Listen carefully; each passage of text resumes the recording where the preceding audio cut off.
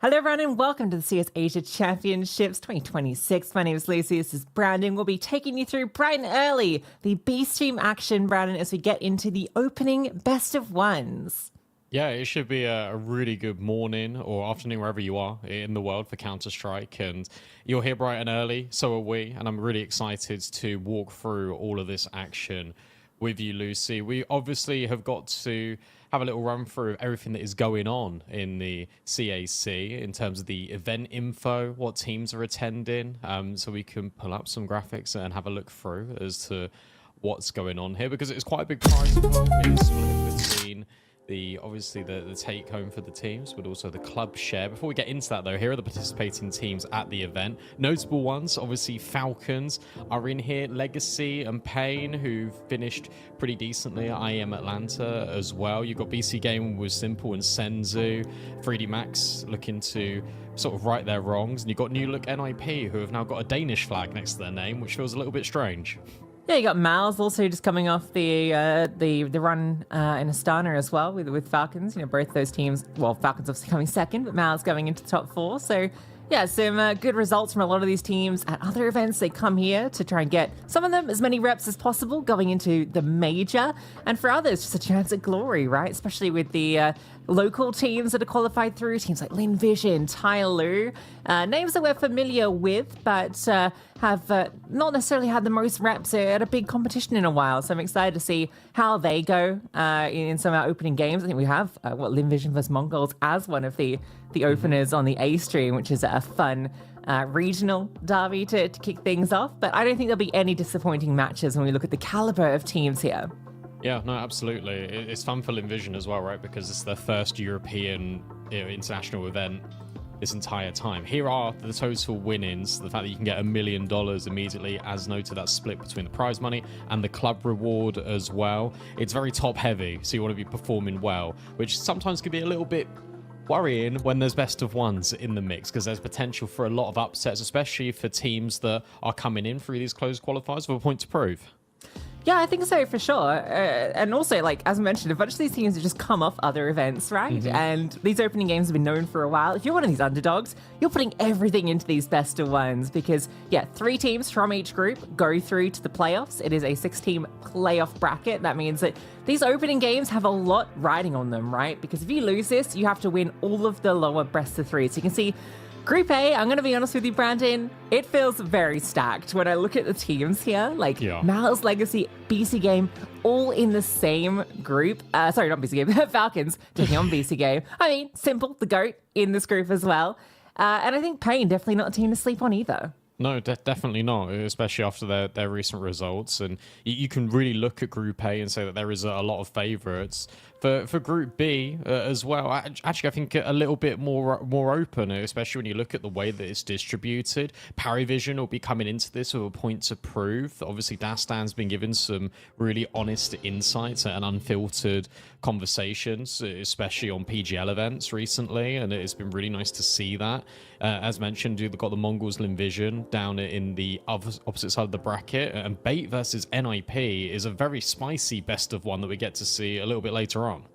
Yeah, I think that one's actually maybe my most looked forward to game of the day outside of Falcons BC.Game, just because Bait played really solid CS in Atlanta, and NIP with Stown, he's actually been really opening up a storm on that team. So it's exciting to get to see them because they haven't played a massive deal of events with the squad. We can see the schedule that we've got here on the B stream. So we open up with 3D Max versus MIBR, a rematch for both these teams. Bait versus NIP, that game I'm very much looking forward to. Legacy versus NRG, and Pain versus MAD. So a couple of NA teams and South American teams to close out the day. And you can see at the bottom there to be determined, because if you lose your opening best of one, you immediately go into an elimination match, which is scary, but at least it is a best of 3. And you're right, there's some really interesting best of ones here on this schedule. Our first one as well is really pivotal, because you've got 3D Max versus MIBR, 2 teams that have played sort of 5 and 6 weeks ago. That was their last officials, and one of those was at PGL Bucharest in a quarterfinal. So the fact that these guys have come and they've played 5 weeks ago, 6 weeks ago, they surely have changed some bits. And I'm really interested to see where both of these teams are at, because there's a lot of unknowns between both of these. Yeah, at least for 3D Max, they got to play some events after that. They played Rio, right, where they had not the best finish in the end, got knocked out by G2 pretty early there, but at least they had another rep after that event. But for MIBR, that came versus 3D Max 6 weeks ago. That was their last official. Like, what have they been up to in the last 6 weeks? I guess, you know, at least I'll have a lot to work on from that. That was a best of 3. Obviously, we have a best of 1 here. We'll get to see the veto, Brandon. No surprises in these initial bans. You definitely don't want Nuke to be featured here if you are MIBR. And Mirage and Ancient removed by 3D Max. You were saying before we went live, you thought Inferno would be a likely decider. Well, 3D Max, they don't want it. Yeah, I mean, that's fair enough. I mean, they picked into it against MIBR at PGL Bucharest, and they get rid of it. Anubis, I think, is actually a really interesting decider, because, again, not too much tape for both of these teams. And when you take a look at the way both of them play, it is pretty aggressive. It can be chaotic messes at times. I mean, the analyst desk at PGL Bucharest were basically saying that 3D Max were a dead team walk-in, and they were expecting roster changes within 1 or 2 months. We don't have that. Instead, we've maybe got a revitalized 3D Max going up here immediately on Anubis, and this is very quick. Gravity sprinting in towards middle. At least there's 3 players in camera here for MIBR. Brenzan has already killed Lucky. Mac has got the immediate trade, and now suddenly 3D Max, their attention turns back towards middle. Yeah, I think there was some confirmation on the damage on Declim. They wanted to see if they could just capitalize on that immediately, but not to be. There was a drop down, so one player is in towards Canals. But after the pace that opened this round, it's a slowdown from 3D Max. They're going to contact through, and MIBR have the read. They're going to start to move up, but if it's through the smoke instead of to Temple, then A site only has the one defender. But it's Venom Zero with the dual Berettas, ready for them to come. The backstab on its way, the dualies strike. Only get the 1, but now Clem looks to step in, can't get the kill onto Maka, who takes down 2 before he goes. And it's on to Brandon into the 1-on-2. There's one player is stuck on the plant, finds him and sees the second, but Gravity comes through and takes the round for 3D Max. A triple from Brenzin, but not enough. Yeah, I'm actually really impressed with that mid-round from 3D Max in terms of they always had the right idea of what they wanted to do.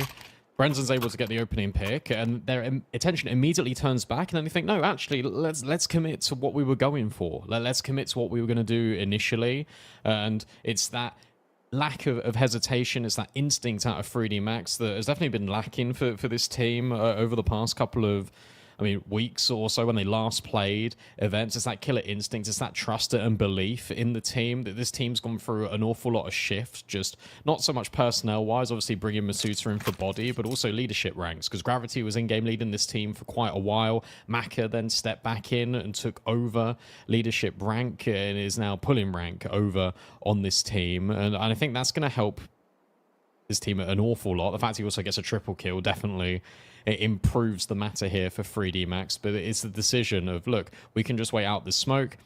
We can then go forward into our plan in towards A. And you also got to think about what the reactions are going to be of the CT side, right? You drop the smoke in towards camera immediately. If you're MIBR, you're already looking to pivot. You're almost creating a funnel for 3D Max to go in towards B, go in towards your trap. They already had those players there ready and waiting, and 3D Max say, hang on a second, our entire plan was to go through camera. We are going to do that regardless.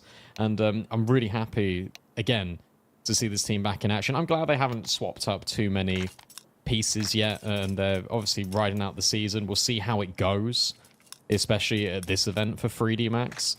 In terms of the expectations of them, it is going to be pretty tricky, but I'm still feeling, a little bit of hope for this team.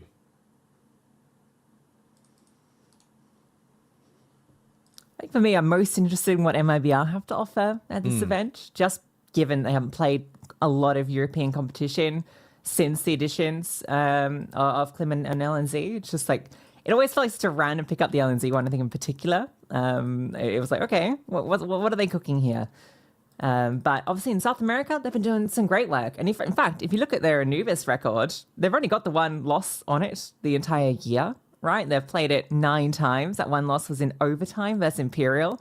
But they've beaten BC Game Eyeballers at Bucharest. And when it comes to South American competition, just been having no troubles at all, which I think is really good signs that they're just showing up against every tier of competition. I think they're a very exciting team. Clim, obviously a great prospect player coming from that G2 Ares outfit. Did feel very out of left field when he was drafted into this roster, but the results have been speaking for themselves. I mean, so was the Kickit pickup before LNZ. So MIBR have been trying to shake up, especially in a region where I think it's sometimes difficult to get new meta and new ideas, picking up in-game leaders within the scene, but especially AWPers. AWPers are a really rare commodity just in general in Counter-Strike at the moment. So to have a player like Clim, who definitely can go far in his career, and he's definitely been pulling those numbers forward, it's really good to see. Insani was describing him as one of the best players he's ever played with, which I think speaks to high volumes, especially because it's a swap to a European scene. Good flashbang, but the FAMAS will at least get one before he falls. And there we go. We speak about Insani, and he's able to get a double, and maybe even a dink onto Misuta. 2v3. Bomb can now be planted, but the advantage still with MIBR. Yeah, Molly should allow it to go down. With the slow HP, it's going to be really tricky. MIBR have some patience. Nice start to move forward. Maka goes down, and Misuta surely done for here. Although he's given opportunities to find 2, and, well, the trade does come, but nice positioning to make that almost achievable. That'll be the force spike coming back, and yeah, it's Insani off of Brenson's contact that does a hell of a lot of damage. I think that's a really exciting part of this team, is it's no longer just the Insani show, it feels. You've got that second star that can really step up, although you get to see it on this map. It's actually been Brenson that's been delivering quite a bit so far, but it's something to look forward to. Oh, so anyone else needed the kill there for 3D Max. Masuta did everything and more. That would have been the ace for Masuta if he was able to clutch up. But MIBR play that well. They go together after taking the initial contact in towards Connector. They then group up just to isolate where Masuta is, because where they were in terms of the scaling, he couldn't have got far off the bomb site. He was contained in, so LNZ is just able to swing immediately, guarantee that round for MIBR. But at least it's expensive. 3D Max, they get the bomb down in that round. They kill everyone bar one. Money is a little bit limited for both sides, and MIBR maybe not feeling the full brunt of that just yet, but this round is worth 2 for whoever wins it. And right now we've got just this play in towards mid. Gravity's trying his best to push the mid player back, but it's not really going to upset the rotates too much for MIBR. Smoke baited out. Masuta, for all his hard work in the previous round, ends up giving an AK over to Lucky. Just the way it goes, I guess. He can get the head armor. So a lot riding on how they can set up this AK off the pistols. They're going to go back middle, and A split could be pretty deadly for them. We can see the setup looking great for MIBR if that is the end destination. They've taken forward positioning. If he can catch out this player in towards main, that was a real good chance. Now it's just going to be on this squad of 4 who move through mid. They might be a little bit worried about going into A now. Yeah, they're going to change paths. There's a branching one in middle, whether they want to go through temple or through camera. And actually, the contact taken by the camera player has brought Insani forward and isolated him. So now Brenton's got a lot of work to do here with the FAMAS. Low HP player goes first, and he's actually able to find a double. But that's the bomb site now acquired. But look at the rotates. Look how fast they are from both Venom Zero and LNZ. 3D Max decides to try and fight on the site. It's still this 1v2, but time's now an issue. And in fact, so's the HP. Clim will lock it in, and the speed out of MIBR was everything there.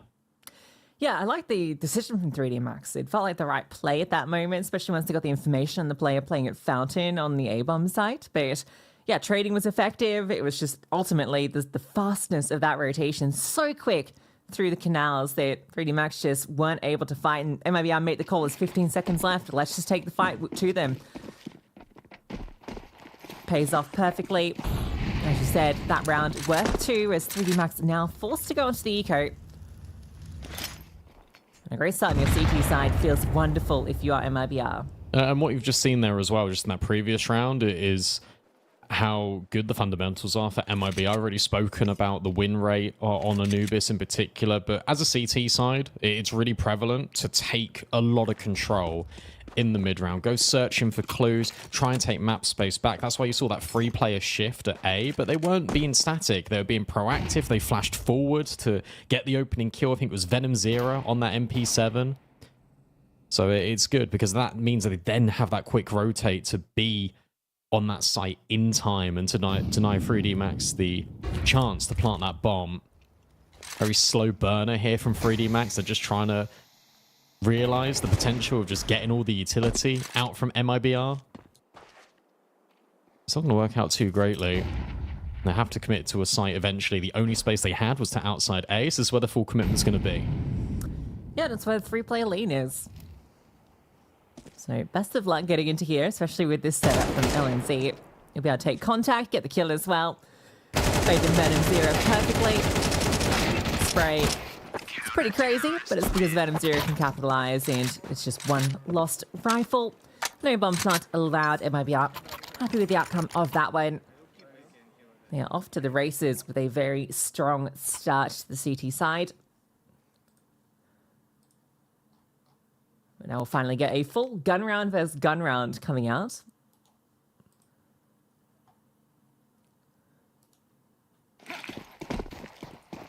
I wonder if it will have that same focus on mid that 3D Max have shown so far. So a really important part of the T side to push the players off mid, and that creates static rotations. That also provides potentially opportunity. Look at how quick that is from VenomZero. Finding the opening onto Ecstasy's. Masuta will at least trade back. And that was outside A. And Insani is now going on an adventure. They broke the smoke open in towards canals to do a lot of damage. They know they've done damage onto Masuta. And Insani goes searching. Masuta's timing here isn't going to be great. And you're right, they've heard the smoke. And now all the information is here. MIBR can just put the rotates on B. Yeah, it's only going to be the 2 players here, though. I guess you're going to have this really fast flank from Insani. That's the difference. You might even catch them here. Oh, his timing is going to be ridiculous here. Even if he doesn't hit the backstab, like, he's going to be here at such a perfect time once they're in. In fact, here he is. 1 kill, looking for the second, and, well, Branson will finish the job. This one is looking like it's going to be quickly falling apart for 3D Max. Brilliant aggression coming out, and Lucky and Masuta, they are left very wounded. You don't want to go into this bomb site, and even saving becomes very tricky.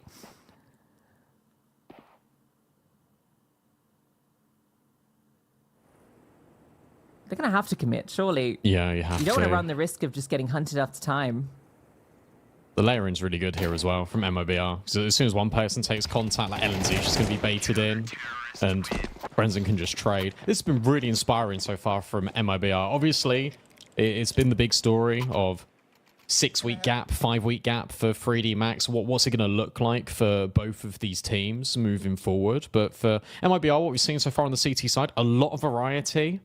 They've been stacking 3 players leaning over towards A more often than not. Like, that feels like their default right now to sort of counter this mid-aggression that we've been speaking about early from 3D Max. But there's been a good tempo to these rounds as well. That round was very South American with the call out of LNZ. The guns are going to come out immediately. What is the plan? It's going to be disruption towards 3D Max. Break on the smoke, push out from VenomZero. Nothing feels safe immediately. And what's really nice is you can now withdraw this if you're MIBR. You don't have to immediately go for this on-tempo, aggressive stance. You can now leave it, and 3D Max is going to be paranoid, and that's going to slow the entire default down, and it's going to give you more ideas to maybe aggressive in the mid to late portions now. This has been such a good start to the CT side here for MIBR, and the lack of bomb plants is really coming back to haunt 3D Max, as yet again, they're just on Tech 9s.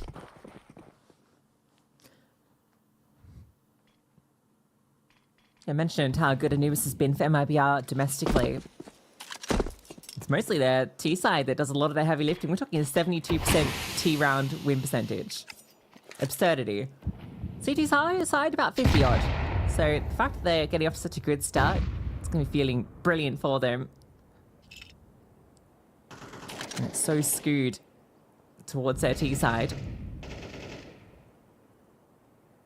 And sure, look, I know this is early in the BO1 to say, but this is nice as well because you've got consistency. The floor for MIBR in terms of Venom Zero, Brenzen, LNZ, all outputting. This is all without Klim and Insani, the players that you typically highlight in these head-to-heads for MIBR, the players that you put in the spotlight. They've been surplus to requirements right now. Early mid control now been taken by 3D Max with the double mollies to gain the space. But again, this hasn't altered the setup at all. Break on the smoke gives Klim a chance. And oh, that's incredible. 3 quick headshots. And sure, it's only against Tech 9s, but that's just a showcase of what this man can do on the rifle. That's what we're waiting for. Kind of hyped it up and almost spoke it into existence. Deagle looking to get to work, and Clem completes the quad kill. What a beautiful sequence in the middle. I thought he was maybe in a bit of trouble there when the break came on that smoke and he was revealed to the pack of Tech 9s coming his way, but he controls that spray to perfection, cleans them up, does Clem. Now he gets a AWP for his troubles. Surplus to requirements indeed. That was a jump scare as well for 3D Max, because that was a team nade that MIBR threw to give Klim that little pocket, just to be that jack in the box in towards middle. And then we get aggression out of LNZ. He does really well to survive. Good counter flasher as well, being thrown in. And look at the spacing from MIBR. Just instant trade after instant trade. And Brenson will just one tap out Maka. That's disgusting. MIBR has shown up here at CAC. He's got a multi-kill every round except the last round, by the way. Like, ridiculous performance we're getting from Brenton. That tap was just delicious. Now what do you do? Lucky and Gravity. Not feeling so good. Lucky especially. You feel like nowhere's safe. You bring out a little... I was going to say, that's the benefit of the conditioning we talked about earlier, right? With MIBR being so aggressive. We'll get into that in just a moment, because with 50 seconds left, they have to go through middle. But if they go through camera, you got LNZ on this boosted spot, and all he needs to do is spot. Because again, it funnels them into B, into both Venom Zero and Brenzen. Do you have a...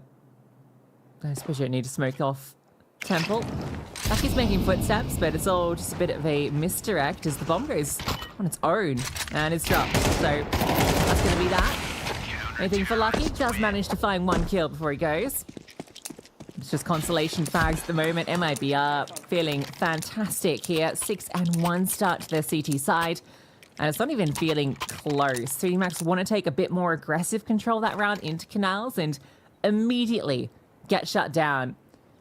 Maybe I just had the counter play. The contact comes from LNZ, but then that flash and then the double setup, the second swing, perfectly timed. And that's before we even factor in that delightful tap from Brenton. That's, again, talking about the spare man, Klim. He was very aggressive outside A main. So even if the contact was taken then by the connector players, such as Brenton, he can just back out if he doesn't hit that one tap, and Klim can be already on the line. So there's so many different layers to this defense for MIBR. There's really good game management as well here, just understanding that 3D Max are just on Tech 9s, but they have to hold to this B site now. Yeah, coming in pacey. Sani pulls the gun out, doesn't want to have utility in hand because he's doing some good work with the M4. Run down though. Tech 9s find a couple. Guns picked up, but response looking pretty quick, and it's a tap, not a commit. Again, it's the fake out, and that's allowed Venom Zero to creep up. Mike caught out. No, he'll find the player on Pillar. LNZ steps through, and it's on to X's. The 1-on-2 runs out of bullets in that recovered rifle. And so again, fast response from MIBR. They are up through con before 3D Max even have a chance to play post-plant. Yeah, and again, look at the spacing in towards connector. Tech9 spotted the pillar, and also that a bit of utility was thrown there. So venomZero had a complete idea of what was going on. So he just says to LNZ, I'm going to go searching, you just hold the angle. He gets this opener. LNZ's holding his back, so Lucky falls immediately. It's just really nice layering and tethering from MIBR. Every single fight they've had onto a 3D Max player has been unfair. They've been in 2v1s all the time. And now, look, they're getting aggressive. 3D Max have stopped going for their default. It's going to be a play towards B, but it doesn't work out so well. Good trades out of MIBR, but there's a third man here in LNZ, and he just needs to live. Too many people here to deal with. Now the contact comes through. It looks like it started so well. And maybe it can be brought back as Xyz gets the double.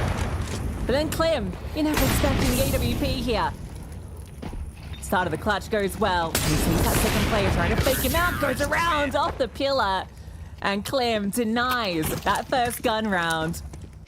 Fast rotation. The dark AWP never considered. It's just again, the communication is so good out of MIBR here. Understanding, again, defaults aren't working for 3D Max. So what are they going to do in this situation? They're going to just try and execute onto a bomb site. They get ahead of it. Even if there was no one outside B main, you still get in the advanced info by that flash play, and then you can rotate all your pieces towards A. Instead, what happens? 3D Max, they're outside of B. They get really good trades, but then you've got the drop down immediately out of middle. You know exactly what's going on if you're MIBR, and then you've got that quick rotate, as you're saying, claim that spare man, that extra piece in towards connector, and he just does the rest, and we get to see a showcase of what he can provide. Beautiful 1v2, push forward by the molly. He thinks it's a flash, he still dodges it around the pillar, and he just takes the fight straight to 3D Max. That's how confident MIBR are, not just the individuals, but also in this game state. 8-1 on your CT side of Anubis is emphatic. That's with the opener to the round just being a bit of a disaster too. They get all the information and that ends up being the solution. Because there hasn't really been that lurk element from 3D Max to punish these quick rotates. That was just a full 5-man commit into the B bomb site from the get-go. You got a player lurking mid, stairs, perhaps that fast flank can be dealt with.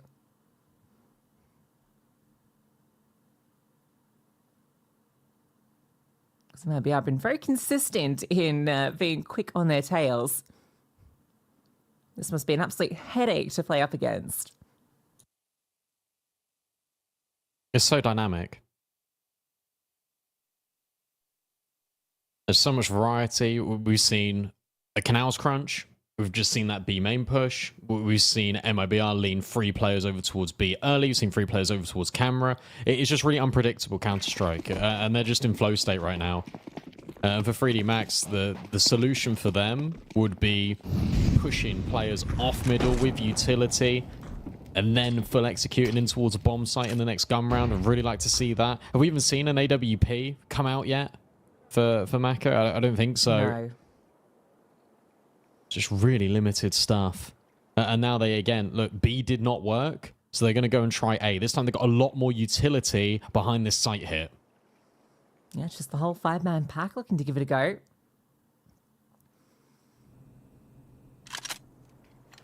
Might be harder for Clem to get on the flank this time, but we'll see.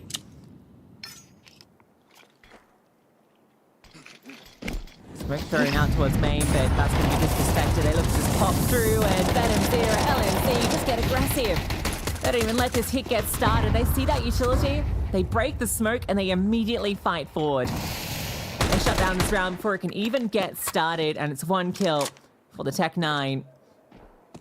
Zero's low, he'll disengage and allow Insani to finish off the job. A brilliant lockdown on A.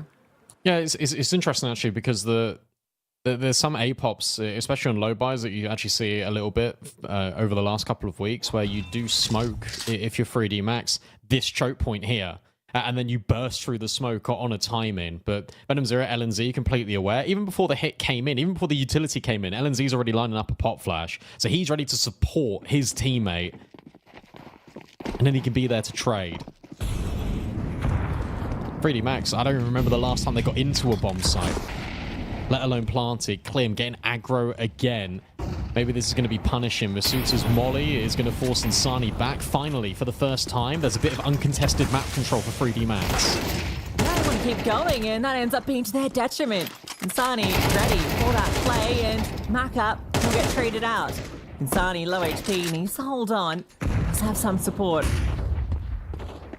They'll be happy getting these kills and disengaging. Gravity looks to find answers elsewhere, but VenomZero looking to try and remove him. Slides towards the corner, and there's the kill.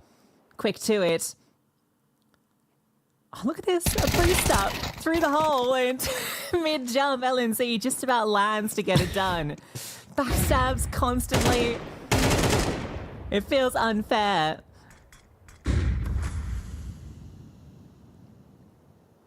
You can't believe you've just been boosted on. Now there's a player up in rugs as well. So as soon as Lucky steps out of here, he'll get spotted. And probably also shot in the back of the head. Oh, well, he's definitely been hurt now. And you're not expecting Sunny to be here in a million years. 25 seconds. Best you can do now, if you're lucky, is just try and hold on to this AK. And what's brilliant about this round is if you just take a look, again, I already mentioned it a few rounds ago, but it's a consistency here from MIBR. Every single time 3D Max try and take a gunfight, it's a 2v1. Masuta even extinguishes the molly, tries to get ahead of Insani, and no, he's there. Brendan is right next to him. They're both swinging. They're both shooting the player in towards connector. Insani then pivots. He just plays his life.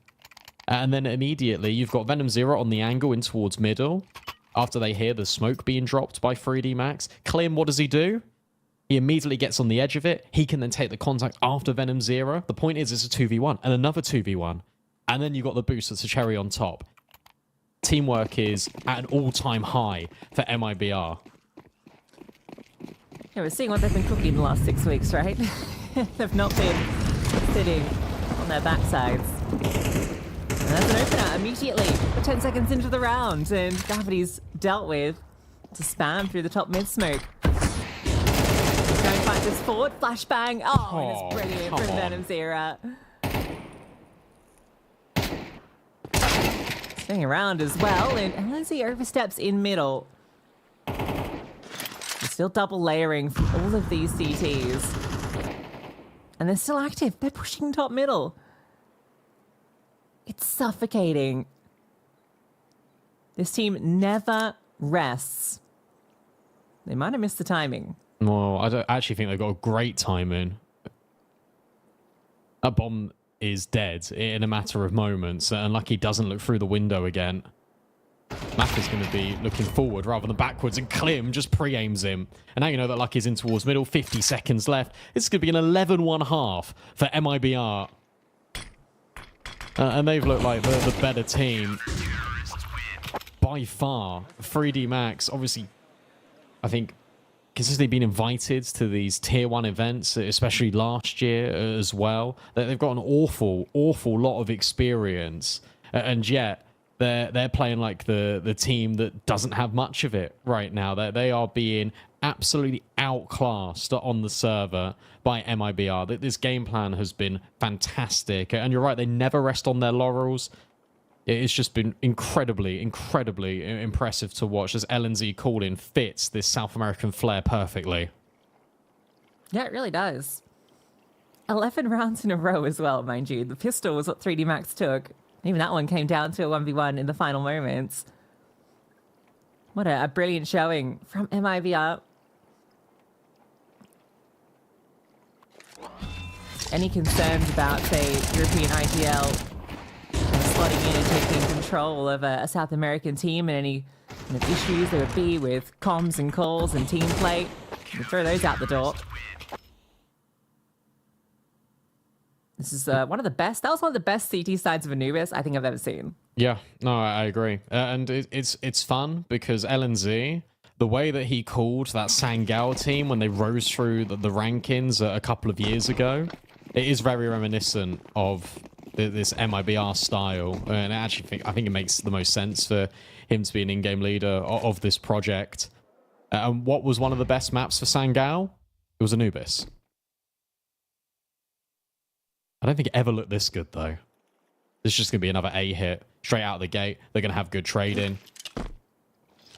And now it's a test for Gravity, for Ecstasies. It is good space being taken here by 3D Max, but it does mean the rotates are very far away, but it might not matter if Ecstasies and Gravity are still finding frags, and they've bought enough time for everyone else to get here. Yeah, bomb's going to go down at the very least, but yeah, it's that player advantage. They might just try and overwhelm. Masuda's found the bomb planter. Clem looking to combine. There's a team kill there. It's given Clem a chance. He's identified both of these players.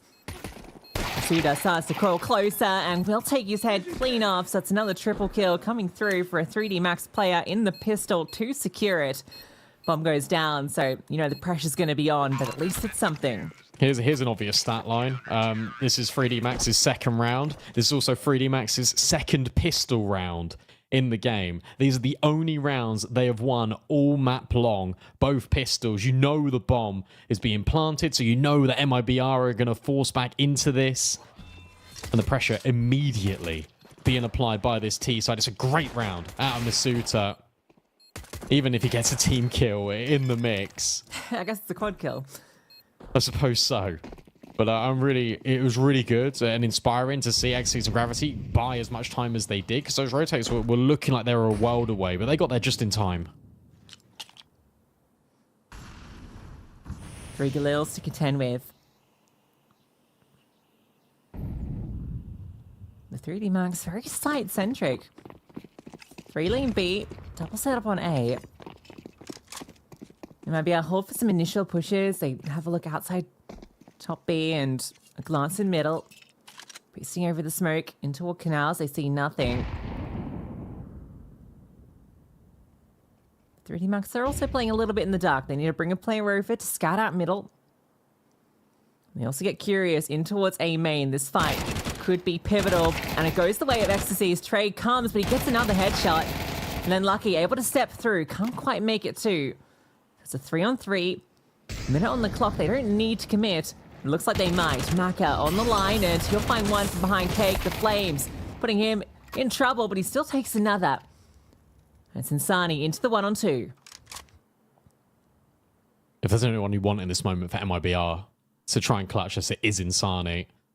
He understands that the rotates would have come over towards Camry. He's got a small window, a very small pocket of space. Goes silent just in case they progress in towards middle, but 3D Max have read into this perfectly, and they're just going to group together. Worst case scenario is that a bomb site and they can plant. But instead, actually, as I'm saying that, Gravity posts himself in towards an angle which Insani can isolate him, and Masuda went camera. They split up, and now it's a 1v1. Insani's incredibly low, but this reposition, maybe it could be everything. Ooh. Can he make it around the corner in time? He can, and there's no kit. There is a smoke. That could cause some concern if Masuda drops it either main or on the bomb itself, but he's worried about where this player's gone to. Smoke onto the bomb. A tab, it's not the commit. Masuda goes searching and will catch out Insani. Just about getting it done. That one gets scary. Insani almost spots him on that push out from Temple as well, which that could have really caught Masuda off guard. But smoke onto the bomb just causes too much anxiety. Insani knows. And if that stick with the defuse comes through, he is done for. Still, it's another bomb going down, and you know MIBR want to keep the fight going. The 3D Max just about clinging on. Yeah, it makes sense, right? It's another 1vx situation here. Masuda, the last one standing. So you get the bomb down, you kill 4 players, and you know that you literally get 1 round here. If you're MIBR, it is backbreaking, and it's essentially map over.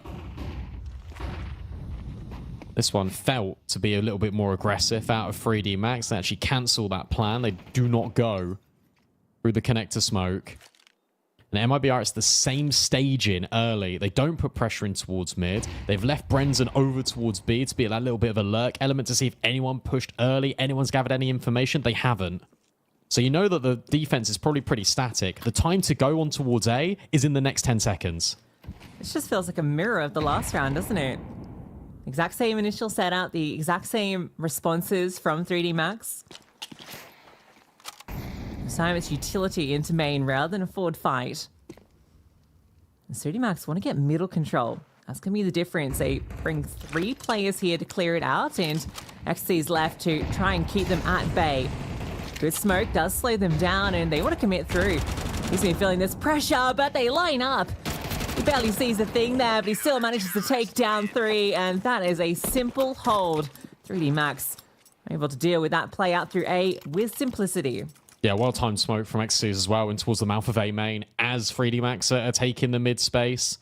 They deem it clear, there's no lurker, you can instantly rotate over as soon as you see any sign of utility. But XC's does the rest. Really good counter flash thrown in as well by 3D Max, rotating over at camera. XC's doesn't have to do a whole lot. In fact, I actually think that was a self-flash from MIBR as they tried to pop through that smoke. Ends up blinding half of the team. So it'll be back-breaking, but actually it's for this T side. Isn't it funny how suddenly the CT side of Anubis is getting all of these rounds? 3D Max are now starting to burn and generate some momentum here. Can that be the catalyst? Can that Masuta clutch inspire them to get something out of this, to at least make the scoreline feel a little bit more competitive? Because we're not talking about the comeback yet. But at least cosmetically, it is looking a little bit happier. Gravity gets forced forward and in fact deals with Klim as well. This round should always be going in favor of 3D Max, but given the individual firepower of MIBR, you can never rule them out in a round like this, but it's really well handled by the Frenchman. Yeah, keeping it clean. That's back-to-back rounds. So allow them to build up the finances. Got a long road ahead of them, so keeping it clean, critical.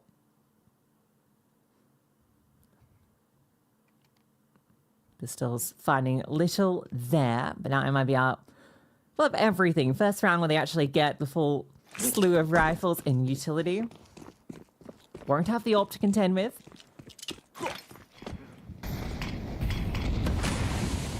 We're going to get aggression coming out from 3D Max. They look to push in towards middle. They get the opener off the flashbang, looking for the follow through, and Beautiful. They take the fight forward. And Lindsay does get the trade back, but it's a player advantage. And now you can poke. That's really nice out of 3D Max. You've immediately taken that contact. You scared MIBR into middle. And then what's next? You go searching for even more information. It's being proactive. You're inflicting the same pain that MIBR were putting on you in that first half. That's really nice proactivity here from 3D Max. And now if you're Venom Zero and LNZ, you'll try and piece this one together in the 2v4. It is technically a 2v2 on the bomb site of B. There's so many angles to clear. And Masuta, when he's hitting headshots like that, it becomes impossible for LNZ. He'll walk away. This might be a very slow, drawn-out save at 50 seconds left, just trying to hold on to this AK. But this is a never-give-up attitude now from 3D Max. I'm really glad we're seeing it. They're not rolling over. They're not conceding. They're not scared of MIBR. They're taking the fight to them. They're taking the engagements on their terms. Something they were never able to do, by the way, in that first half. Yeah, it's really interesting how it's all these rounds on the CT sides that this is coming through. As he really wants to hold on to this because he's got the full belt of utility as well. Maka is on a little bit of a search. Oh dear. LNZ. Oh, you'll hear that footstep. So he should be able to get his kill. No. Bested by Maka. At least it is before the time, but nothing held on to. Have to be another of these half buys for MIBR as 3D Max putting up a brick wall of their own. Yeah, timeout called in. I think appropriately for MIBR. This isn't really a tactical timeout. This is one just to reset momentum. This is one just to take 30 seconds just to have a breather as well. Body language changed slightly now for 3D Max as well.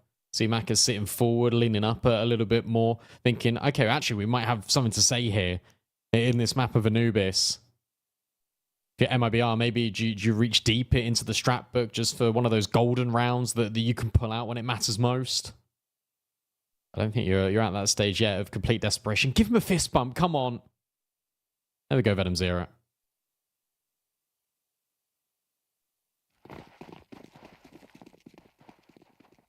This should be 11-7, but also it's worth noting, this is now 3D Max still having a clean slate on the CT side. MIBR have not picked up a round in this second half, but this timing could be good if Maka misses the mark as he does. They're in B. Flashbang comes over. They manage to get in, and look at this canal setup. So many players here. They try and break the smoke, and Masuda manages to get one. Gravity, he's still fighting in here, and Phantom Zero. Yeah, that was a little bit risky. Bomb not allowed to go down either. The molly makes it hard. LNZ, where is he off to?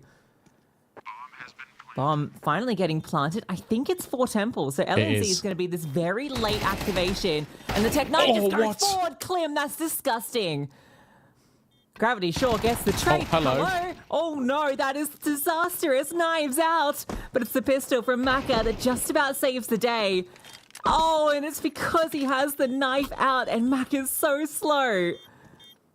The 3D Max end up taking the round. It was perfectly executed until that final moment. Oh, he's made the right play as well. They planted for Temple. He's gone all the way around the world. And if he just had his gun out, but why on earth are you ever expecting Maka to be there that late on that timing? That is incredibly unfortunate. But for 3D Max, they can wipe the sweat off their brow. They can breathe a huge sigh of relief, because that was nearly a Klim multi for the ages. That was map defining.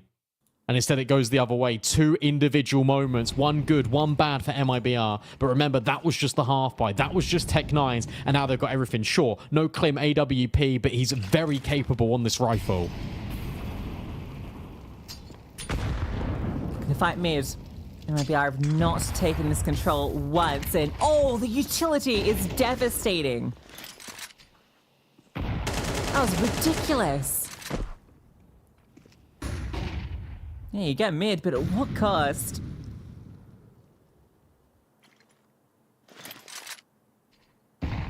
Counter util goes wanting as well. And Z just looks to make it seem there's going to be some sort of activity here, but we can see movement back towards B, which at the moment, there is only one player here. Yeah, this is nice. This is really good control by LNZ. Yes, you got this quick flank out of A. And in fact, that quick flank has now put the penny down and dropped it for 3D Max. They understand this is going to be the play. Masuta's taken the contact. This should bait Gravity in. Gravity should be really good here for a multi. And instead, it is Masuta taking the damage and the contact from the HE.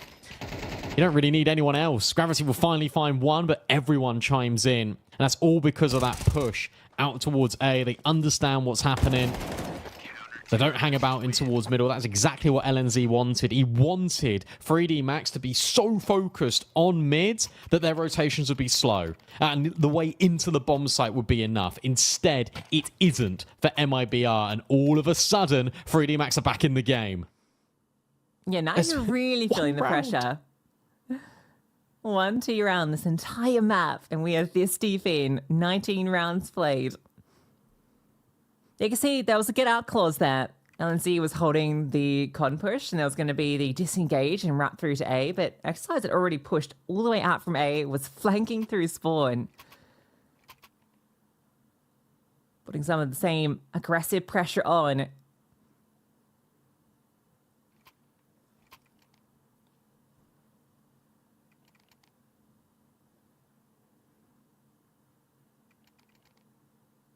Damn, that's good for VRS if MIBR were to win this.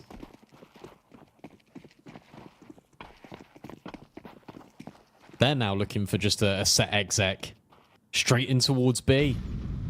And this time, there's no forward flashbang play for 3D Max. And Masuta's dropped to smoke, but they're already going to be beyond it. Gravity and Masuta, though, their crossfire. It holds, but only for a moment. Masuta was ready for the anti-flash that never came in. Lucky's that spare man. Steps in and deletes Klim. And now you've got fast rotates. Now the bomb isn't down, and Lucky can't be ousted from the corner. It's all up to LNZ, the in-game leader, but he can't do anything. And 3D Max, they are 2 rounds away from equalizing the scoreline. And this next one is only Tech-9s. I think they kept a bit extra there. That's why there was some missing smokes.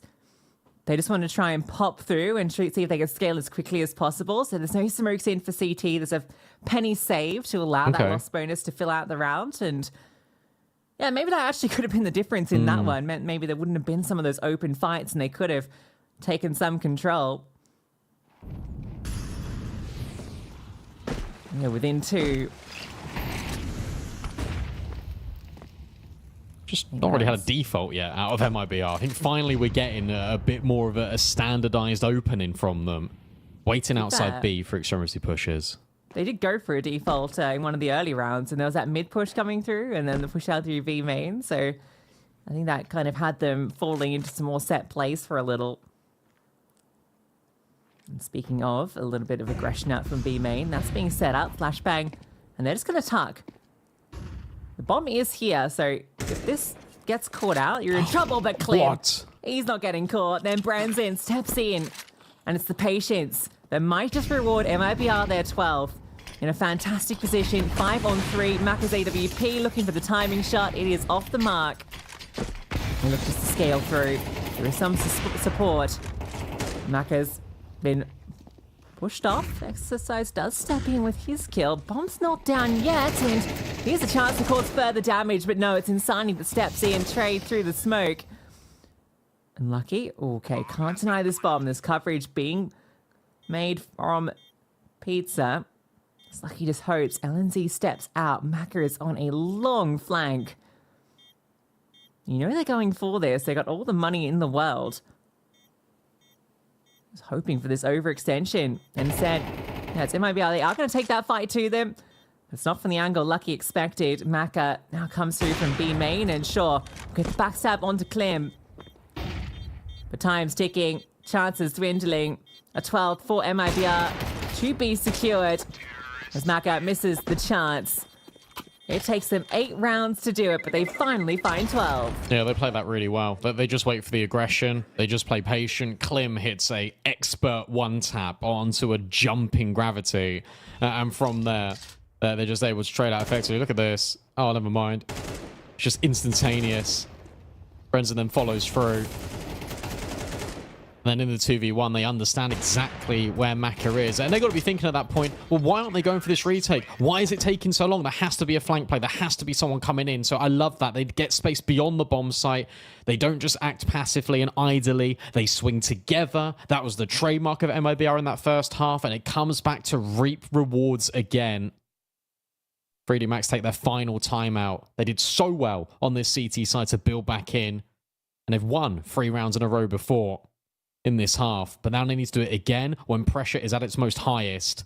You do not want to drop into that lower bracket off the back of a best of 1, considering how hard they've worked to make themselves arrive here and make it look competitive. There's every chance they can force it to overtime, but it's going to be a long uphill battle.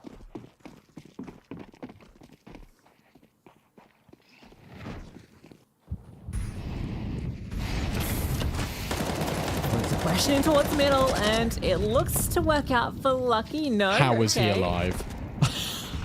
Actually, took less damage than you'd think, but the nade almost finishes him off. Now it's just going to be the pop through. Masita feeling the pressure. They've spotted him out as well. Tries to do the counter util. LNZ flushes him out. Huge amounts of damage done.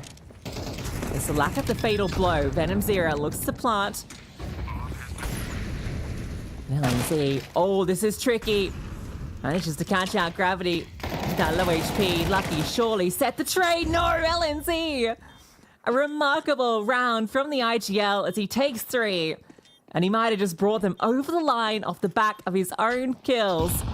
20 frags deep. Maka can't get his, and it's on to Exercise, and he'll try to do something, but there's nothing to be had here. MIBR, they do it inevitably. It felt like it was going to be theirs a little bit earlier. 11-1 half. 13-9 close, but it's a decisive CT side that sets them up for victory. Yeah, it was, but you've got to look at that and you've got to think how does that get so difficult, especially when that first half was so good out of MIBR, and they set themselves up to have that chance to close out and have that chance for that second half to actually be a little bit limited. But once they eventually reset back in towards defaulting, they were consistently trying to get the mid players to stay. It is such a core component of Anubis, and eventually in that last round, that's where it matters most. Insani is just throwing his body on the line to draw all that attention over. The fact that he lives in middle is everything because it generates all this space for MIBR to work their way out the bomb site. Nice showing from 3D Max. The fact that they show the resiliency. MOUZ at the top of the scoreboard like we expect. In fact, I think he was top of the server as the game ends. And unfortunately, it just was not enough. And MIBR will win that best of one by the skin of their teeth. And what an impactful best of one as well. We mentioned just how important these opening games are. We can see the scoreboard here. Yeah, LNZ, 20 frags, and Zira and Clem not that far behind him, especially in terms of the overall output. But it's great to see, yeah, just in the end, 3D Max did manage to really step up. We can see across the board, it was fairly even. They just needed a little bit more to work with going into that second half. One more round could have been the difference. Like, that's just how dramatic that half was. I mean, one of the best halves of CT Anubis I've seen in a minute. 3D Max tried to immediately counter that, but the MIBR pace in the close. And LNZ, just not the player I expected to be top of the server, but I like to see it. Yeah, he was really good individually. I think he called a really good game, especially on that CT side. That CT side felt so game planned from MIBR, but then on that T side, there was a lot left to be desired. There's a lot more that you really hope that you'd improve upon, especially after having 6 weeks of rest, basically, and time off from HLTV officials. But the good news is that they did react in the moment. They did recognize what was happening to them, and they did adjust. And that's a good sign to see from MIBR. It did take them, you'd argue, way too long, though, to figure that out. But the good news for them is that they did figure it out. They did win that best of one in the end. And for 3D Max, whilst it sucks, you lose the best of one in that way after really inspiring that effort to come back in. At least they didn't get completely blown out the water here, because that would have been a very rude awakening to, again, coming back to officials after a lengthy period off. There's always going to be ring rust for both of these teams, and I think it's really evident when a CT side of Anubis is that dominant from both of them. Yeah, if they'd lost that pistol in the second half and just been kind of stomped over 13-1, it would have felt really brutal. But to come back the way they did, I think that feels at least it's something. Although it doesn't get much easier for them now, right? Because with these best of ones, you lose this, you immediately drop down to the elimination best of 3. So for 3D Max, yeah, not going to be feeling too happy with the cold start, but it did feel like they were starting to warm up into the server, and hopefully we'll see a bit more of that second half 3D Max when it comes to those best of 3s. But that's our opening game, Brandon, done and dusted. We've still got 3 more best of 1s coming our way. So don't go too far. Bait vs NOP, that one's up next. That's one you're not going to want to miss. She loves you, but she can't love me. But I love you.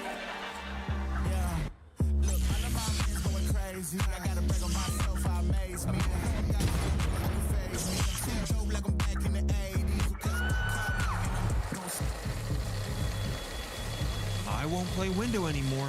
What's going on? Play your role. 1xBet. On to the next one. The human body was built to move. Not trapped at a desk in one singular posture for 12 hours a day.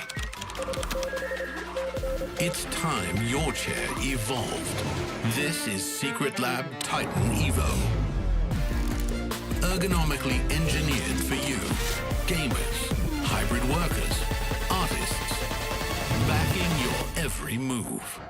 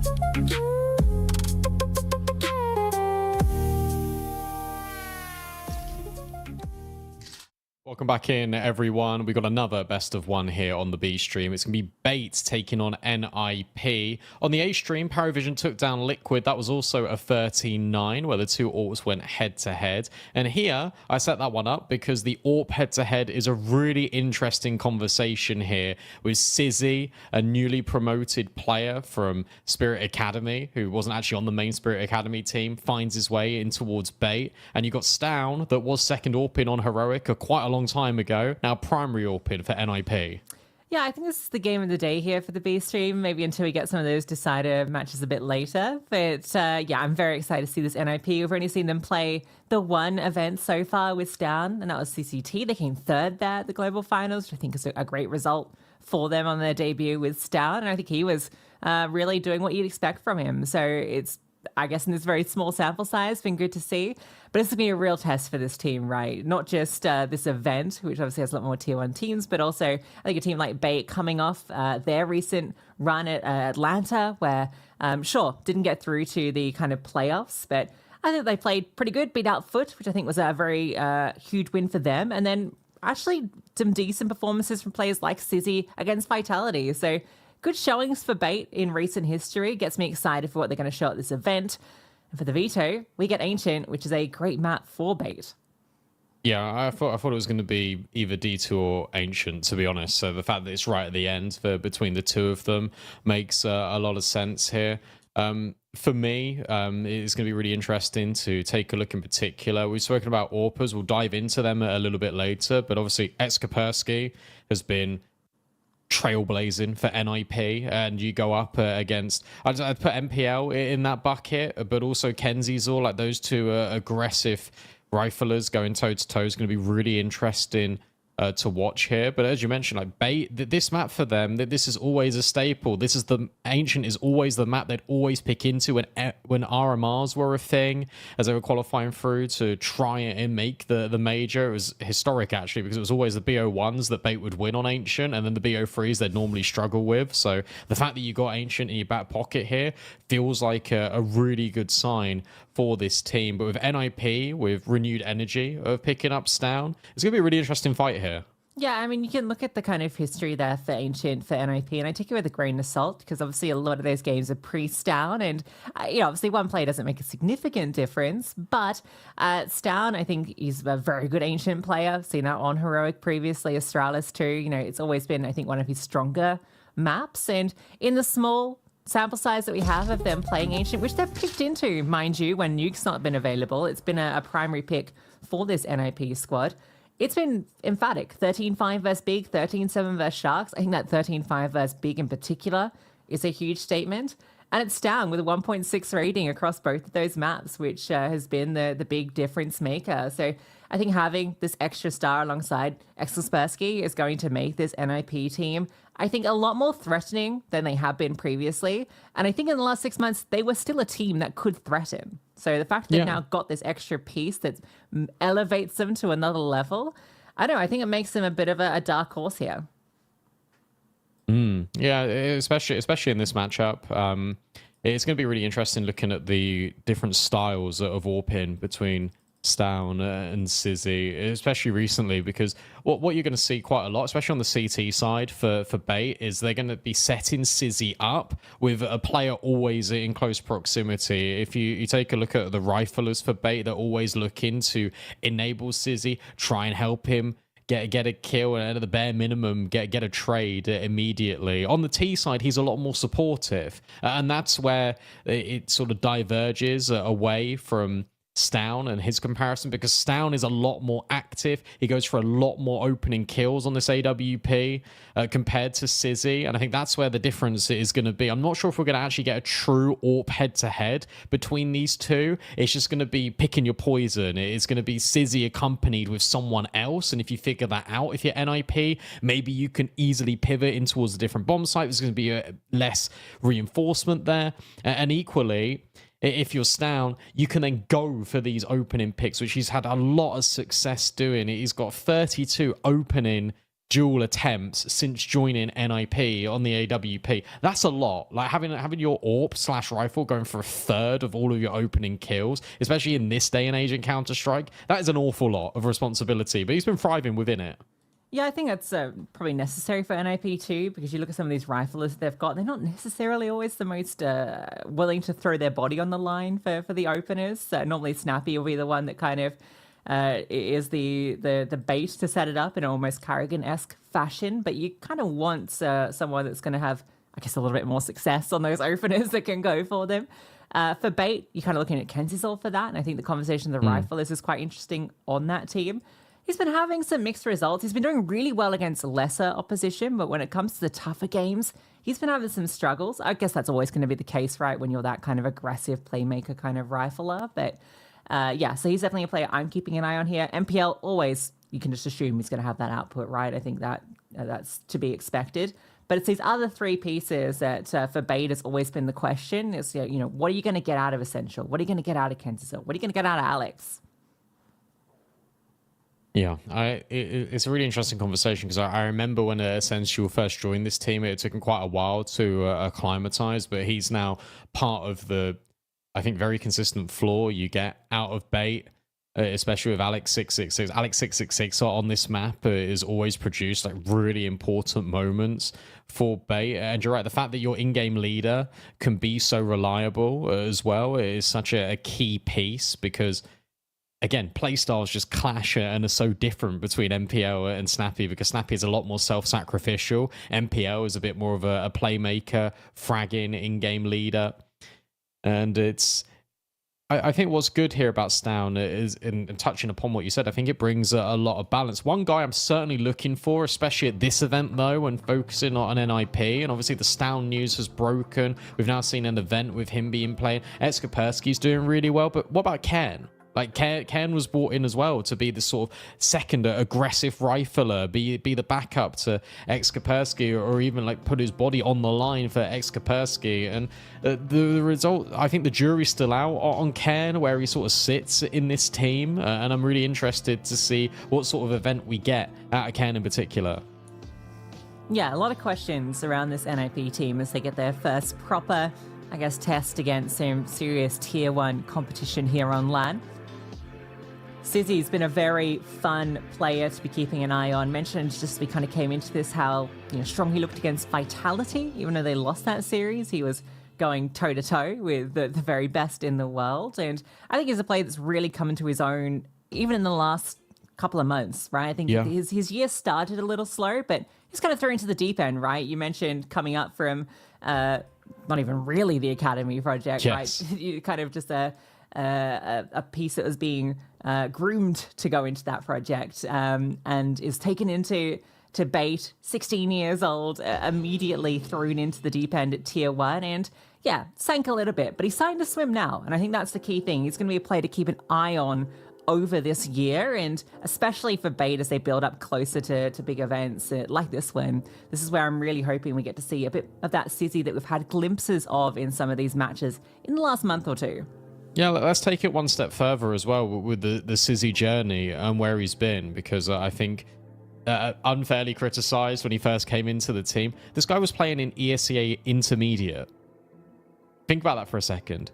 ESEA Intermediate, and then went straight into Tier 1 competition. Of course, it is going to take him a minute to acclimatize. Like that's incredibly obvious. But what's really good is it does feel like he's found his foot in, and I think this is why the way bait play is really interesting, to support Sizzy in every way that they can, because there is certainly a player in there, and it's really interesting to watch the riflers move around Sizzy to give him the best possible chance. Let's see what we get here on Ancient. NIP very fast out the gate. They take all the middle. It's a double donut setup, and Ken spots at least one of them, but they don't care. They've left them, and now they're wrapping. All the information's here, though, so Alex makes sure they can't come to B. They're going to be knowing this is the A wrap, and Kent is on step 2 with the dual Berettas. MPL by his side, and these two setup players are taking everyone. Essential gets his bite of the pie. For NIP, they didn't slow down until they were forced to stop. Now Shush in an untenable position. Dual Beretta's going to swing him and hold up. He's making a case for it. 2 clean kills, and oh my god, Shush. He's still looking pretty healthy too. You can't give him the 1v5, not after such a strong start, but he's putting it together, and he's got the chance here into the final frag, and it's Shush who silences them. A 1v5 to get NIP the pistol. Are you joking me? Is that really how this game is going to start? Bait do everything right. And I was really going to say to NIP, look, all they wanted here was to isolate a fight through the red room smoke in towards CT. They never got that chance. And then it all just boils over, and suddenly you get given 1v1 after 1v1 after 1v1 for Shush, and he takes it with open arms. That is a spectacular individual effort, but Bait's setup, it completely crumbles. That is a devastating way to lose that pistol, but NIP will take it all day long. Then just dismantle in middle as well. Was this a force buy? Oh yeah, it was. Did it feel like one? Absolutely not. I'm hoping those double nades would do some work towards elbow, but they don't. Essential finally offers something back. Unbelievable way for this to start.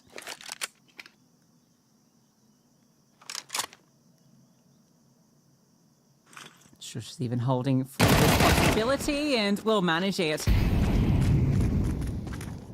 So for NIP, it's a 2-0 start. Should be 3. And Sizzy has to hold on to armor and a pistol. That's catastrophic. And then this follow-up round is just a statement out of NIP. They take middle. They force the fights into bait. They don't allow them any room to breathe. Stown is even going searching Sizzy just on the corner, hoping to maybe just earn some pocket money for a future AWP later down the line. But no kills are being presented to him whatsoever. He'd have to wide swing this corner, and Stown's already out of dodge. Ken's not too far behind him. So it'll be an MP9 that gets saved. Or will it? Oh, yep. He'll just be allowed to walk away with that SMG. For NIP, this is a rude awakening for Bait, who really felt like they were in control.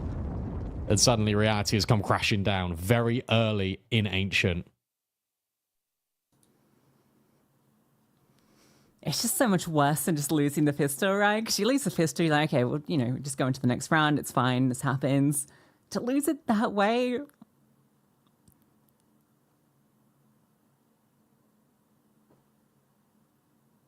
Insanity. And now, yeah, you've got the saved MP9. Since you can get some money, if you can get some frags with it to get that AWP early, that could be at least something to take from this.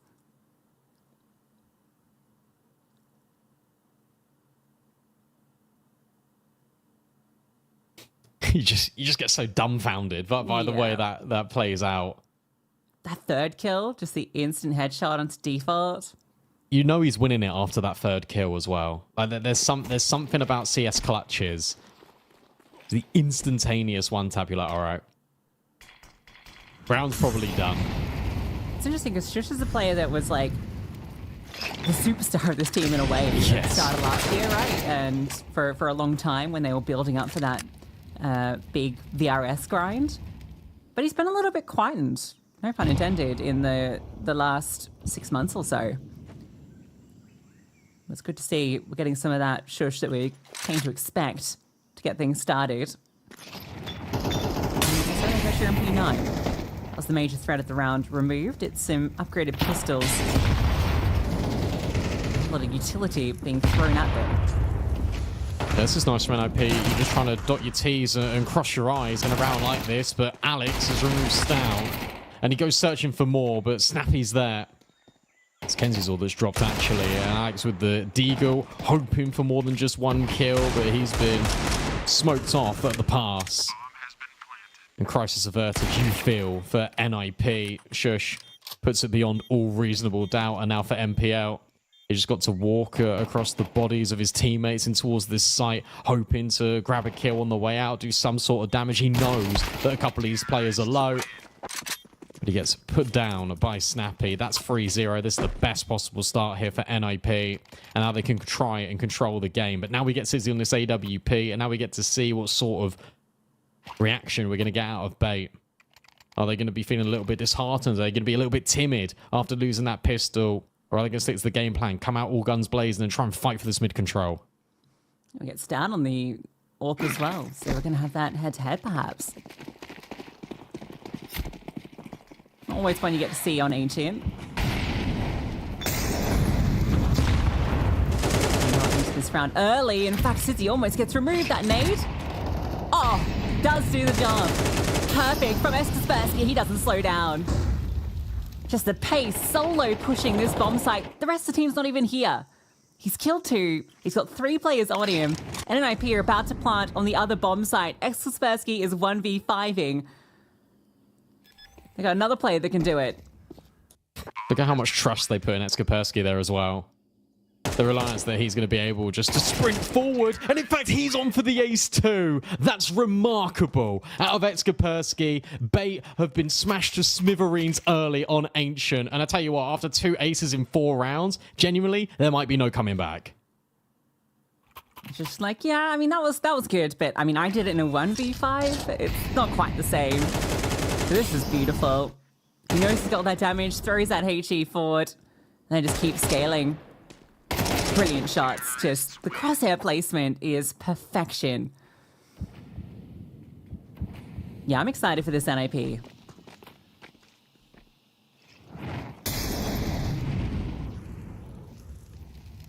just takes your breath away.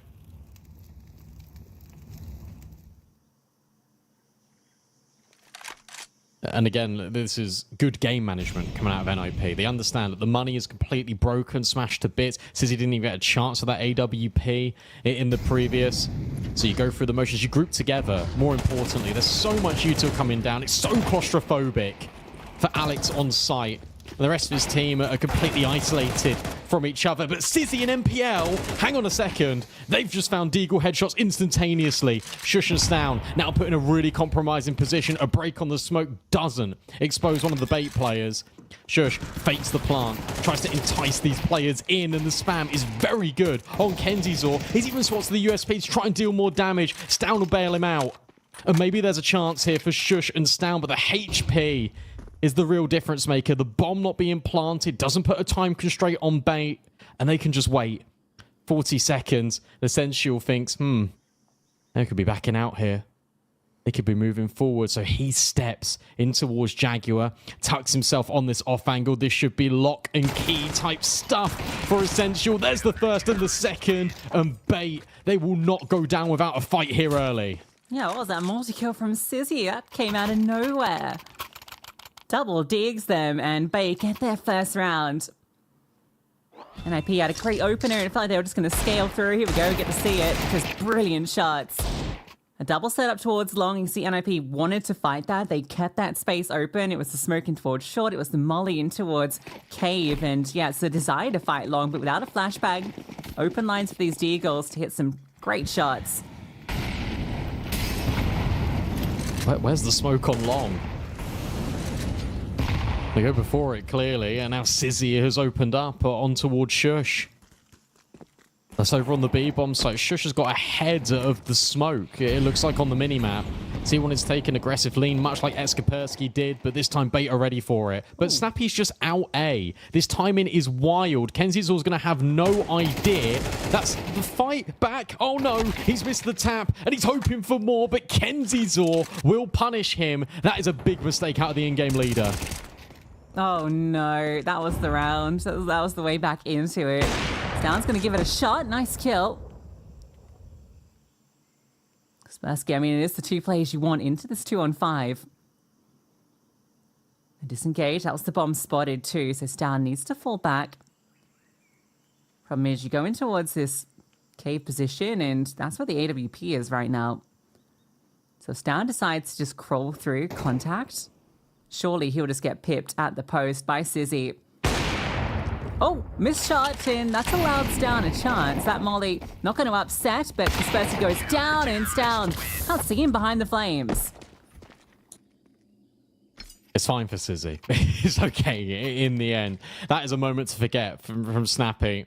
He got the time in, and the fact that you can't do anything off the back of that time in it as well, that's going to put bait on high alert for the half. You've got to be careful now about A main. NOP are just looking to find loopholes in the defense, try and craft these timers. Already seen it on the pistol where they ran all the way through red room, tried to disrespect bait.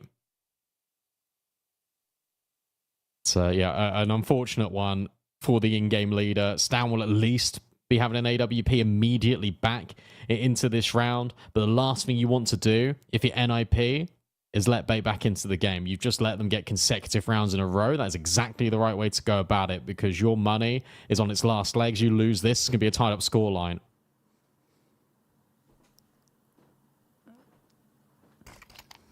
Oh, Snappy. Pure confidence on that tap as well. I think it just makes it a bit more painful. We've all been there.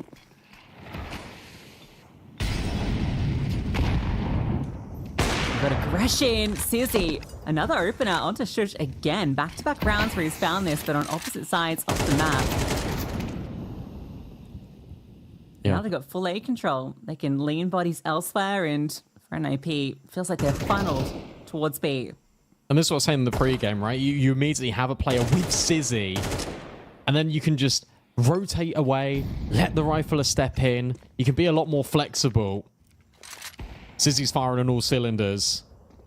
Stown will get rid of Essential, sure, but the bulk of the lean from bait is not going to be over towards B because of the aggressive stance from MongolZ. And MPL's got an advanced flank on middle. What's this timing like, though, for NIP? It could still be good in towards this site. Yeah, smoke goes down. They see no one here. Is there going to be a flash call for a fight long? Just the molly and the swing straight into Sizzy. Simple stuff. Stown does answer back. He removes that flank, so it's into the 2-on-3, and a chance here as Ken steps forward. The spam does a bit of damage on towards Alex. He's going to disengage, but it's MongolZ on this late flank. Been held. Oh, it's being held for, and Can steps through. It's Alex Into the 1-on-2. Can such low HP, tantalizingly low, but it's down with 3 kills in the mid-round to get NIP their 5th. Yeah, well played. It's 3 kills. It's hat tricks out of both of the AWPers in that round. But Ken is the most impactful of all. The presence of mind to hold for KenZor on that late lurk. The immediate swing and snap as well onto Sizzy.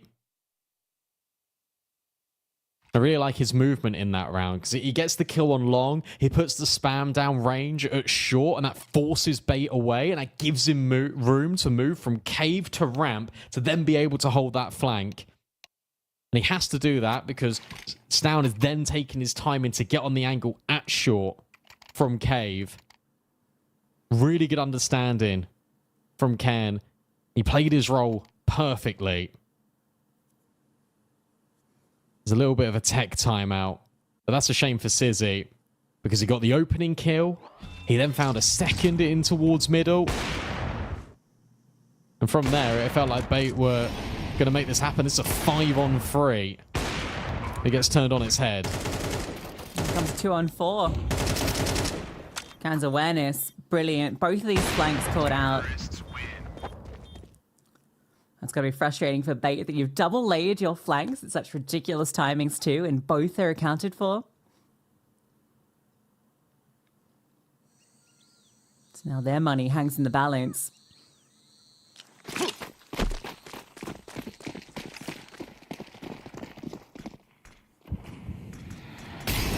Flying towards middle, at least CTs want to take control, and yeah, T's will answer back. Can gets the opener and gets all the control.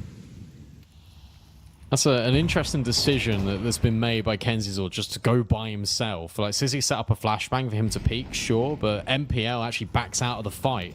But maybe it doesn't matter. There's a lot of low HP here, but the kills are going in favor of Bait. Stan will eventually trade out Alex with a well-placed nade. Now he looks to be the difference maker. And where all this A main space has previously been taken by NIP, Shush just walks into it. Currently, the A bomb site is completely open. The red carpet could be rolled out. MPL starts to consider it. And he's worried about all these timings that haven't been hit for him, fortunately. Yeah, just so many things that MPL is in charge of right now, because it's the entirety of red as well. He decides just to fall off that, give that space over. This might actually end up being the winning play. Sizzy comes back to take a look.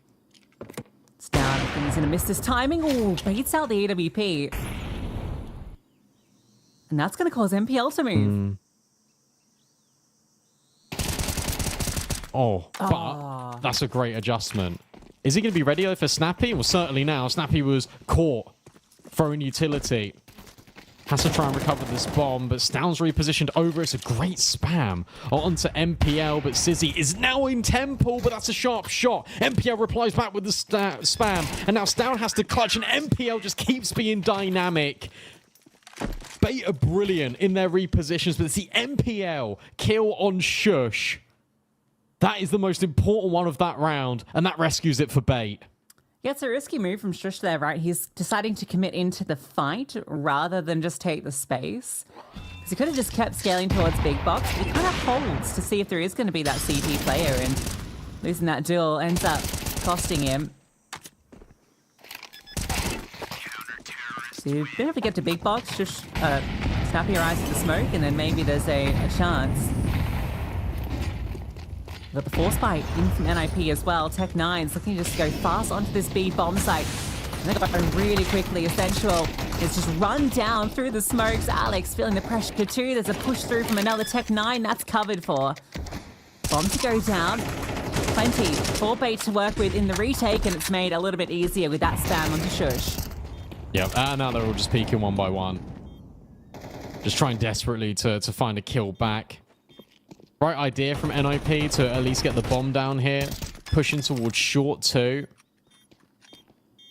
And Bait can just stick this bomb. There's too many players that can protect everything. Exkapersky wants no further say. Would love to just hold on to his head armor. We'll take KenZor down with him. But even with that bomb plant, the finances just aren't going to be here for NIP. So this can be an equalized scoreline now from Bait, and they've recovered from the brink. after being 1v5'd in the pistol, after Eskapersky essentially 1v5s them on B. They're still looking to make the game even.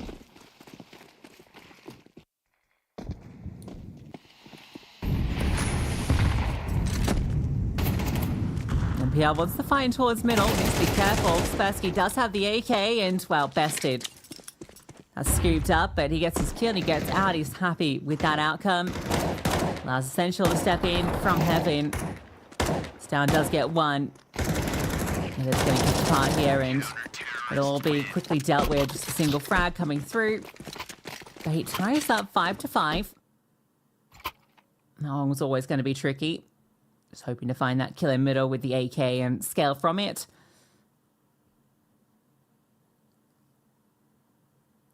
It's a good resurgence from Bait after a tough start to this map. Yeah, and that round's a confidence round. That one's really nice for Bait because every single bait and switch they had employed in that round worked successfully. MPL gets the opening kill, steps back, Essential, then rotates over from Jaguar, has a look in towards Elbow, gets another kill. And at the same time, you've got two players that are pushing B ramp. They get the trade on Stout. Everything works by design for Bait. That should give them a little bit of extra motivation heading into this. NIP, call a pause. Exist wants to get on the mic because he realizes how important this round is. And look at the buy as well for NIP. They've not got all the utility that they'd hoped for. They've compromised to get all the AKs out. Snappy is only on a Tech 9.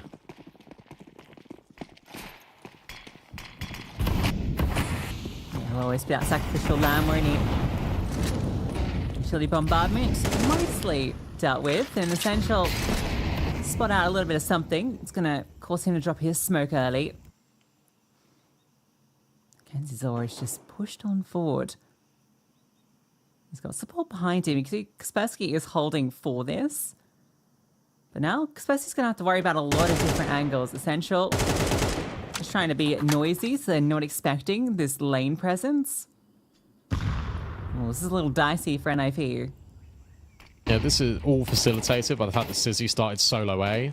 So you had that free rifler to start pushing down B. And once you get the space down ramp, MPL's just jiggling over in Red Room. Sizzy's broke the smoke over in Donut. Snappy is not going to be prepared for KenZy's position, but at least it's the Tech 9 that falls and not a rifle. I suppose that's the saving grace for NIP, but they have no space. They have nothing in middle. They've got nothing in cave now with Alex finding Eskapersky, and you haven't got ramp because, again, KenZy's was the one that got that kill on Snappy. So you have to look elsewhere if you're NIP. But everything feels really difficult to try and manage. And now there's even spams being put on your position. Sizzy, relatively uncontested. Good bait and switch, but actually, Ken's been able to find Alex. And Essential's also quite low. KenZy's still hasn't moved, and Ken's ready for it. He could be the linchpin to this round for NIP. 20 seconds, he's found another. But you're right, the bomb is going back towards A. But is Sizzy going to be ready for it? Yes, MPL also hasn't moved. He could take the contact. Instead, it's going to be out of the AWPer. And why on earth would there be another player here for Bait? That's the question that NIP are asking. Ken's hard work ruined and thrown in the dirt by Bait as they get the read right. Yeah, you can't even really fault NIP for that, right? Can's just there to lurk to see if he can cause the players to move towards B, and he does his job brilliantly. Gets all three players. You couldn't ask for anything more. And NIP, I don't think it was the wrong call to be setting up towards A there with the time as it was. You can't rely on Can getting those 3 kills. That was always going to be a difficulty. But you're never expecting 2 players to still be present here. Like, that's just ridiculous. Bait hold their ground despite losing all of these players on B. Ends up working out brilliantly for them. There should be another opener, you'd think. Especially surely in a lot of trouble.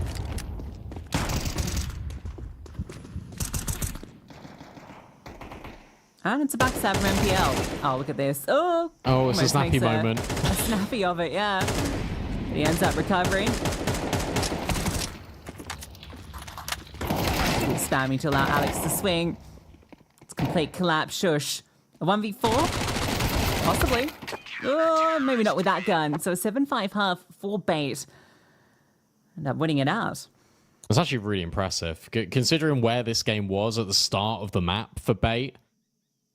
From there, I think it was 4-2 at one stage. NIP get one gun round after that. It's just been a streak of rounds from Bait. Love the positioning of Sizzy a lot on that CT side. He's been given a lot of responsibility, especially locking down A. I know that's a very common thing for an AWP to do on the CT side by himself, but just trusting the call consistently are Bait. You got the rotations of the riflers that can be really dynamic. MPL never stops moving. He's always in that little pocket of space between Red Room, ACT, and then being ready to be on his feet to push to be that extra player on B. It's really cool to see the way that he was deployed there in that setup. It always feels like you've got an extra player on that A bomb site or the B bomb site for Bait, and it works out brilliantly for them. NIP just never really had any map control. They never really proactively fought mid either. They got shut down a few times and then never went back in that direction.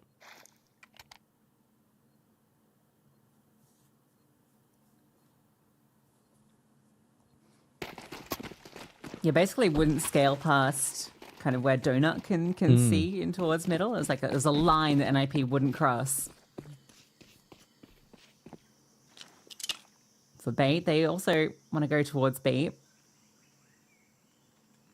A little bit of a look. Kaspersky gets the contact, Shush wins his duel.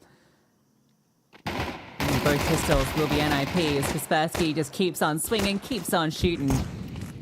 This is an essential into the 2-on-5. That's not quite the smoke they were hoping for. Counter smoke dropped down and a fight forced forward.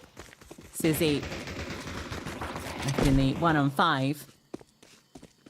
Without the bomb, and with the back door being closed. And now spotted.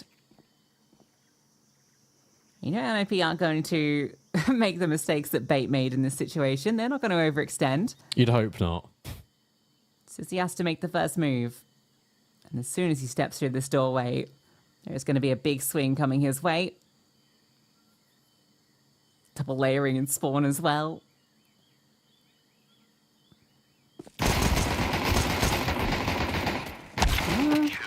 There we go. Down gets it done.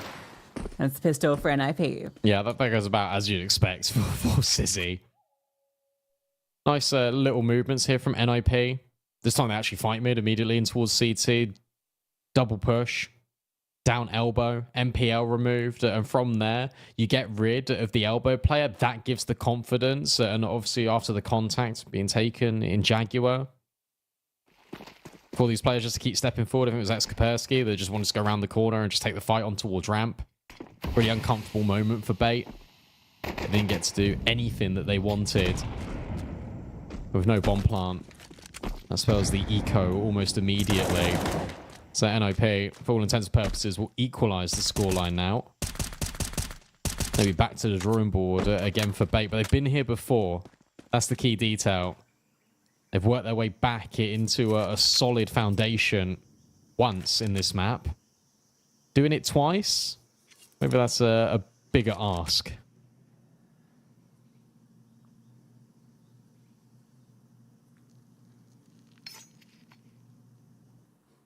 Yeah, give themselves leeway at least for that 7-5 half. But it's not even a flashbang here, not even a smoke, it's just pure contact. To be fair, spot's a little bit far away, so if you can get Shush off the line, there's a chance for the bomb plant. He's carefully taking all these fights, giving the ace off. Kaspersky, come on. Shush could have had 2 aces in one map. Hey, they won the round. That's what he'll be saying anyway. The T side has been a struggle recently for Bait. At least that's what the record shows in the past 3 months. And NOP, they're favoured. It is the defense, which you would expect on a map like Ancient. It's now very aggressive in towards mid for NIP, but it's hollow. No one's here for Bait. Instead, They just take all of the contact and they run through the molly. It's a good trade out of Essential. But again, good posturing, or at least you'd assume good posturing from NIP. But MPL will get rid of Ken, and now Shush is completely by himself. He was ready for that fight coming in from Heaven, but it didn't quite come when he wanted. This is a good push from Snappy. He's gone all the way through. Stown takes the extremity on the other side.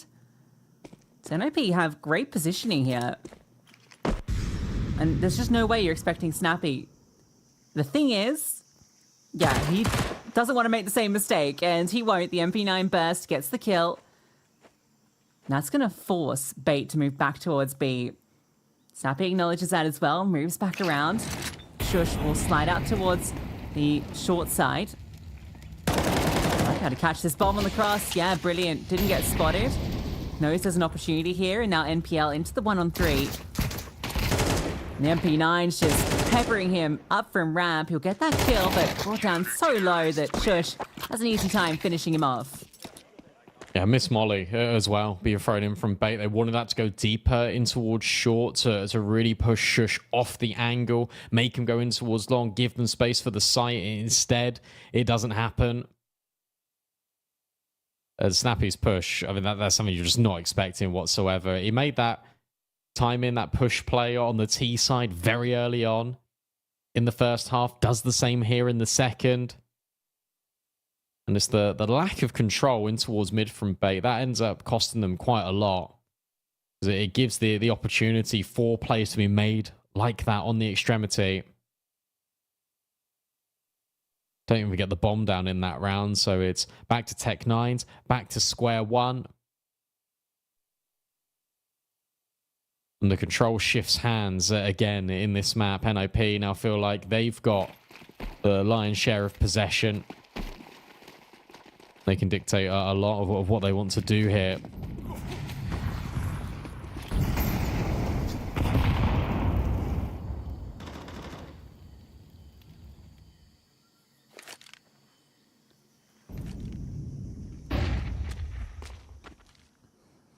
Maybe a flash play to take this lane control and then pounce on B, but triple lane feels pretty good for NIP. They don't really have a reason to move these bodies right now with the setup they have.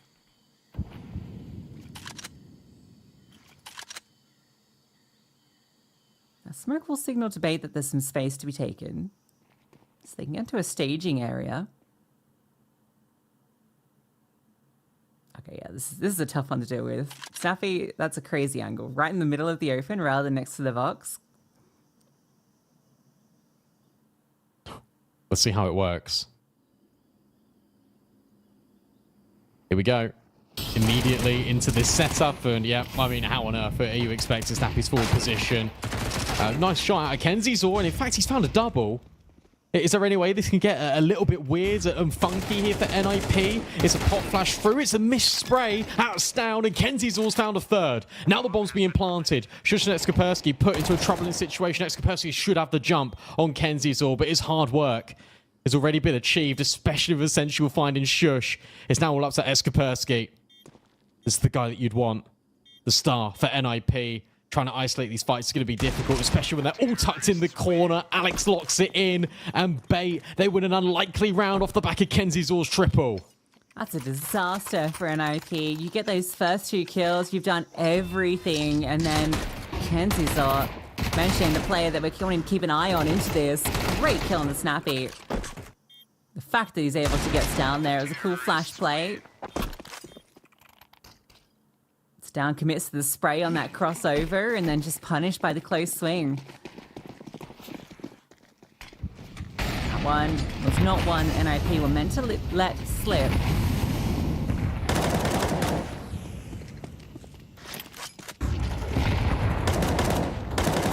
Oh, I guess we've both had a round in that if you bait an NIP in this map. A round that you definitely should not be dropping. Can't split the difference between these two at the moment. And Bait look to at least put the pressure on at B. And look, they're waiting for a reaction now. Outside of A, they're hoping that a push comes in. As that bomb beeps in towards the T-spawn. Alex will come and grab that. But our decision needs to be made because, yes, you got heaven controls to a certain extent. You don't have the first stage of cave. You don't have middle. You don't really have a main.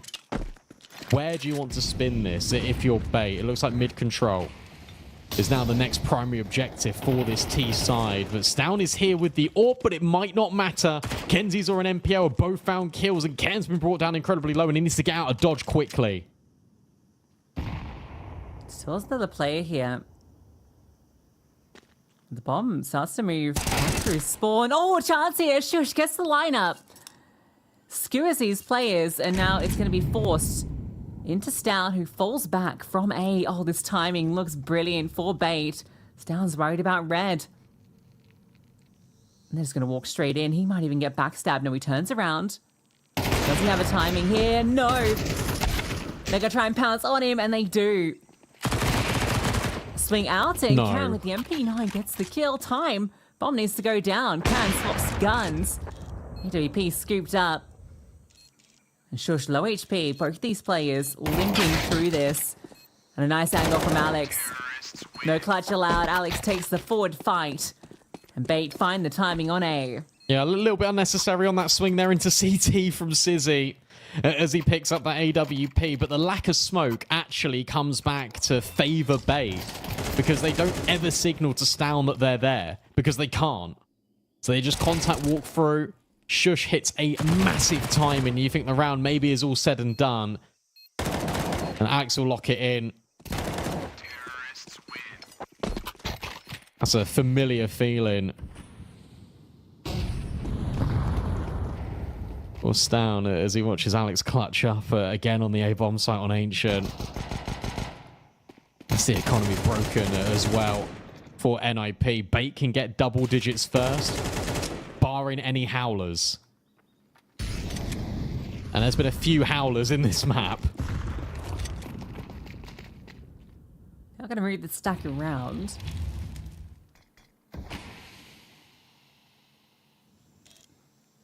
I think I'm not really sure there's a way to get these pistols enabled. The bomb's in mid, and Sizzy's surely dead. Okay, MPL bails him out.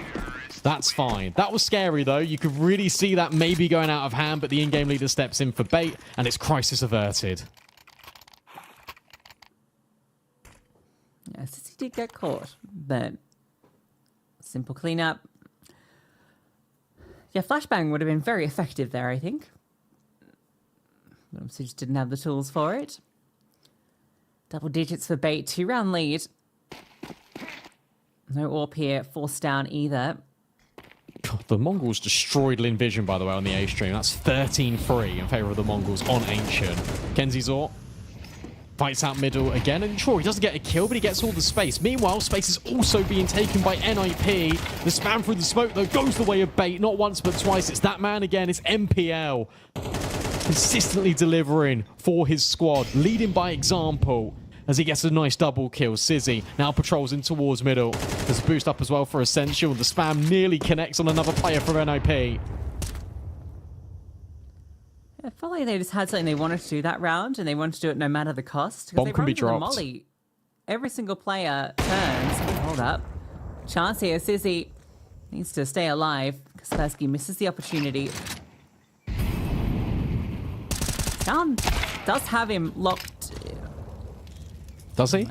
He doesn't. It's all actually fine. Sizzy gets that kill. Oh, and Shush walks away. He wants to be with his teammate. I mean, money's not here for NIP, so the decision's already been made for this CT squad. Go A, you try and save. If they come A, you gamble it, you give it a good go because you're stacked together. But the reality of the situation is Bait are going to plant. They're going to work their way onto this 11th round. And NIP don't have the finances. This is going to get a little bit tricky for them at the tail end of this map. They could lose everything.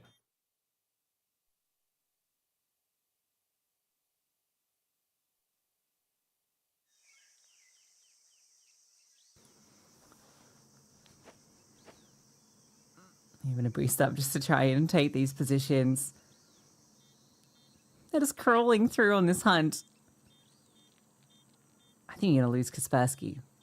Just because the quantity of players gets this kill. Trade will come. No, Kaspersky. Yeah, there we go. It's double, but it's cosmetic. And then Alex removes the final player too. So the hunt is successful. 3.5k, 3k. That's what's in the back pockets of NIP. They might just have to concede 12 here. But look at the mirroring when it comes back out of the player cams into the map. And look, you've got one player that is delivering a hyper carry, and then the rest of the squad are barely holding on. Alex has had really important rounds here. Kenzie's all got that triple with the Tech 9. Sizzy got that triple on the AWP. You can point to moments here for Bait.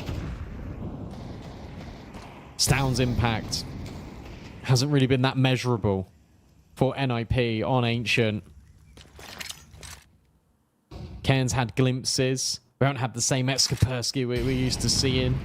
And even with missed smoke, you still feel like it's going to be okay here for Bait.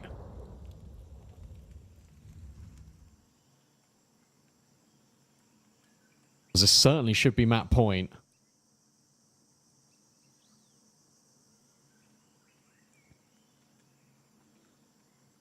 Perhaps in the same bomb site, and yeah, it's just going to be these pistols. Is that another missed smoke? Yeah, that's not what you want. Come on, Bait.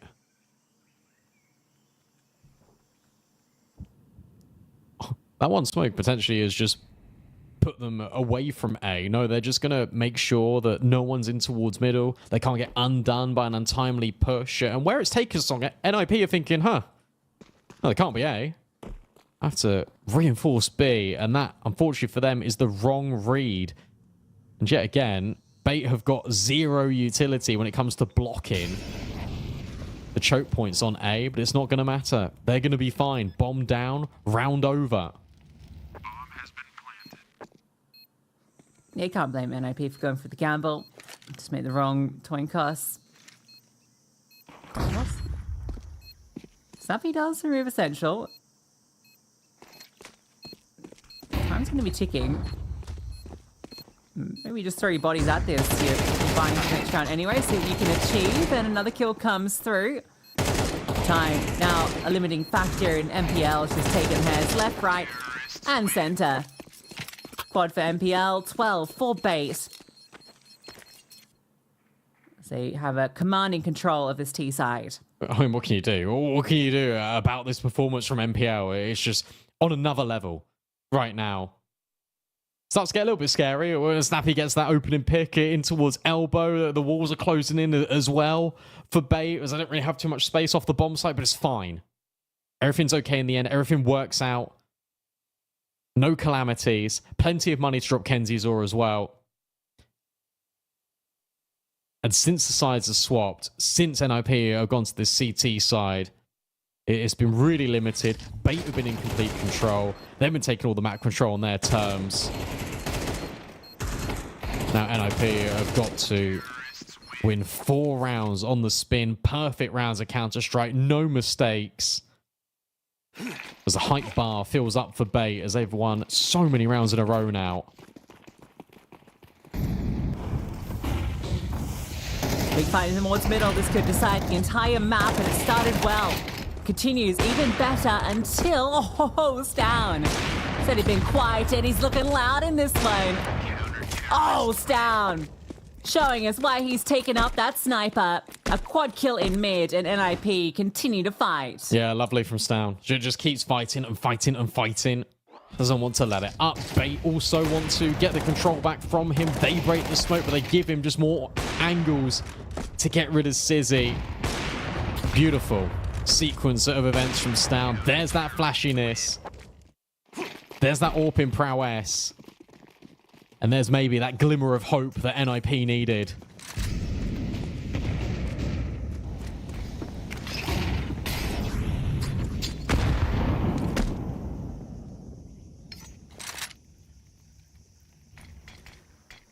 You're not necessarily ready for the AWP to fight forward in middle like that.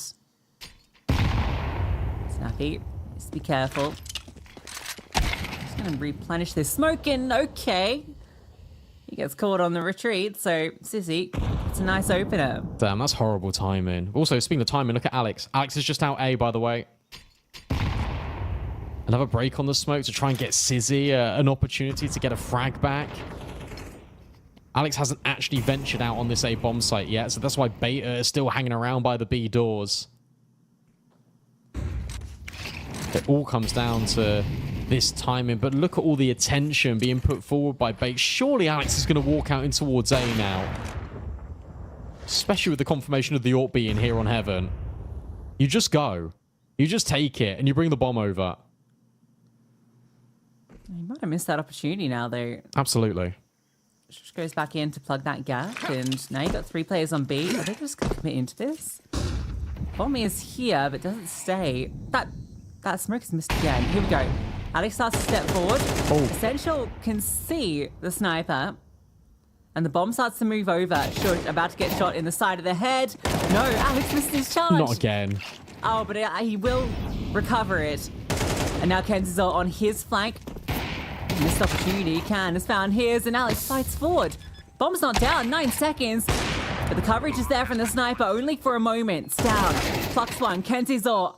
He's overwhelmed. It's onto MPL. 24 frags deep.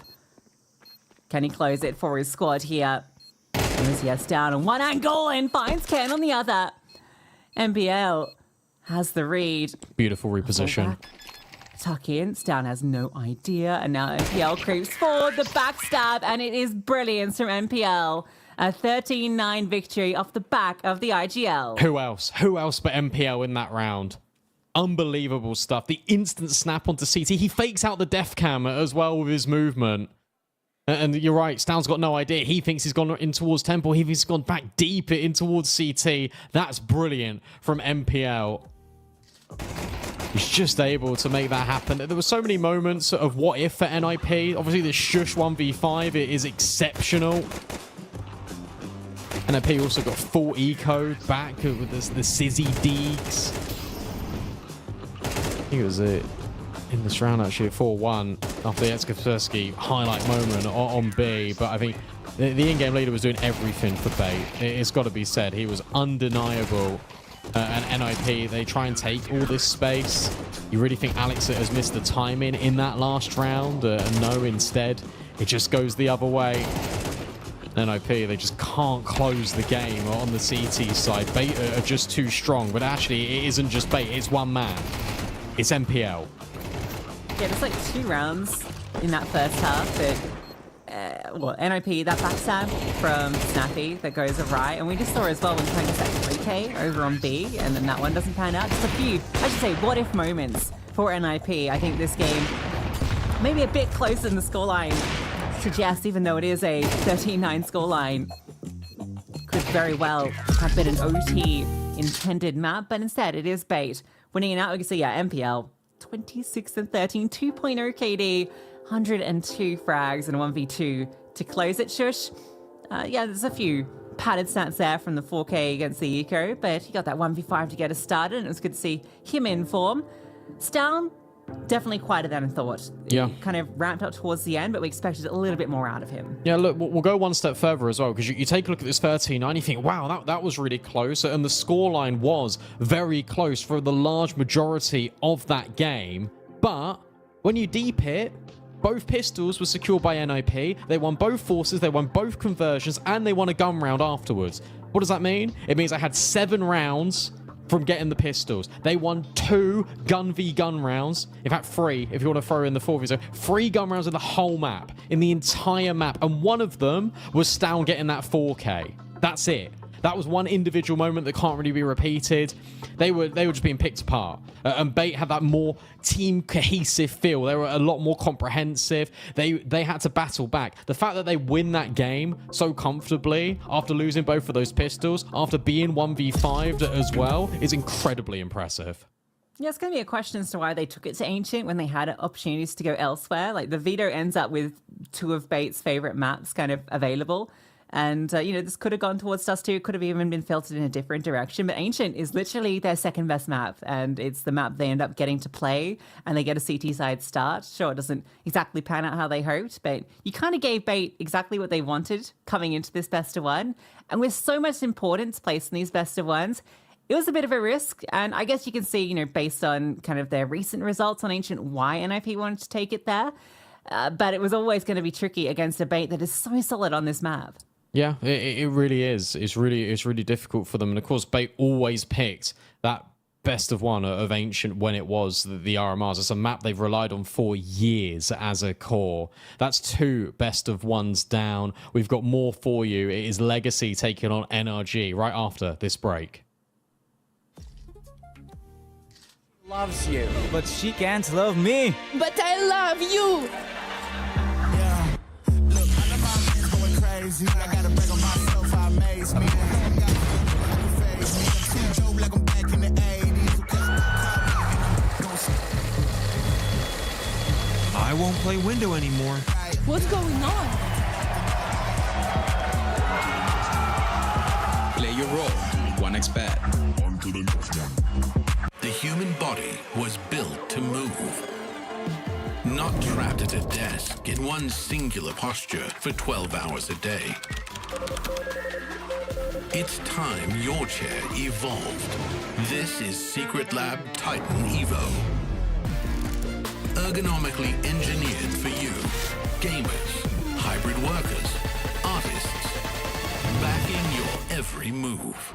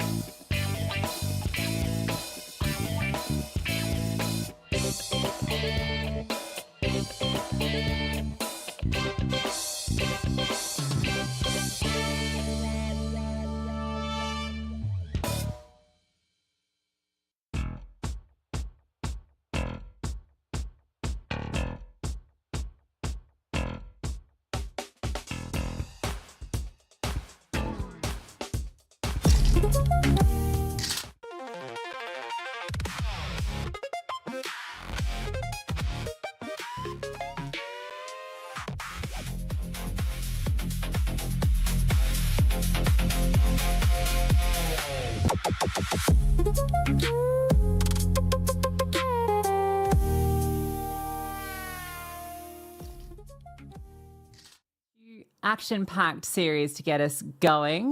We now go to our third best of one to open things up here on the B stream, and we move over to the Americas branding. We have Legacy taking on NRG, two teams that met relatively recently, and it's a pretty emphatic victory for Legacy. They've been on a great upward trajectory at the moment.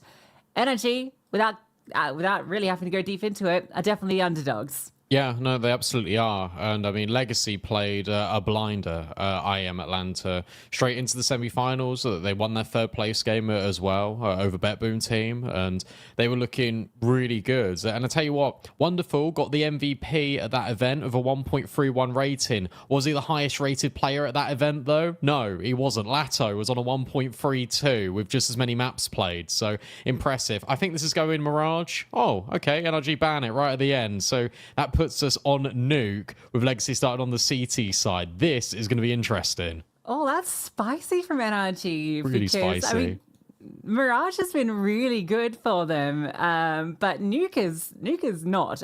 That said, they played at Atlanta and went 11-13 versus FaZe. So, you know, some of their losses, they're not as bad as you think. When you look at some of the teams they've been, you know, losing to, Eyeballers 14-16 at Bucharest. So, you know, it's a bit out of left field.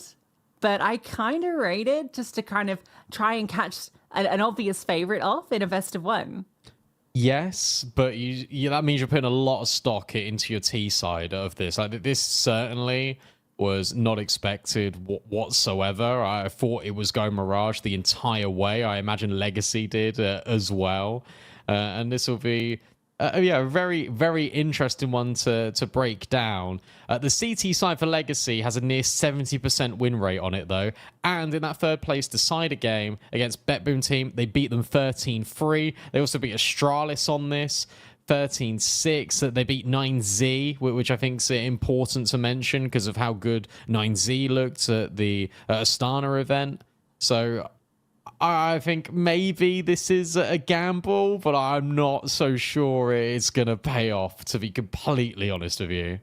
I always like it when a team that's, you know, so heavily an underdog goes for something like this. This didn't feature in the series they played last time. It was actually banned out by NRG in phase 2 of the best of 3 vetoes. So definitely unexpected and something that they've been game planning for, right? I think that's what makes it so exciting. They've definitely come through, you know, with an intent that they can maybe catch them off guard with this.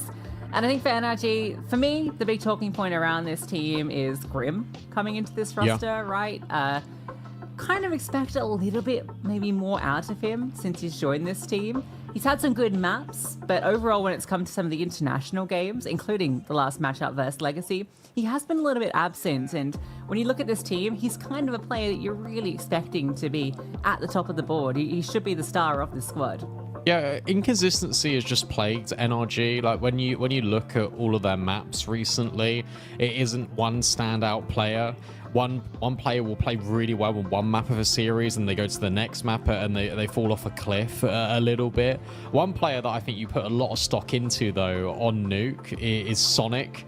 I think he will be pretty vital for this team. And I mean, last head-to-head between Legacy and NRG came all the way back ESL Pro League season 22, and it was Sonic that was doing a lot of the heavy lifting there for NRG. I really look at this and I think, okay, well, Sonic needs to step up in a big way. Grim, as you say, needs to step up in a big way. OC needs to maintain his consistent form as of recent, but you're going up against a Legacy that are feeling emboldened by how they've been playing recently. The individuals have looked very good as well. Art's interview as they were topping the group and beating Na'Vi, who went on to be the eventual winners of IEM Atlanta.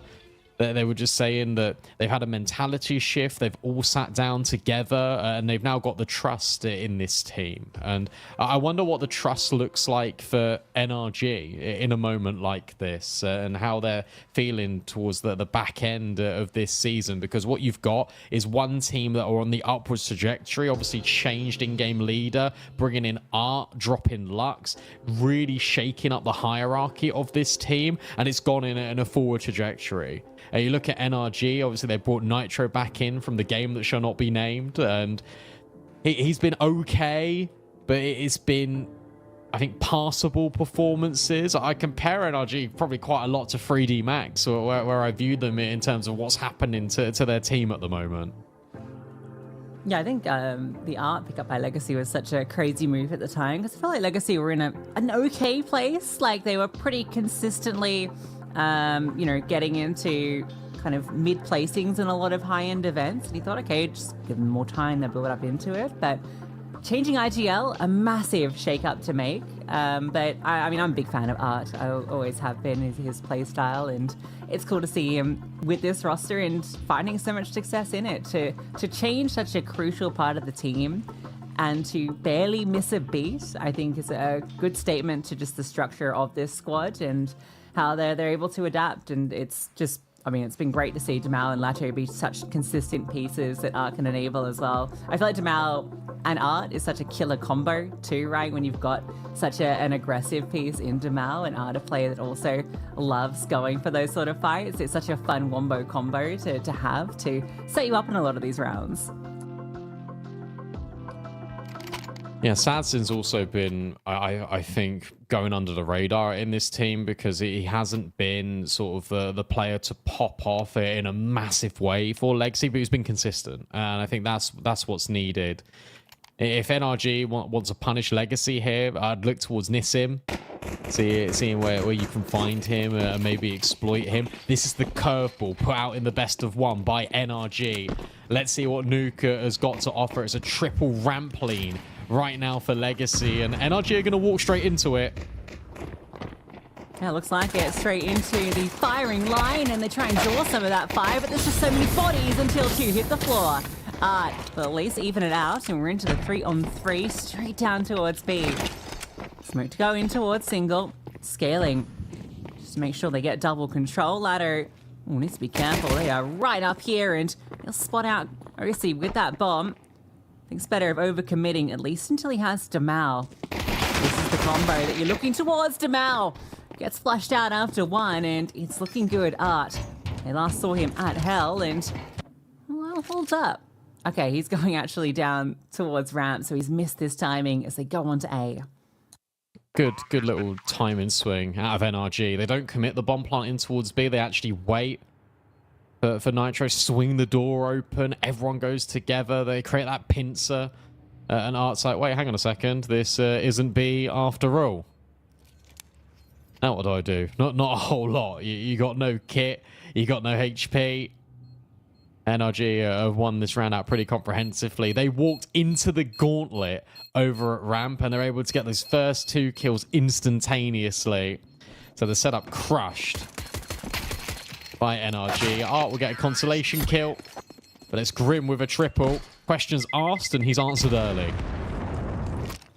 Yeah, good stuff to get things going. Looked like it was going to be a disaster going into that ramp play. But they managed to find the quick headshots and, as you say, a great little pause in towards the stairway control. Also worth noting, just coming into this series, Legacy are the reigning champions of the CS Asia Championships. Won it last year. 3D Max coming second in that. I'm not sure if they'll be making a reappearance in the finals, but Legacy certainly tipped to potentially be one of those teams.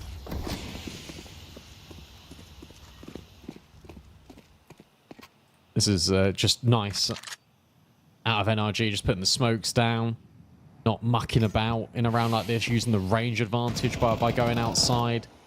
Legacy try and crunch lobby on a later timing. Grim lets Art know that he's in fact there. And Art's now repositioned down the vent, put a smoke forward, and they just don't care. Completely disrespecting him, which I love to see out of NRG.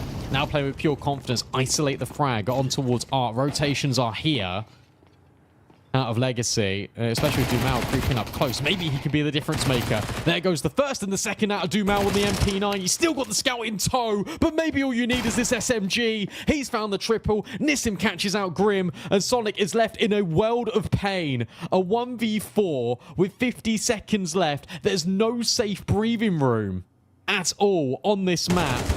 Dumao finally caught. Reign of Terror ended, but now Sonic's got to speed up. The molly will actually not land towards Sadzin. You've got the rotate down the vent and the block smoke. How do you piece this one together if you're Sonic? It's the door behind him. That's just broken immediately. And they're closing in. Commit? Nope. Not with the door swung open. Sonic wants to try and find this fight. Would love to isolate anything. And there's the chance. Sonic starts as 1v3, but Nissim just opens the door, doesn't allow it to scale any further. And the force buy back, it looked like it was going to be a disaster. Art gets removed, they've got full control down towards lower, but Dumao's MP9 sings a beautiful song. They just get scared. They're really worried about another player swinging in from ramp. So Dumao's just got free control just to jiggle, to take all these fights into his own hands. It's a nice try out of Sonic. He does well to isolate the kills, but time's the biggest burden. And Legacy will find an answer immediately. Look what that's done to the buyout of NRG. They just got Tech 9s now and nothing else. Sadzin. Oh, there's a gap on this smoker as well for NRG. Have they got a flash to potentially get them over? No, instead it's the contact, and the hero of last round in Dumao has fallen incredibly early, and NRG are down secret.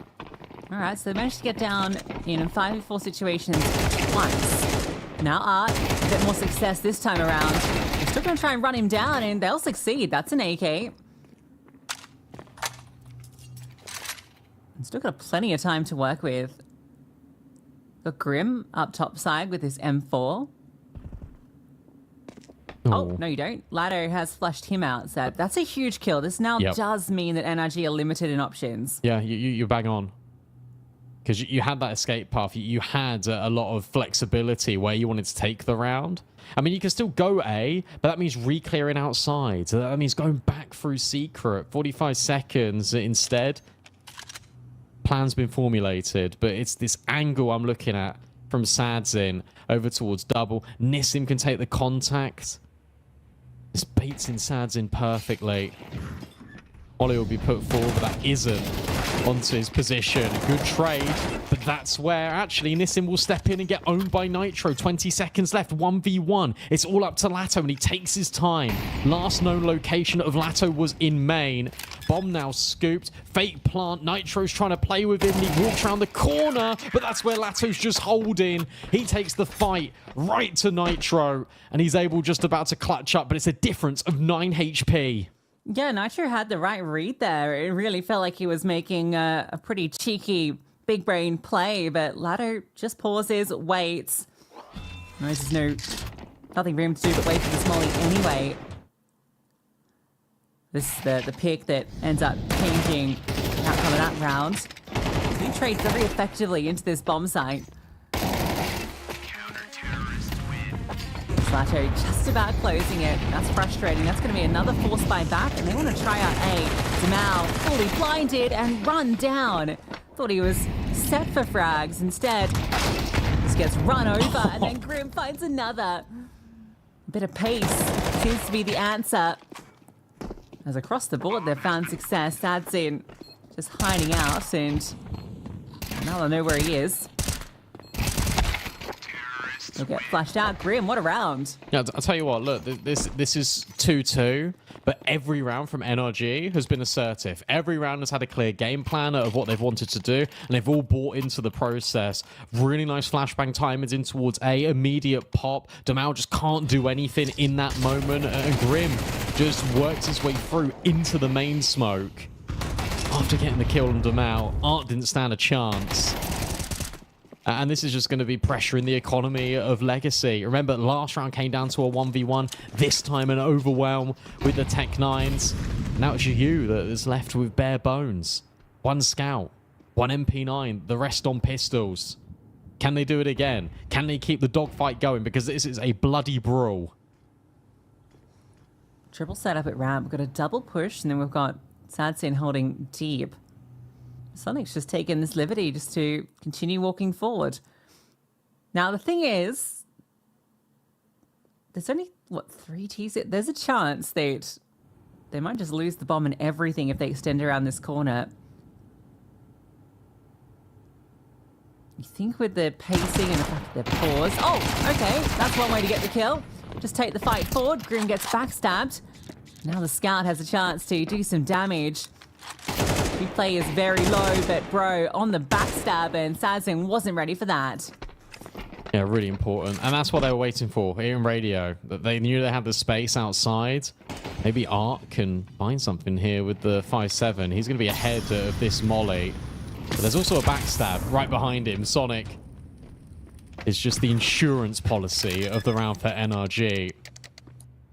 No ridiculous multi-kills out of a player this time for Legacy. Despite Nitro at an OC low, it feels like NRG are going to keep 4 players alive here. Bato's not going for it. He's just hoping for exits. That's a third. And currently this curveball on the T side, especially for NRG, is paying off. That this nuke is looking very good.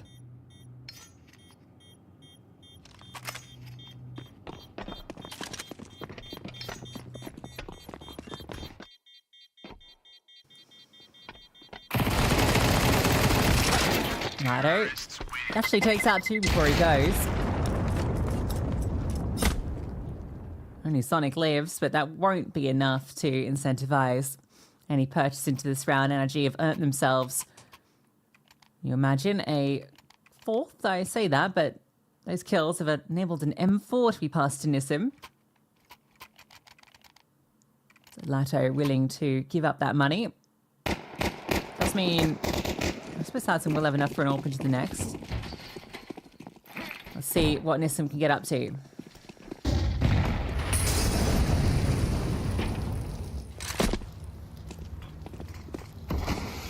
Where is he right now? He's just over at Heaven.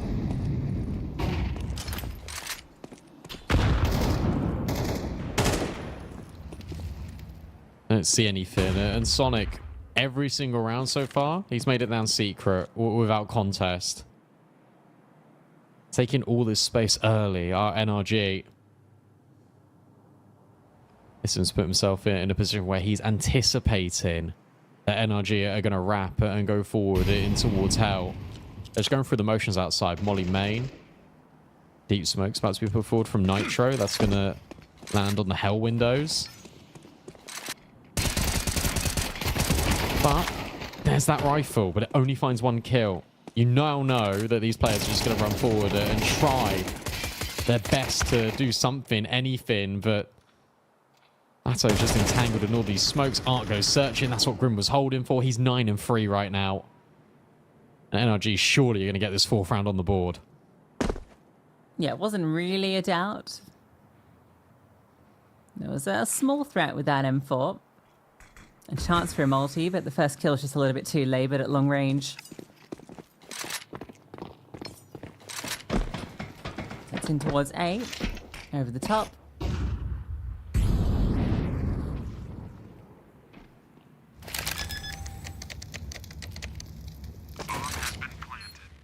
They maybe find this rifle. That's what Sadzin's looking to do. Where's it gone to? Has it been escorted out of the round? Oh no, there it is. He's found it. No bullets. And doesn't want to lose it either. But he will. No, he will. Yeah. Dumao found a Galil during all of that and killed Bro. But being hunted and hounded by Grim.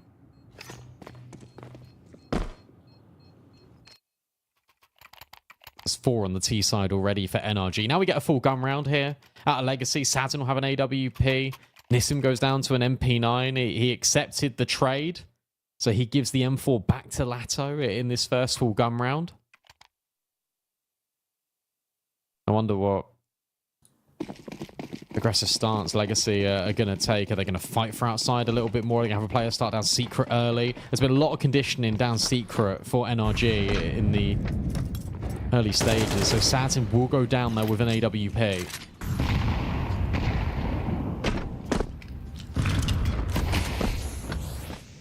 I'm not sure this is going to be the intent, though. It's just going to be Sonic on his little mission.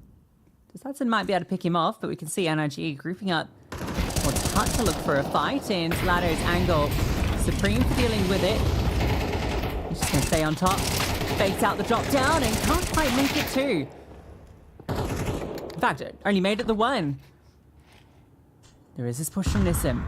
He's got a great timing. Grim comes back, and Nissim moves in towards Hut. His timing is brilliant. Oh, but he can't make it work. If he had the M4, it actually might have been a different scenario. And there's nothing for Sadson here. Just holding on to the AWP if he's allowed. It's a really good round out of NRG. As mentioned, literally, that they've been conditioning outside so much. Like, Sonic's always been there. So immediately you get the AWP down. You know there's going to be a reaction from Legacy, and it will come in 2 school of thought. So it will either be one player starting down secret early, or it will be an aggressive fight for Redbox. As soon as Sonic deems that Redbox is completely clear with these outside smokes, you can just safely assume that this A-bomb site is going to be the intended destination. It's really important trades out of NRG, because there were some really scary angles being adopted there from Legacy, all by design to try and catch out NRG on the way in. And instead, it's the flood through Squeaky. And again, it's just these kills from NRG. Great trading, really good spacing on the entry path in. And Legacy are flustered. They'll take a timeout because they understand that every single round conceded on this first half is then another step in the wrong direction for them. Really difficult to manage NRG's pace right now. They're bringing the energy here at CAC. I mean, it surely is going to be 6. Unless Sadson can have an unbelievable round with the AWP. 5's normally the benchmark you look to for teams to get on the T side. NRG have got the capacity to make it a whole lot more.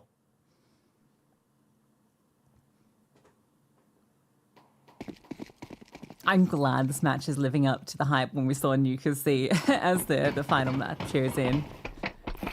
Such an out of left field way for NRG to take his veto, and it is paying off and then some. Zorp has gone down towards secret again.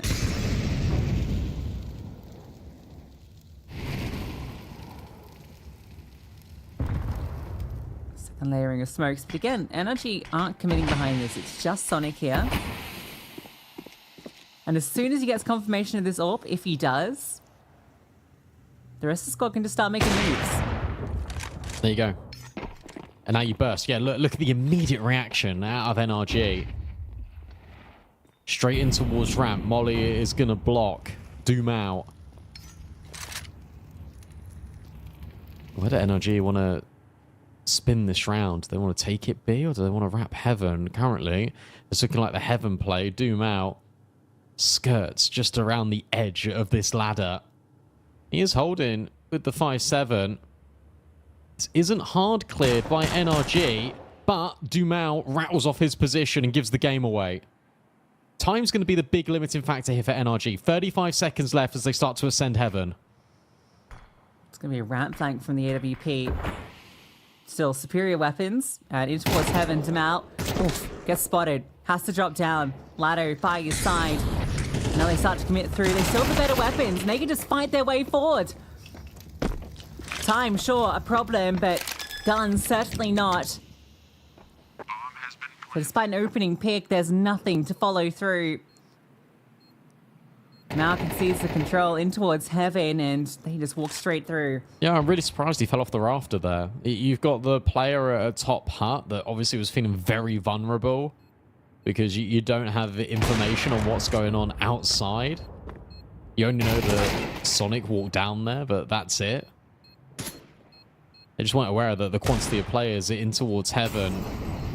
If Demau hitting Mustang, maybe that is just a slightly different story due to the time pressure. Sadsin, can he hold on to this AWP? He's desperately trying, and now he knows, actually, I can't really progress down this way because he's going to die to the bomb. Everyone goes down with the ship, but NRG won't care. They've got a lot of bankroll. Sadsin will be able to get another AWP because he saved it in the previous. But he needs to be a little bit more dynamic. That's now both times he started down secret.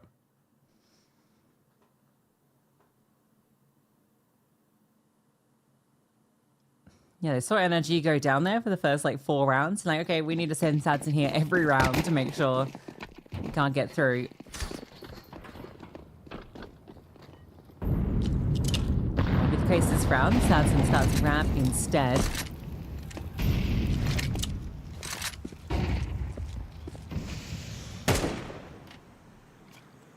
I've got to update you quickly. Tailoo had a 10-2 half against MOUZ on the T side of Inferno. Ooh. It's currently 10-5. Okay. Come back solid. What a statement that would be. Tailoo beating MOUZ. That's another favorite here. This tournament.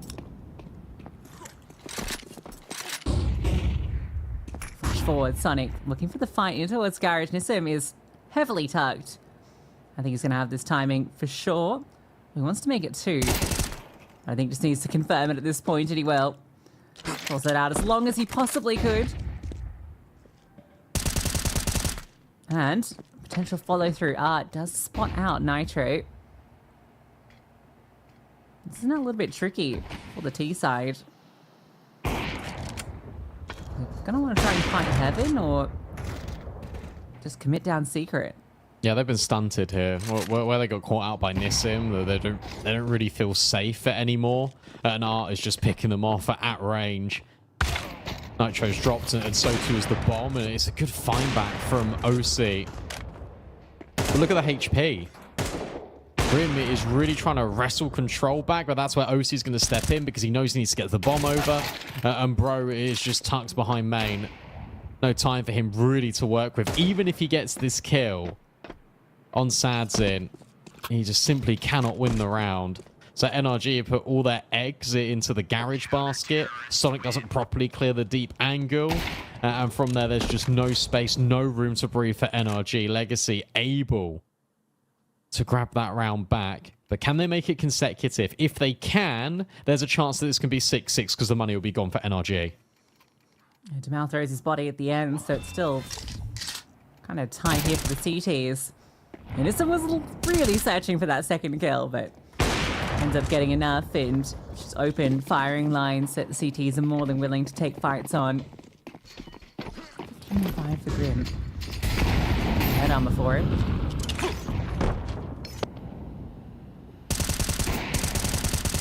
All fires off at ramp. The spam almost removes Grim immediately, and in fact, Nissim sees him. Has to concede this control. So some good space gathered at the very least. Yeah, they don't have to immediately commit in towards ramp either, that they can reset the situation. Look at the rotate, look all it's done. Art and Nissim both put on towards this B bomb site. You've got Demau outside, but you don't have any lobby control. You don't really have any true info. If you're Legacy, you're just really hoping that NRG walk straight into the guillotine, straight into this crossfire between Nissim and Art. And it feels pretty good right now because it's where the bomb's going. Yeah, they heard the bomb get dropped at top ramp, so they knew there was some level of committal here. And I'll just win that fight. Nissim then steps in as Grim tries to punish, and it's a simple setup. Demau does get bested by Sonic, He's now going to route all the way back around. On towards roof. So he's worried about lobby being lost. So they're also playing in the dark a little bit. It just feels like it has to be this commitment down towards B if they're going to go anywhere. I'm hoping Sonic can maybe find some alleviation. That's a good pick. And now Nissim. He's the one that can end this, and he goes for the AWPer first. 10 seconds left. Nitro. Gonna go for the bomb plant, and surely just gets denied.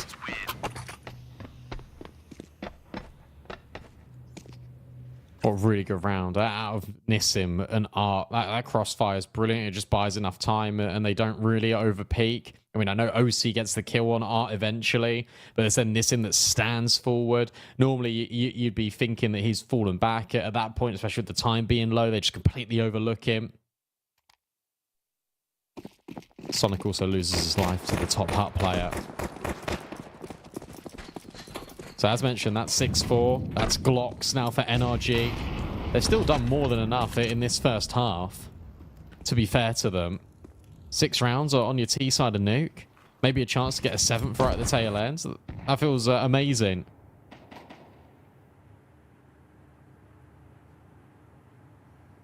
It's been cool to see the switch up as well. Good shot out of Sadzin. And he'll just leave. Oh, no, he won't. He just keeps fighting, apparently. Nissim then steps in, and it's all fine. They can go and grab this AWP now. Grim. Has he got the bomb? No, that's over at ramp. So they can't even get some bonus money here, NRG. He's hoping that glass was broken so he could maybe sneak out and do something, but no such luck. So one player falls. Sadzin teases the P90. Yeah, 6 rounds already feels good. You can make it 7. You're sitting pretty going to that second half. Mind you, this is 6 rounds after getting reset in round 2.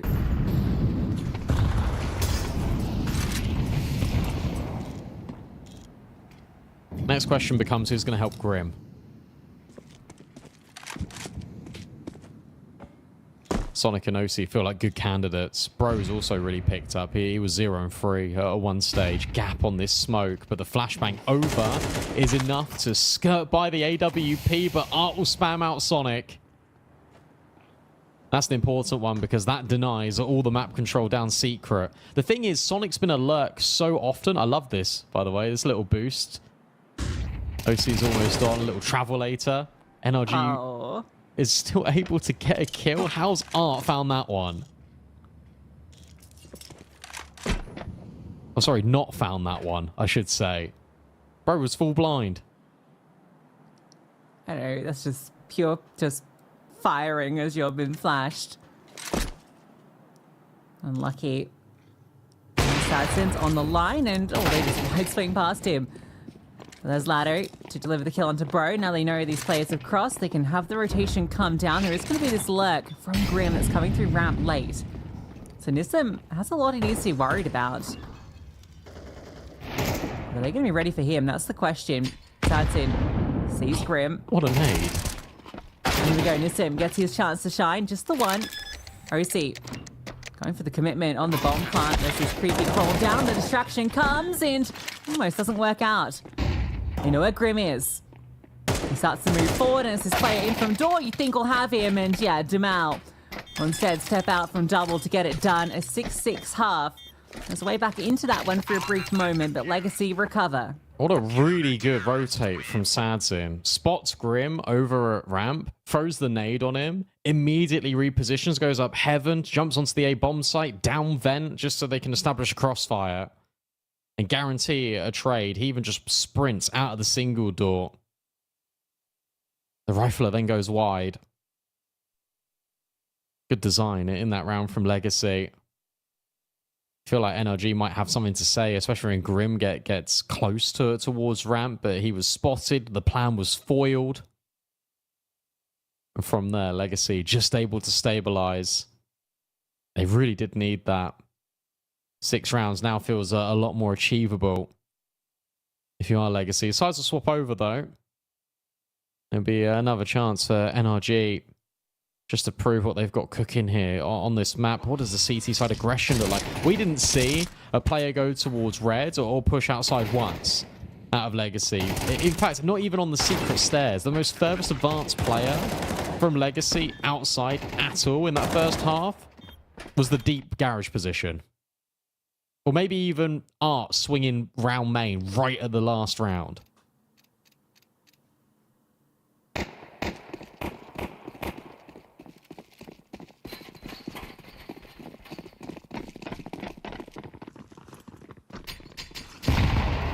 Similar to the pistol we just saw from NRG, straight towards ramp.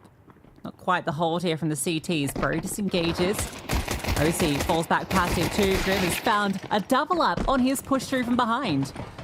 Does remove OC. That's going to send them straight forward in towards A. No other choice as Nitro. Actually, not the one that gets that kill. It's Sonic.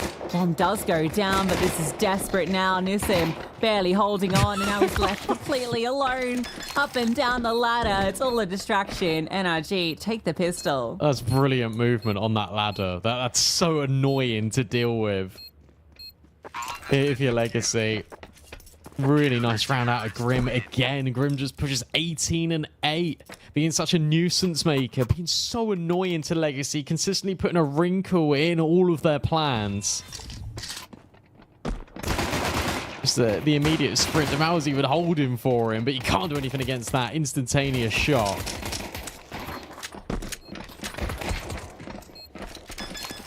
Amazing ladder movement. I don't know who that was, but that was brilliant. Legacy got the bomb down, so they will force. See if they can try and reset NRG again.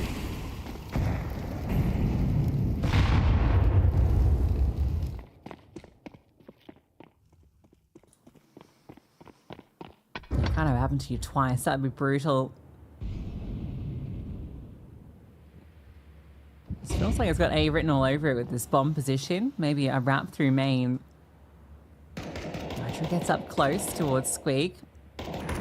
Grim quite exposed to main. He might just get caught off guard here. He's going to see them coming, and there's just so many targets to deal with. Nitro gets his, but it comes at a cost, but he's found the multi. Bro providing the distraction in from heaven, but is it enough? Sonic into the one-on-one, and Sonic just flies up and secures it. It felt like maybe Legacy had done enough, but Sonic's so quick up that vent. I felt like Doomao had done enough. He gets a quad kill in that round for Legacy. And yeah, it's Sonic to the rescue. Zooming up the vent, finding the kill instantly. And you got to really commend Nitro. Nitro's boxed in the corner. They know exactly where he is. And yet, he's still able to find a necessary double. Look at this from Lato. Hero AK immediately. Legacy take a timeout. That's it. It's NRG. That will also call for one. I got a little bit dicey towards the end there. Did require a 1v2 clutch. Grim gets caught off guard so much in main. That must have been a miscomm, because if he knew that outside was null and void of information, he would not have been on that silo. Nitro gets 2 there as well. I know.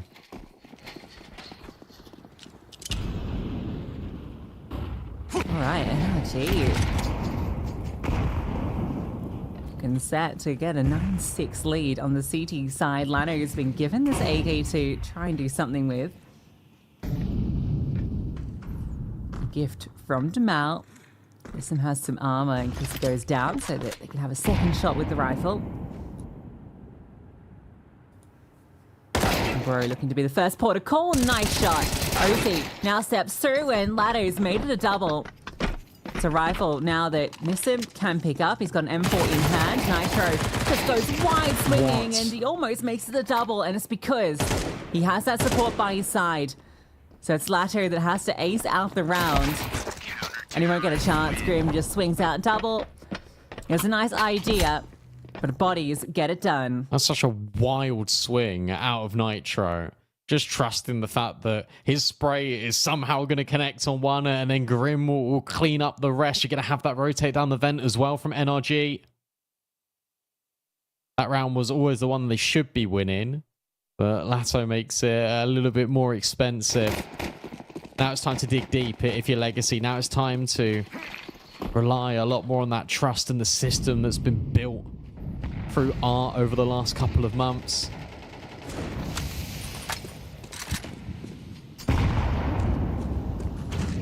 Grim is just having a field day with Legacy.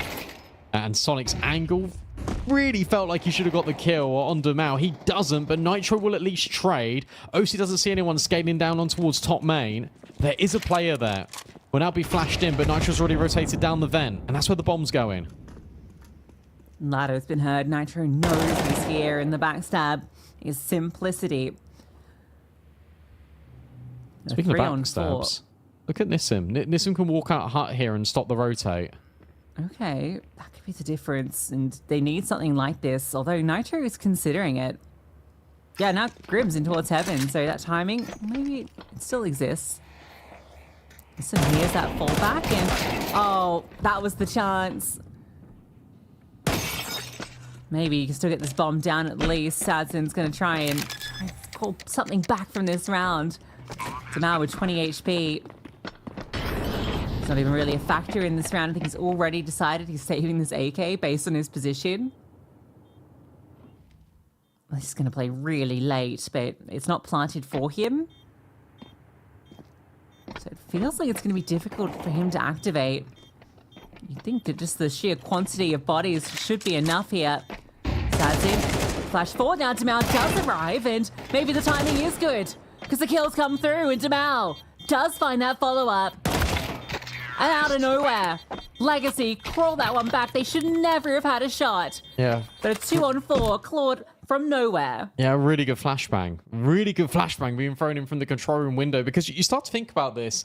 If you're Legacy and you're thinking, why on earth is he throwing that flashbang at control room window? He's completely giving up his position. Well, yes, he is, but also he's baiting Demao in, who does brilliantly. Sadsin able just to immediately annihilate these players on the bomb site. And that just comes, as you say, out of absolutely nowhere. That's the firepower that Legacy can provide. And those sometimes are the mistakes that NRG are susceptible to making, especially recently in their track record. Legacy timeout. A huge one, just to drain some of the adrenaline. And where these rounds have been pretty close. NRG now are going to feel the full brunt of this. A force buy in. OC's got the M4. That is the most valuable weapon for NRG in this round. They lose this, they lose everything, including their lead.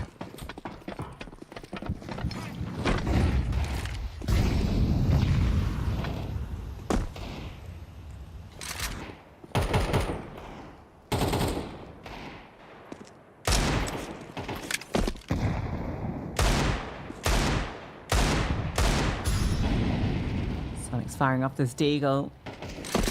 Hoping maybe can bait in OC back garage.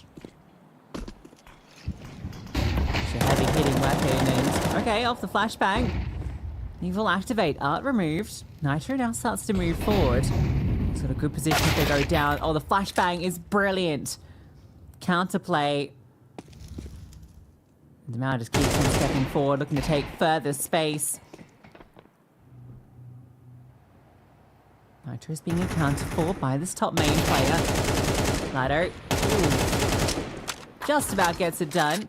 And even ready for the follow through. So in the end, it is a cleanup between Lado and Demao. Yeah, good structure in this round from Legacy. Just the good understanding of the guns aren't going to be the prettiest. And probably the heaviest hitting one is in towards garage. They get that trade on OC. And then they just spread out. But they are all still in close proximity to each other. And as you say, you've got Lato holding secret. You've then got these players starting to spread over towards Hell. There's one waiting in garage, holding for main. They're using their range advantage. And they use it really efficiently. That surely is going to put the game at even Stevens. And Art is even just running about with the MAC-10 because he knows the money's broken and he knows that he can just earn a lot more. This lobby crunch falls foul. And Legacy, from 9-6, win 3 on the spin at 2v4 has given them new life.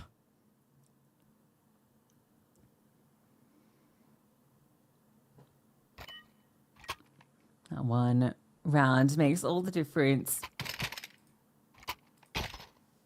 Preventing a potential upset here. We've already had one upset play out over on the A stream, Brandon. That series concluded.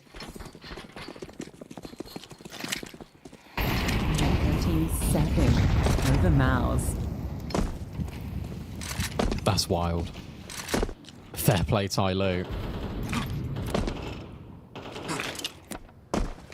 I'm going to tell you, MOUZ would not be expecting to find themselves in the lower bracket.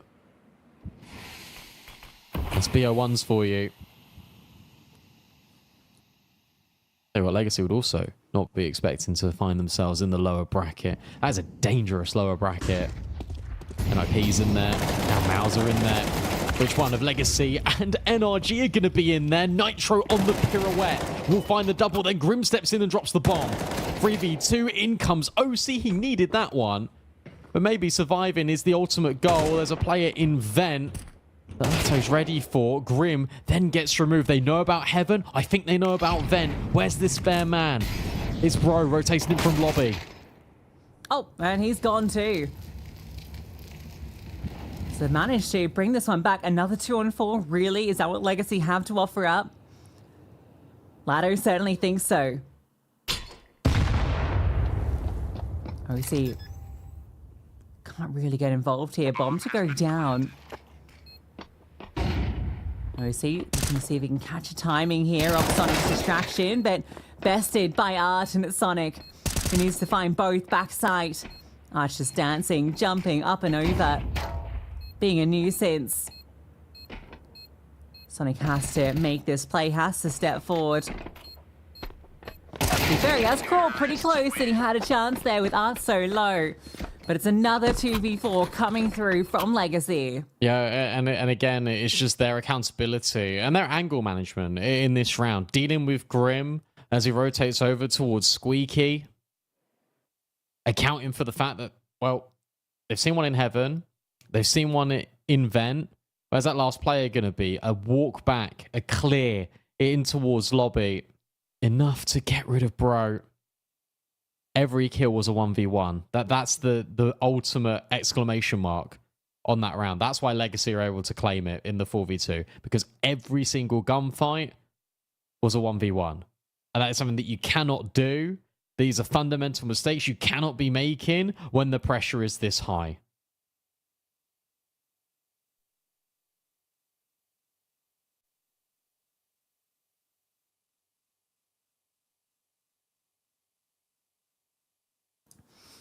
Yes, where a team like Legacy is going to quickly pick you apart. So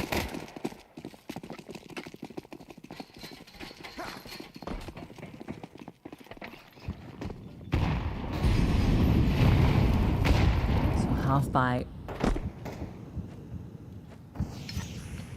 It's a bit of a laboured boost, but does get there. 777 map. And honestly, it might end up being a good read. You can see no one is outside the hill on the T side. They are heavily committed inner right now, and this could just be a ramp play in the end. Oh, does this go wrong? Bro, on the off angle, owned by Lato, but you still got this boost. You still got Grim here, and you got OC. Kills chime in a matter of moments, and Grim just falls off the boost, keeps going with the MP9. Art's able to trade. They know about OC, but it doesn't matter if you know about him, because maybe you just can't handle him. Art now thrown into the 1v3. It's Nitro on the off angle with the CZ, and NRG are able to make ends meet on the low buy and the ramp stack. Yeah, it's surprising they just go for this ramp play into that round. They should know that the economy's not in a good place for NRG. It doesn't mean going ramp is wrong, but it's not having that extra piece somewhere else, right? It's not having that lurk outside, what we saw NRG doing in that first half. If they went full ramp, they had Sonic trying to get that space so he could link up, be that nuisance, find that way to keep attention and to open space elsewhere. In this round, it's just straight into the guillotine. It's a 10-10 scoreline. NRG finally, after 4 in a row, answer back with one of their own. Great from Grim as well. Just to fall off the boost, being really proactive. Again, not trying to create these 1v1s, something that's been plaguing NRG in the past couple of rounds. Was worried that he wasn't going to get help in this second half. OC's now stepping up to the plate. Nitro is fragging out too. Did OC see these players on the cross? Is he aware of them? No, he's not. And Sadzin will get rid of Sonic. Suddenly, Legacy spring into life. They've got all of Garage, and OC is under a lot of pressure. He's got no idea the danger he's in right now by Dumao. Yeah, will Dumao clear this, though? You might just see him as he goes through these other angles and just catch him, yeah. OC, oh, Dumao's paused. Okay. So this is now a bit of a strange standoff. You imagine Dumao does take steps forward and finds OC? But if he can get one before he goes... No, never mind. Dumao does eventually make that extra step. And now Laddo, we've seen him in this position already. He's holding for this push up and, well, he does get the back stab, but Laddo 2 from long range, and that's 11 for Legacy. I love the way that Legacy just immediately respond. The smokes are being broken open so continuously, and yet they find a way to get the opening frag on towards main, and they're like, great, let's just take the space immediately, straight into Garage. That wrap, OC had no idea, and the counter from NRG was to go double down in towards Secret, and yet again, it's Latto holding. He's always been that pillar of safety for Legacy. He provides really suitable overwatch towards the top of main. That's now back-to-back rounds he's found multi-kills from that position. Energy are just struggling to contain Legacy at the moment. And to be honest with you, losing this round is probably worse than Legacy losing the MP9 buy. Because it's now $2,900 loss. And if Legacy are able to find map point, NRG will be working with the bare minimum. There won't be an AWP, let me tell you.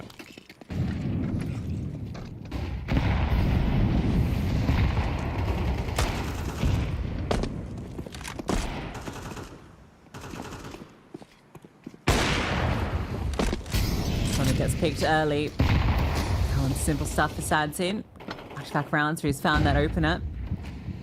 OC looks to try and see if he can get one back, but all these smokes just making it so difficult to see a thing, and they're going to commit to the cross this side, not going to be going for that outside lurk in towards Garage. They're just going to go down as a group, and at the moment, NRG quite statically towards the top side of the map. They are pushing ramps. They're getting some information there. So the lobby crunch gets confirmation. This isn't looking like A. Will they have pieces down on B in time? Yeah, it looks like it. They're going to have free here. OC's going to be with the AWP. More importantly, he can just lock out single door. Bro, what's the timing like? Strafing over. I think he's going to get here just in time. OC now drops into the corner. Will pluck out Dumao, and then the trade is there out of Bro.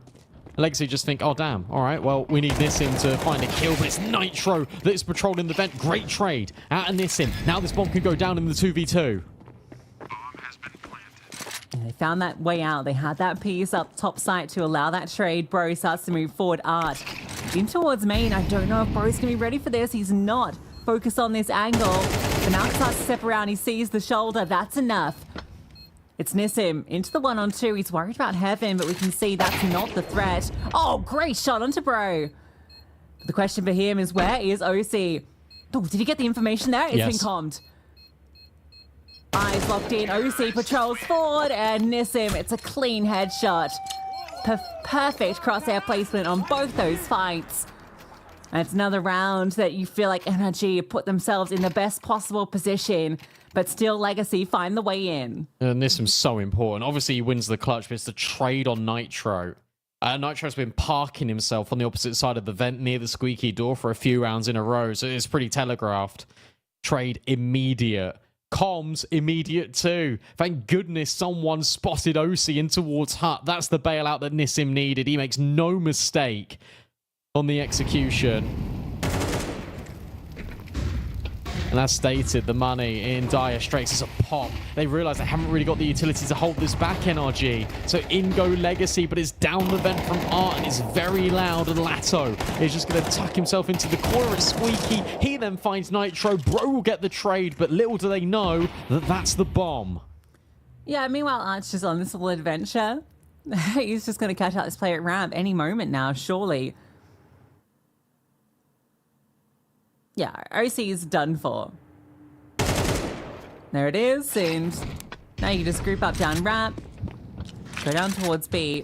Rotations are going to come down, but Bro's such low HP. All relies on Grim here, and, well, he's been brilliant. With the MP9, can he make this work? The time to walk around the edge of the smoke, getting spotted by Sadzin. Bro, surely nothing he can do here. Molly forces him forward, straight into the pistol, and it's Legacy. They prevent the upset. It was a good showing from NRG, but Legacy, they locked in when it came to that T side. Yeah, really impressed with the T side of Legacy. The fact that they were consistently exploiting outside, they really set the conditioning up to NRG. And NRG, again, they didn't react. That they would push lobby on a later timing in a couple of these rounds. They didn't really progress outside all that often. It just made them really jumpy, and it also made them always have players down in towards Secret. And what does that mean for Legacy? There's space in Garage. There's space all the way around the world in towards Hell. There's space in Main. They're able to get things over the line. NRG threw the curveball in. They gave Legacy a true test. They even ecoed them right at the very end. Grim could not have carried harder. And unfortunately, it still wasn't enough to best Legacy, who are probably in the career form of their life right now. This event is a favorite for them. They are the defending champions. They continue in this upper bracket after besting NRG here. Yet you have all the pieces delivering exactly what you want. Lato and Dumal, 22 and 21 kills between the two of them. Exactly what you're expecting from this team. Some good showing from NRG. Definitely impressive. The nuke was a gamble, mentioned it so many times. 7-5 first half. And that was after that second round reset. So they can definitely hold their heads high for that performance. But ultimately, in the second half, the experience prevailing, those 2v4s that came through, backbreakers. We can see here the performances across the board. I think that maybe the one thing that could have been a difference, a little bit more out of Sonic. I think he's the player we kind of hyped up coming into this, into Nuke. And maybe the piece that Grim needed by his side to be able to get this over the line. Yeah, it just needs to be a little bit more. Also, I feel like OC could have been a little bit more assertive on the CT side. Felt like he was often just boxed in over towards Heaven, over towards Hell. Most aggressive play he made was pushing ramp it in the mid round with a rifler by his side. But I feel like the AWP could have been maybe a little bit more proactive there, or maybe he could have been the one that started down Secret as well, because then that frees up the rifler to be a little bit more flexible. There were just some really small changes here that I think on a different day, or even if you repeated the map just now with these little tweaks, like NRG definitely could have won this. And it's a shame for them that they actually got reset so early into that first half, because if it wasn't that reset, they'd be standing here going through to the upper bracket. Most definitely. True. And that would have been a huge upset. We've already had upsets today, so that would have been quite the statement, unfortunately. Not to be. So they'll have to do it the hard way through the lower bracket. Legacy favorites here, they do progress through and continue their journey. But that's our third best of one done and dusted. We have one more opening BO1 to go. We've got Pain taking on M80, so it's another South America versus North America matchup to get going. And it's another one where you've got a favorite in Pain taking on the potential underdogs of M80. We'll see if they can do what NRG couldn't after this. She said she loves you, but she can't love me. But I love you. Yeah. Look, I know my man's going crazy. I gotta break on myself, I amaze me. See Joe like I'm back in the 80s. I won't play window anymore. What's going on? Play your role. 1xBet. On to the next one. The human body was built to move. Not trapped at a desk in one singular posture for 12 hours a day. It's time your chair evolved. This is Secret Lab Titan Evo. Ergonomically engineered for you. Gamers, hybrid workers, artists. Backing your every move.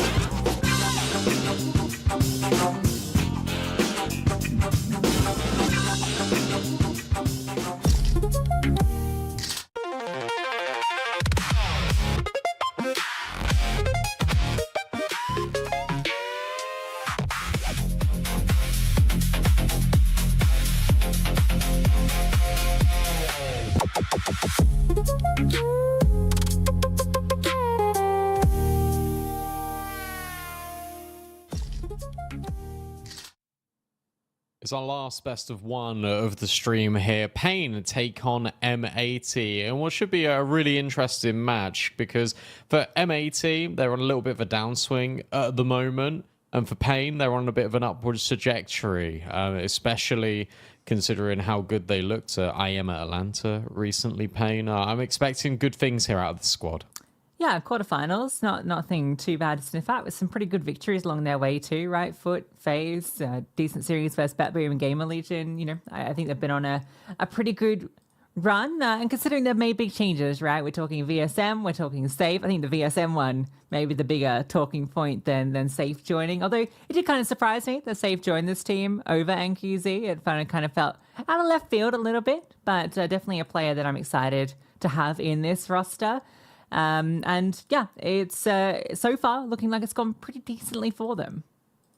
Yeah, and that's not even mentioning Imperia as well, who has taken like a duck to water in Tier 1. I thought he did some of his best work over in Atlanta. We got the veto rolling through here. I'm pretty sure, again, I think it's going to be Mirage, but we'll see sort of where it lands. There we go. We will get it. We'll get it this time. There's no curveball.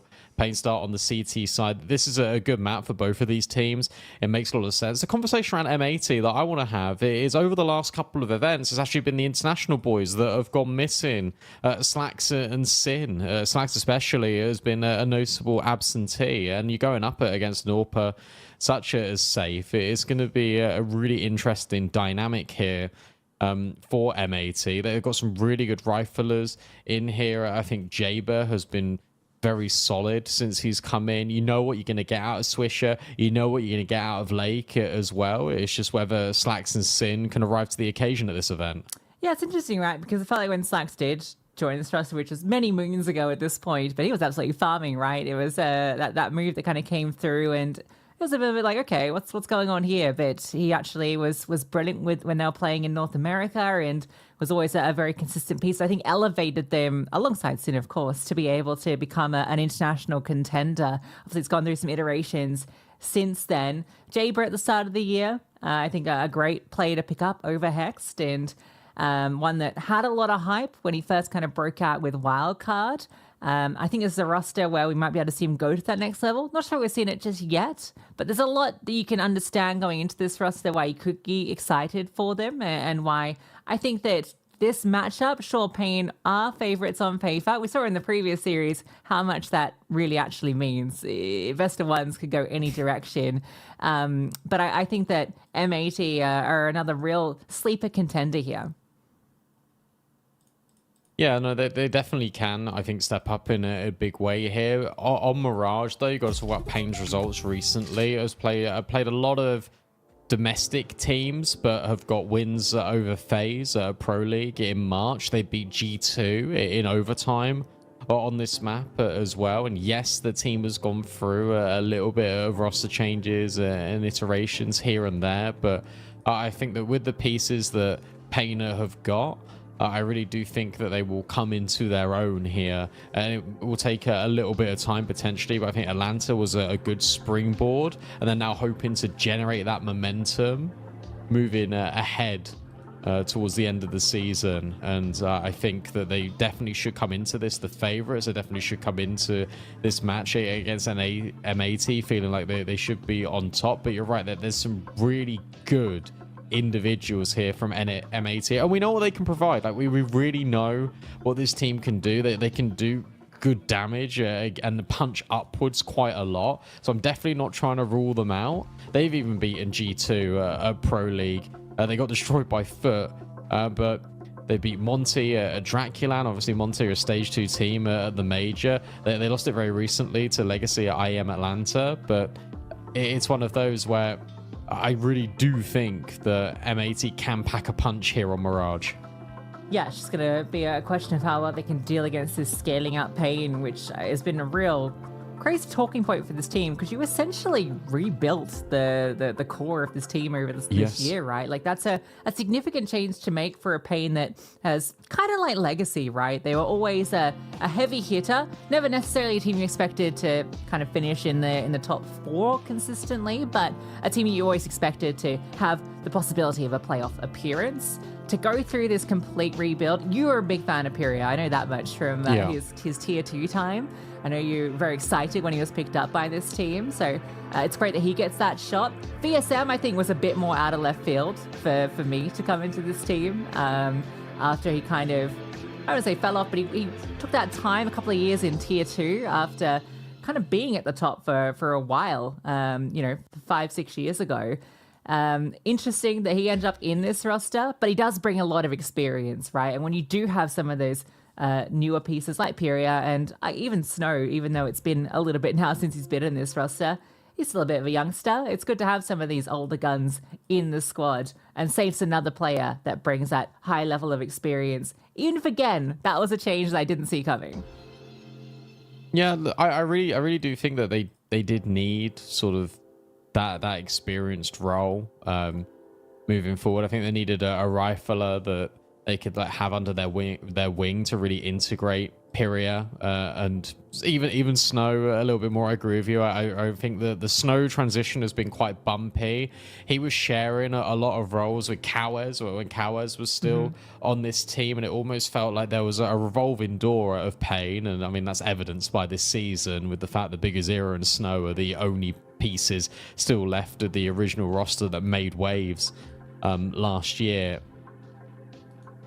It's very puzzling, but for NQZ, obviously he stepped away from the main team for personal issues, so I hope that he is okay and he can come back at some point. It'd be interesting to look at this from Safe's point of view, because it's either a short-term stint for him or this is a almost reintroduction into the spotlight. Because Safe's 31. I didn't realize how old Safe actually was, because yes, he's been around a while, but he still felt like this new prospect, this new hot commodity in the South American scene a few years ago. But I know Counter-Strike all blurs into one.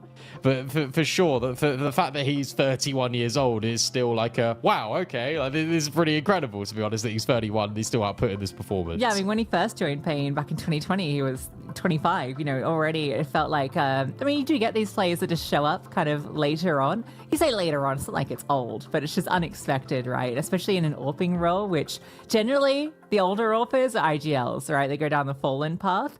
And I was wondering if that's where Safe was maybe going to go after the MIBR benching, right? Because they bring in the fresh new blood of Clim, and you're like, all right, well, am I old? Am I washed? Do I need to change my path now and go into that kind of AWP IGL or what? But he finds a second chance here, back on Pain after so many years since he departed the roster. He's really done the full tour of top South American teams, and he gets another chance in the spotlight. So I hope that Safe sees this period as that opportunity to show that he's still got it and can still run it against some of the best. Yeah, and especially going into this conversation, right, about Slax's form maybe deteriorating a little bit over the past couple of weeks or so. Like, this is a really interesting head-to-head, especially on a map like Mirage, and for Pain that the riflers are going to be incredibly aggressive. Bigazera has got this tempo style of in-game leading that's really difficult to try and match up against. But I think Sin, the way that he's structured these players, the organization that M80 have within their mid rounds is the most impressive to me, coming out of North America for quite a while. Obviously, Sin's taken a long time to mold this team. Like, I just checked as well. Like, Slax and Sin have been in this M80 outfit for over 2 years now, since they've joined, which I think is incredibly impressive for the longevity and the trust that M80 have shown in this roster. Like, Lake is coming up on 2 years now within this team. Jaber's been here since the start of the season. The whole time concept is just going so quickly to me. Like, it's been 5 months since Jaber joined over Hexed, and I still do think that he has got more to give. Jaber has got a lot more to give for M80, and it's just waiting to unlock him. How long that will take, I know M80 will give him time because they're giving the rest of the roster time. Let's see what it looks like now for them on Mirage. Pain start on the CT side. M80 bring the bomb over to A immediately, and there's 3 players stacked on B for Pain. Yeah, a bit of a fake out on the execute over on B as well. Utility goes forward. That's going to keep bodies rooted. There is this backstab, so Sin does go down. Now they get the information. This is the commitment. Snow still gets one. I feel like he's definitely done enough now. They scale into CT. This is definitely noted by Pain, who are just going to group up as 5. And you imagine just try and overwhelm Swisher behind triple. Calls over the boys to help out, and Jaber steps in. All 3, in fact, contributing kills. And they keep them coming. It's Pyria into the 1-on-3. And time begins to tick. The burden of it building as Pyria looks to try and pick these fights, and he finds that burst. Can't get the reload off. Oh, he does. Unbelievable. And there's just enough time. Pyria puts that one together out of nowhere. But how should it have been even that close for Pain? They had 5 players all together, and yet it's that young man. It is Pyria doing his best work for the squad. He's in the form of his career, his short tenure on Pain, and he steps up in a monumental way, slaloming and finding those kills in between triple and default. That's immaculate. And you don't even hate the idea here from M80 to try and take the fight to him in the 1v1. You're just trying to burn extra pressure on the clock. You hear the reload, but it's the snapshot onto Swisher. And Pyria commits daylight robbery. Unbelievable. He gets that reload off to get the kill. Half a second to spare. There's despair for M80. It was such a good fight for them.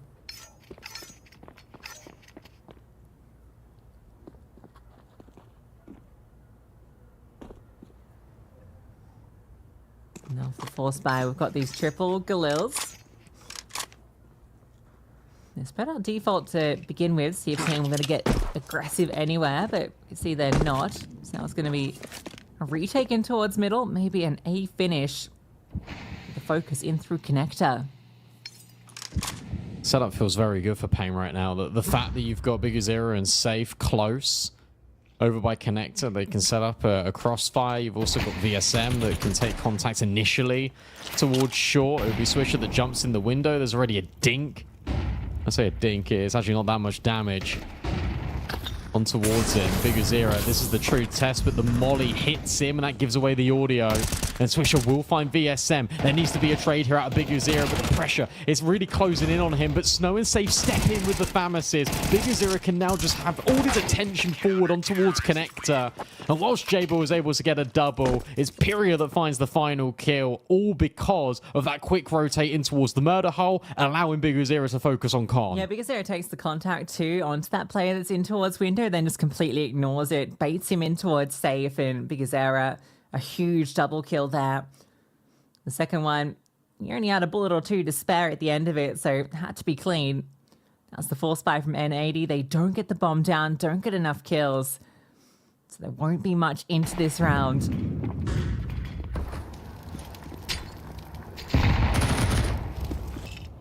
Has BC.Game forgone his ridiculous view model? I need to see again from his POV. It didn't look that crazy. Yeah, I think he's reined it in a bit. Yeah, he's changed it a little bit. Snow fully flashed in, isn't able to capitalize, and fortunately enough for Pain, he is able to escape. Pyria then follows through on Swisher. Should always be a Pain round. ESM gun barrel spotted. Head. Oh, put in the crosshair of Blake, but it's only a dink, and Safe will be that pair of hands just to save BSM. And it's all fine in the end for Pain. They keep 5 alive in this round. Smiles on the face of BC.Game and Snow. They know how much that round means. Pain are known for some scrappy games. Just about tightening things up. And obviously that's going to come with a team that's quite green to tier 1. Especially in a BO1. You can't afford to make mistakes.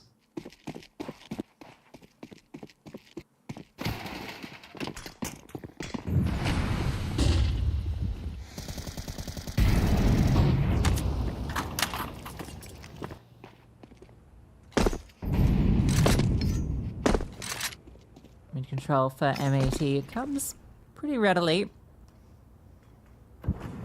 Don't have that short play this time. Instead, Safe is playing towards ladder. That's a nice nade on the swisher. Oh, and the follow through too. He's the one that's meant to be swishing. The dunks are all onto him.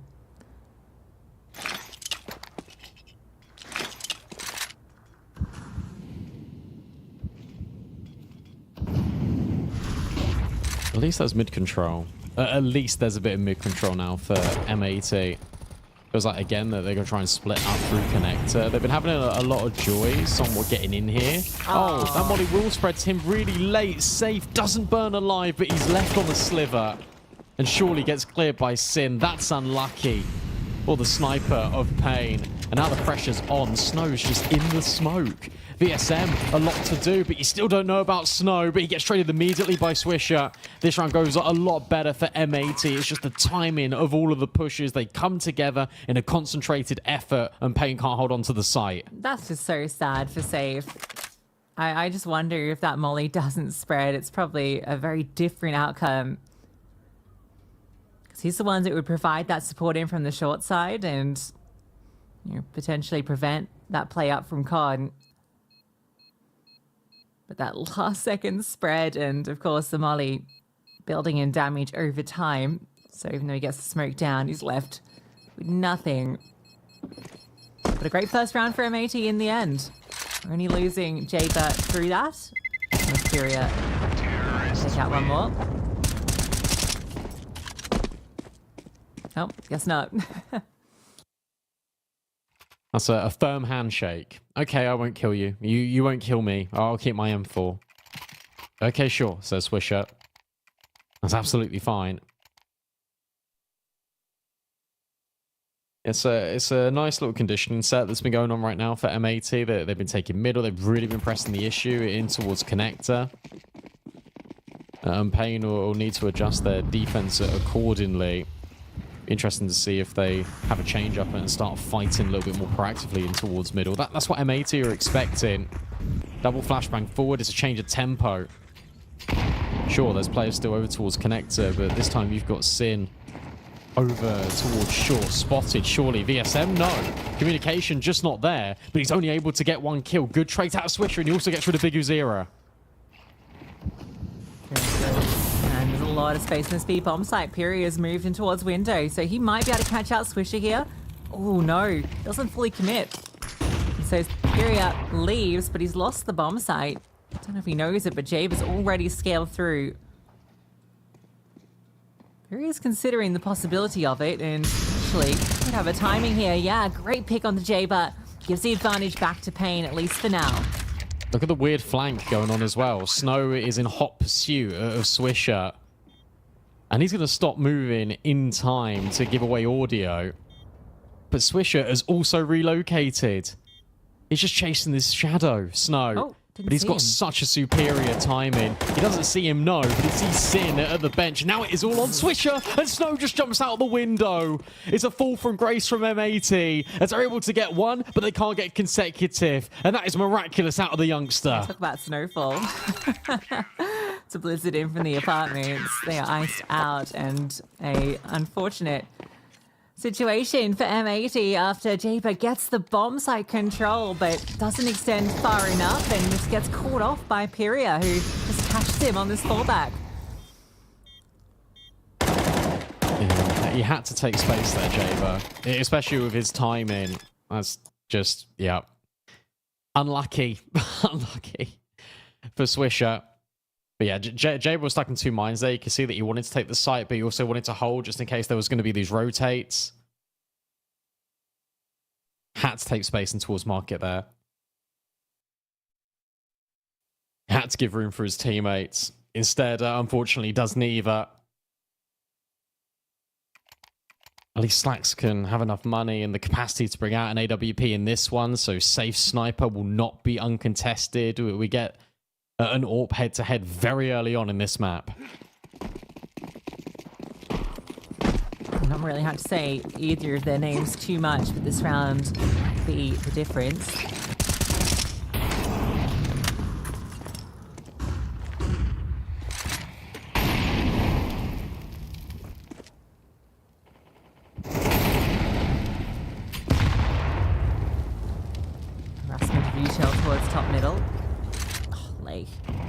eats the nades. That doesn't feel too great.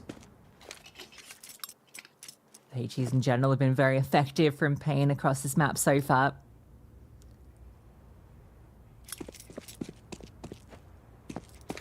They're so passive. Like, Pain have been really passive on this CT side so far.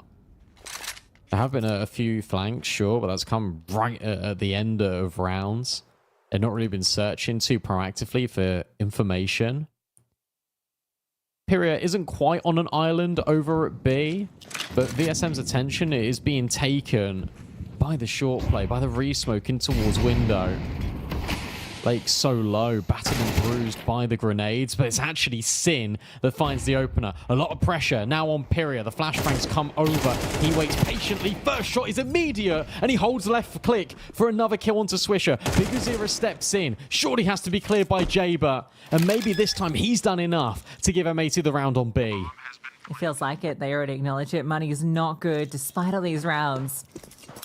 Pyria gives it his best shot. Nice double kill, but ultimately, not enough. Bigazera hoping he just goes undetected, and well, he is flushed out. He comes away wanting, and that's the round done right there. Crazy kill from Sin as well on towards VSM. Felt like VSM was ready for that, but Sin a bit quicker on the trigger. Second round for M80. That's twice now that VSM has been caught in short, pushing around the corner. Terrorists win. They almost just have been expectant of him. Nice pivot here out of M80. Almost limit testing this B bomb site over the last couple of rounds with the early conditioning in towards middle.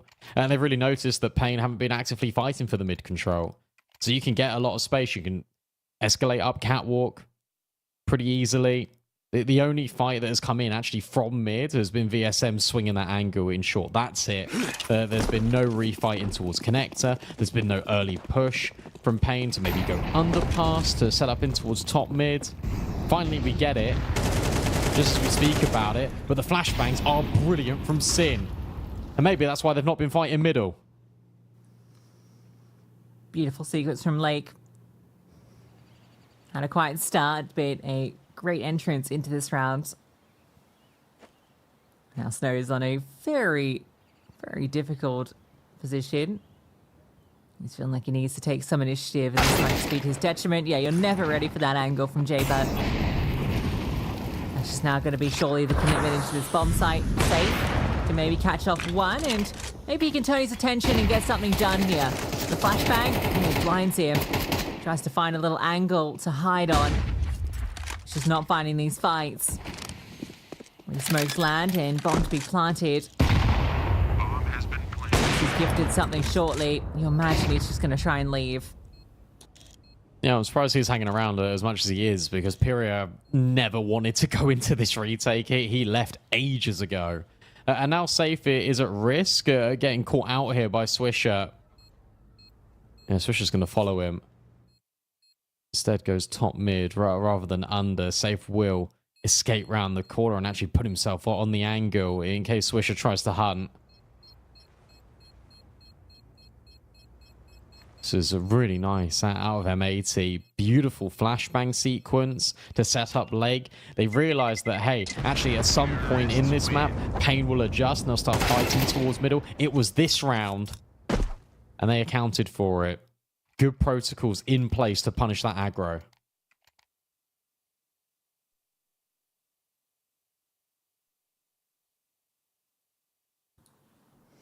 It's now a bit brutal for Pain. I'll have this saved AWP, but nothing really around it. A flashbang that Safe can use to set up these players. Maybe they go for another fight in towards middle with it.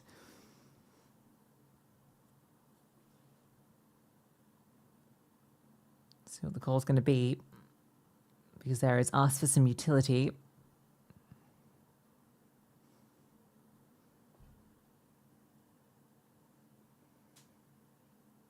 BC.Game are beating Falcons.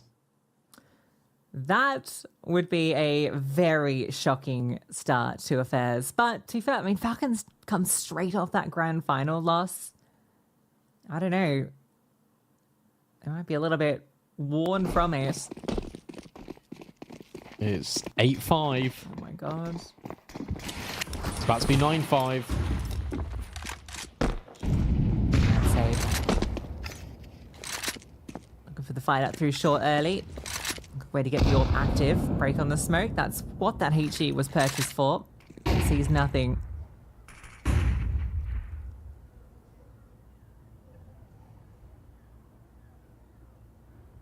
No one is cross middle.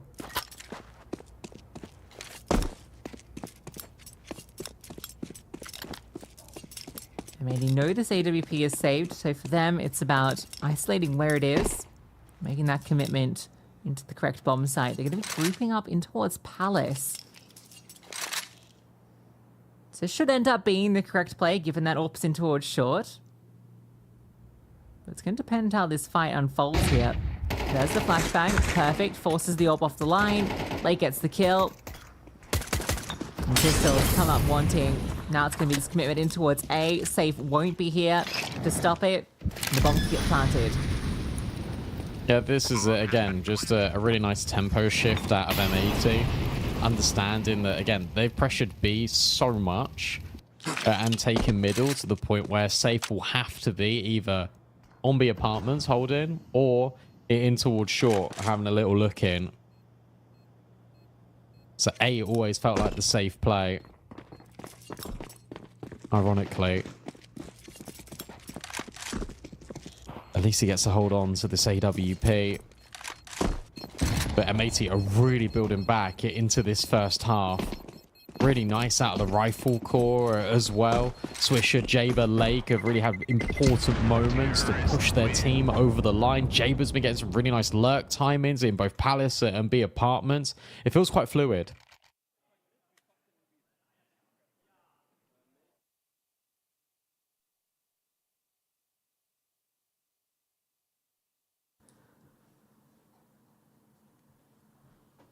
Yeah, looking very solid. RM80. I'm glad we're getting competitive affairs here from some of these teams that definitely aren't favored in these matchups. Late on the edge of the smoke. Well, definitely wants this fight again. Flashbang forward, sees nothing. M80 grouping up towards B. Pyria is here on an island right now, but might have some support on its way. You could get mollied here very easily. This is going to be a smash and grab attempt on this B bomb site from M80. They leave Lake to lurk middle. They could bring Sim back over, but they changed their mind. Not happy with something over at B. Give the bomb back to Jaber, who's now going to reroute towards A. And that means you're going into this double ramp setup and safe the AWP.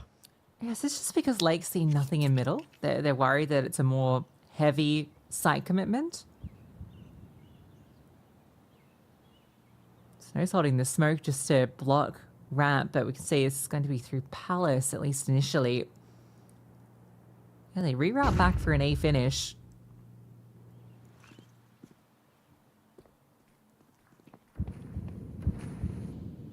Oh. No one's watching Palace. At all. Safe then gets pushed away by utility. It's all on Snow. Snow needs to cover Palace, otherwise Safe's dead. And he does exactly that. That's beautiful. Out of Snow. Repositions and even finds a third kill. He's anchoring down this A-bomb site brilliantly. VSM then steps in to help out Palace. And that's where Safe can get to safety and find Sin. Beautiful. Out of Snow. Exceptional from Snow. Looked like that timing was going to get hit, that Safe was going to get picked, but a missed opportunity, and Snow capitalizes and then some. Just could not have been better positioned to deal with these players. And just ready for each of these fights. Even ignores the AWP that swings out from Palace to try and trade him. Just focuses in on this stair and jungle fight.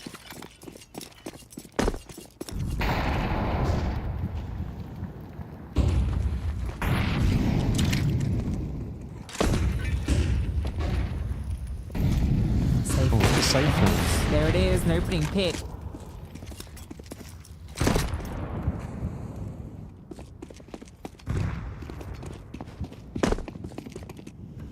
That's what they needed. Just a little bit of oomph into these early stages towards mid for Pain. VSM. Holding. Is this boost going to be spotted by him? Yes, it is. Instantaneous onto Swisher. And Safe's already rotated it in towards the window. And Slack's find something? No. Only an AWP bullet. And VSM will get rid of Jaber. He knew exactly what was going on there. And suddenly it was all left to Sin. And VSM will get his revenge. That's a beautiful round out of the catwalk player. And Payne will immediately create a little bit of a buffer here on their CT side. A slow start to the half of VSM. A couple of great rounds for him in sequence. Some good shots from him and Safe both. I was going to ask you what you thought about Pyria as an anchor. Has that traditionally been kind of the roles that he fulfills? Because I thought he was a bit more of an aggro kind of player, at least on the T side. But it's... Yeah, he is. It's interesting that he's an anchor roles here. You would have thought he would be a natural either cat or con player, really. Yeah, but I in a weird way, I don't mind VSM playing short. But he has overextended quite a few times.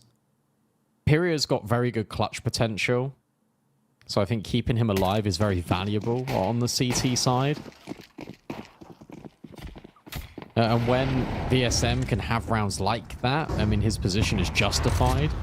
Look at the consistency as well, just out of pain. BC.Game has been caught, though, by Sin, just rushing the issue. That nade doesn't do as much damage as VSM, I think, would have assumed. But this is interesting. Both him and BC.Game are going to go on a little bit of a walk. Meanwhile, M80 are just out A. Yeah, Snow is sweating right now as they're putting the pressure on Pyria. Well, this is an interesting step through, but he gets caught out as well. Thought maybe he could find a gap where VSM had fallen, but they're just getting picked apart across the board. And Snow tries to find the answer, but Swisher is holding for it. Safe finally answers back. It might be a bit too late at this point, especially if they can flush out BC.Game, who's just sat here this entire time. And it's Safe into the 1-on-3. Is there a world where he can do this? He's got the money to give it a go. They're not giving him these fights. You know, he was in towards Murder Hole. He has to cross this con player.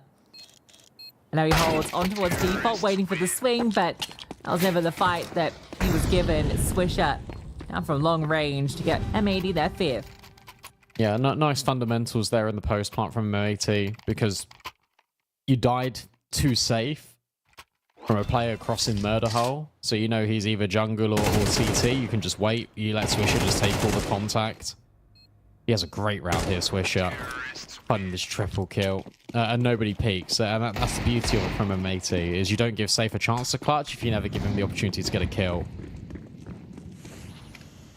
Payne will have enough to scavenge together a buy for the final round of this half.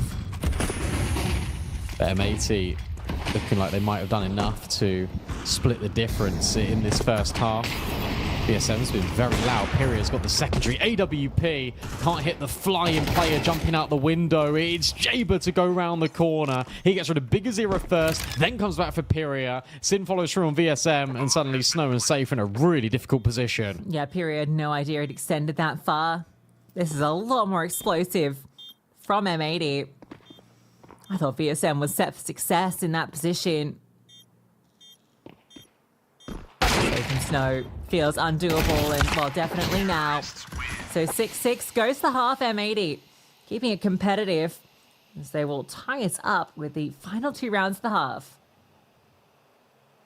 Yeah, there was some really good stuff in here from M80 on this T side. I think there was a lot of conditioning in towards middle to set up these connector hits. Then they're able to tempo swing it in towards B. There was a couple of really nice individual moments coming forward from Payne. You got that Snow sequence towards A. You got the Pyria multis over at B. And the VSM triple. So everyone's stepping up in a big way for Payne, but yet again, as mentioned and as played, Lake, Swisher, Jaber, this rifle core is providing an awful lot of consistency and have almost given a solid foundation for Slacks and Sin, especially Sin, to build on. But now we swap to the CT side, and I'm excited what we're going to get to see out of Slacks here on the AWP.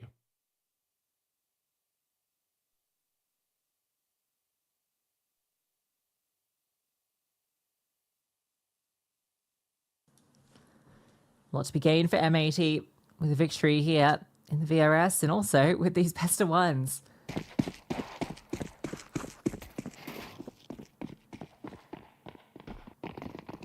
Loser of this versus the loser of Falcons BC Game, which I don't think you want to fight either of those teams the way BC Game are playing right now.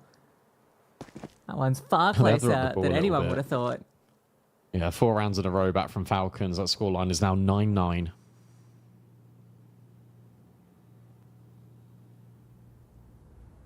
Six here between Payne and M80.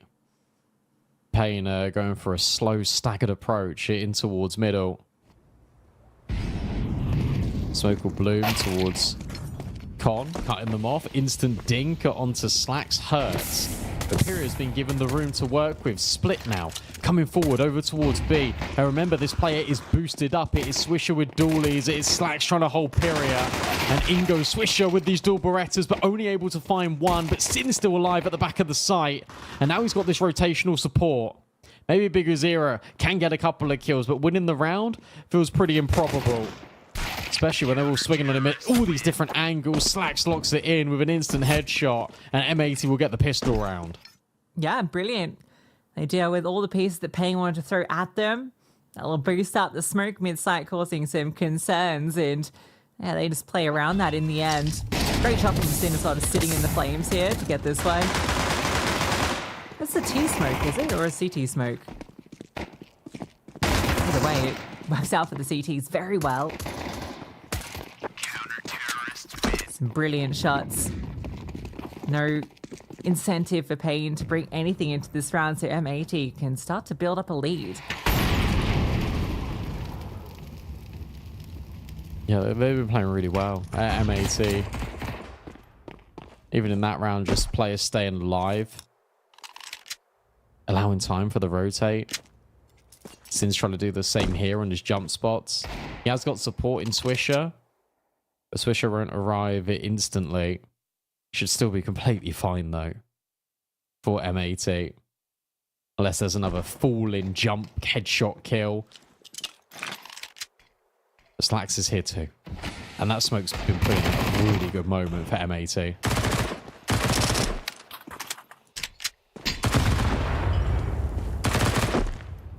Ow. That's a team nade. And Sin's actually only got 18 bullets left in his entire gun. The amount of utility damage that many have taken, and it's not even just from their opponents. That nade could have been so good too if it had been like a proper deep one. Alright, Sin. 18 bullets. They're coming his way. He has the help though. Slacks is here. To be fair, that support's kind of far away. It's fine. Okay, no, it's fine. For sure. Does arrive in time and there's no concerns. No, none whatsoever. And that's because you've got Slacks there. And you've got Swisher that can just rotate in quickly from ladder. But that was a Fleeco. That doesn't matter to Payne. This round is where it's important. You got all the AKs. You got as much utility as you can possibly muster. It's worth saying that Pyria was 8-2 and now he's 9-6. So he hasn't been playing as well in these previous rounds as he would have liked. It's going to be a direct hit from Payne. This could be very fast into this A-bomb site. And that is a very good nade. So East one, and then just starts going the flames kicking. Slacks just gets overwhelmed by Pyria. Daybugger, not anticipated, makes it a double. Almost 3 with the MP9. So into 3-on-3. Pull up in towards Con, a break, sees nothing. Sentry, flown over the top. That's not going to affect anything, but the spam does. Safe needs to plant this bomb. We'll get it down. A smoke mid-side just to give them some space to work with. They may have all the tools they need. They got the kit. They got a lot of utility. That's a good smoke. It's a really good smoke. That's going to buy time. As you say, they have got utility. Lake steps in from CT, and that's a sharp shot out of safe. And maybe he's exactly what Pain needed. Bomb, and now ticking down, and Big Uzira can't be handled by Swisher. Sin has to back out, but that kill out of safe onto the player in CT is everything and more to give Pain this first gun round. Cannot believe those 2 kills. They both should have gone the other way. Safe wasn't even really looking towards CT. But it's that shot through the edge of the smoke that kind of gives him that sense that this fight's coming. He turns and just domes him, but Uzera, I don't know, that was kind of crazy. I feel like they really got away with one there, Pain. Especially after this Jaber double. This is the kill. Lake cannot believe his eyes. Same with Big Uzira. Very aggressive in towards mid, out of Swisher. Cool molly from Big Uzira, and look at the play. Oh, that molly's brilliant. We'll talk about it in just a moment because Sin potentially is going to be overwhelmed by bench. Swisher can't really help out his teammate, and he needs help. Sin falls, but Slacks and Jaber just step in. 3v4, and now the bomb's not planted. Yeah, there's the help coming through. Bomb to go down.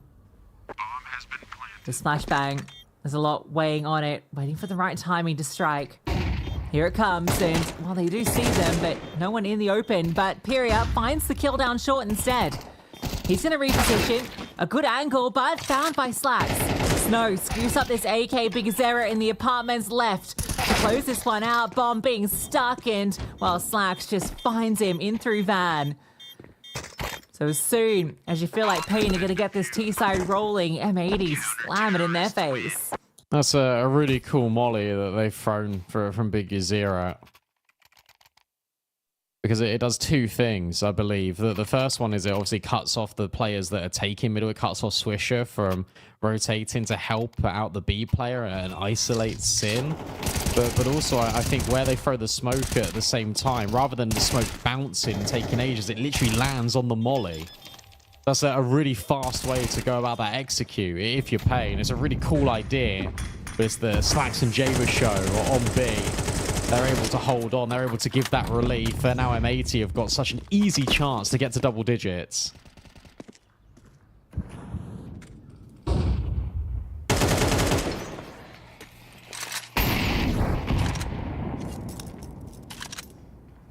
Hero AK from Big Uzira takes a shot, but connects.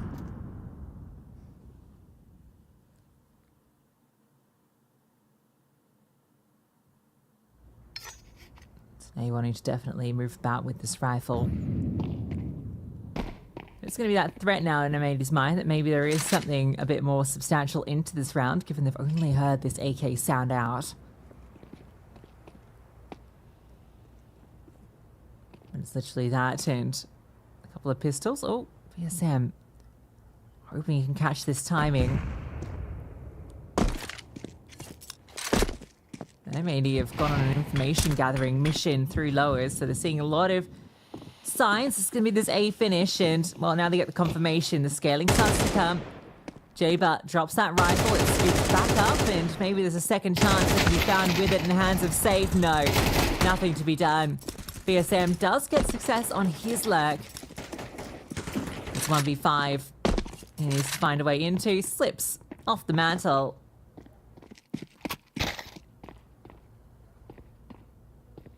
They don't feel the need to throw their lives away.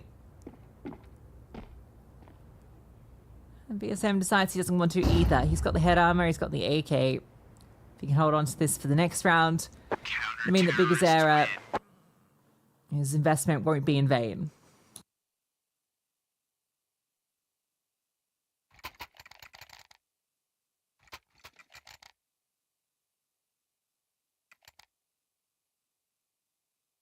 Jaber is just being everything we could have asked for and more in this. It's fun because we highlighted so many players, right? We spoke about Snow a little bit, and he's come off the boil.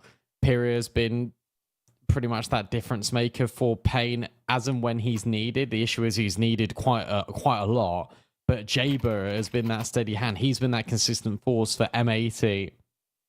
Really stepping up when his team need him most. 17 and 8 now is Jaber. Important triple kill again from that man. The 3 rounds is now what separates Pain and M80. No AWP for safe. That's the crucial one. There's no AWP for Slacks either. See how this really affects the round. Pain want to go quick again. That bomb already moving over towards that B bomb site. And all of Pain might just gather on this catwalk position. A lot of pressure on Lake. Seen the smoke go over. Sam starts to step forward. Lake, ready for that fight, wins it out, almost takes down 2. Another commitment comes through. Swisher deals with that second element. Pyria looking for this entry into the bomb site. Oh, he had the idea, but it's that late step into the smoke that he's not ready for. BC.Game gets picked and saved. Left into the 1-on-3. That's worried about players everywhere. They're just converging on B, where they've got the bomb in full control. Yeah, great round out of Lake. Just seeing that smoke, realizing instantly that he needs to just get back in towards the corner. He needs to be there for M80. Pain that this is now another B attempt they've gone for really quick out the gate. It's just not happened for them. Defense is too strong. The players on site are staying alive for way too long, and it just means that everyone can come over in time, and Pain can't take any space on that bomb site whatsoever. It's really good Counter-Strike to watch from M80. Everyone's doing their roles superbly. The communication is on point. They're not over-rotating, not immediately jumping the gun. But when they do rotate, that bomb site is always under lock and key.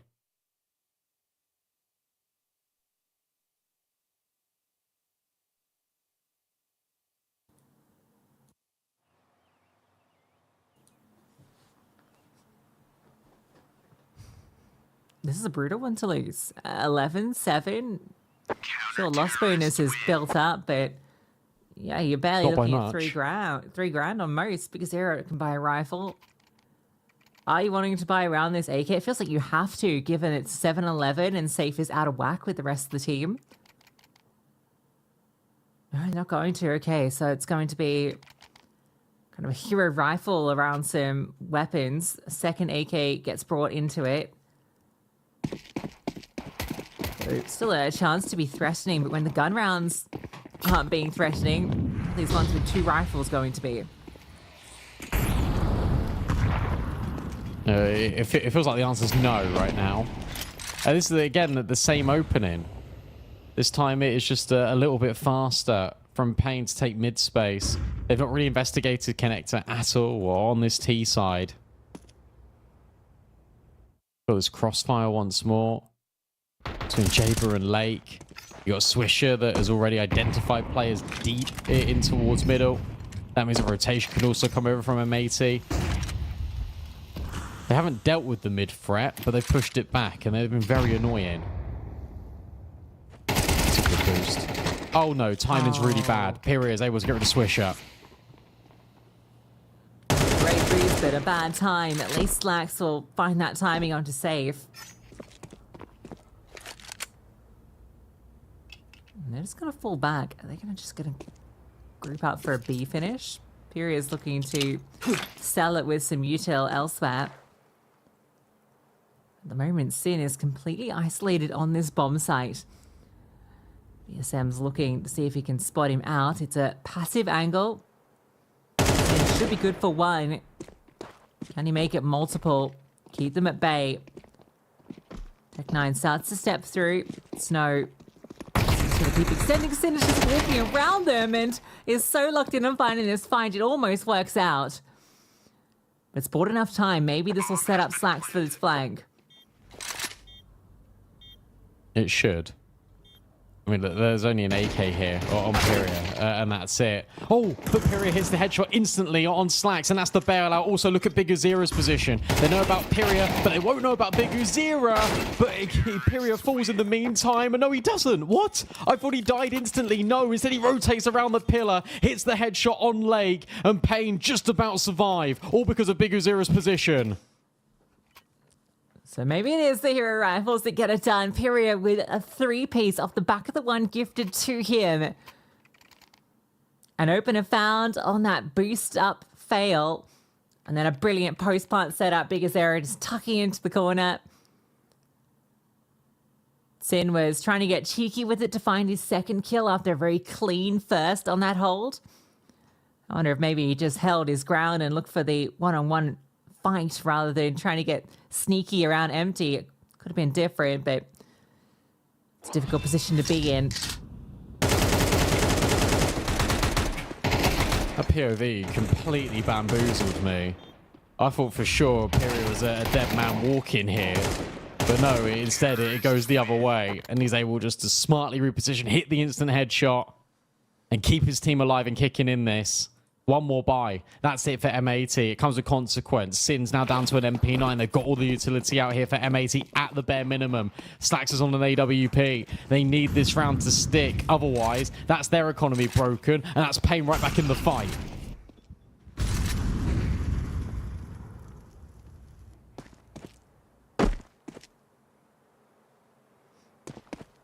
M80 playing fairly reserved in this round. They're not going for the forward fights in towards middle. Allowing VSM to play straight here. You have this double con setup that might get active as the round progresses.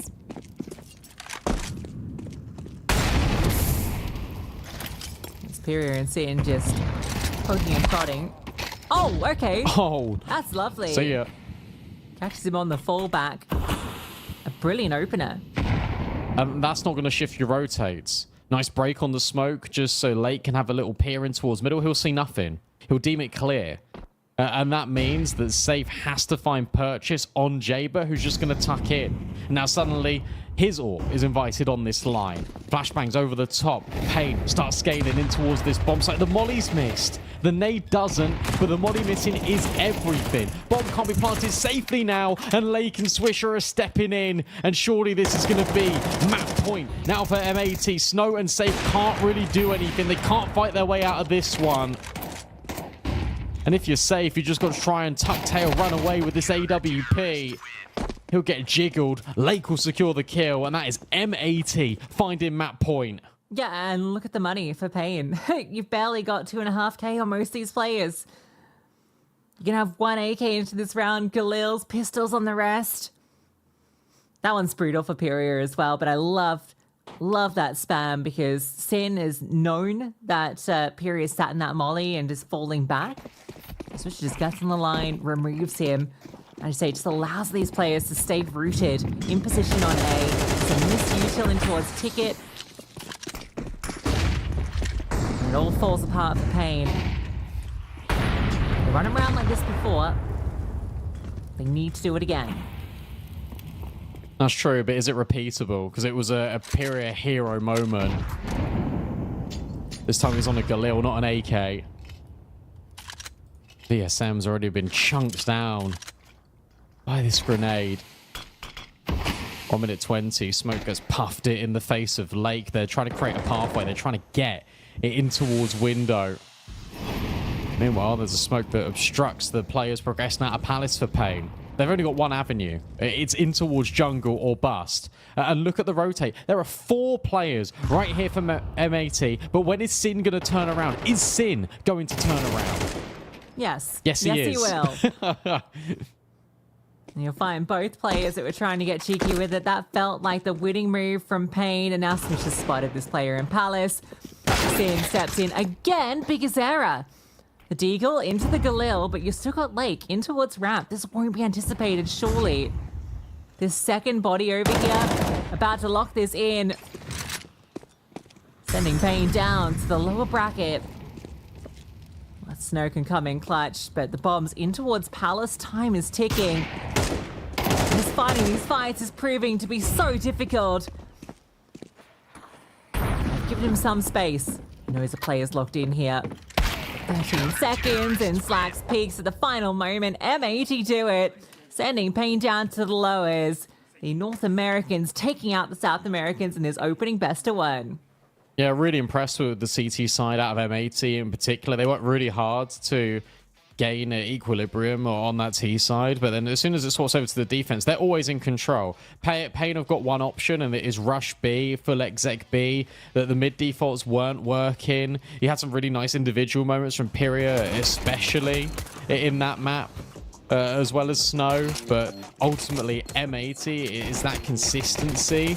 It's their control all over towards middle, and they just made it really difficult for Pain. That the response immediate on these rotates, the players, the anchor players for M80 surviving for as long as they did, that was the key feature piece to this game, and it was something that Pain could never contend with. They could never get these entries in a fast enough manner to have decent spacing after plants.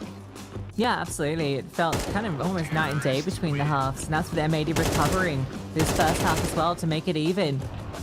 Great showing from Jabo as well as Swisher. We kind of have both those riflers really stepping up, which is fantastic to see. You mentioned Jabo's a player that can join this roster. We do want to see kind of showing off what he's capable of. This next North American talent has been touted in years prior.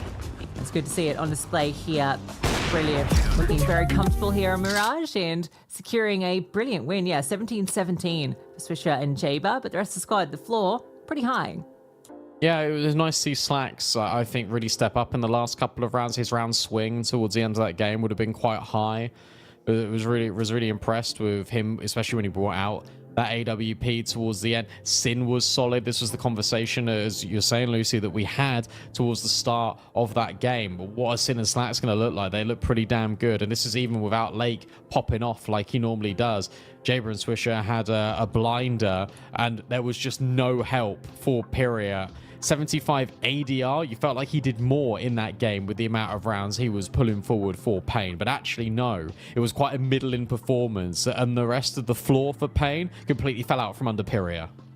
Yeah, it just wasn't that support there. I feel like we had one great round where Safe and VSM got 5 kills between them, but it did feel like we weren't getting big moments from either of them that much. It was like VSM, I think, got all 7 of his kills in like a handful of rounds in a row.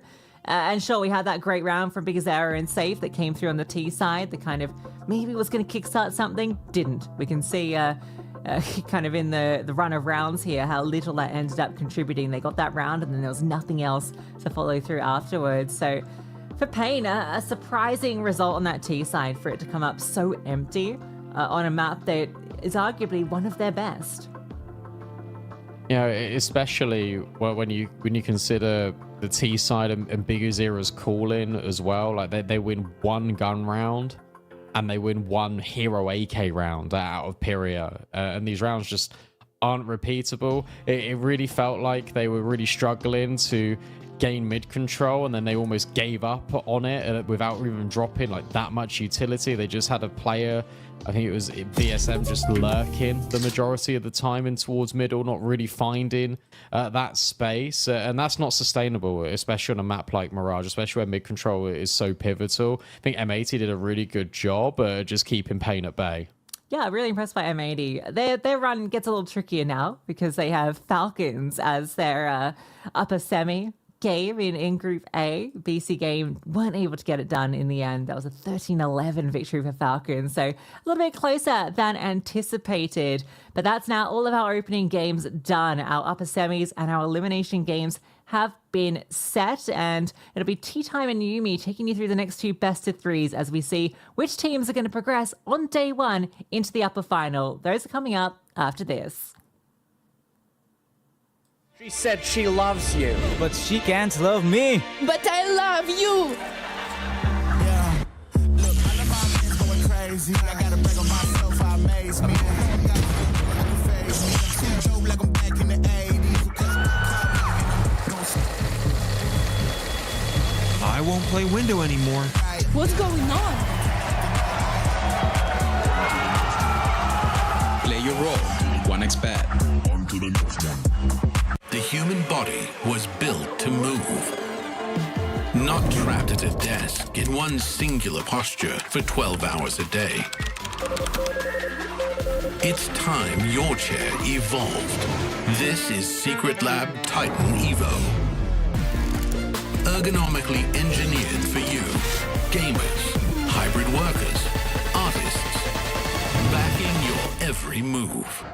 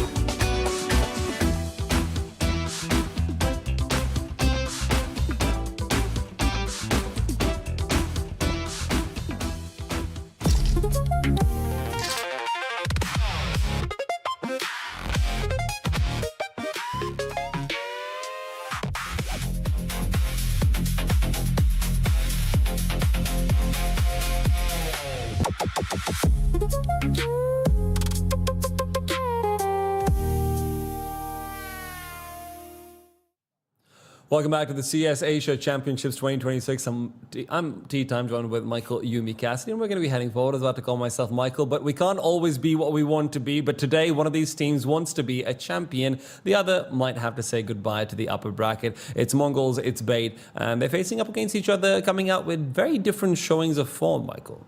Yeah, I mean, the MongolZ in their opening round against Lynn Vision in their group did a fantastic job of just destroying Lynn Vision. So on the Bait side, a little bit more tenuous versus an NIP that have been going through changes. I mean, that Stown new Orping edition is obviously the talk of the town. He does have some great games outings with that team so far, but especially for a Bait that coming out of Atlanta seemed a little rough around the edges, so to speak. Even if they almost made it into the playoffs, it does seem like that's it's a pretty big result for them, given that they've had to travel so far. Oh, absolutely. But, of course, some of the other wins coming out earlier on include the Clash of Cash. Team Falcons going up against BC.Game Esports. Falcons barely winning that one out. If you missed that one, that was a very, very good game. I would recommend it. And then Payne, obviously, not doing all too well versus M80. But zooming in more onto Group B, which is where we're going to be sitting down over here as well and talking more about MongolZ and Bait. Michael, Bait, you talked about the Atlanta run. I agree with you. They did disappoint. They lost out top 8, and then the team they lost in the matchup immediately after it. That basically means that must have been an awful team that they ended up being eliminated by, wasn't it, Michael? Yeah, Team Vitality. It was Team Vitality. What? They were the lower bracket. They were, unfortunately, a really bad situation for them to be in, really. But I think just coming into that event, I understood Bait to be a team that just use flashes in a very different way. They don't use them on executes at all. They're very mid-control focused on pretty much every map. They want to springboard options. And it's weird because I think they put themselves in a bad position. I think they need a proper support player. Everyone on this team can frag. Everyone has been on different walks of life throughout. But the cohesion, setting other people up, is a difficulty that they're still overcoming. But the good news for them is that they have a very strong-looking Sizzy. And, to compare that to the MongolZ who they're facing up in this upper bracket, while the MongolZ have been trying to figure out how they properly bed in Cobra Zera and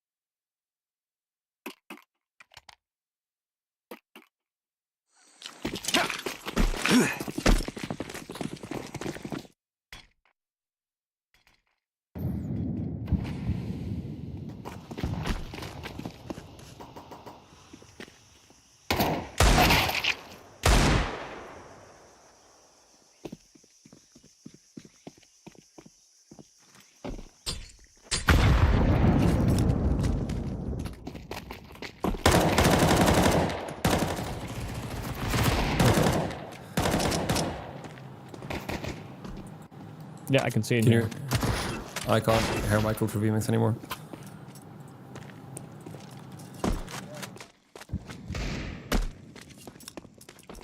Welcome back. Action has already transpired. You got to see it. We get to see it. You might not have gotten to hear us, but I can tell you we were very impressed by that Cobra Sarah 1 versus 2. Is it his time to shine, or is the clock really just feeling a little bit broken right now? Yeah, especially because he had so many issues finding consistency in performance, moving out of Astana. Starting off this tournament, well, is always a nice way to go. The Mongols off to a 2-0 start. NPL too much tasked with. I mean, 2 kills there is certainly nice, moving in with that half buy. And now they have guns all ready to go. I have been critical of Bait over the last few days, so I'm willing to start with an open mind here with them today. I mean, they already came out with their best of 1 win earlier on, and for them, that they know that they're going to need to use a lot of util to take the Mongols down a peg, especially starting on Ancient, which is a map the Mongols have run so many times and so many different iterations of. They like to get in your face. Bait are going to be put under a lot of pressure. They're using this B door smoke actually to bridge the gap into ramp, and as they turn their attention back, Blitz gets dealt with immediately. So a lovely fresh opening start, but Mazzinho chimes back for another before things get out of hand. Mazzinho managed to use a fading cave smoke to be able to go up for another peek. He wants more. I'm surprised he's looking for that fight without a flash or anything to help, but he knows he has to make a play over here. It might be 4 versus 4, but they're really buying time for Cobra Zera more than anything else. Cobra, his job is going to be to cut off rotations, not to come back over to the mid side, and he's doing it well. He's spot out the bomb, but he's taken down. It's Sizzy to get the better of Cobra. And with that, the entire map is open to Bait. Mongols have to be the ones to make a move. Yeah, 2 smokes, 4 flashes that they can use to bridge themselves into a bomb site, but the Mongols being so clustered into B, they're going to want to make a move just for information. I'm surprised Bait is exploring out towards middle. They're worried about 9-10 having come back over. Mazzinho gets taken down immediately as he looks for that information play, and with this Bait in a 4 versus 2 are going to be able to settle down into the B bomb site easily. Kenzie is going to give them the information they need, and Mongols are realistically going to have to wait to save these weapons. Yeah. Good call. I mean, heard the steps moving away from this B bomb site, Kenzie taking the space, and his teammates just making their way from middle up to that B bomb site. So this should be a free plant. NPL may even get the chance to sideline Techno, but it's stolen away from his teammate, who had such a deep line over at B. So great job dealing with that early aggression from the Mongols. Finding the extra onto Cobra Zero definitely help to enable their ability to reroute. While 9-10 tries to secure the exit. This will be the first round broken through here by Bait. No survivors here for the Mongols. Couldn't ask for more. I mean, especially with the mid control being so heavy there from the Mongols, the fact that Bait weren't on the receiving end of all the starting util or that early aggression, and they traded down evenly. You'll feel pretty good about that start. That can always be the problem with Mongols are going for a force buy over here. Sorry, go ahead. No, yeah, sorry. I was just going to say that could be always the problem with Ancient is that the CTs are, in some ways, incentivized to be aggressive on that CT side, and if they set that early precedent, they can lock you out of B. The map shrinks considerably if you're a T-side player. You have to do so many things to mitigate that aggression. Yeah, this force buy is a curious choice. They don't really put themselves into playmaking positions over here either. It's going to be Dekna who can maybe come in late for a little bit of support, but by showing that 5-7 early, he doesn't remove the element of surprise that they might hope to have as well. This shouldn't be a heavy mid contest. That's really the only way that Bait end up giving up this round. As long as they keep zoomed in onto the place where they know there is a 5-7. Good grenade. That's beautiful from Sentil. The smoke down won't matter all too much over here either. It's already a 5 versus 4. Mongols might be in a position to stack or save.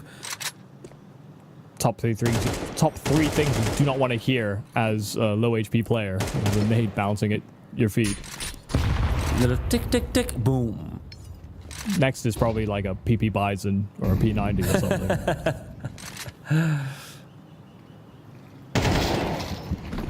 Blitz might still be expected over here with 9-10 nearby. Blitz swings out for a quick kill. He can't find more than that, but with a smoke has space to try and move forward.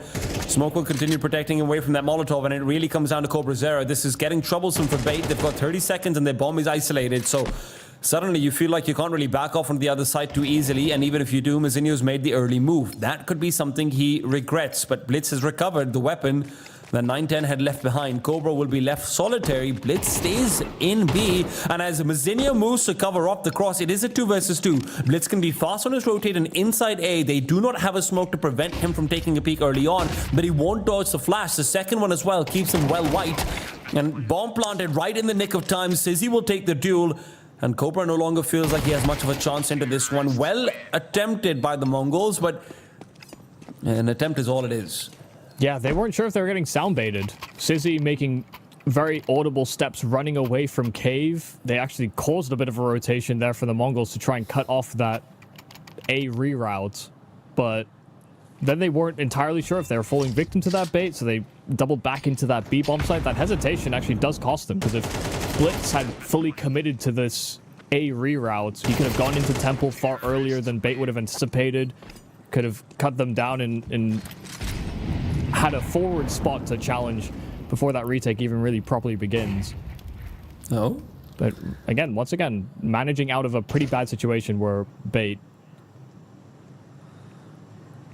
One thing I did want to talk about now that we're in the anti-eco that I found interesting is Mongols, and we don't actually have the veto, guys. We're going to figure that out and maybe answer some of my questions. Mongols and Bait both do permaban out Anubis. I was really certain that Bait would ban out Nuke instead and allow the Anubis to be floated for that second phase of banning. I'm surprised that they'll allow Mongols to play their Nuke. Okay, so I do have the veto. You do? Okay, that makes one of us. So, yeah, so Bait took Inferno away from the Mongols, which is actually how they vetoed last time when they encountered each other in, Bucharest, I think, at the start of this year. So...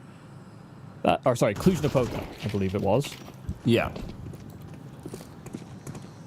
And then the Mongols take away Anubis, Ancient pick by Bait, Nuke by the Mongols, and then Mirage is our decider. So yeah, not too dissimilar, nothing too crazy. It's always the advantage you have is, typically most teams, and maybe people won't know this at home, but you want to start as the second team in the veto because it actually gives you the choice of which map you go to in the decider very often. But when you share a permaban, actually starting as team 1 allows you to have a targeted ban, and then your opponent is kind of forced to ban the permaban that you both share. Yeah. Yeah, the thing is that actually, maybe I'll leave that for the next anti-eco for discussion.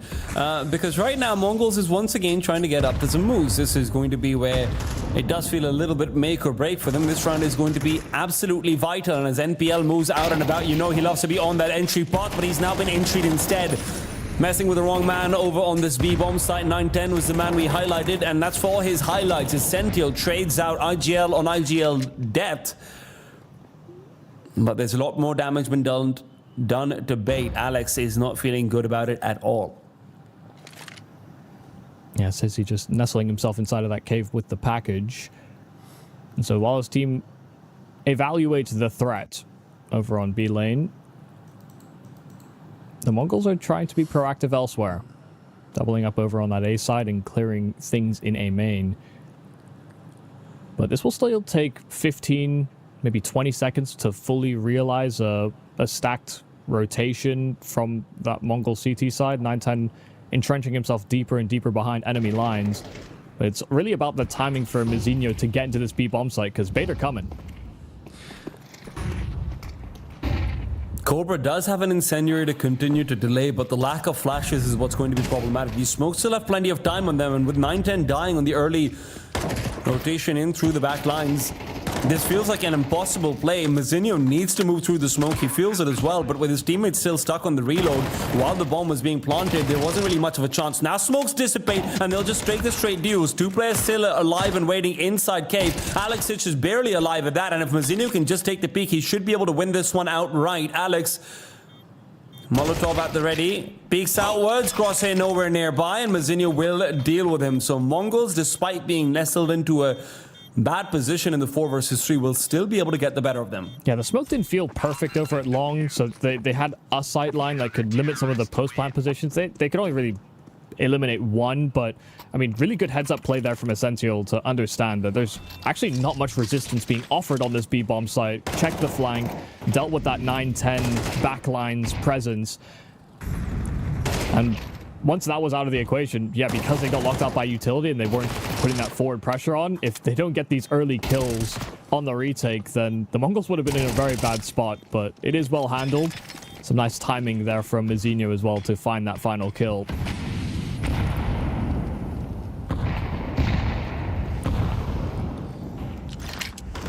It does seem like they have deterred the Mongols from continuing this outward aggression, but they don't.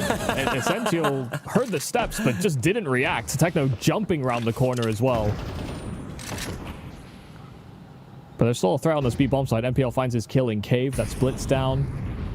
And with that mid-control being a bit of open runway here for bait, they'll reset. That looked like a move out of a Fast and Furious movie. Just jumping Tech 9s. He was just so scared that somebody was going to emerge from the cave smoke or something. God, 910 is just getting the better of them repeatedly, and now even in middle, they're still so concerned about him for good reason. Peeks out. How does he get another one? And they keep on peeking. NPL's got his knife out. He wasn't prepared for Mizinho to be there at all, but at least Alexic can make this a little bit more interesting. Bomb still well out of reach, and the Molotov will make it doubly so. Cobra will get his own time to get ready up that incendiary. Flashbang will not be doing anything. Alexic will be able to pick up the bomb, but doesn't manage to hold on to it for too long at all.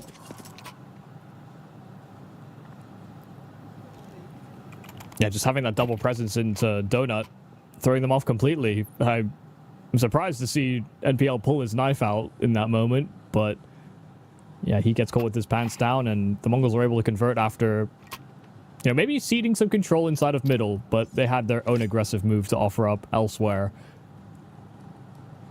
Making use of that Techno MP9. So there can be some cause for concern here for bait. They're running low on funds to offer up in this round. Hero AK for NPL. There shouldn't be a whole lot more with it. Smoking a flash. That's always appreciated. One of the things that Luz Raposa, I'm sure I'm butchering his name, did in talk show that he has with Torrin that I heard recently, is that he categorized IGLs into, hey, there are some IGLs who are fraggers who are forced to be IGLs, and I don't think that there's many who fit that archetype more strongly than NPL on Ancient. And right now he wants to show us why, but he's missing out on his spray, and Cobra Zero on the other side is just a fragger. The only thing he's been forced to do is die by these Glocks. Sizzy finally able to put him away into bed, but do they know Blitz is nearby with utility being shown? Now they certainly do. Blitz picking up 3. Isn't it fun when they're free? Maybe not so free. Yeah, nice try. I mean, great shot there from Alex. The trade is okay coming up from ramp, but you don't really have a whole lot to offer up in that round. One hero AK, and that's about it. NPL is not currently the in-game leader. He was the in-game leader for quite some time on Bait, but as far as I'm aware, Alex is the one that's taken the reins on that quite considerably. But what we have come to understand, especially in CS2, having a secondary voice in the team is always very valuable, and I'm sure NPL does offer that as an option. Yeah. Especially when the kind of player who likes to go in first, make their own calls and things like that, for sure. Yeah. Blitz right now out in middle wants to be the one to peek out soon. Kenzie's already dealt with one of his teammates. Now he'll be next on the menu. And this menu seems to be awfully long. I don't trust restaurants with too many items on their menu, Michael, but I think I might eat from this one at Bait because they are cooking. Yeah, you could tell from Blitz's point of view, he was hearing these shots next to him, but he's also maybe thinking, how on earth is this guy so wide so quickly? He was so focused on those players emerging from elbow that, I mean, that's a crazy aim adjustment to have to try and make. Just getting caught at the wrong time. Reinvestigating middle was CobraZero. 9-10 does offer up something different, but had to get that second kill onto Sizzy if they wanted any real chance. So Bait are doing, honestly, when they're being met with this hyper aggression, so long as they're not one player up against the world, they're doing a really solid job of mitigating those aggressive moves from the Mongols, who aren't comfortable to sit on bomb sites. I mean, that's one thing we've come to characterize the Mongols with, is they love going for info gathering plays. They love prioritizing actually kill making opportunities. It's something I've been trying to flesh out with more analysts as well, is this idea of position or kill priority teams. And the Mongols are a bit of a mix, but especially when they're on these weaker weapons or they're on maps like Ancient that can really encourage proactive CT decisions, they are a kill priority team.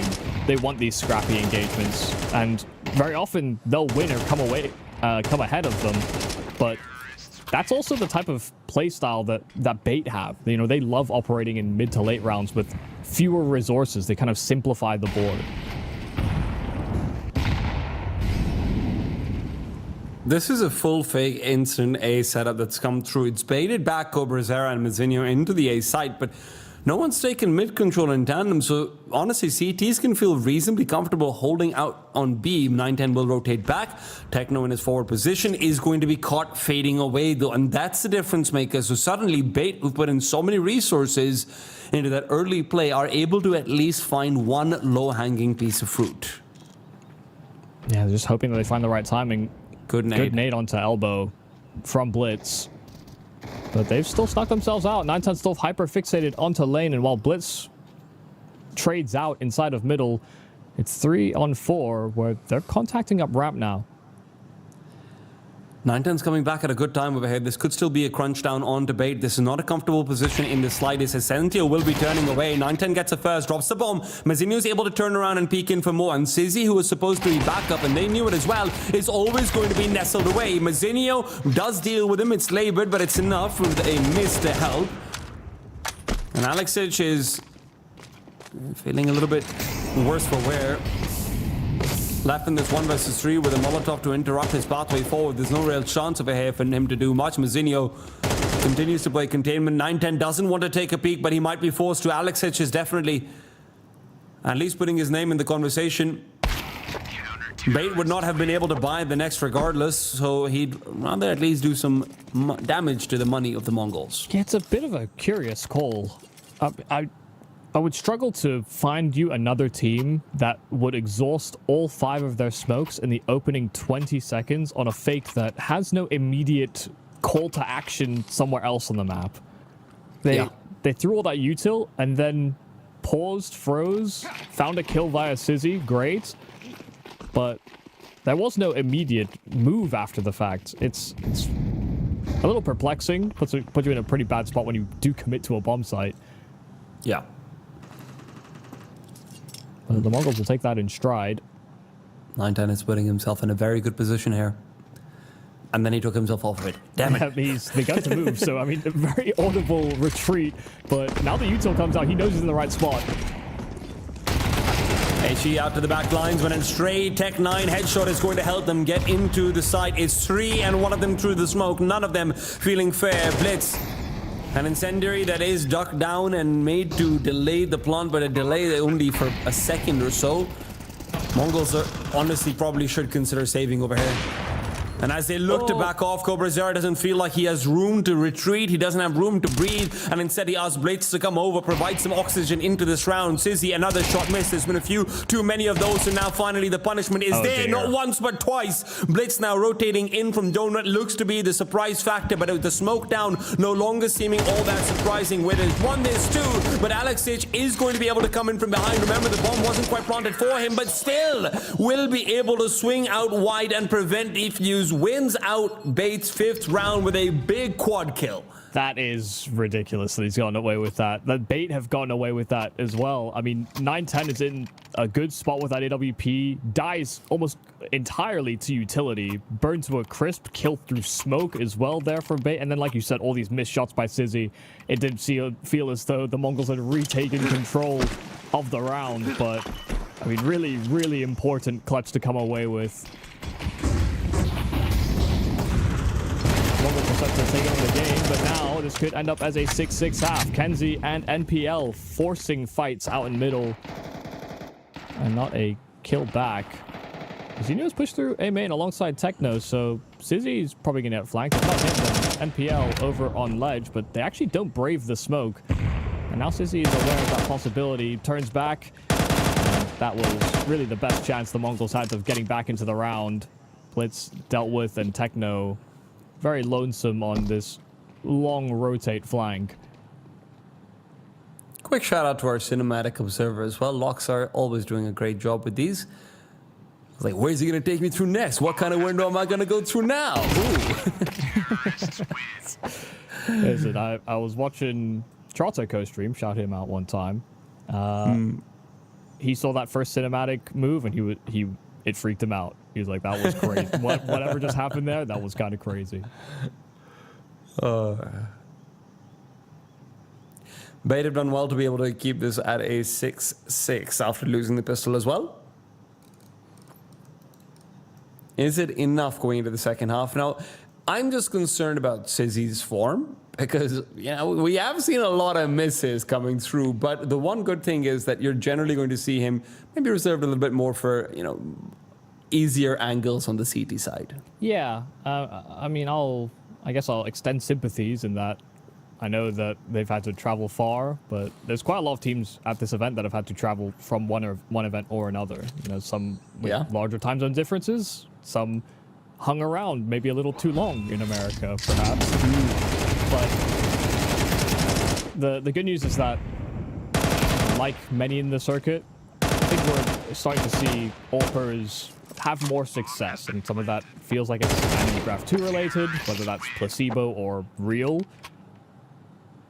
That there is a general uptick, and you know, it's not like Sizzy was not finding kills in that first half, but a couple of pressure moments that I'm sure he'll shake off. That chicken's face looks so tired when he's running. Like, wouldn't you be? I was getting paid overtime. Yeah. Well, that was a big interplay from Bait from the mid control. So they're in the right spot, and they've got many numbers. But the flashes are good. Techno's good for one. In through the smoke, hoping and praying that he'll get the same luck that Alexic would. And Mazinio's actually found a kill right over the temple. Alexic comes through, speak of the devil, and the devil is killing them on the A side. 3 for him. And this time a lot more honest in that filthy gun round. Blitz now, who left himself a little bit of a happy moment, is hoping to pull off this 1 versus 3 coming in from behind. Alexic is the one with the kit. And this smoke has a whole lot of time left on it. Blitz is wondering, why did we even throw this in the first place? Guys, we need to revisit this strategy. Just really banking on the fact they wouldn't have a kit as well, I suppose. Because he could have tried to take him off the plant, or take him off the defuse rather, through that smoke. Just on that off chance, especially because he's 1 versus 3. I'd actually just say the risk is probably worth it. Because it's a fairly unwinnable position, even if on a 10-second stick, if that smoke is still up. But yeah, some really big shots being hit by Alex, and he's been sharp, actually, so far this map. That was the trend we started to notice with Bait, is that when the in-game leader position seems to swap around, you know, Alex went from a pretty poor performing player at times on this roster to actually a very strong one. And that was the case when NPL was the in-game leader. So maybe it's just all about calling around yourself. NPL's still putting up numbers. Yeah, but his variance is greater than it was before. You know, so I've seen a few maps where NPL has maybe struggled, where when he was calling, I don't know that I would see the same thing. But that's what being a team is. It's all about compromises.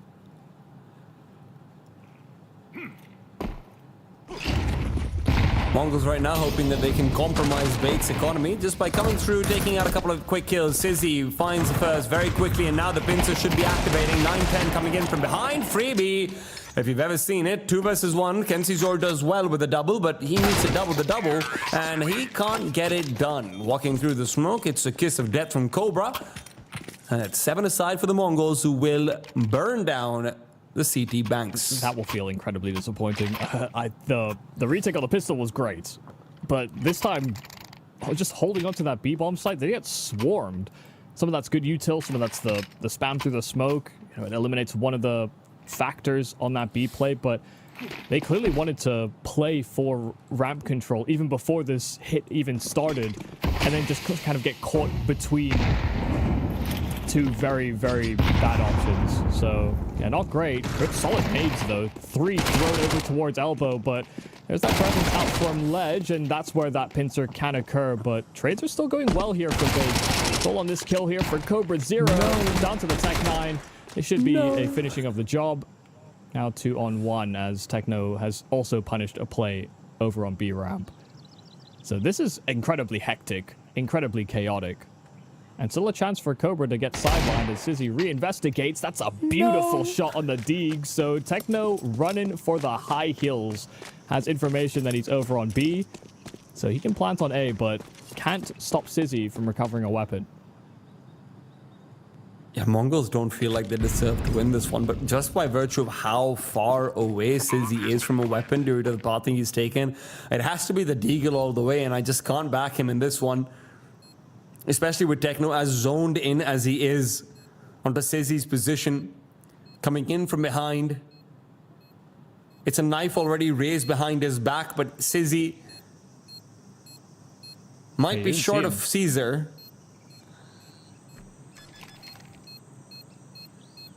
Okay, yeah. Sizzy's now concerned. No possibility of winning this now. No kit. Yeah. I wouldn't lose my AK over that. Yeah, that's a choice. The MongolZ have made it. They have made it into the 8th round. Heavy casualties across the board. AK recovered by Sizzy over on elbow. And a Molotov. And a Molotov to boot. Yeah, it's, I mean, as far as these types of rounds go, pretty successful from Bait, and probably did deserve to win it. I saw them run this same sort of force CT round on their CT side against NIP as well, and none of the nades hit, none of the flashes hit, and it looked awful. But they run it here against the MongolZ, and all the nades hit, and they collapse and take that mid control right from under the MongolZ's nose. So it's all about timing and just making it's also just a wager you're taking that your opponent is going to go for that aggressive mid control.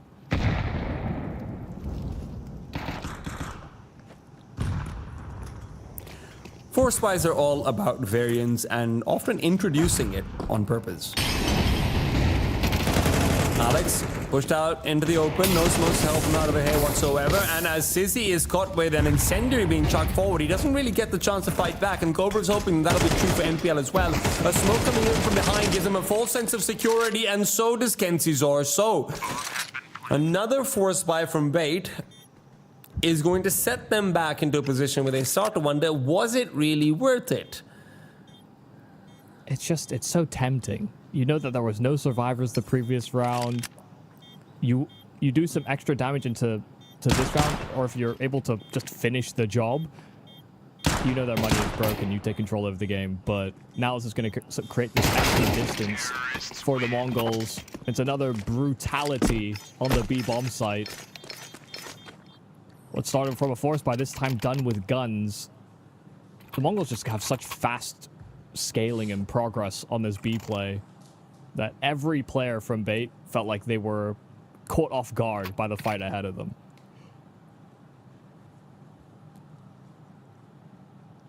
It's a thing that is such a valuable skill as you continue to move up the tiers in Counter-Strike. It's just the ability to visualize where this next duel is going to come from, how far they're progressing. So much of good crosshair placement or even just reaction time is about anticipation and forecasting.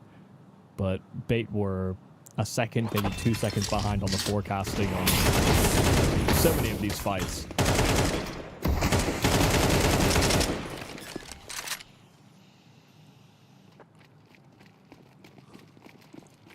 That's also why high-tempo teams are the type of teams that can cause upsets against even the best in Tier 1. Yeah. Okay.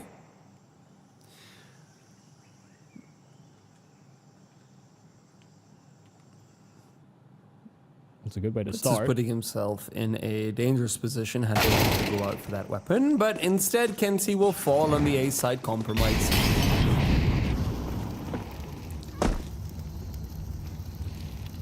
And that should be round. Look down CT. Molly into Donut. Blitz is still covering that rotate from mid. 9-10 just needed to finish planting that bomb, but just adding 4 more seconds to the round. Trying to give a little bit more security out to Blitz right now. MongolZ, their primary objective is making sure that there can't be any AKs recovered over here. And it feels like it should be met pretty easily. 9-10.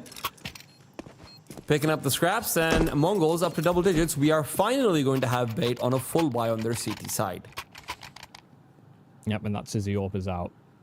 That's where I'm going to be putting my attention. Sizzy needs to hit shots on this AWP. Because the Rifler is... Listen, they can have their pop-off moments, but right now it feels as though the Mongols are setting the tempo and they're finding so much of this open space, whether they've been counteracted by utility, moving into the second half. Those rounds just aren't coming together here for Bait so far.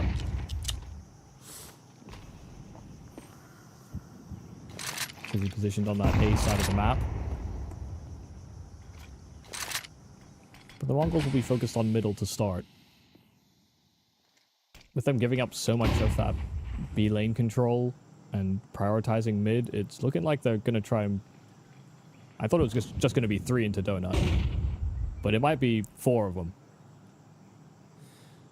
You'd expect to see Cobra perhaps left behind, but Kenzie's the one under real trouble. Kenzie does well to even find one, but it all comes down onto Sizzy. Now you said he needs to pop off. You couldn't be more right, Michael. First kill found, but with Molotovs underneath his feet, he's heating up in ways that he didn't want to. Left with only 11 points of health. NPL is interrupted by a smoke, and HE to the corner might blow it open and give him access, but beyond that, no other way to get involved. 3 versus 4, at least they've got numbers, but Sizzy's number does feel a little bit fugazi. No kits available for the CTs over here either.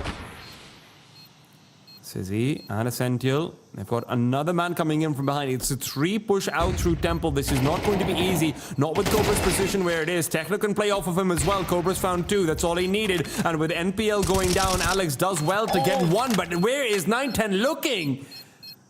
Backs off, fully exposes himself. There's more than enough time left for Bait to be able to move back in for the retake. Alex, again on this ace side, seems to be the retake master. Yeah, I mean, great stuff from Alex. Dealt with Techno up close and then catches 9-10 trying to reposition.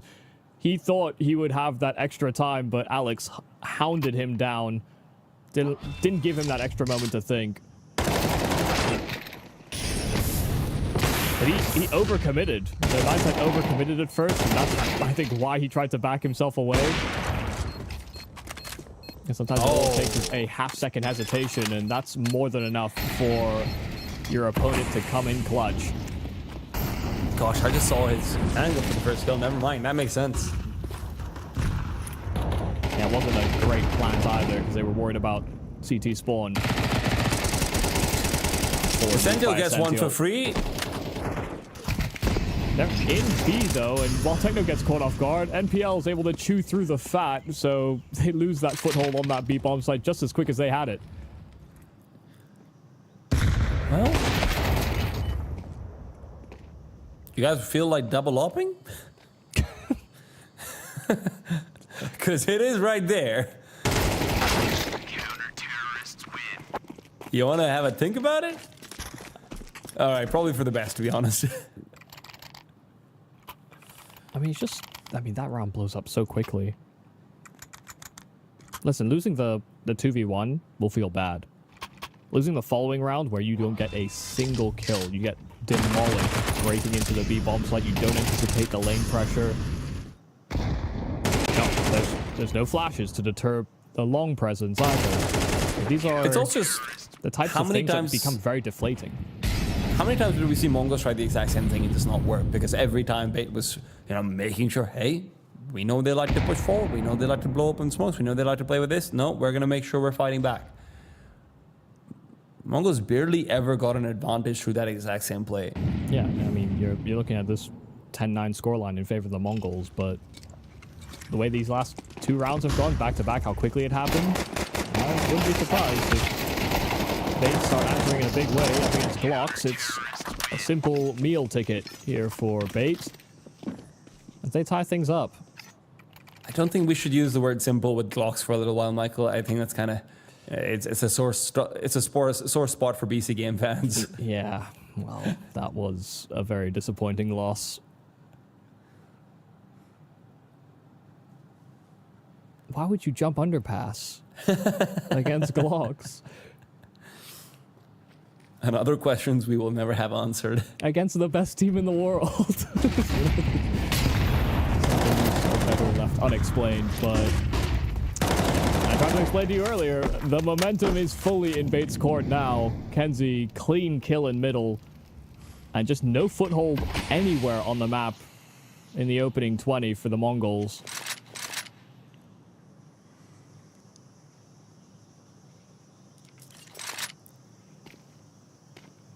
NPL and kenzie are really flirting with the idea of going back over to B. NPL is going for the jump spots of A, but needs to be incredibly careful. He is the primary point of weakness in this 5 versus 4. Alex has been fantastic and he's nestled away quite comfortably as well. The most exposed player who could theoretically be picked off, even if he's going for a very safe play, is NPL. But MongolZ aren't going to find him. Well, with the bomb being outside of elbow, it does seem like the plan is to try and cause a diversion here on this B bomb site. So he's in great position with that AWP, and he'll hit that shot he needs to. Blitz the one to try and reroute and escape this faked B play, because they have caused the rotation they were after. Only Alex remains here on A. But he's got himself a really solid position to play from inside of Donut. Smoke down here for 9-10 as he wants to try and prioritize that bomb down. Essentials dealt with in spawn. Techno is answered with 2. And now all eyes on Donut. They hear Alex jumping around, but he's trying to wait for this retake. Play the numbers. 3-on-2. Everyone's coming in from Donut, who is an immediate pressing issue. By the time kenzie becomes relevant, his teammates need to have already made a play ideally. 9-10 can cover him off as well. Remember, kenzie's low, so that long-range AK, just 2 bullets needed. As long as Techno gets at least one more, that should be enough. 9-10 are moving in for the assist, and Techno gets even closer. He's making it harder and harder, but with kenzie activating at the perfect time, they just weren't ready for that A main play, and Bait will find 11. It's a good adjustment from the MongolZ, but they couldn't get it done. Yeah, I think they were aware that that was a possibility. They clear spawn. They know that there's no one through temple. They know it's donut heavy. And the only other place they don't have access to is A main. If they were all 3 inside of donut, once they get that first kill, there would have been an urgency to Bait to continue swinging. I just don't know why the MongolZ don't decide to press the issue. They know they've got an isolated kill inside of donut. They can take that away as another spot to play the post plan in and essentially play it down to a one-on-one, but they just fight and stay in their positions. They stay static. And it allows Bait to compose themselves for that extra swing out from A main. Because you see Techno hesitate, look back at main, not commit to the fight inside of Donut. That's one of those micro decisions that has to happen instinctually or called immediately as soon as they recognize that there is another threat they have to worry about that could cause greater problems. The Mongols just hesitate and Bait capitalize, but they do catch NPL this time over on their start out towards middle. Missed elbow smoke is what causes that.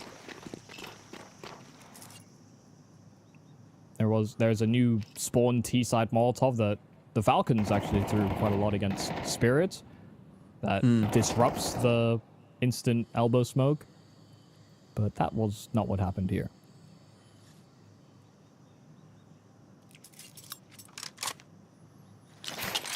All eyes on Alex, as they very often have been. He has been, weirdly enough, always in the right position.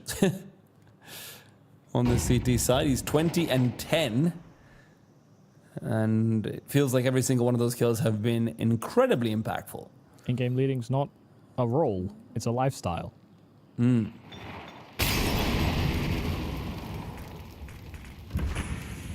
This has to be a very strong double P coming through from MongolZ. Otherwise, they're going to be ripped to shreds, and it is option B.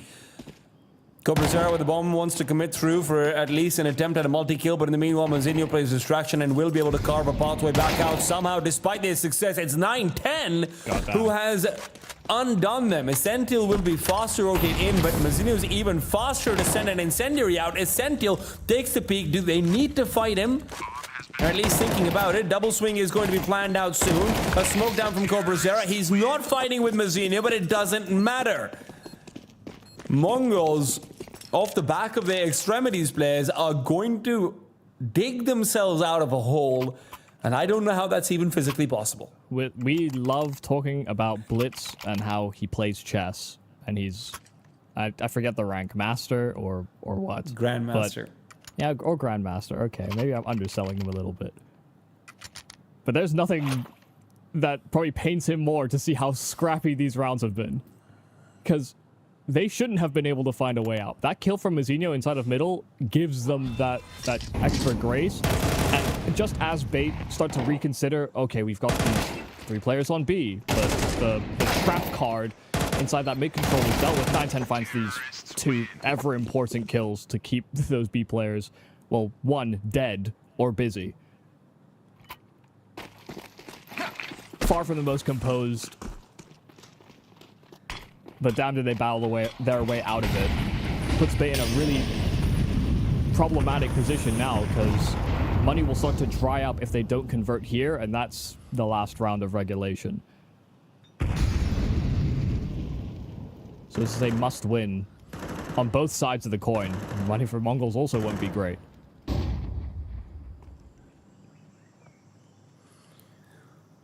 And for Bait, considering Nuke is up next, it feels all the more essential to take this one home. Absolutely.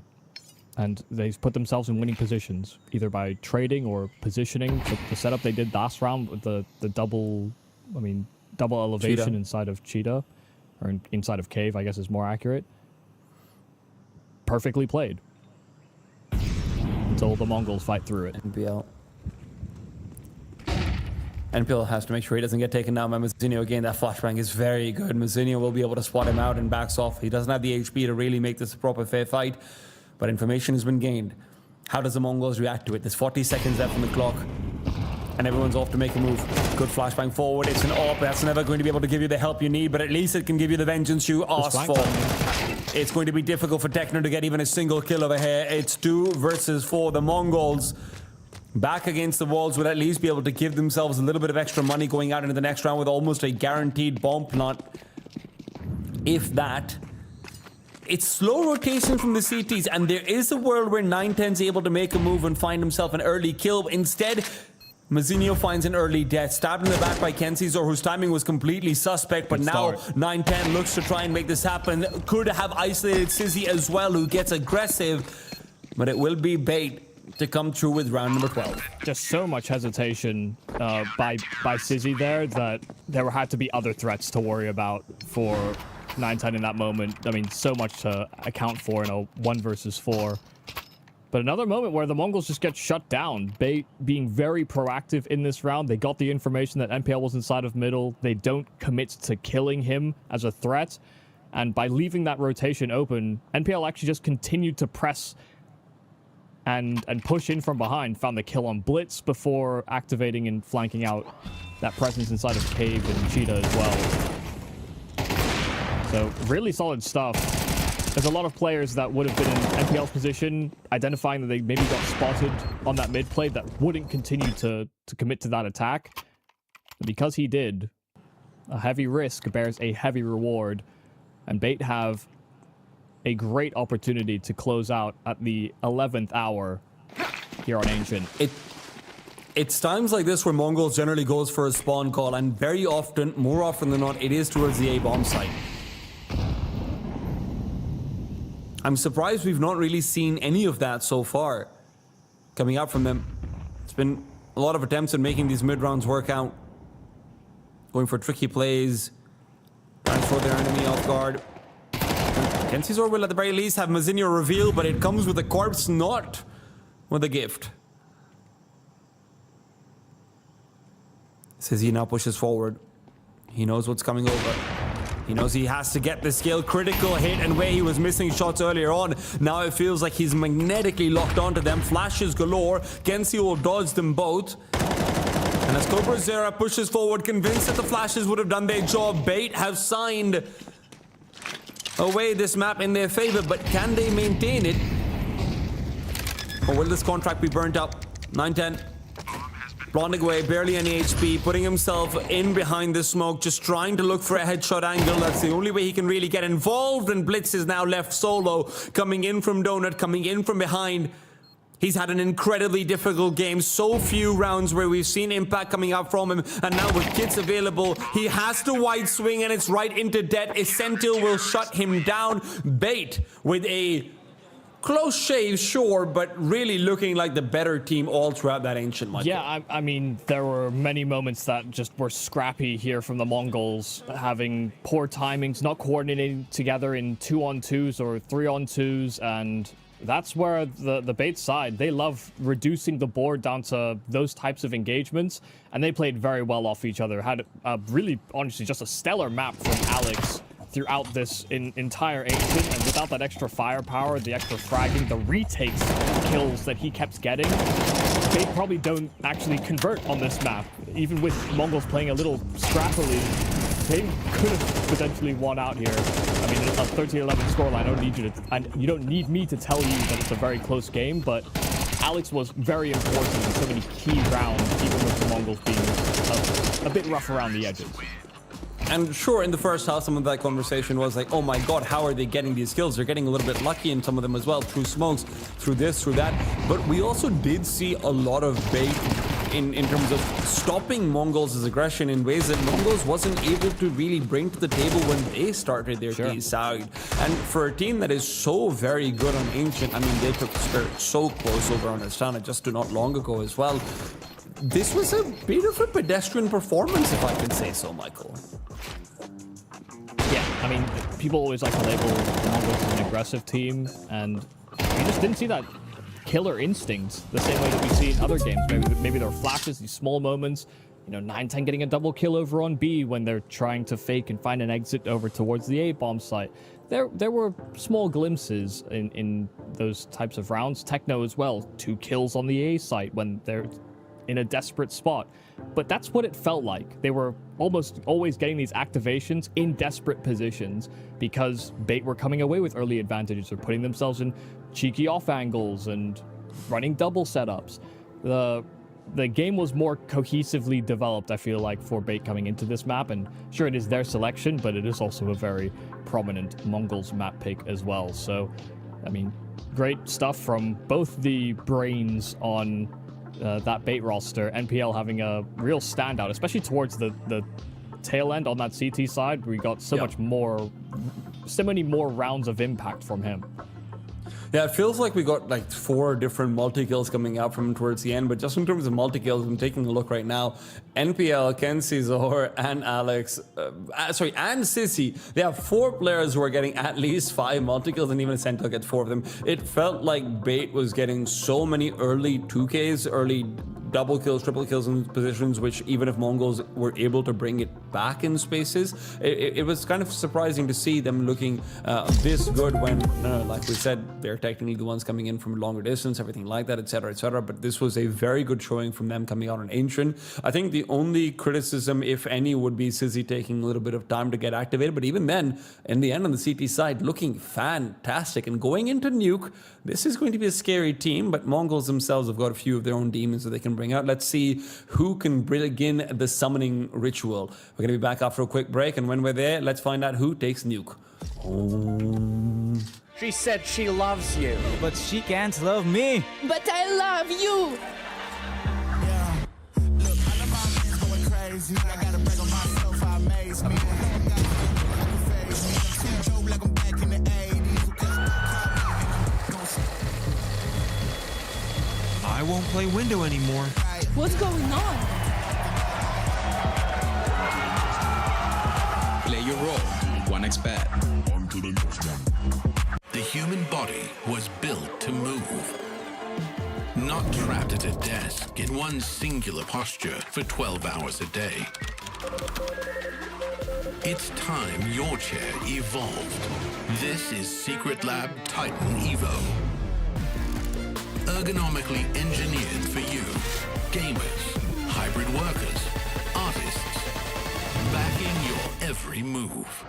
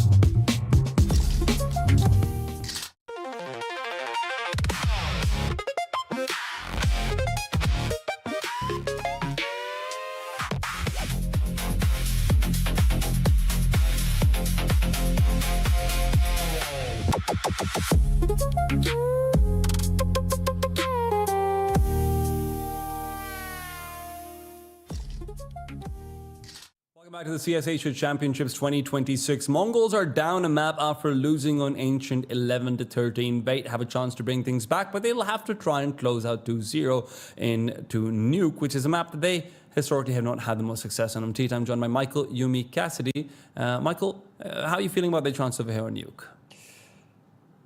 Well, you bring up a very interesting problem. These are the types of maps that I find BC have the most difficulty replicating any sort of style on. They love playing scrappy, aggressive, trading down, putting their pieces in some of these forward positions, finding bailouts, not too dissimilar to the Mongols, but their ability to utilize flashes feels like a limitation on this map, especially. Now I'm looking at a Mirage or an Ancient or a Dust 2, where some of the utility usage can sometimes be simplified. With Nuke, it's a stylistic thing about whether or not you can find success on it. It's the same problem I think Pain Gaming have as well, who are another team that you can follow within this tournament. So it's a curious position to be in. I think that's why they've had some difficulties on this map. It's something that I know that they have probably been working on, because I see more executions than I used to on maps like Mirage, for example. So often they'd be a heavy default team, and Nuke is the type of map where you need to have these small execs and executions on bomb sites or on your yard takes that you will drill into your practice regimen. So it's something I'm expecting to see improvement on over the coming, this event, and also leading into the major. So I'm not sure it's there yet, is I guess where I'm at with this team. But if we get that same scrappy Mongols from Ancient, I don't know if they're really going to be pressed the same way that a lot of other teams that have made Nuke such a staple stomping ground for themselves would really run you through the ringer on. I think when we bring over that MongolZ Ancient conversation, the most interesting thing for me is Blitz did really poorly, and that's despite putting himself in a lot of very heavy lurking positions. It's positions where normally he's supposed to be making a read, he's supposed to be making that impact in the mid to late round. And that's something that on Nuke is going to be incredibly necessary. So if there's a weakness to target for Bait, that might be it.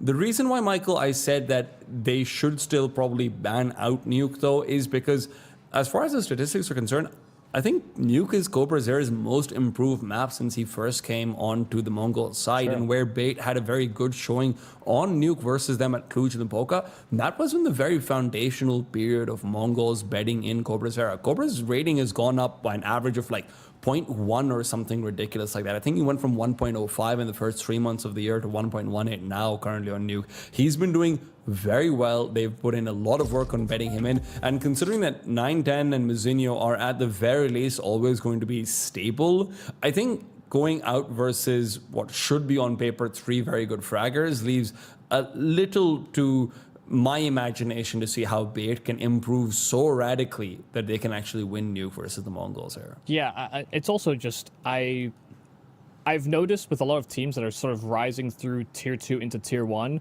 there's just a resistance to do topside executes against stronger teams within, I mean, especially for the underdog to go up against higher level teams. They just don't do top execs. Maybe because they feel as though they're not getting a proper chance at the round, or they don't trust their practice. But that's the one thing I want to see the most out of Bait if I'm going to see improvement for this team moving forward. Of course, that will have to wait an entire half. Mongols start on this T side, and they've got all Glocks. Nothing extra, no frills. They just want to burst onto the scene, and they are going to get chewed to bits. Dualies on both sides, cutting down to a pop, and only 9-10 that can look to clutch it out, but brought it down to a 1-on-3 from what started a 1-on-5. The bomb is an island, that's the problem, and 9-10 doesn't know how to swim to it. It's a good read. Great start to this. I mean, he's already gotten 3, and there's so much time left for 9-10 to go around, maneuver, do whatever he really wants to here. He's convinced of there being at least a player outside. Peeks out over, and his Sentinel will at least put the madness to bed. Bait with a very good CT side pistol round. Yeah, the dualies just destroyed them before the round could even really get started. No util, nothing to speak of. Not even any extra crazy weapons. You know, dualies on that T side sometimes is brought forward. Didn't have that. Just Glocks galore, and those dualies are too much to handle, so nicely done there from Bait. Kenzie and Sizzy getting those key kills, but Essential made sure that the madness didn't extend past the 3 casters. And that's an interesting head-to-head. MP9 versus AK at range, and the MP9 wins, but it is traded out. Space to be gained towards outer. Smoke down over as well to main. Cobra still hunting for an extra player. He did not see Sizzy. Tekno's able to reveal Essential's position. Essential just backs off, doesn't want to have anything to do with potential deagles on the other side.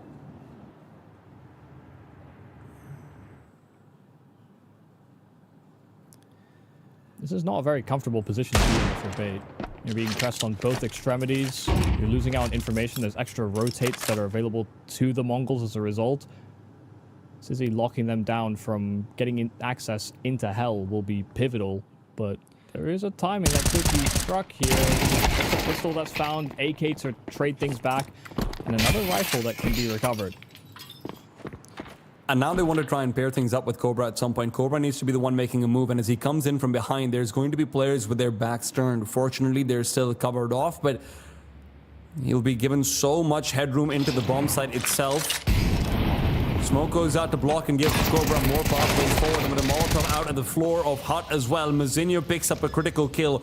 2 versus 2, and Cobra's supposed to be the man who makes all the difference of a hair. Will be able to stop Kenzie from denying the bomb plant. Leaves Essential alone in a 1-on-2. Mongols could come through with a force by win, much the same as they had on Ancient, to kickstart this T side. That absence of kits, that's going to be a problem. Way down below, but Essential does rather quickly. Cobra out in the open, an absurd peek to take, and he was not as hidden as he thought he would be when he crouched himself away. That is outrageous that he's managed out of that, because Essential would have had time had he cleaned up that kill quickly. I'm not even sure why Mazinho peeked. Yep, these are great questions. Mazinho peeking, part of that might be he'll die to the bomb if he doesn't start to move soon-ish. Very low health, sitting behind that box inside of the site. But Cobra's move, that one, yeah. Well, neither does Mazinho because he's dead. He wasn't the first one that was diving down those vents, so it is cut off access. Good counter kill there from Blitz down the lower side. But on his heels is a player out from those vents into Decon. Now, Alex challenging past the smoke, disrupting, and Blitz is just ring around the rosy on the bomb site. It is total carnage and chaos here on B. But it's chewed down to a 2-on-2. But the bomb's not planted for those players out from the control window or from ramp. They need access to this double doors or from Decon. This is sliding his way in, can't hit the headshot, and 910 just in time. It's only 2 survivors, but the Mongols will take it. That's the force buy dealt with, and should be easier times ahead. I think it's pretty clear which version of the Mongols is showing up today. Let's just put it that way. This, it's kind of ridiculous. Just for a team that I would comfortably put in the tier 1 conversation, maybe not challenging for tournament, lifting titles. That's not really what this Mongols is doing just yet. But they're in the pack behind. It's a playoff team. It is a playoff team. Yeah. This is not a playoff team level that I'm seeing out of the Mongols so far. I think the question is, which playoffs are we talking about? Yeah, what type of events are we choosing here? But yeah, this is a pretty rocky start. Yeah, they had a very commanding victory over Lynn Vision, 13-3, but I think that speaks kind of volumes about where Lynn Vision is at the moment. You have to remember, MongolZ is the 2nd seed coming into this tournament as well, right? This is a team that is amongst the conversations with PARIVISION and Falcons to win this outright. MOUZ, I'd say their name in there, but we all know the choking conversation, and they did just lose to TYLOO pretty one-sidedly right now as well. Falcons, it's a newer team. You know what? They, as much as they impress in Astana, we know that the variance is always going to be there. PARIVISION, they're on the downswing. Dasan said it himself in his interviews. Technically speaking, this is one of the best fields Mongols could ask for to come through and take an event. Immediate event drop again. This time they knew they were against pistols, and so there was very little that they were able to do to stop it. NPL, though, double kill down lower. Maybe you don't need all the frills, all the extra util. Just a 5-7. From 910, and an NPL double is about all the drama that this round offers up. Now, people will say, we're calling them a playoff team. They failed to make the playoffs of Astana. But they had to play some pretty hard teams down there through no fault of their own. Should they have been playing Falcons in, a 2-1 game? Probably not. They lost to the Mongols. They lost to 9Z, didn't they? So. Yeah, 4 out of 5 matches they had were against top 12 teams. So yeah. And they lost to an Aurora, which I put Aurora and the Mongols in kind of a similar category. Yeah. And Bill now taken down, and Alex will be put in a similar category to him. It feels like this A-bomb site is more of a graveyard. Sizzy, buddy. Remember that AWP you just bought with no armor? Yeah, that's all saved. Take it forward. Yeah, you just need to save this thing. I don't know who said what to who, but the Mongols have a bit of fire to them in these past couple of rounds. I mean, it's sure can put you into some chaotic situations, but it's as if they all decided we should just be better than these guys. First gun round, should have still gone SMG on toe, but a very, very aggressive line that's taken with that SMG by Cobra Zero. No, I've heard. Oh my god. And the AWP gets destroyed too. So that's a free AWP upgrade. An upgrade away from the SMG into an M4. Couldn't ask for more. I've heard that Mara has pinned into the Steam overlay photos of Senzu, Score, Annihilation, Bartek, and everyone else who's been taking the team. And every time they're doing something dumb, he just tells them, hey, guys, press shift tab to... Okay. Just know. That will slow you down, to them. Surely.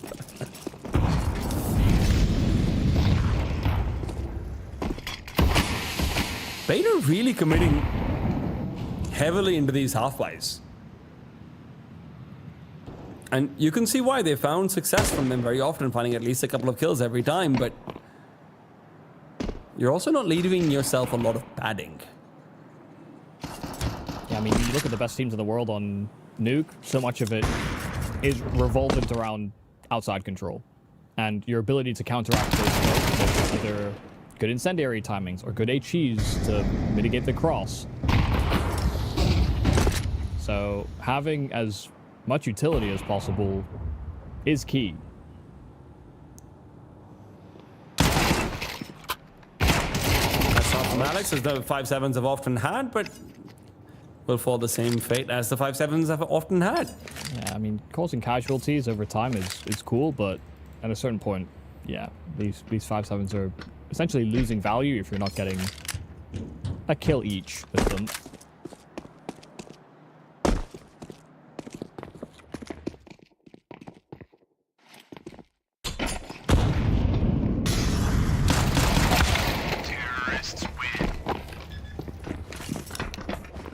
Money's now been built up for the Mongols as well. Despite those early missteps, this is looking like a very stable T side, and I can't see many worlds where Bait can stop them from at least getting to 7, maybe 8 rounds. Oh, first time out called by Bait. If I'm Bait here, I'm anticipating a slower round.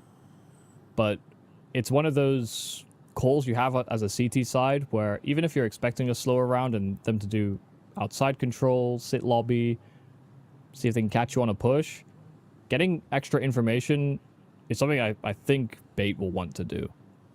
And whether that's starting someone's secret steps or challenging towards red container, or whether it is predicated on HEs to blow out the smoke wall, these are things that they should really be deeply considering, because the likeliness the Mongols go for a pacey topside hit like they did in their first gun round is very, very low.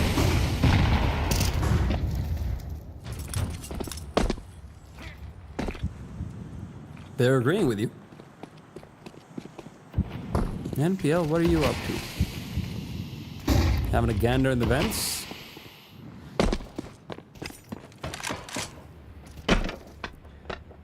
Sizzy is yet to get much activation, if any, with the AWP, and 9-10 with a flashbang to help him take the first peek will have the advantage. Sizzy no longer wants to contest, and I mean, that might be something he comes back to regret as the smokes are fading. 9-10 will be left behind to watch out for anyone pushing in from Mini, but instead they're going to make this a full 5-man commitment down lower in through secrets.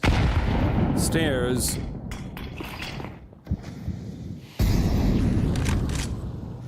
Presence is shown, but the CTs won't expect this many. NPL is going to be critical to having any chance in this round. You're going to be very paranoid if you're the Mongols. You know you're fully committed and that they could be completely boxing you in for all they care.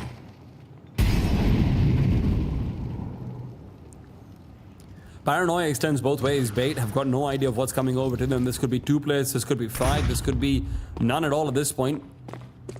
But now noise is made, 25 seconds on the clock.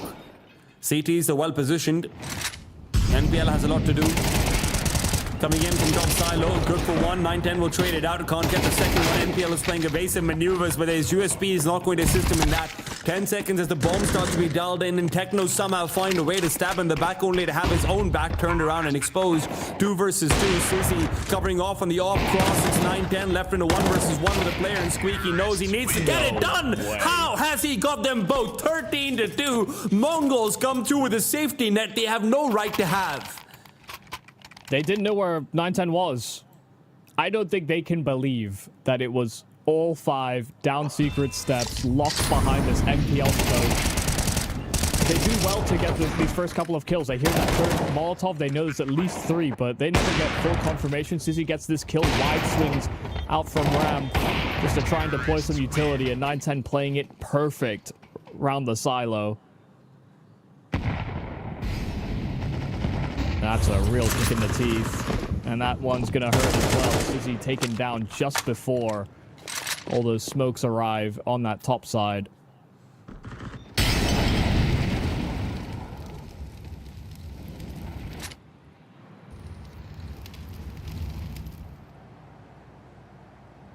It would have been a great call to make this double secret presence, but this time it's just a solitary blitz on his outside duties. Well, they don't recover the A.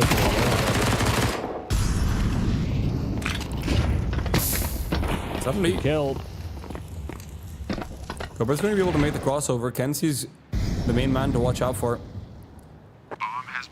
10.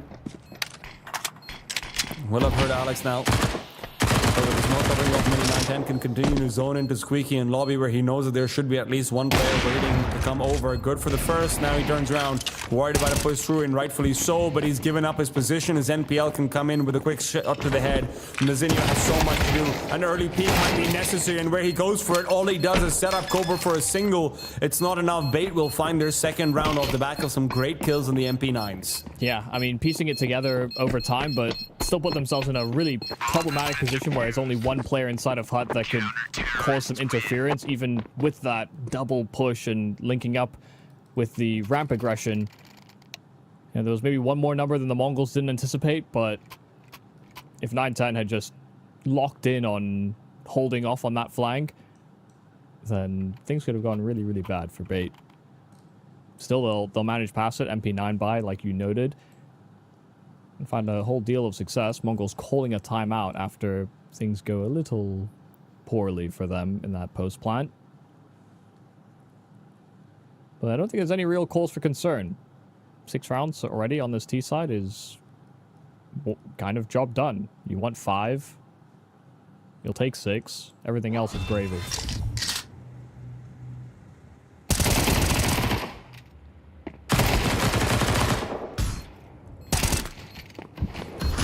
So I won't pretend. If I was Mar in this situation and I see the choices and the situations they find themselves in, maybe 6 isn't enough. There's no guarantees. Mara would make a great parent with the kind of patience he has in these moments. Well, when he's not there, they ain't calling timeouts, right? So, yeah. It's good to have him back.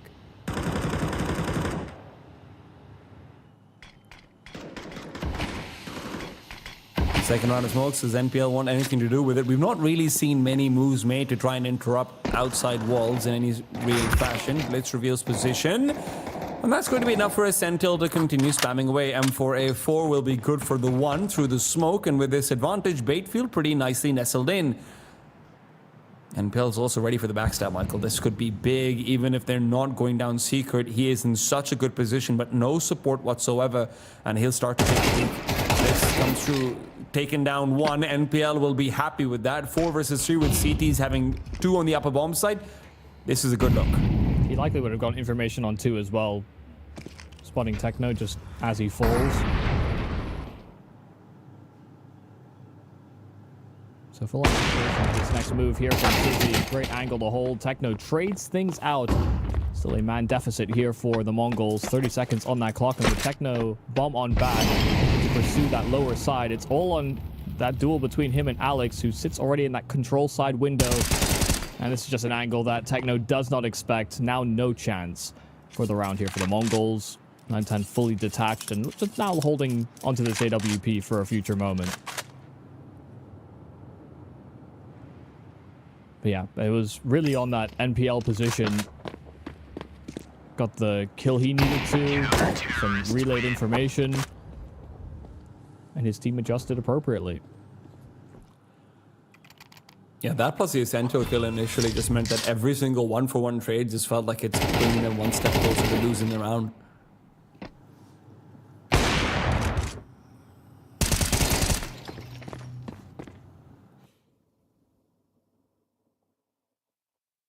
Go on, Techno, buy a Mac 10. Oh. They actually... Okay, I wasn't really sure what the choice was there for a moment. The Mongols full buy. I thought they were going to actually hope to change the pace, and that may still be the case. Of early Molotovs thrown by that T side, looking to bridge the gap over to the board outside. Already made it to the red container. Mongols challenging, leading with the 9-10 orb, and they'll strike onto an NPL out in the open, swinging wide from main. No smoke wall down.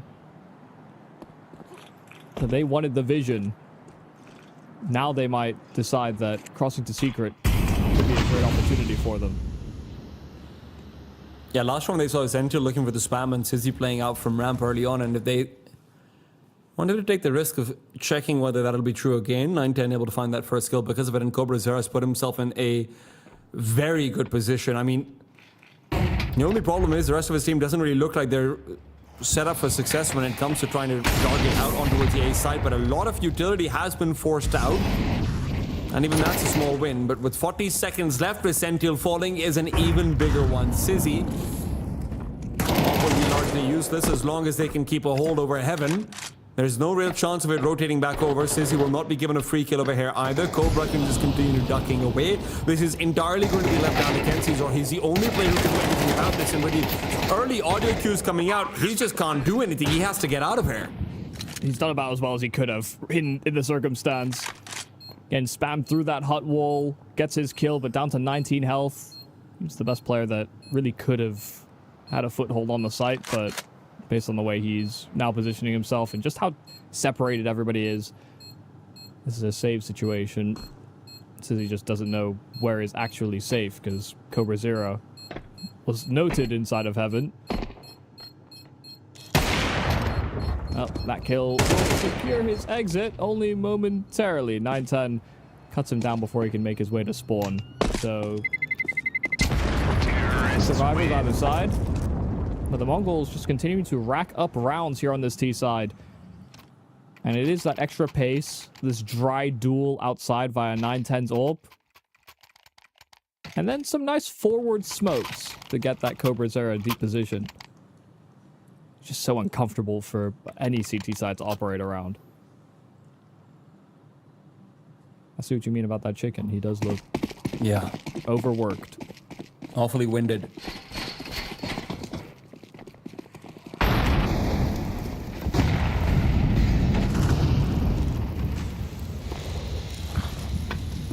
All right, it's Sizzy time.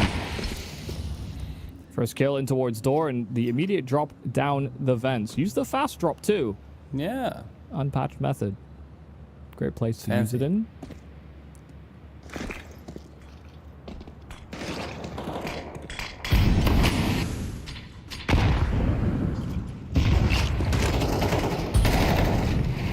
Cobra taken down next. In this chaotic extremely outside of NPL can stay alive. This will be massive. Even just playing for cover fire. Essential engages, and now it's a 2 versus 4. Missed shot from either offer, and Sizzy's the first to rectify blitz. Good for one more. But Mongols are going to be having their sights set in the next round, one where their money is going to be low. And Bates' ambitions high. Yeah, great opener kill from Sizzy. Good proactivity as well. You know, held down the secret steps and cut off any access to that lower side, but when his teammates start taking engagements out on yard, he decides to continue to press the attack. Especially when NPL, like I said, is in this position where he kind of wanted to buy time, kind of needed some extra help. His teammates were doing what they could to oblige. A couple Tech 9s, like a little offered to the field here for the Mongols. 9-10, the game he's been having on this T side. Of course, you want that man on an AWP. Gamble here, taken by Blitz, but that's not going to pan out. Lovely patience there from NPL. And just as soon as they thought they had a position to spring into that A-bomb site, you get absolutely decimated.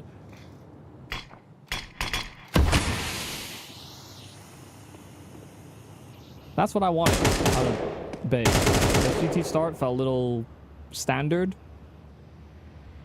And just by mixing up a little bit of aggression, they've leveraged themselves back into this game.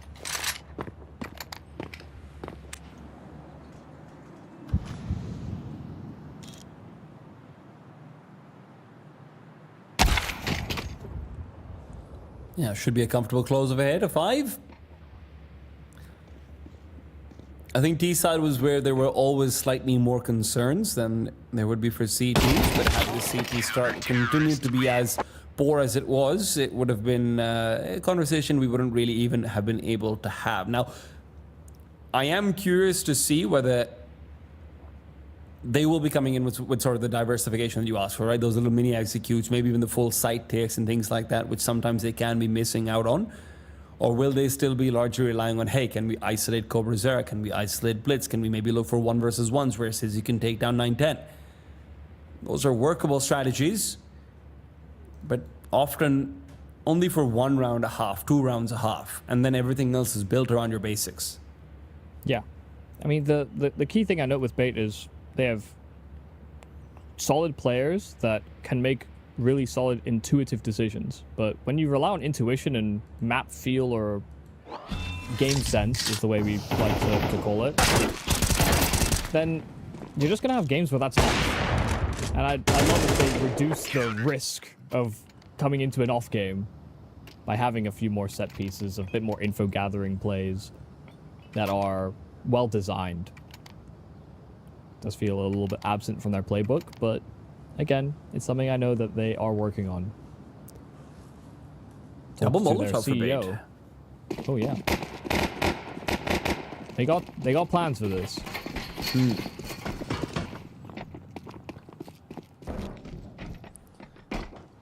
I'll get into my anecdote later.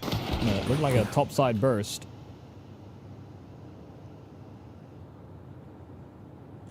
Techno wants to get ahead of it. Problematic. This duel is so dangerous. He completely blindsides Kenzizor, and NPL's already in the ground. It feels like the Mongols want to give back as good as they got. What a quick collapse on this CT pistol. Yeah, they didn't bite. Waterfall smoke into main. Still had some eyes on towards outside. They were fixated on a topside execution. But Techno breaching that gap inside of Hut just means that if they did make some sort of a weird main play, they could have very quickly springboarded a forward position as a result of Techno's play. So, yeah, really nice reaction from the Mongols. And they did give as good as they got, just without the 1v5 attempt. Yeah. And then Tailoo, Michael, why don't you tell us about your chat with the CEO? Yeah, I was talking to the CEO from Bait, and you know, there's a lot of conversation with Bait and the AWPer, as there was for like Gamer Legion and the AWPer, but with Bait, it was more aggressive, the things that they were making. It seemed good with Sydney. And I was talking about the comfort and the difficulties the roster had recently, and he said they understood from the start that when they made those changes, they would have to take 1 step back to take 2 steps forward. So they're starting to get some form out of Sizzy. They're getting the form around the roster. That's from the 1 step back. They've taken 1 step forward. They may be where they were before. But that extra playbook, those extra playbook additions, I imagine is the next step. That puts them ahead of where they once were as these sort of dark horse tier 2 punch-up teams.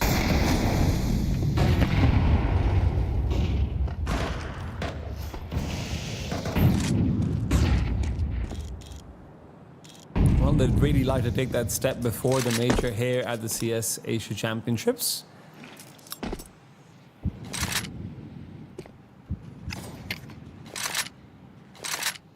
But right now, it seems more like a stumble than a step.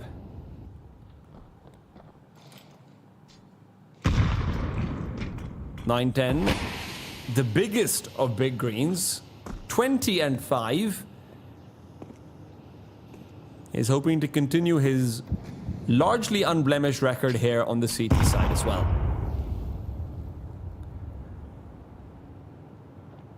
He's been left to his own devices out on ramp. It is going to be all about the CTs protecting A as Kenzizor. Wants to come in out out to a faster play through him, but Techno dying early on. This becomes a whole lot more difficult. Cobra Sarah fully blind inside an incendiary that he himself has thrown forward. A smoke that will be helpful, but only to be putting him back behind.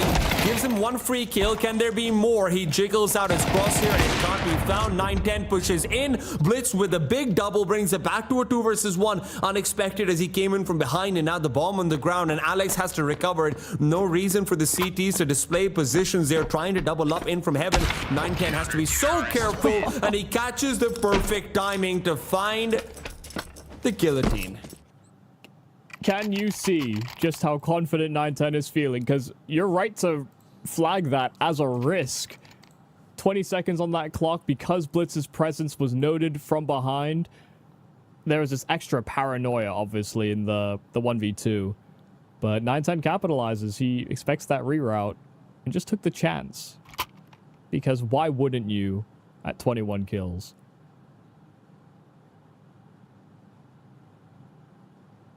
He's had a hell of a game. Even the audacity. You know, I wouldn't see... Maybe 2 years ago from 9-10, you wouldn't see him take those types of challenges. Try outside duels. That ain't him. But he has been him on Nuke. Right when the Mongols need the extra stability and the extra fragging, he has been just everything and more. 21 and 5. 135 ADR, goddamn. That's not bad at all. Blitz was the man of the hour in the previous, but right now it is Mazinho's time, and my god, does it look good. A4 put to the best use you can ever get from it. A thing of beauty.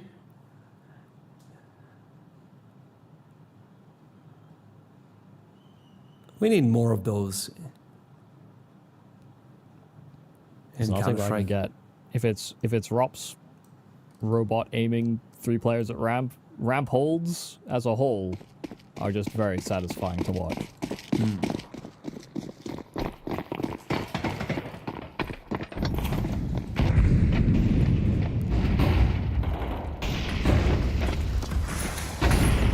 Audible Sizzy. drop. And Sizzy's trying to take a point out towards ramp. He'd be on for a collision course with the other Orber. 9-10 is in position there as well. Oh, they're going to push.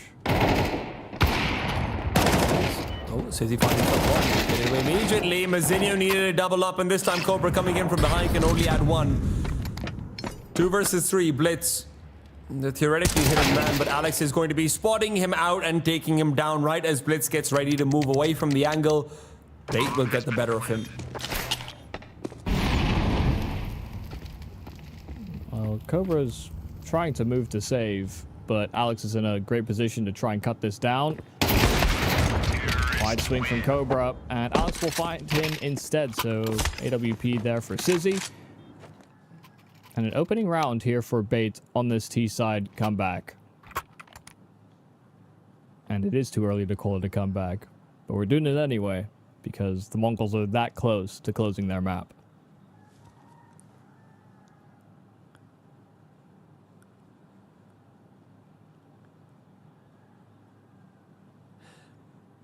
I would like to see more of Sizzy being used as this aggressive piece. Obviously, 9-10 partially also probably made a lot of calls for himself, knowing that he's on such a hot streak of form, but just having that AWP, being able to clear out a couple of these angles, just take the straight ego deal, is very critical on what is a little bit of a frustrated Nuke performance from Bait, I'm sure. Sure. It can also be difficult to find the right place to be active as an AWPer on Nuke. I mean, Wall of Smokes is difficult. It's really after plants that sometimes you see the most impact. But again, the angles aren't necessarily the most fun. CT AWPing, you can have a field day, so...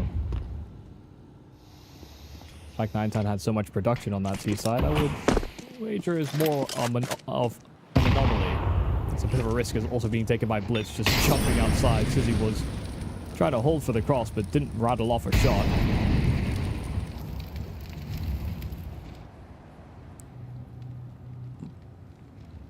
Tizzy is completely alone down in secret. There is no one who's going... He is aggressive, but there's no one who's going to come back to contest him right now either. And AWP's not really the kind of weapon that you're going to be moving forward to try and repopulate the lower bomb site with.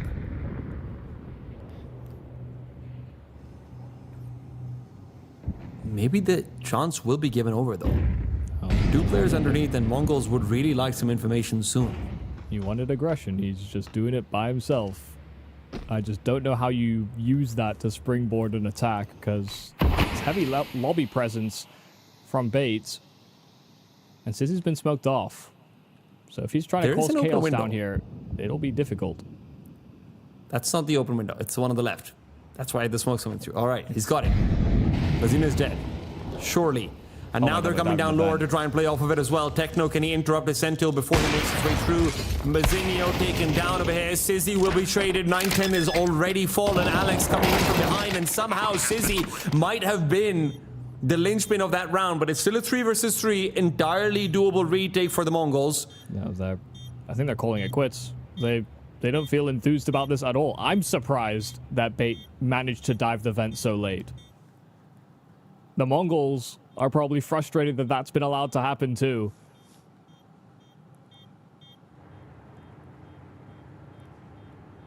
Full save decision, 3-on-3. You could totally... I think most teams would try and justify it, especially once they dealt with that door lurker. But yeah, and that's so much util. And they have util, yeah. Terrorists win. It is just one of those moments where it's clear they had a total misread on what Bait were doing in this round. It's not exactly a conventional set of circumstances either. What do you mean they've lurked their AWPer into control room window by himself? And they dove the vent. I still can't believe that part.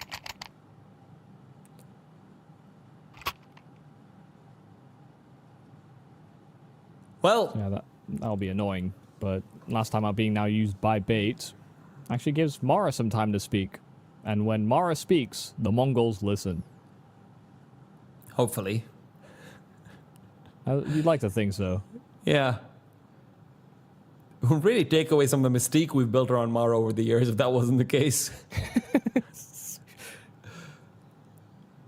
He's telling them like 15 strats that they could do, and Blitz is just there. Right, so we're not doing any of that. What you see on the top right over there is Atrium update. MIBR taking down PARIVISION. That's a very, very surprising result, but maybe a sign of the times for PARIVISION. Dastan always gives these illuminating interviews as to the state of the team. I just looked at the score. It's pretty one-sided as well, guys. Yeah, 13-4. It just came up, right? So. For the first one as well. Sizzy takes down place right now.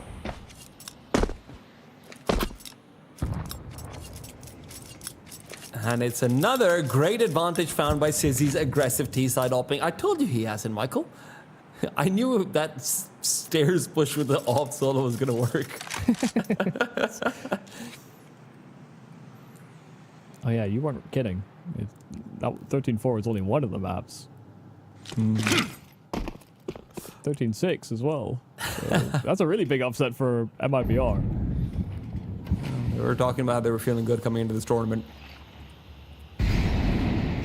MongolZ would like to feel good coming out of this series, and that can only happen if they actually win. Nuke Alex, however, is more than happy to dish out some sadness as he takes down Mazinho as well. And in a 4 versus 2, the MongolZ have got very little to do other than try and save. Techno's not gotten the memo, and he might not get the chance either. Well, maybe he has a chance. Never mind. Sizzy, shot baited out. Techno just backs off. All right, switches out for the AK. Worried about Kenzizor. He's still looking for the fight versus Sizzy, smoke in his hand. Terrorists win. Yo, did anyone get the memo? I don't.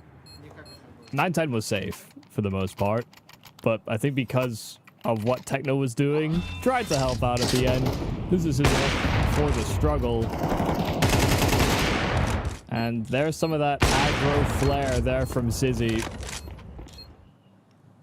Found a kill outside, kept changing his positions. It's 3 for him in the end.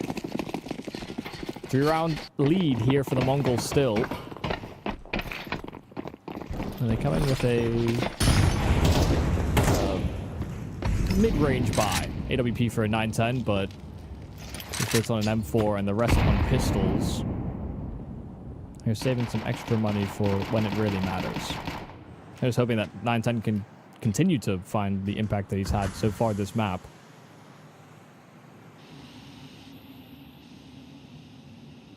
Leicester moves to a save call, but Bait are very conscious. They heard that 5-7 rattling off. They've been in these situations before. They've also lost these situations before, so there's an extra caution to this.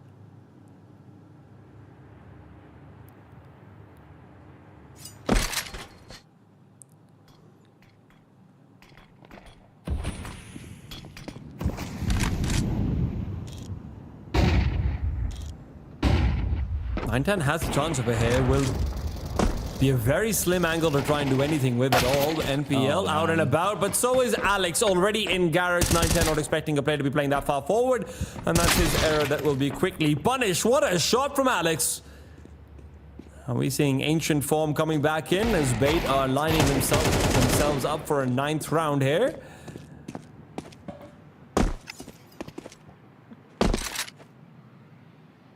Great 20 seconds. from Alex, but that will be where it stops. Legged. On his way out was Techno, and Cobra doesn't stand much of a chance. I'm not sure what's happening with the Mongols here. They see the exec coming. 910 puts himself in a pretty solid position to find a kill, but then he just leaves himself totally open to garage. You say he doesn't expect it? I don't disagree with that, but why doesn't he expect it? When he knows there's that mounting outside pressure, he kind of just...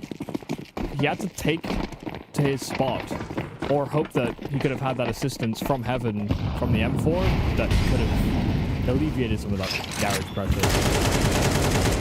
So they've got an AWP again, and they've got a full commitment into weapons. Deep smoke over a ramp lands on the face of Mizinho and Essential, but Mizinho down to half HP because of the HE.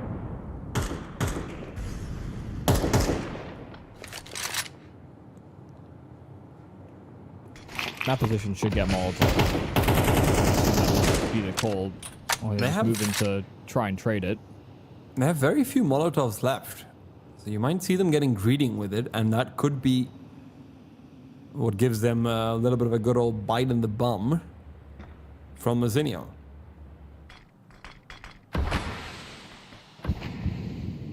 If they ignore it, we'll be surprised, but it seems like for now they're just hoping it doesn't progress much further than this. Alex is hoping to make himself a playmaker once again, and Smoke is going to be sent out towards mid. No casualties so far for the CTs, but it's Izzy and Alex who were able to now activate. Blitz left alone. No, Cobra's nearby. Drops down from Mustang, and Blitz speaking wide. Kenzie put down low, and Cobra looks to execute, but Kenzie will fall to the IGL instead. The bomb is rotated down underneath, and Blitz unfortunately is rotating into the jaws of death. Cobra left in a 1 versus 2. Positions on both players should be known, but Sizzy trying to cover up with the AWP. Shot is missed, and Cobra just been given it for free. Comes through with the big 3, and Mongols will find map point in a fashion that Bait were not ready for. Yeah, you could tell the Mongols are running off of fake information. They think that only one player tried to dive those vents.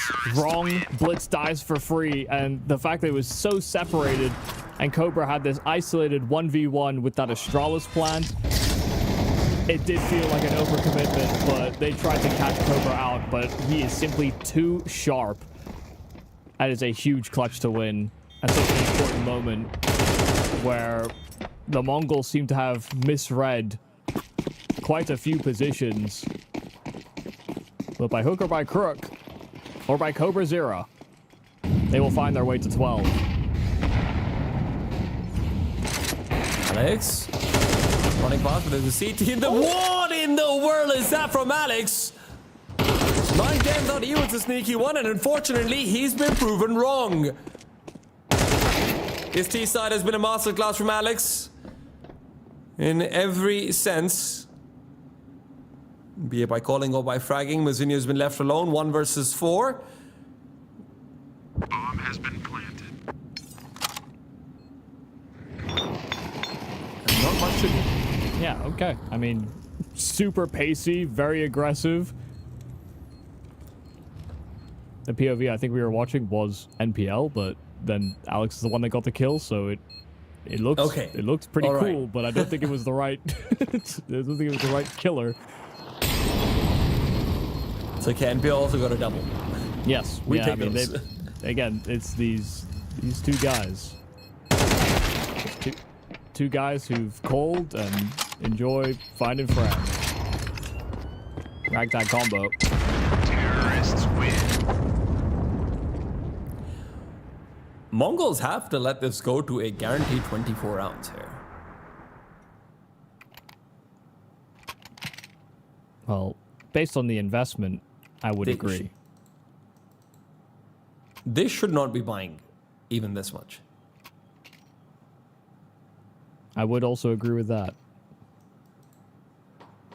So they are on pretty heavy loss bonus, so they're good. They'll be fine. Blitz has bought quite a lot.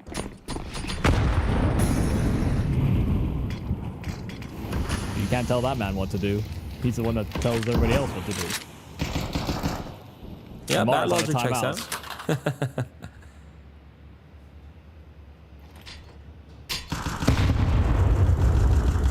They took off the smoke. And also a little bit of tickling on Techno. Bait are very worried about a hot push to come through. Techno's gotten the better of them a couple of times over, but Mazinho, in fact, is the first to find a kill. On outside, knows that Alex should be nearby. Alex is a god outside. And his wrath will not be reckoned with. I mean, that's such a good shot to hit. No one can go out and recover that AK that Mazinho drops. No one can even challenge outside. So with just one smoke, they cross. And no one's committed to the lower side as of yet. No one's cheated that rotate. 910's the closest operator. But he's still committed to locking things down at ramp. This is a free B bomb site. 910 now just beginning to make his move, but he's missed his timing. Smokes down on one side, Molly the other. And suppressive fire. NPL will take his technically off. So man advantage, free B. And only weapons to be recovered on that outer yard. But there's an AWP and an AK. So the Mongols will do well to save these.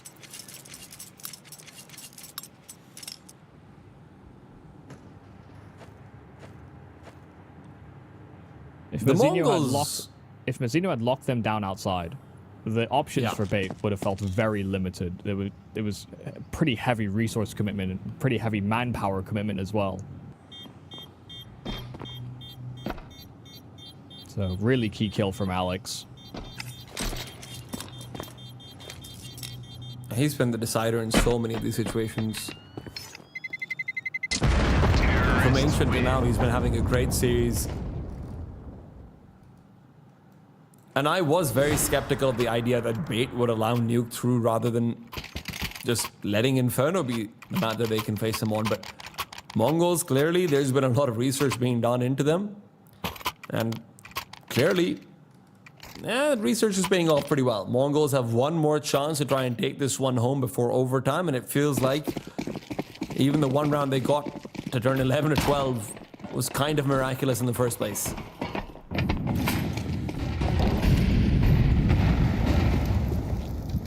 Sometimes all the Mongols need is a little bit of magic. Or a Cobra Zero miracle. But they will have to push themselves into OT if they even want a chance of snatching this series 2-0. Alex taking a risk through the smoke. It's right into the clutches of Blitz. And for such a heavy hitter, best performer in this series so far, he sits sidelined. Man disadvantage. Fresh smoke over at ramp as well. And so bridging the gap between that player at the secret steps down towards that lower site in NPL and the rest that sit in lobby. becomes a difficult task. It could be another one of those moments where they decide for event drop, or it could be event ascent.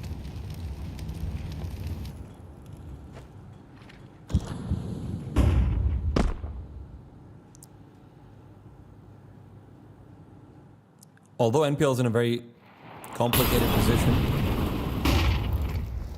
there's not much he can do to try and isolate Mazinho. Mazinho knows he only needs 1 kill over here, and with that he even backs off to find safety. NPL trades on a Techno, but with Mazinho still alive, this is a good position for the CTs. He continues to make it just that. Now it's 3 versus 2. NPL finally dealt with Sizzy alone.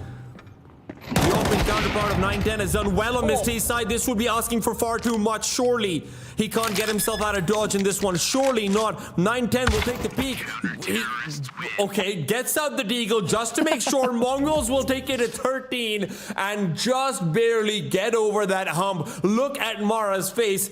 He is very relieved. I don't know what's in the water today, but both these two inseparable across the maps. 13-11 closeout for Bait on the first map in Ancient, and now 13-11 here for the MongolZ on Nuke. This is a scrappy state of affairs. There's no way to beat around that bush, but where there is aggression, high flare players, there is going to be a lot of these moments that come down to clutches and multi-kills. And the MongolZ, they got them where they really needed it. Mazinho did fantastic at ramping that last round. Blitz found the opening kill and helped solidify the close. But there's no way to call this series. You know, you could come into a best of 3 sometimes and think, oh, this team is such a heavy favorite that they really shouldn't stand a chance. And most of the time, you'd be right to think that.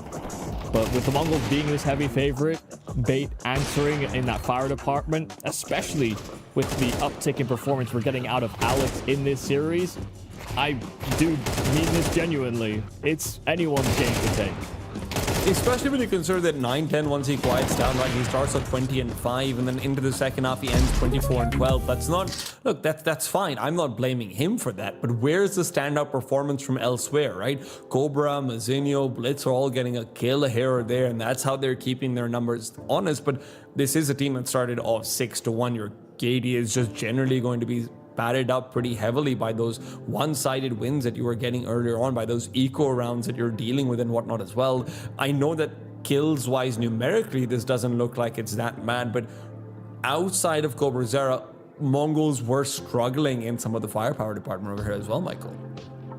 Yeah, and rather outside of 910, sorry, yes. Yeah, outside of 910, I think that definitely was the case. But, you know, they at least had a higher floor than what Bait offered up, you know, for how good Kenzizor was and has been in this series so far, coming away from Ancient. He struggled to really get onto the table, and had they gotten a bit more impact out of him, then this might have just ended in a 2-0. But it does mean we have to push ourselves into Mirage as the decider in this series. Again, tough to call how that's going to go.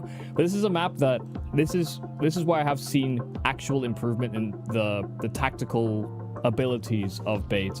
You know, this nuke, I felt like they were getting into they put themselves into some uncomfortable positions. They also forced the MongolZ into some uncomfortable spots as well, based on what they were offering up tactically.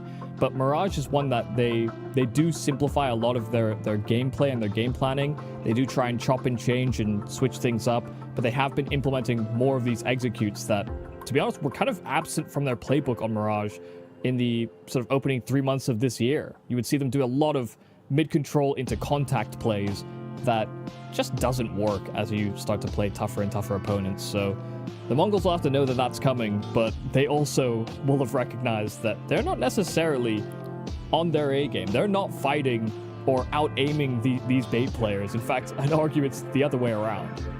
And you know, on that note, I would also want to shower some love out, because Bait, we're talking so much about Alex and how well he's doing. Sizzy on that T side up on Nuke, man, we talked about how difficult it's going to be. Sizzy had 3 or 4 different rounds where he is able to carve out an opener completely on his own without having a lot of resources put into him. And yes, one of those were absolutely bloody ridiculous, right? You know, that lower side push where he manages to lurk in and does everything on his own to take down Mazinho and set up for a late round vent dive. decided. That was kind of insane, Michael. That was kind of insane. But coming into Mirage, we're going to need him to be performing on T side, on CT side, showing us the numbers that he has so far in Ancient, but maybe even twice over. Mirage, most AWP-heavy map of the 3 that have been picked so far. 9-10 looking good, Sizzy looking good, and all the riflers looking great. This is going to be a big one. We're going to be back after a short break to find out who can actually steal this series away.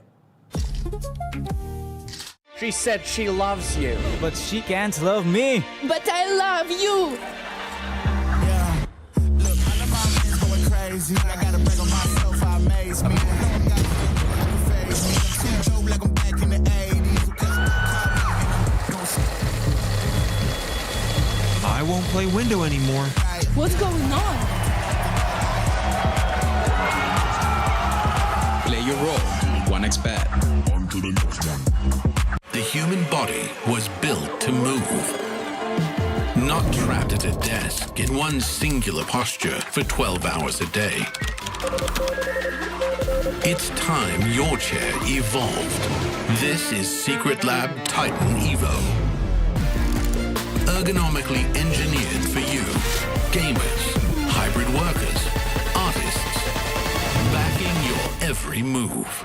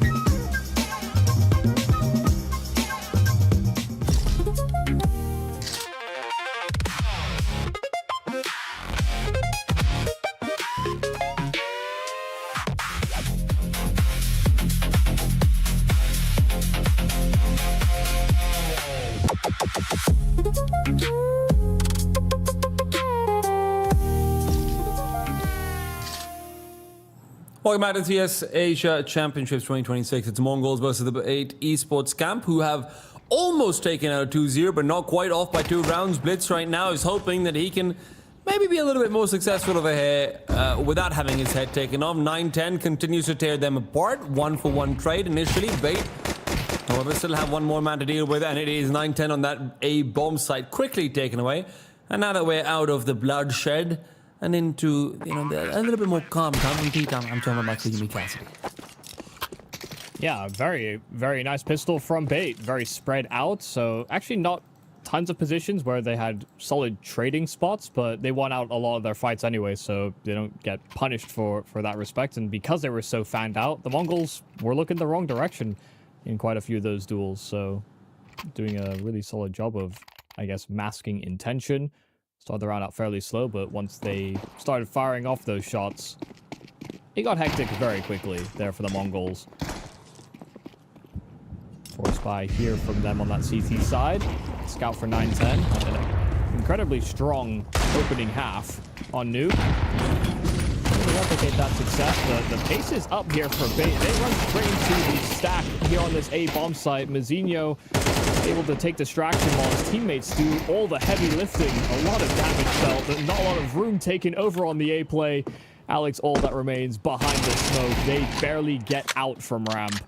The Mongols stacking the right side and getting contributions across the board. Too deep. And while Alex looks a little bit like Techno, gonna have to pull off an incredible clutch and can only manage the 2K. So just as they lost the pistol, the Mongols will answer back with a force buy. That's already happened once or twice before. Mongols have been good on their force buys, but I have to say, this is the problem of trying to go for a faster play up against the force buys. On one end of it, hey, if they're playing standardized 2-1-2 or anything like it, yeah, you're probably going to get the better of them. But running into a stack head first like that, losing out all of your players to the amount of damage that the Deagles, the Scouts, the HEs are doing, it's rough. Yeah. When you don't manage out the first couple of trades, you're in a really bad spot.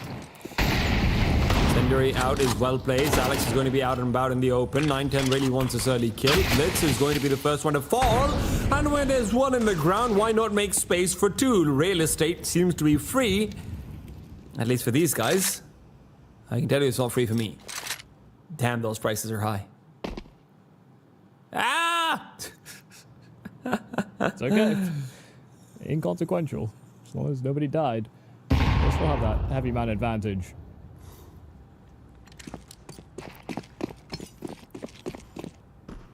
Techno? Like, he's so hungry to find the player who dropped down. But he has to back off and regroup. Techno and MOUZ are giving themselves the ability to win this round. It's not an easily accessed ability.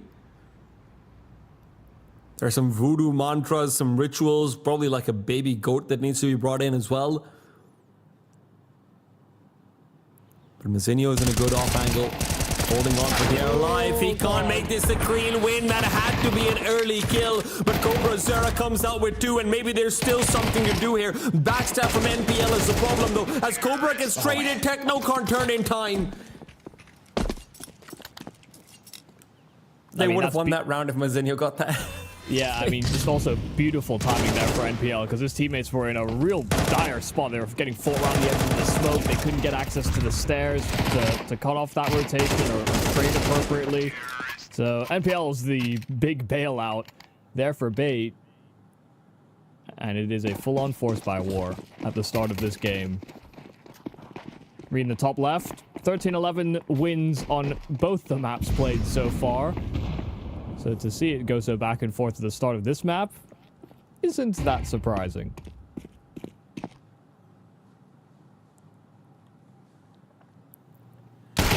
Will that trend continue, or will it be finally put to a close? Blitz found inside of Palace.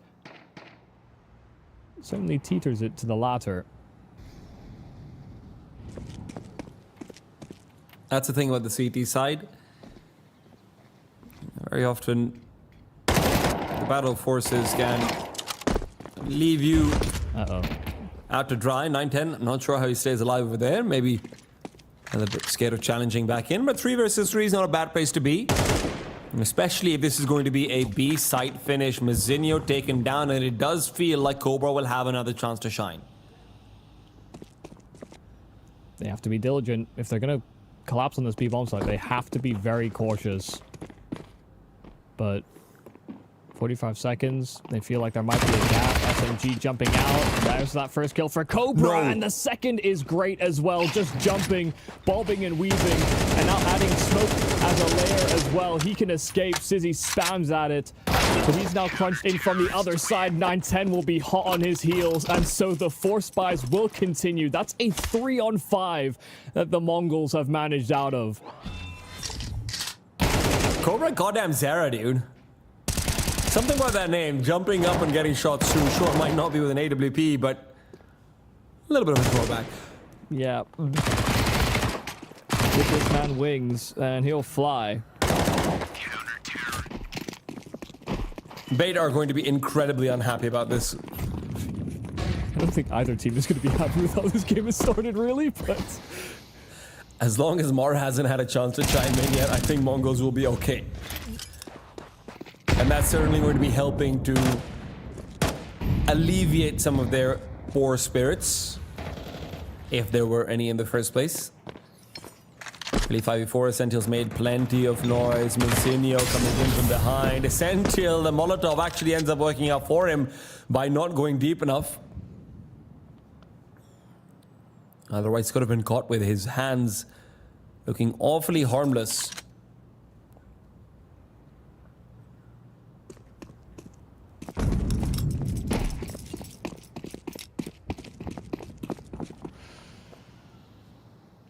Well, surely you can convert the man advantage this time.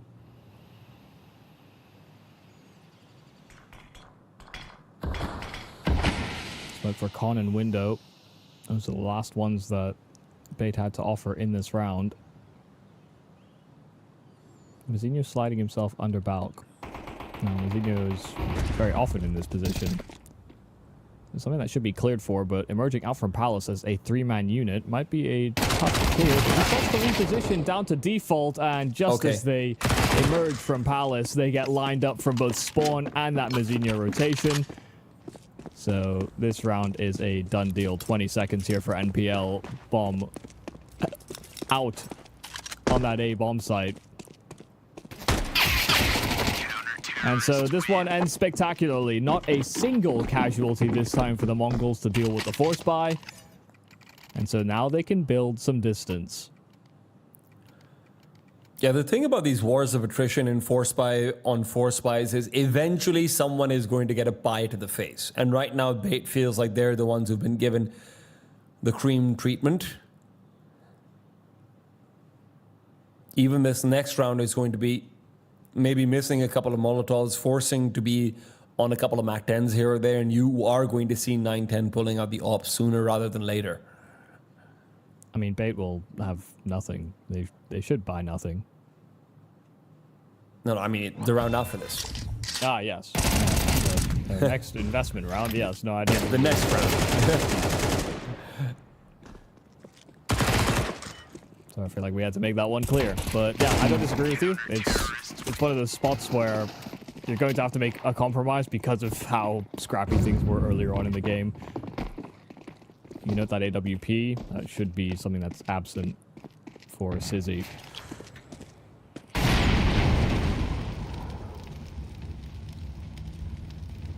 They're taking their time in juggling utility. There's one flash here for Bait. And it's been juggled. Better be a damn good one. Don't think there's much that you can do with the setup. The CTs are coming in on Blitz. Will have a very fast rotation out as well. The absolute best you feel like you can hope for is taking out a gun from their hands, maybe two, and that HE is going to make even that feel incredibly unlikely. It's all freebies. Cobra Zera's already shown off some beautiful spray downs with the M4A4. Now he'll do it with the AK. Yes, they're unarmored Glocks. I know. But art is still art, even if it's made with watercolors.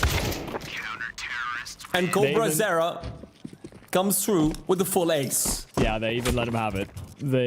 He was teed up for success. HE lands on the faces of 3 Bait members. They have to run through an incendiary to follow that up into this spray of this hail of bullets from Cobra Zera.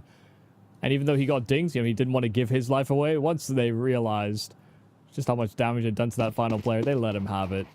So Cobra Zera starts this off 10-3.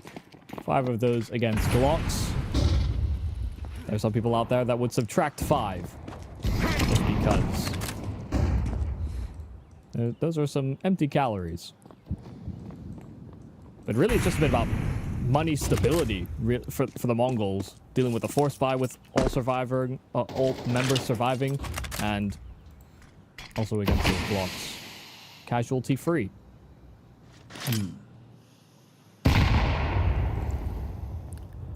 Juicy. Another meaty name.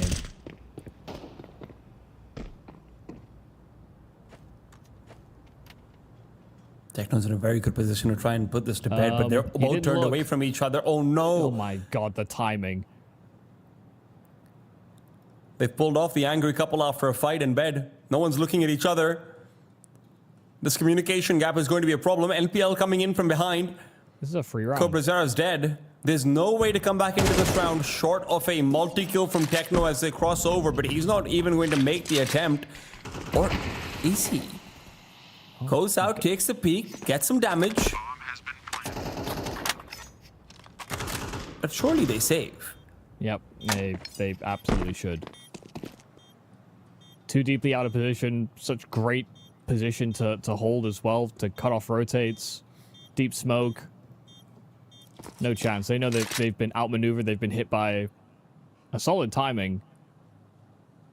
That being not communicated, I guess, quickly enough to Techno, or just didn't think he had to worry about it so fast. But really nicely done from Bait to find that gap and even catch 2 players trying to secure kills on the exit. Terrorists win. Cobra That's a died cool on looking B. defuse kit. And, yep, it is. Nice and contrasted so that it's easier to see for us at home. Not for the players, of course. Yeah. But yeah, Cobra dies on B, but that's not even his fault, really. It's really on either Techno and Blitz and how they communicate who's holding onto that window room. Because Techno could have seen it, but just didn't look in time.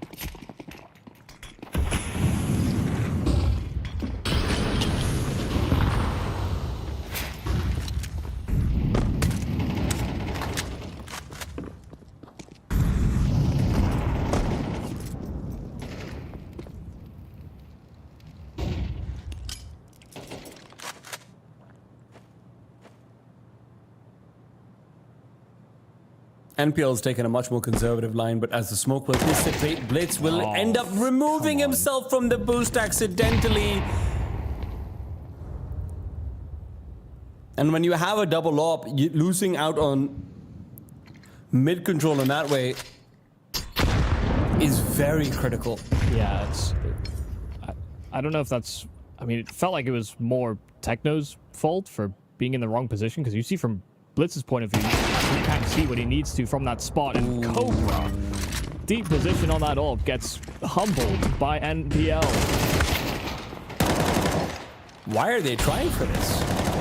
I'm shocked to see that, but Techno at least finds himself one and a second kill to come true. A reason to be provided when it's asked for as he pushes forward and out. It has to be the full ace. He doesn't even have a full magazine.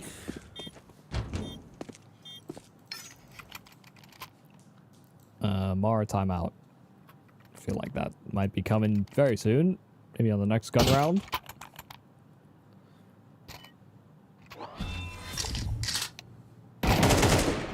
Because these types of mistakes, both times just capitalized on by Bait immediately, and you know that's not taking anything away from Bait.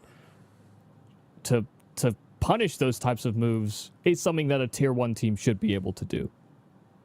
And Bait aren't really in that conversation, but the fact that they've caught those gaps and exploited them fully is a huge testament to how much they're trying to grow as a team. Mara did call that timeout. It's giving them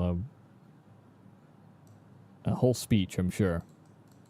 Trying to set them on the right track, but it did look as though the Mongols were going to start to run away with this game. The round where NPL slides in behind B, there was very limited resources for Bait. If you had to look at that game state 10 times over, I'd say most of the time they'd lose. But here they are, equalizing the affair, draining the bank accounts of the Mongols as well. In a position where they win here, and the Mongols would be set an extra step back.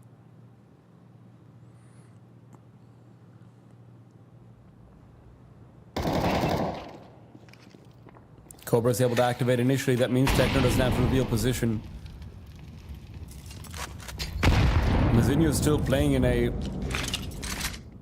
position where he really isn't going to be having much to say about his Sentinel and Sizzy coming in. As long as there's even a flashbang to push him off and away, Sizzy should have the better of him.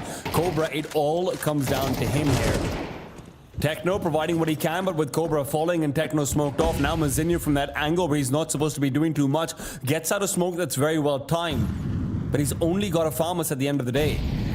Blitz has to play containment out on Alex. If he can take him down in a way, that means that both Blitz and Techno can move back into the bomb set and Mazinho can continue to play it safe. Mazinho's done well to delay, and now he needs to do well to peek out and get the quick kills. Techno good for one. Mazinho is able to come through on the wide swing, and NPL, who picked up the op, will only say goodbye to it. And nothing more. MongolZ will still collect on a great CT round. There have been moments in this series where the MongolZ don't look like they've communicated the right thing collectively together. This is not one of those moments. They see the smoke. They use the incendiary to burn Alex out of connector, held by 910 on the other side, but also fought for from jungle. And then once they deal with that presence that could have cut down a rotate or served as a flank for bait, they swing together with Mazinho on a timing. It's well spoken about. It looks well communicated. That's that team play, that pack play that the MongolZ can be so devastating with. And Blitz, aggro pull this time up through middle, finding that first entry on a round where Bait have minimal presence, but that's not the same player that found the opening kill. So NPL trading things back, but hyper conscious that another could be nearby.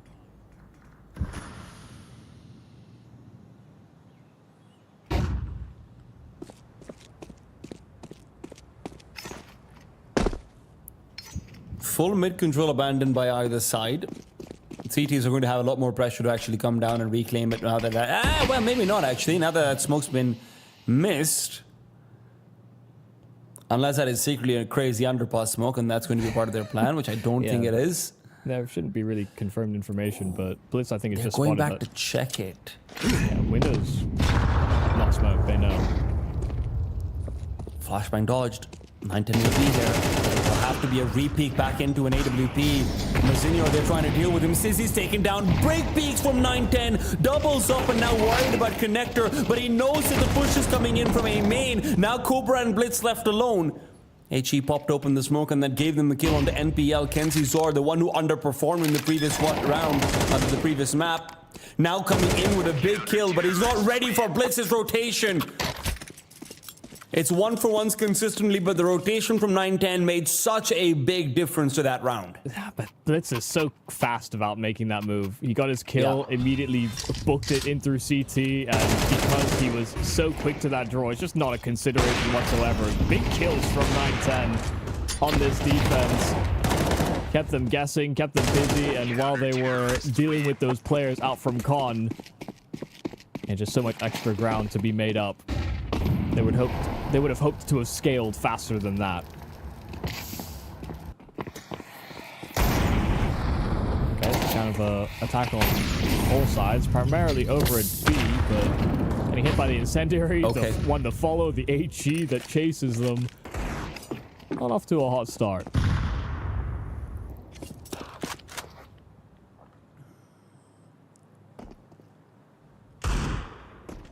Okay, they've made steps inside of the apartments still, so... I mean, they're really trying to tempt them into going for more of these fights.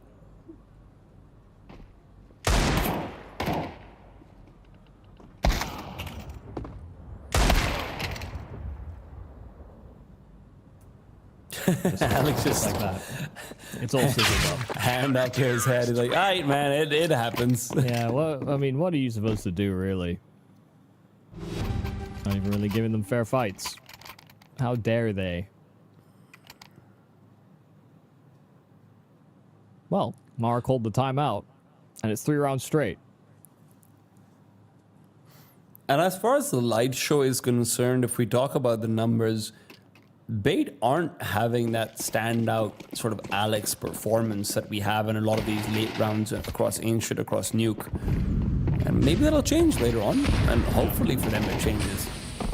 Sizzy, you can expect more from him for sure, coming out on the CT side, but right now they do want at least 5 to close. Oh, that's a smooth there from MongolZ. Once again, aggro mid control. It's the ult that strikes. Techno will find one top mid. And before they even really get going, it's a 3v5.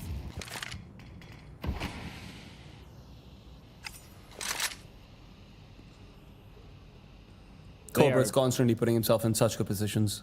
They're just getting outclassed as well right now. These past 3 rounds have barely been close.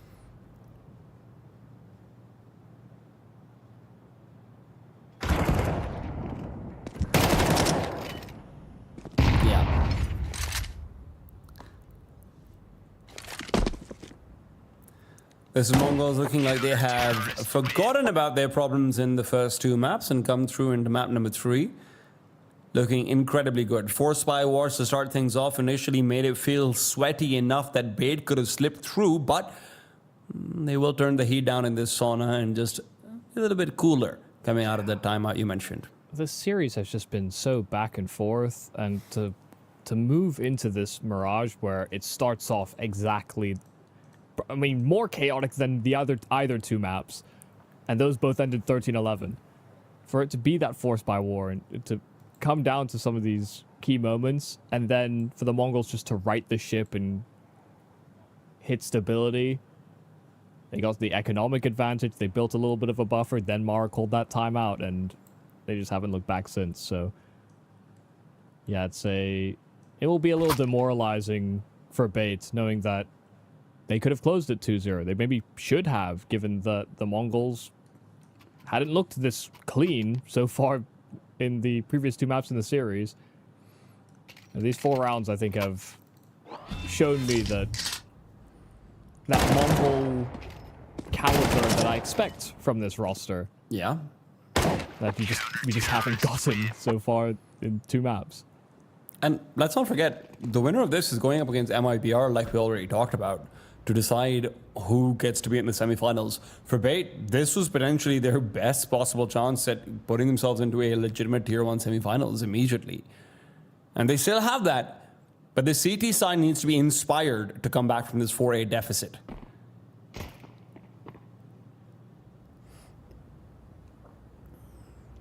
This is them fighting back and forth for a spot immediately into playoffs. But not semifinals. That's just another round to play. Good kill for NPL. And spotted, moving up connector. MongolZ still keeping his eyes on it. Still giving off over challenges, but only peppering them slightly. NPL's 3 kills, a 4th one offered up, but he's done more than enough. Just needs to keep himself alive. Eyes on the package. Zinho hovering the edge of that smoke, and he goes into a firing line inside of jungle. Only Cobra Zero left. 1 on 4, 2 players low. NPL will hesitate because he knows he's got many players behind him to take contact. Aggressive giggles from Sizzy. And NPL will swing out. He will convert. 4 kills from NPL, the standout man for Bait so far this map. Keeps them moving past the pistol. The amount of times, even on the T side, he's been able to get the better of a mid-side lurker. He's been able to get the head-to-head versus Techno or Blitz working in his favor. It was just immense. Yeah, he found the gaps on that T side. Converted rounds for them in key moments. Sure, they've only got 5 rounds, but I'd say he's had his hands all over at least 3 of them.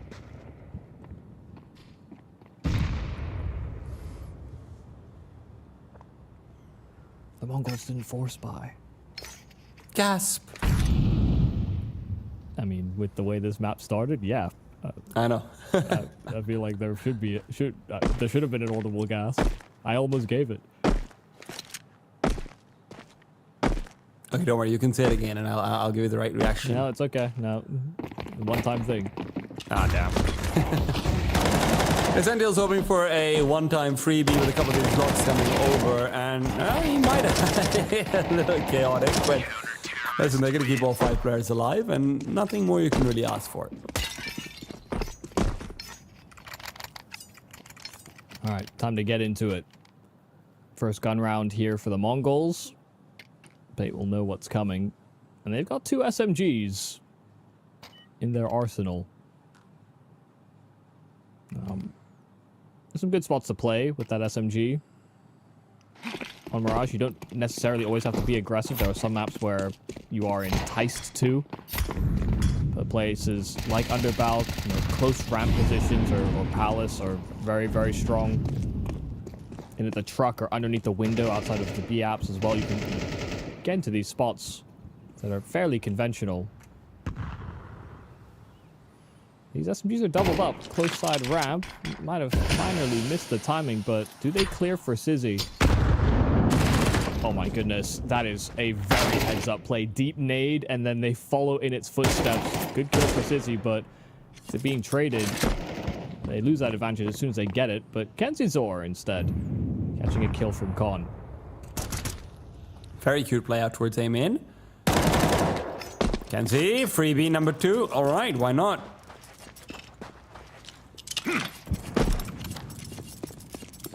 Two versus 4 for the Mongols. It's a game of damage. Saving over here would really just unsettle your economy even more, especially with only one saved.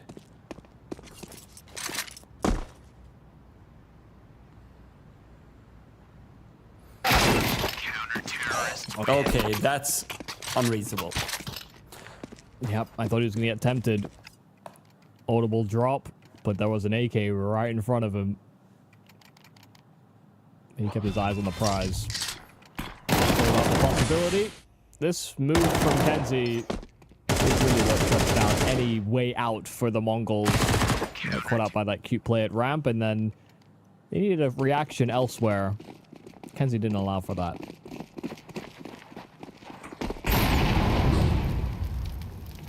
Now comes out that halfway from the Mongols that could still be incredibly deadly. There's only one player over here on this A-bomb side, and a faster play is being called by Blitz. MouZzinho out and about, and it's Alex to take the first head.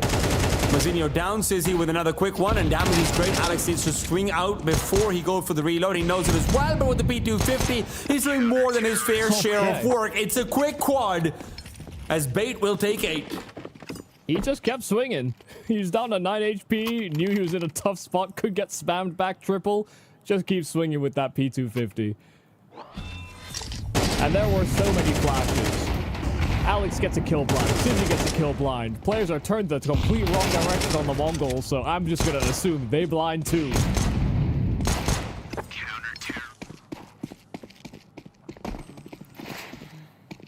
Don't think anyone could see a damn thing.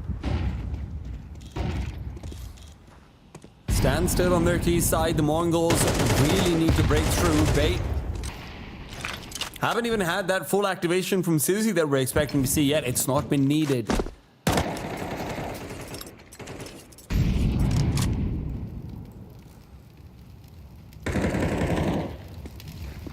This 4-round streak from Bay. Things have been tied up, and it seems like the tone has shifted. Kenzie, clean kill. There's a reaction from Cobra. NPL still fighting for that mid control. Cobra's out on A, but there's that flash coupled alongside. 910 covering the top stairs swing. And it's back into a 3-on-3. Access to that bomb site and a clean plant. But the backstab is what they're waiting for. This is going to give the CTs some problems. Flashbang fully dodged. KenZor dealt with as well. And now without that backstab, surely you want to move back and save. Your money is good. I understand that going for this will not cripple the bank, but it might at least injure it. Won't somebody think of the poor backs? NPL, though, doesn't want to care about those at all. Coming back in, it's all left to 910. Needs the quad to come through. He puts himself in a good position to try and deal with it, but he's too aggressive. Essential, quick to punish. The Mongols get the closest they have been, but it's Bait who comes through with 9 regardless. Essential with a quick play. Yeah, he felt under pressure in that moment to hard swing into the bomb site because it's a default plant and he's playing from ramp. He doesn't have a sightline if he just decides to stick it. And that wasn't the case there, but he couldn't uncommit to the duel, to the swing. The Mongols get close. But Bait continued that run of form moving into the CT side. 5 rounds straight. And a lead to boot. It is a harrowing sign of things to come.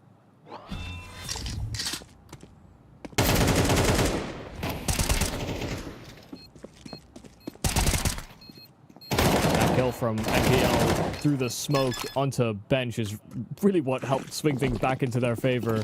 I mean, 2-on-3, retaking that site. And it's a 2-on-2 from there on out. Not exactly how the Mongols had that post plant drawn up.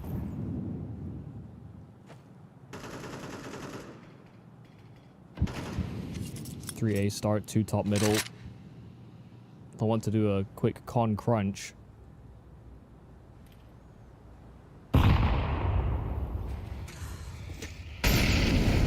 Kenzie's in trouble.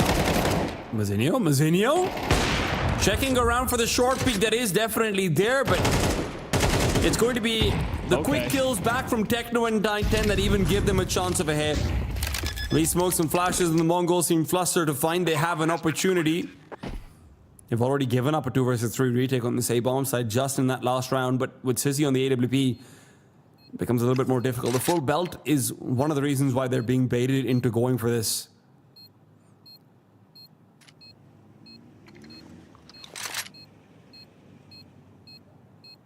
They've got 2 smokes. One of them will be deployed on the bomb, no doubt about it.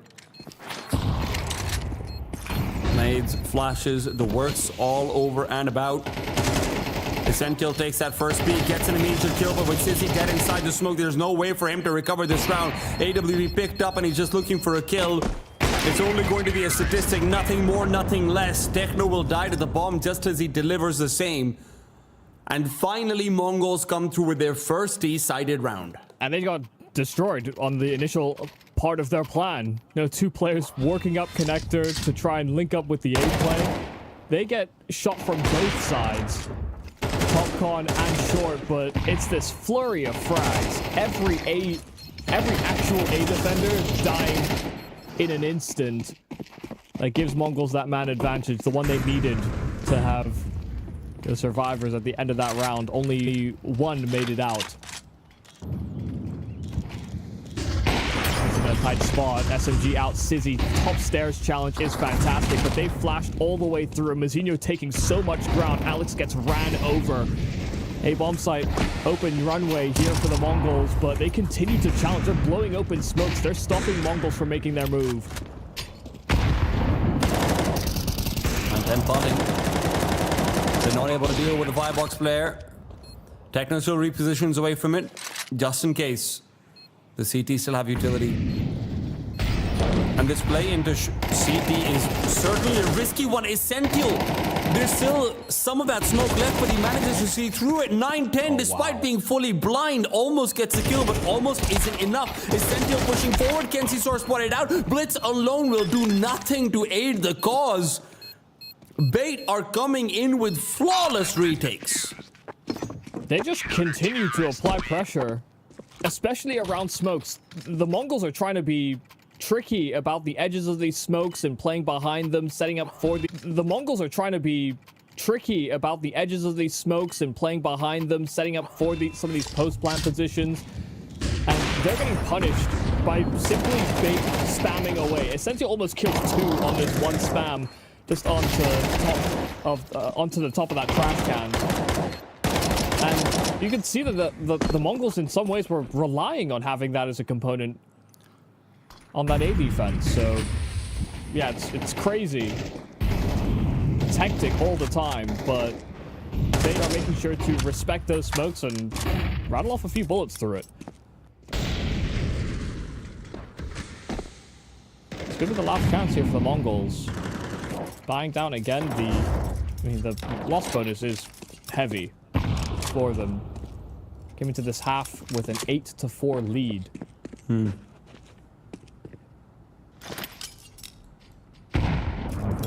One of the last 7. And that's without even a superhuman opening performance. It's just been great. Yeah, really good choices being made here from Bait to remain proactive. Whether it has been these challenges from short or move to B apps, this time a boost on short as well. So continuing to make the next move, and the Mongols have been a step behind. Essential is just ripping them to shreds right now.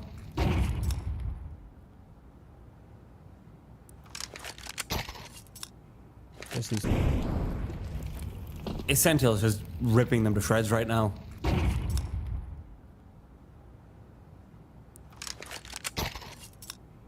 Just these 2 B players. Active into the apartments. Boost to short, get another kill. Go back to the apartments, find another. They've just read everything they needed and wanted to do. It's worked out flawlessly. Mongols are going to have to go for a force buy into the next one with these weapons they're saving. Yeah, it's not looking too hot. Not looking too hot at all. And because of that heavy lofts bonus, they can still buy up Galils and some utility alongside that. But it ain't pretty. Yeah, Mazinho and Blitz have had a very quiet series so far. I'm surprised this is only the second time out for the Mongols being used right now. Would have expected to see one earlier on, but that brick wall they were hitting their heads against, I think Mara might have expected it to have crumbled by now.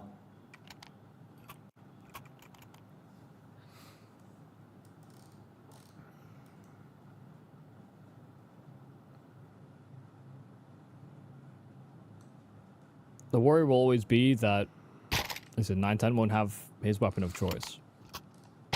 You're going to have to make some compromises on your utility. And there is a certain level of sort of default utility you have to deploy on Mirage. Whether that's mid window, top mid, or connector. So what they start with is even less, really, than what they'll have in the late round.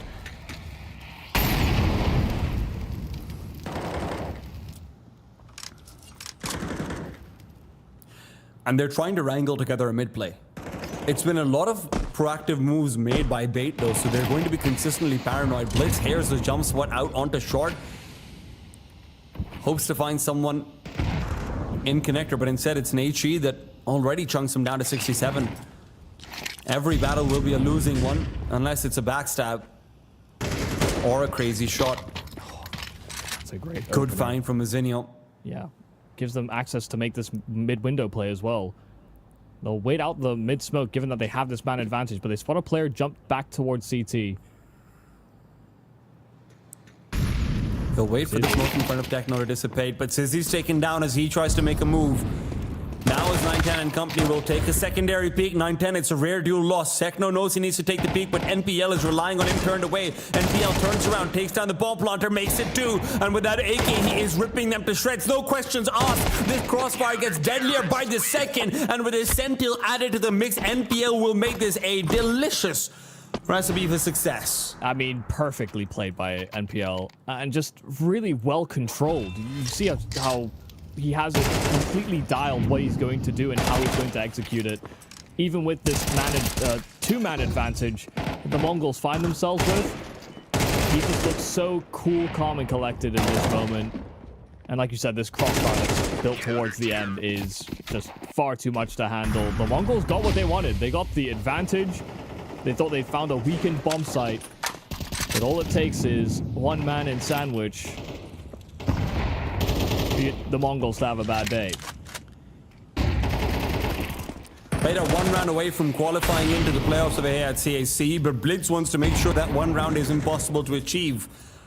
It's good to see him add his name to a mix that has very rarely featured him, but NPL has been a consistent factor. 23 and 11 right now. And where, yes, he might have been overshadowed by Alex in maps 1 and 2, his numbers stayed stable, and right now they stay stellar.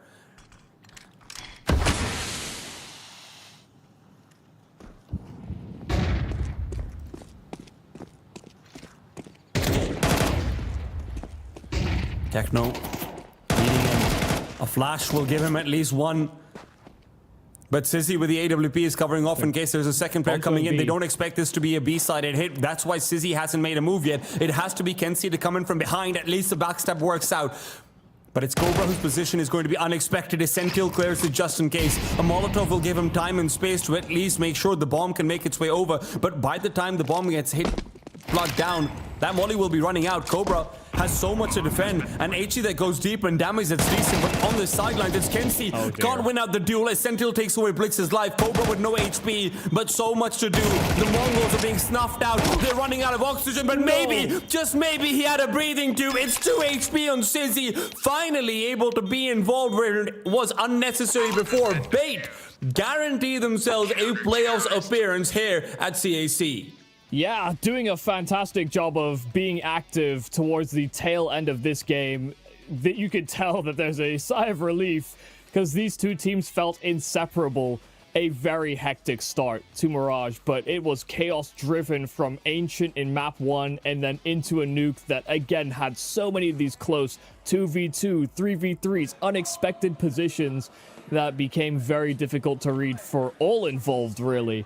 The Mongols will definitely be disappointed. They get upset in that upper bracket semifinals. That does push them into the lower bracket, and it means as well that they are the team that evade playoffs while Bait promote themselves through to it. So it's strange to think that this Bait squad are one that looked so shaky coming into CAC but even the tournament prior.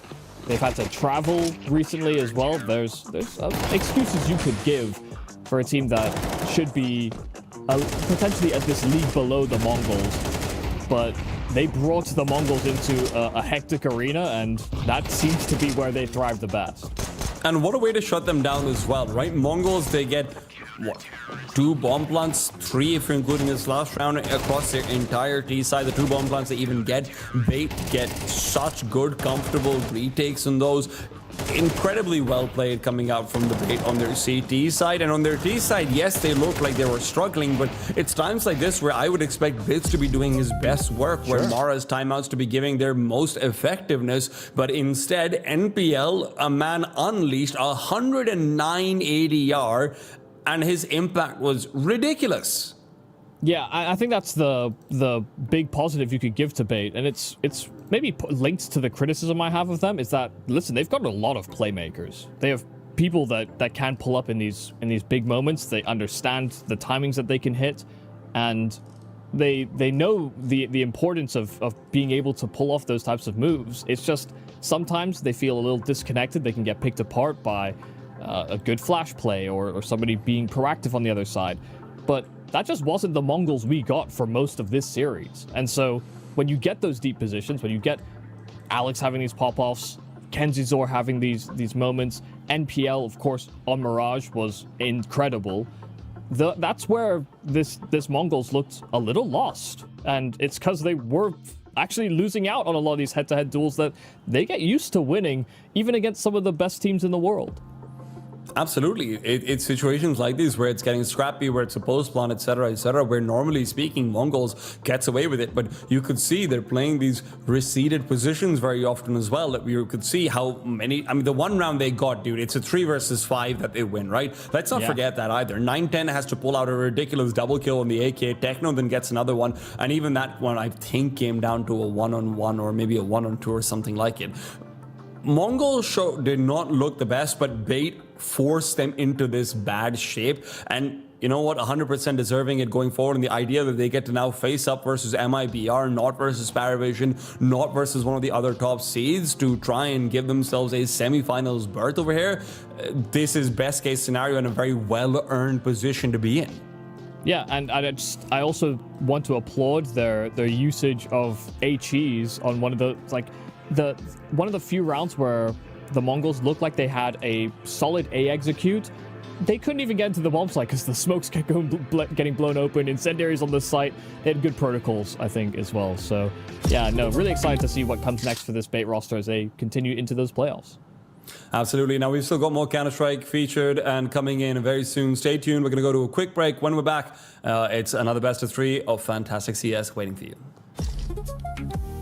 She said she loves you, but she can't love me. But I love you. Yeah. Look, I know my man's going crazy. I gotta break on myself, I amaze me. I'm joke like I'm back in the 80s. I won't play window anymore. What's going on? Play next bet. On to the next one. The human body was built to move. Not trapped at a desk in one singular posture for 12 hours a day. It's time your chair evolved. This is Secret Lab Titan Evo. Ergonomically engineered for you, gamers, hybrid workers, artists, backing your every move.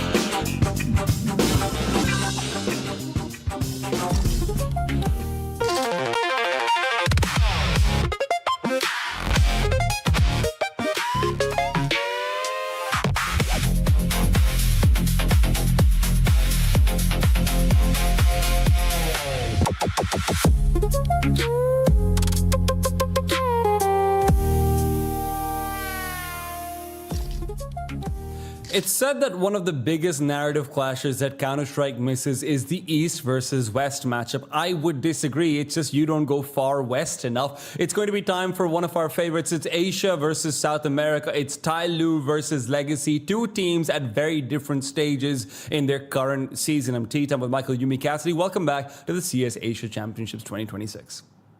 Yeah, both of them making roster moves coming into this year. I think that was the real conversation around Legacy is, wait, Art gets another shot? And this time it's with another power combo, Dumao and Lato, a duo that people thought would make the progress into maybe even the likes of a team like Furia or an MIBR or, you know, these organizations that had held more rapport. But it's the new look Legacy that decided to bring Art in and have given him stars to boot. And he's done a lot to bring a lot of stability into this roster.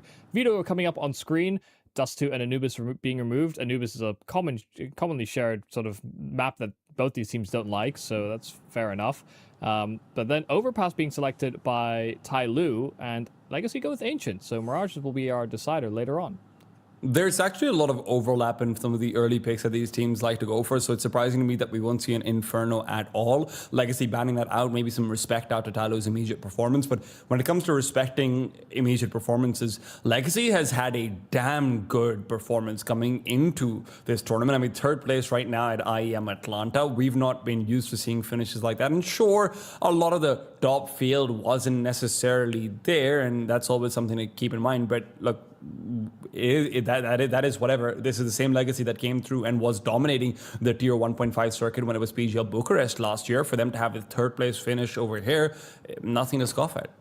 And actually, one of the top performers for a while, even emerging out of that group stage, was Art. He had explosive CT sides, especially. You know, he was contributing on that T side, but he had, I think, an unsustainably good group stage that maybe didn't carry its way into the playoffs. But yeah, they're definitely learning over time how to make the system work, and they've slowed down the pace a lot. You know, when they had Lux before, it felt like a lot of the game was centered around him. He would be hyper aggressive, try and take space, not too dissimilar to the likes of a Pain with Big Uzera, or I even spoke to Big Uzera about this, the likes of MongolZ, because those two actually had a very similar sort of play style and composition in some ways.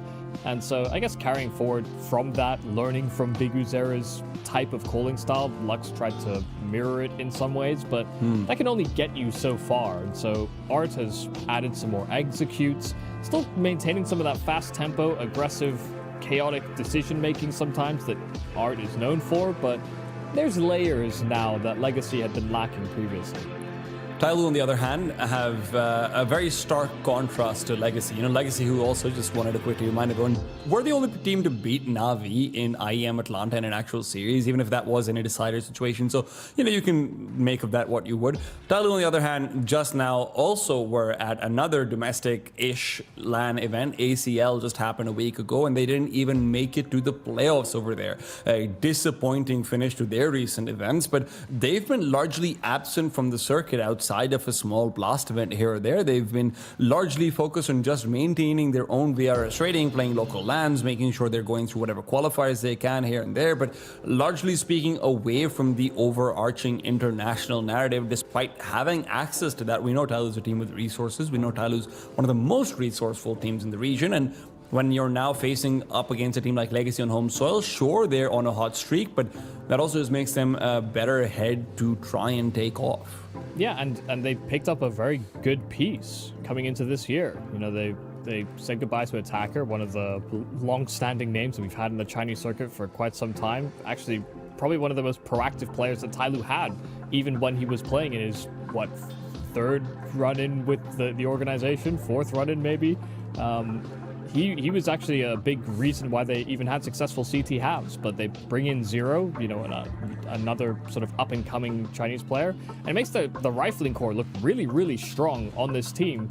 But I also think that the calling hasn't sort of progressed in the way that it needs to for this TYLOO roster, and it's maybe why they had that shortfall at ACL and even domestically, is that, listen, they've got exceptional pieces on this roster, but it hasn't really come together in a tactical sense, and I do worry that we're going to see this TYLOO that has had a history of developing bad habits on completely different cores, again begin to develop those bad habits moving forward into what is not only this tournament, but the major coming up as well.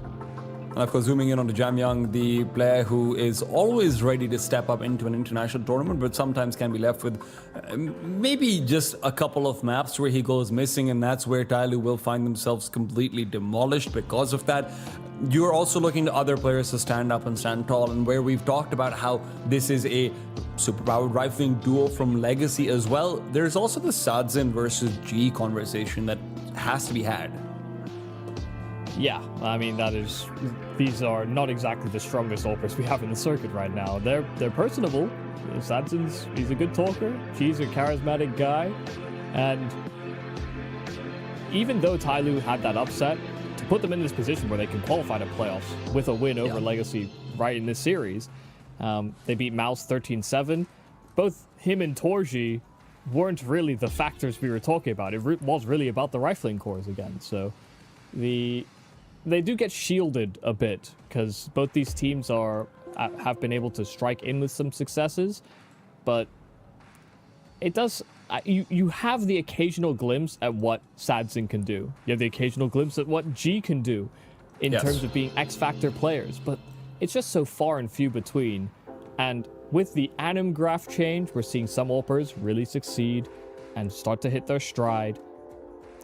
I want that for both of these guys as well. I'm just not sure it's going to happen. Yeah, G and Sadzin speak of a time when regional AWPers were very often the biggest weaknesses going out internationally, right? Once upon a time, that's what you always used to say. Hey, maybe there's going to be one AWPer per region who can perform. We have put some of that behind us, also partially because of how the circuits developed. It's been a lot more of, teams ranked 30 playing up against team ranked 15 rather than teams ranked 5. That's obviously a very big difference as well. Teams get to go further and deeper into some of these tournaments.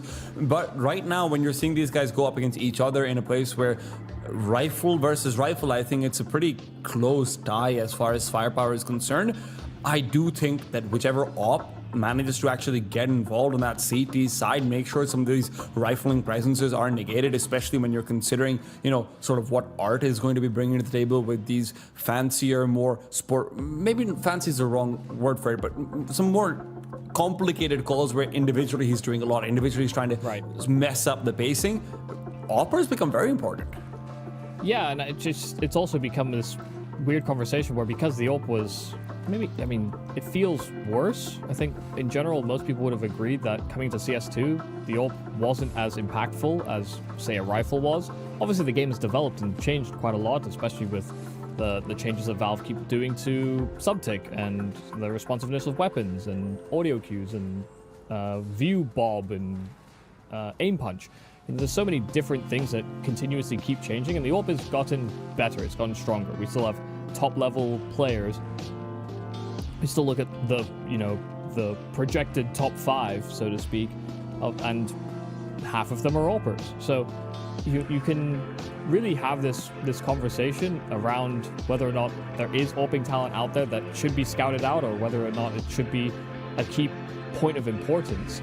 But I think when I look at both these teams from either Legacy or TYLOO, sure, Legacy had a very good Atlanta. In fact, South America as a whole in the past couple of tournaments that were overlapping, South America did pretty damn good and above most people's expectations. But because you have teams like a Furia, for example, that kind of segment themselves into the tier 1 conversation, same with the MongolZ, that some of these regional teams can feel like they maybe fall behind. When the MongolZ were rising through the ranks the first time, they were playing TYLOO and Lynn Vision fairly frequently. These cores would essentially rose together, and eventually the MongolZ separated themselves and had a greater distinction. But now that they're in the region less, it also means that the practice becomes this issue. Where you get some of these repetitions against these a team that is at the top level, you are going to level up your own gameplay too, and that can be the concern. Maybe it's unwarranted concern given the recent South American success, but that remains to be seen. TYLOO versus Legacy, playing in our upper bracket semi-final for a position in the playoffs. TYLOO have picked into Overpass, a map that has not seen play from Legacy since March this year.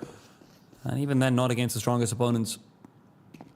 They're hoping that they are more than capable on it. And with players like Jamyang and G, who at least on Overpass have always been a particularly good read and a particularly good hand, you would understand why they want to put their eggs in this basket. But Lado's not in a mood for an omelet right now. And as G comes around the corner, Lado gets the better of him. Jamyang does better than that, though, with 2 quick frags. And this seems on the ground, TYLOO has found a very comfortable pistol round win. Oh my goodness, yeah. I mean, all these kills happen so damn quickly. The smoke over towards long. They break right past it. There's Lato inside of the smoke with his knife drawn because he's run out of ammo. Gets ran over and dealt with around the edge of the smoke, and then MOUZ just covering off the flank. So they decided for that contact burst. They get the contact, they do the burst, and the Legacy squad just unfortunately couldn't deal with the initial part of the attack to slow them down.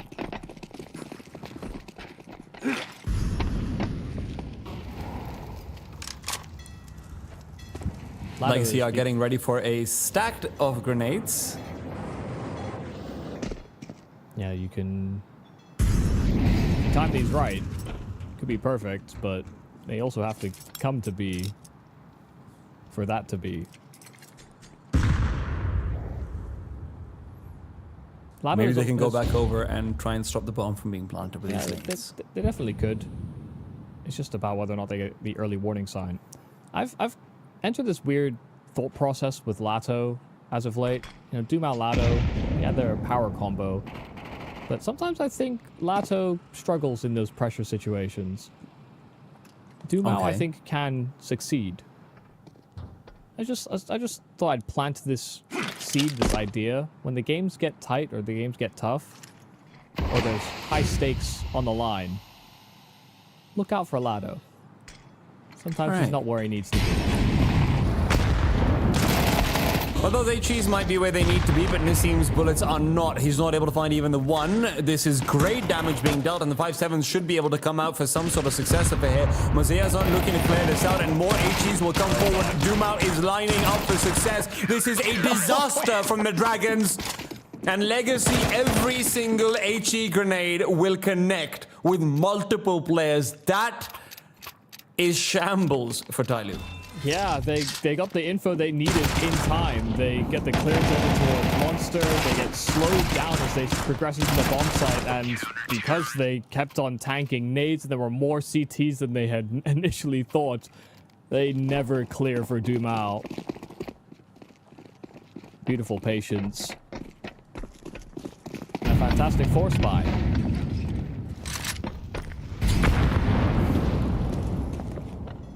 Or maybe it's Jamyang time. AK in hand, only rifle they bring forth in this round. It's a solid angle here for Sadzin. So, I mean, this is an Orper's angle, really. But yeah. He's there with the M4.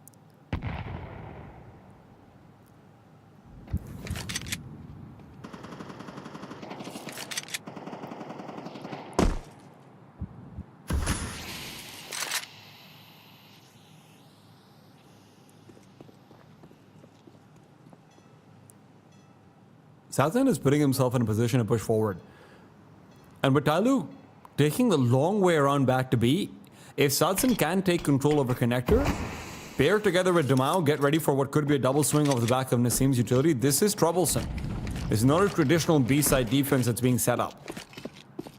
Yeah, this is not really that great. Wait, Dumao's playing trigger discipline here. Yeah, finally deals with 0, so that's one prong of the assault that TYLOO start to calculate for, but it's taken away from them very rapidly. Good flash. Jamyang trying to get some space inside of the bomb site, but Dumao's caught by the flash from G. Out from heaven, a quick descent.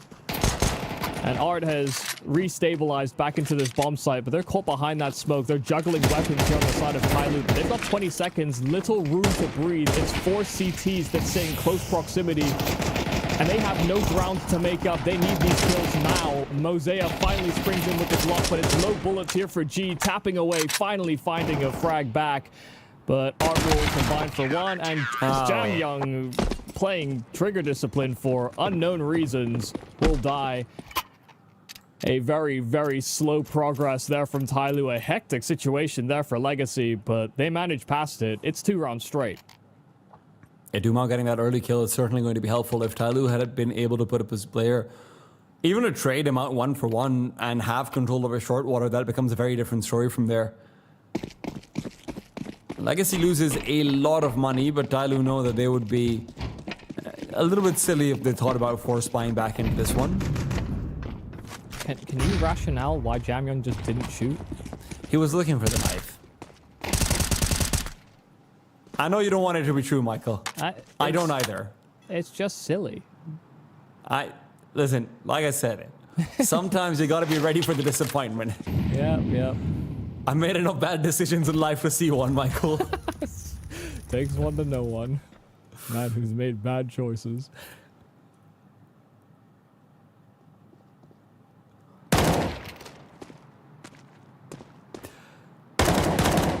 Well, that was a fast one.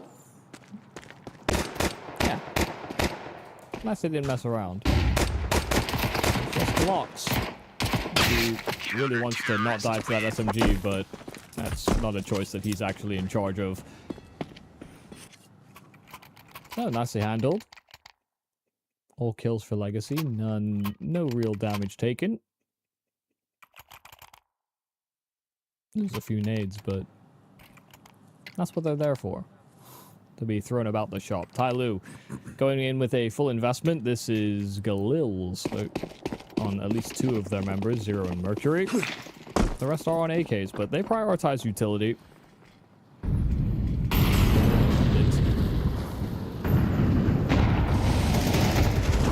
Shelton is putting himself out on A along with the AWP early on as well.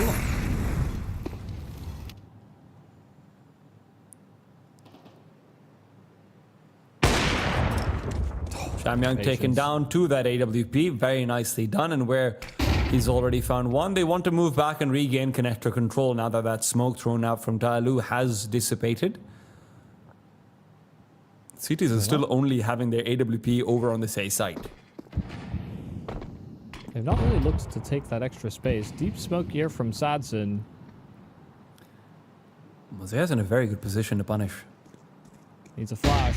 There it goes.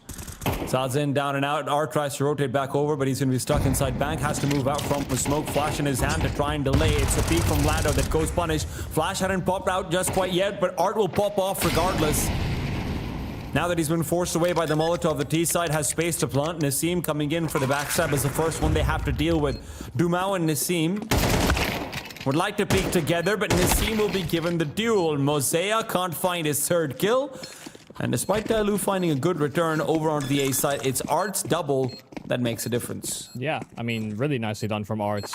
If not for him being in position so quickly and getting to that site, then they probably would have lost that foothold that they needed for that activation on the flank.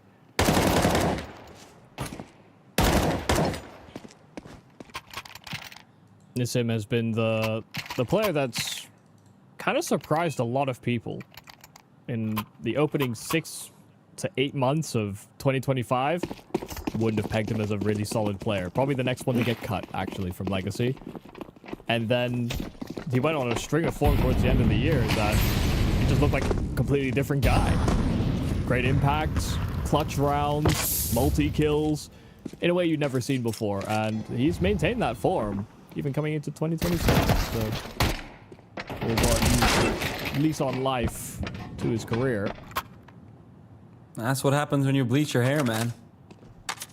Whole new person. Man. Tailoo are struggling on this T side. It is going to be a 5-1 scoreline the way this is going. Sadzin does not care about that lurking smoke. He's given the call out that, yeah, there really isn't anyone here, actually. Be careful about what's coming over at B, though. Mercury 0-4, now 0-5. Jamyang's the only player who's shown us impact on the scoreboard just quite yet in terms of the 3 alive. And I mean, impact on the scoreboard is just something that has to be discussed. Tailoo aren't winning duels. Yeah, they're not killing people. does matter. We always talk about CT economy, how hard it can be to keep things going, but that's also under the expectation that you're taking casualties, you're taking losses, the util's expensive, the weapons are expensive. If you're not having to rebuy at least half of them, then you're good, you're chilling. Shocking revelation. If you're not dying, it's pretty easy, actually. Yeah, life's not too bad, in fact, on that CT side. I'm not even going to try and pronounce that word. I got it. Fürwärtsufahrt. I think I did a pretty good job.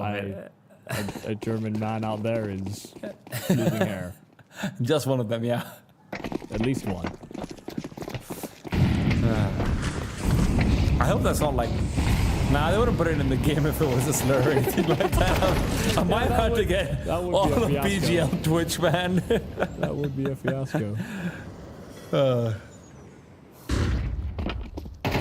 rounds straight here for Legacy. It is a full investment round here for Tailoo, but while they have access to Connector and a presence outside of B,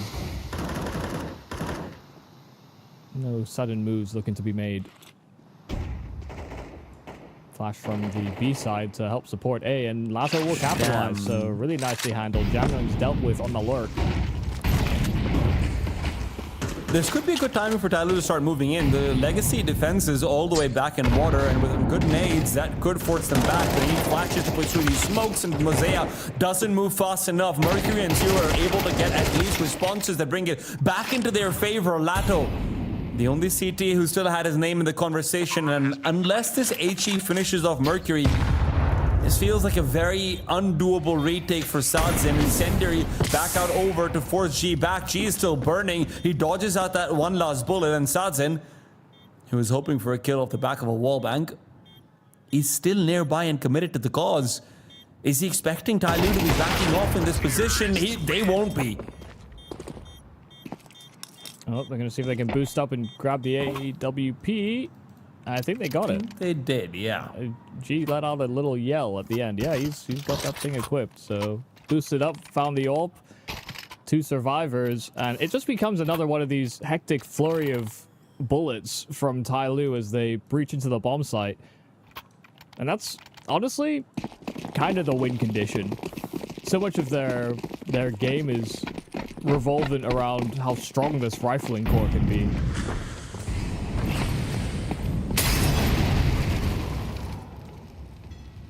Once the dust settles, they get into fights where they feel at their strongest. Boost up into view into Connector, but they fail it. Stick around to find out whether or not there's a player in short.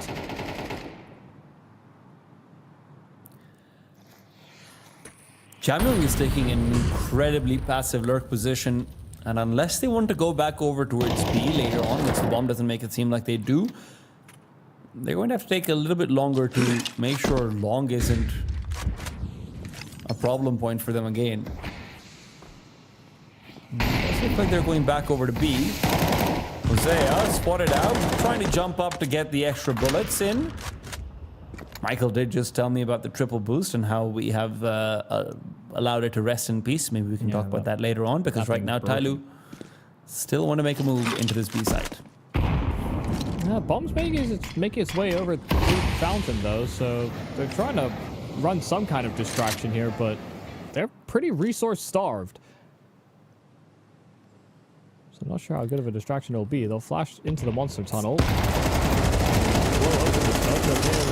Fire off a hail of bullets, but it's actually causing the rotate from Lato. So it is a solitary Sadzin, and maybe a sad Sadzin. 15 seconds. They're gonna start running at him. First hit does connect on long, and Sadzin just dancing around the bomb site. G does connect, and he needs to punch in those digits for the plant. Lato out from CT, cancels that, and so the round is done. Tailoo failed to win. They lose to the clock, but they lose to Sadzin on that solo hold. I need Joking to have a word with this team right now. I'm bewildered as to what's going on over here. Because normally you're looking out towards a player like Jamyang, and he's in a playmaking position. He can at least try and take some duels. If you're so worried about the A bomb set, if you're so worried about losing your life to Sadzin as the opera, etc., and you're then taking so much map control back to B, using a lot of your utility, turning into a fake at 20 seconds when you haven't even crossed divider seems like a bit much. Yeah, also the A players, I feel like, slowed themselves down a lot to see what Jamyang could get up to, which is kind of the wrong order of operations, it feels like. Either way, Sadzin's having a great time on this AWP. I'd say he's been the most challenged by flashes or util sailing his way, but hey, where they ain't throwing it, he's been shooting them.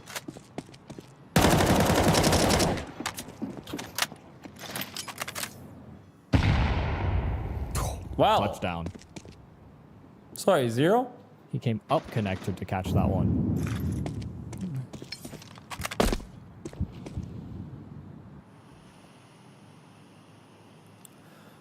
Oh, Jammy boy. He's past the smoke. I've got very little faith in him accomplishing much at this point. Well, maybe I'm lying to myself to make myself feel better, Michael. He's still in it. There's no one else on this A-bomb set other than Lato. If they can move up fast enough, turn this into a 2v3, recover the rifle, there's a world that we might still live in. I don't know, man. Ace clutch potentially coming through. Well, he's got a backstab that he's already dealt with. Through the smoke, he could find 2. Knife out for extra speed. Comes up the side. Nassim spots him out. Nassim is trying to bait him forward and see if he can take the fight after time. He's playing ring around the rosies. There's too many corners in this map. Oh. That felt like that was the longest round end timer that could have existed. Yeah, good for Nassim. Good decision to make as well. Knew he was getting hounded down and just played time. Knew that there was no way that Jamyang could win the round out from there. He got a couple of kills, Jamyang. He got a hat-trick of them, but it's not enough. Still full reinvestment. And Legacy are at large on this CT side. 7-2. And there is no noticeable weak link. TYLOO haven't shown enough of a capacity to breach into these bomb sites or even just establish really solid map control as of yet. Anytime they get into the divider bathrooms, that serves so often as a springboard for T sides to just leap into the A site. Not been the case for TYLOO so far. They throw a lot of flashes in their mid-control to feign some presence at the bathrooms, and it has caused a rotation. But they're clearing things out. Art is being proactive alongside Sadzin, so we'll get sussed out. Double muscle. Flashes are good. 0 is out, and with Mosaic getting a quick kill in there as well, TYLOO will find their winning strategy of multiple players speaking together, winning again. They needed a round like this. I was just saying they didn't have consistent threats or shown the capacity to breach the bomb site. You know, it has been in fairly hectic moments, from the pistol to the last B finish that they had. Super chaotic, but this was about as clean cut as it could have gone.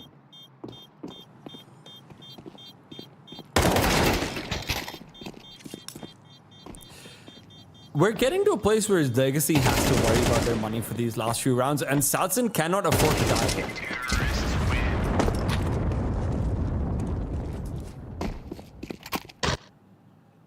Well, he did, so there's a lot of money to buy. He couldn't afford it. Yeah, this is one gun round. Yep. Could be a problem.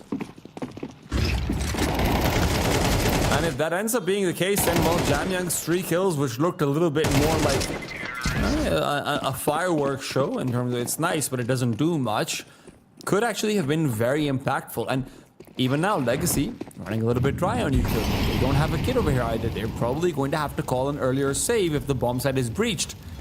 And that's why Dumao wants to take the fight early, not later. Dumao comes out, but he's been taken down immediately. There's no one to boost up on top of Art to try and make a play happen. And where he peeks out behind the flashes, instead, Zero, who's coming behind him, trying to take him down. Art is able to get one, but Nassim yet to reveal will be the next to fall. This B-bomb site breached, and Legacy are being tempted into walking into this retake. But it has to be Sadzin to find the kill. And when he's been smoked off, it really does feel like a save call has to be made. Yeah, that's the most likely course of action here for Legacy. They know that this is a bit of a write-off, a bit of a shame as well that Nassim doesn't have a proper weapon. I mean, he's down to that 5-7, but that's that economy that was so rightly noted. Funds have run dry here for a Legacy that, well, is building this case that CT side, that money management's not too big of a deal if you just don't die. But they started dying, so things became expensive. Overpass. Terrorists win. Yeah, they need to update that thing. The emblem still saying CSGO? Come on now.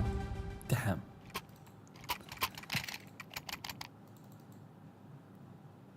Maybe now it is quite literally the Counter-Strike. Go! But what? That sounds like an anime spin-off.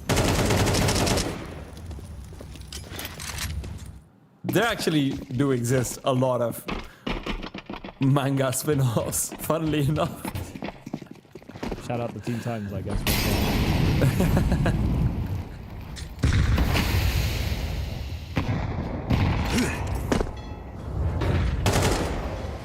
Mozia steps on a landmine.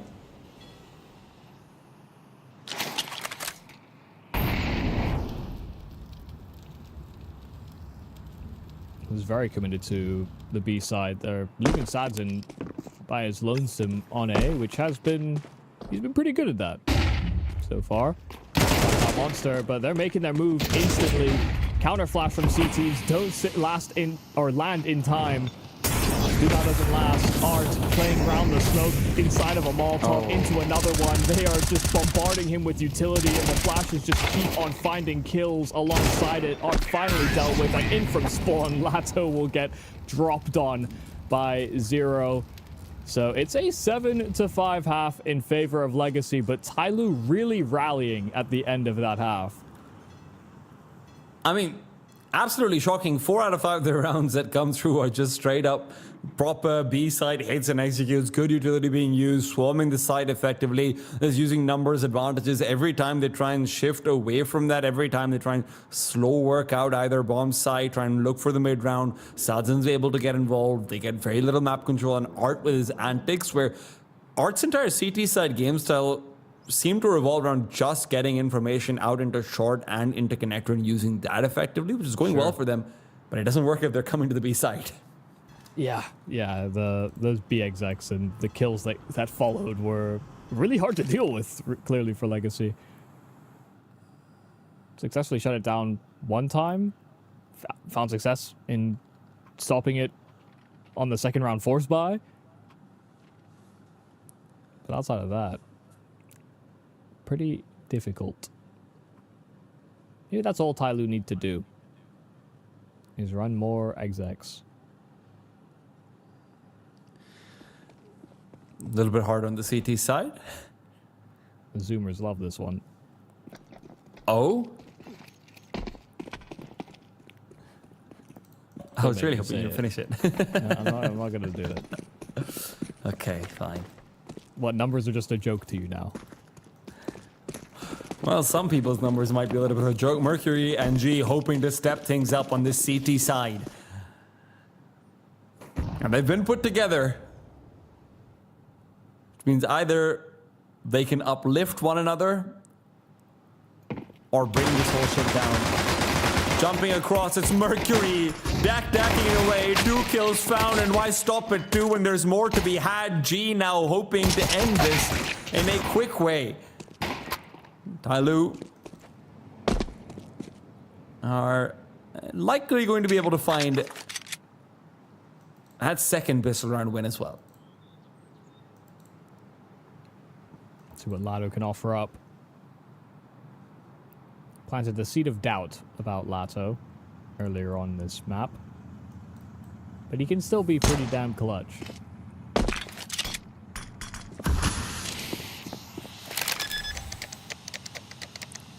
V3 getting a bomb plant is not bad at all for Legacy. Extra money will help, and he's got a great post-plant position to play from. No kit available here for TYLOO, but they do have a smoke.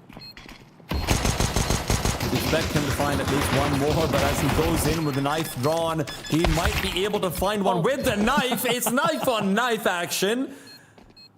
And I suppose even if Jamyang could not find it, they will eventually. Oh? Bomb has been defused. Oh? Oh? It is 7-6 in favor of Legacy. TYLOO winning the second half pistol. Our observers are having fun. How many of those, that number combo can be on the map at once? Almost had you. I almost fell into it. God. Legacy will be able to come through with enough of a threat that TYLOO have to be on edge about this round. That extra knife kill will certainly be helping as well. Yeah, well, they both got knife kills, so it all balances out, really.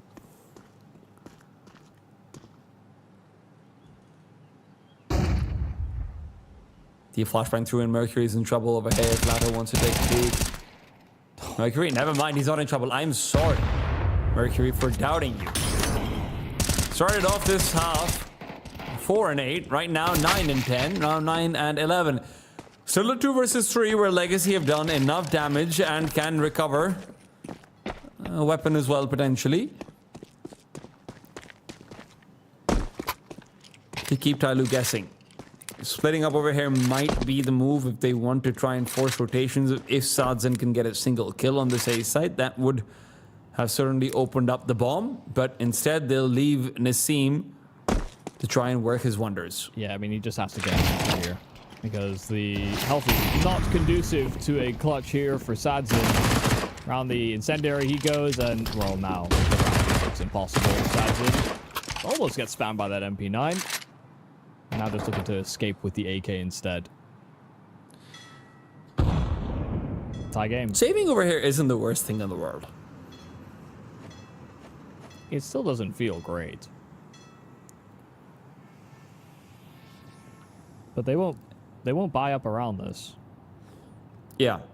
It's just making it an objective to try and find a bit more damage, because CT economy has been disturbed even in this round, especially if he somehow gets one more kill, which is admittedly very unlikely. It also just means they don't have an AWP on their first gun round, which is not the worst thing that could happen to you, but yeah, it is a kind of an impossibility.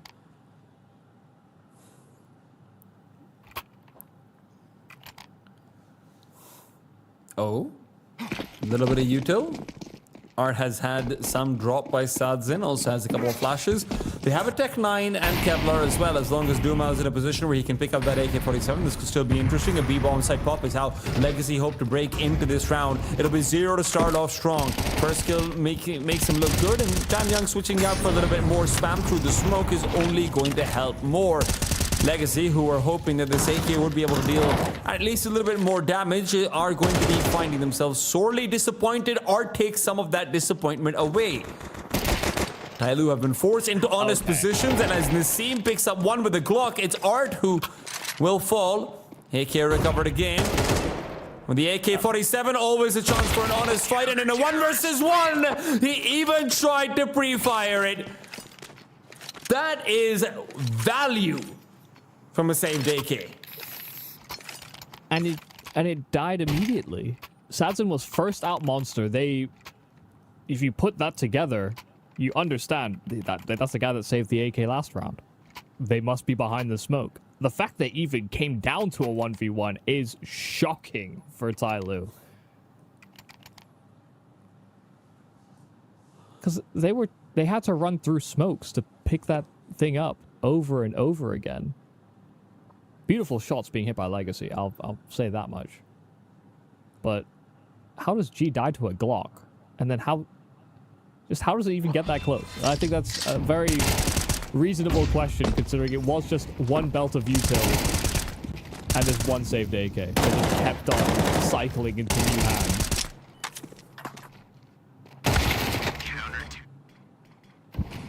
That's like the dream hero AK situation. Yeah. Did everyone get a try with it? Right? Yeah. Okay. Cool. We're good then. I remember you would see that on Strat Roulette, is the gladiator, where one person would buy a weapon, everybody else would just, you know, try and go in one after the other, one at a time. But it's not supposed to be that effective.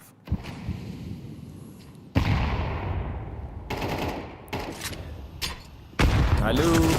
Distraction coming in from the seam on his HEs, but it has to be Zero and Jamyang as always to hold. Jamyang with one, but Zero around the corner of the pillar can only deal damage. He makes them particularly tenderized, sure, but if that HE doesn't find them before the bomb is planted, this retake is still tough. 2 versus 2 with HP and TYLOO's advantage, but they don't have a kit, and I don't think there should be one on this site with the way their money was going either. G's a non-factor in this retake. What can he do with the AWP?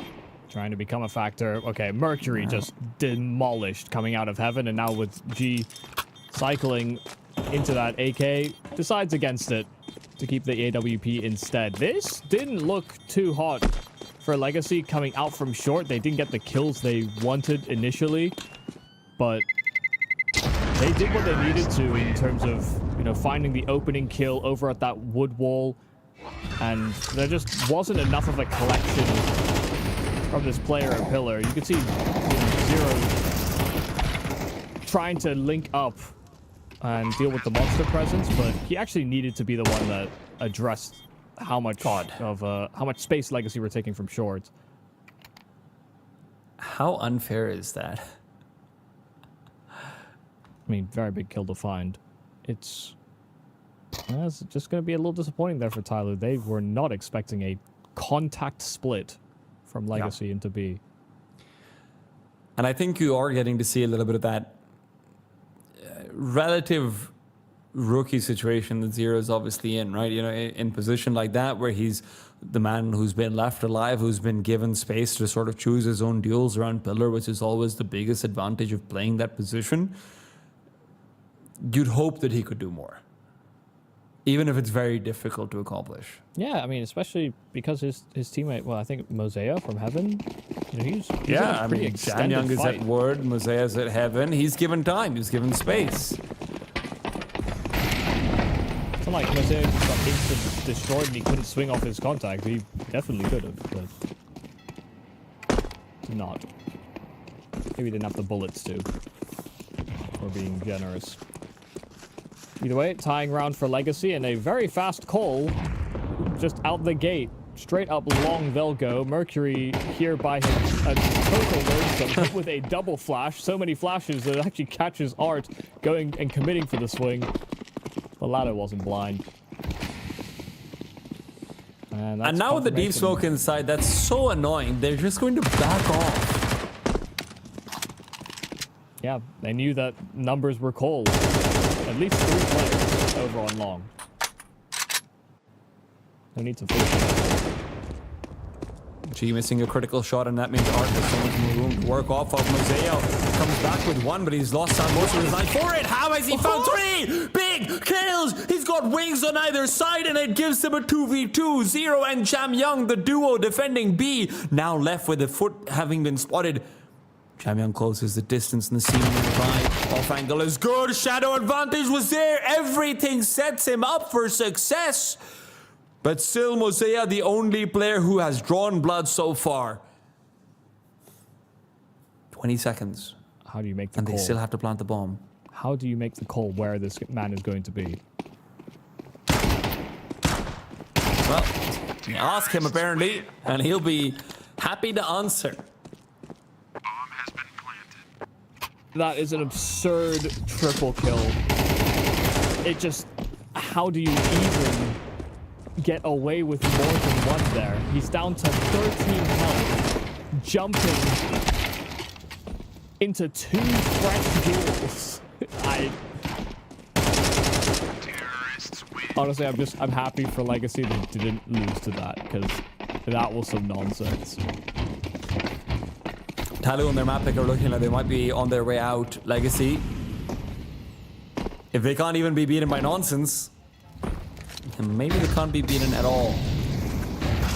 Flashes aren't the best, if we're being honest, but they don't care. They're able to come through with the early kill. That's exactly what they were looking for. Make it 2.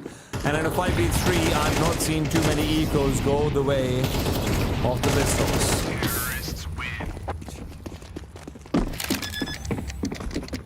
Good presence of mind from Legacy. Knew that those smokes were going to serve as potential hiding spots. Didn't lower their guard. 2-round separation. And a timeout called as well. Make sure everyone is in the zone for what's ahead. There's another fresh gun round coming up. But there could easily be a fumble. TYLOO have a trick or 2. Hopefully not many involving a triple boost.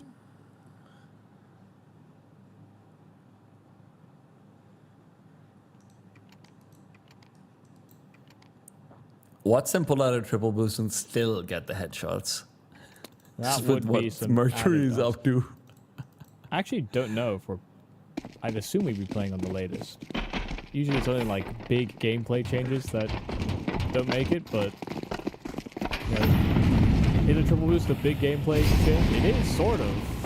But it's also niche enough that it might not fall under that reason.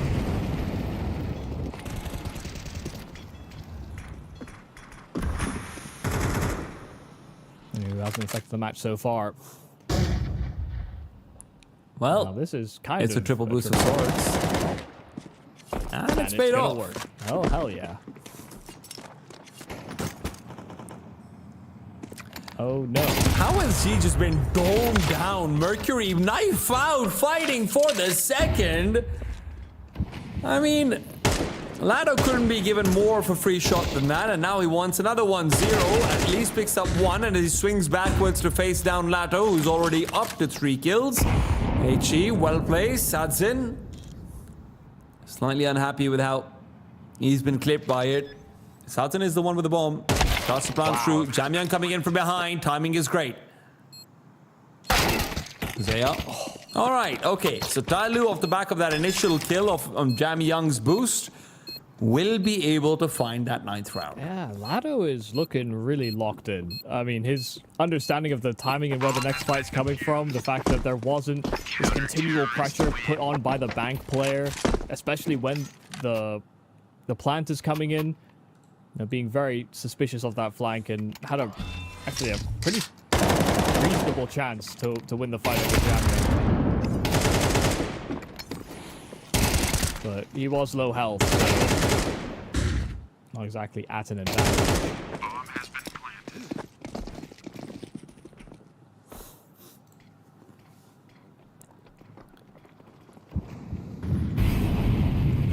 Again, it's teetering on the edge. Legacy running low on funds. And TYLOO 1 step behind them. 10-9 in favor of Legacy.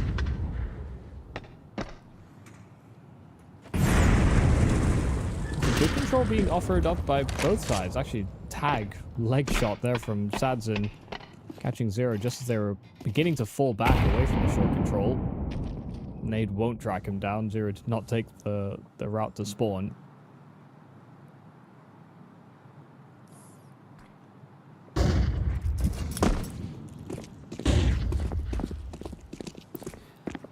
Mercury has asked for support to be sent over. And they've not made any secrets about their positioning changes.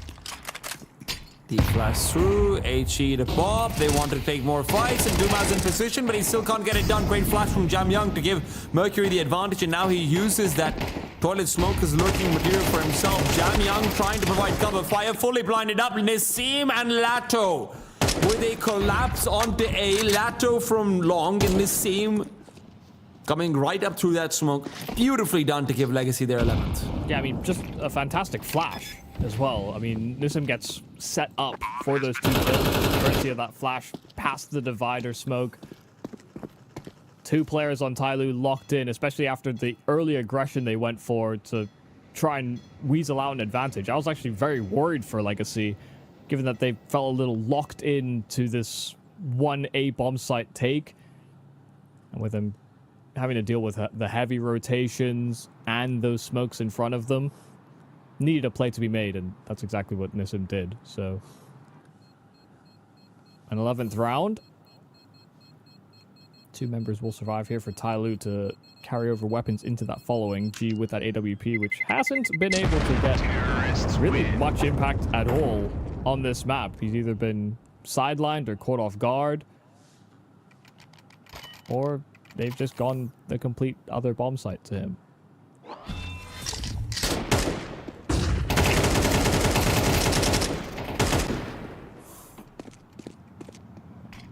Yeah, he's really not been particularly happy about this, and even if MOUZ was a series where his talents might not have been needed, that is certainly no longer the case now. Especially now.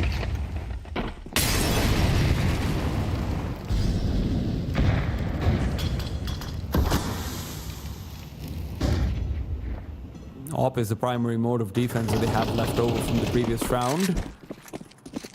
But G will not be given any targets at all.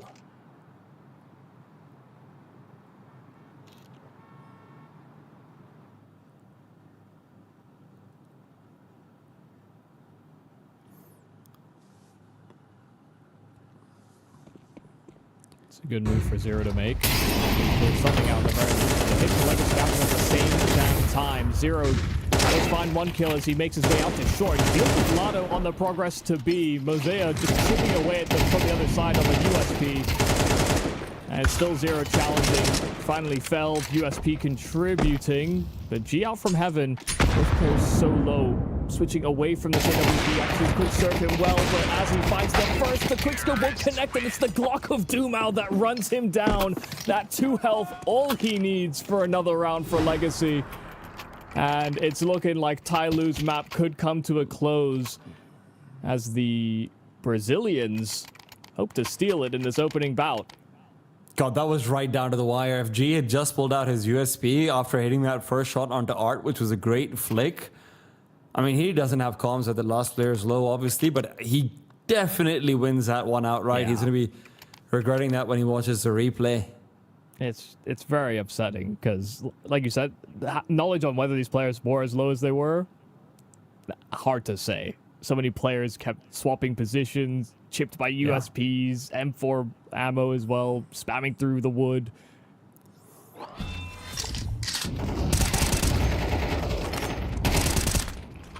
Zero does a great job over here, though. Absolutely fantastic.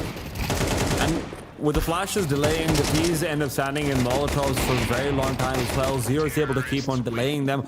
All of the skills is what even gives them access to that round, but access is now denied, and Legacy is hoping to take this to Ancient with their heads held very far up high.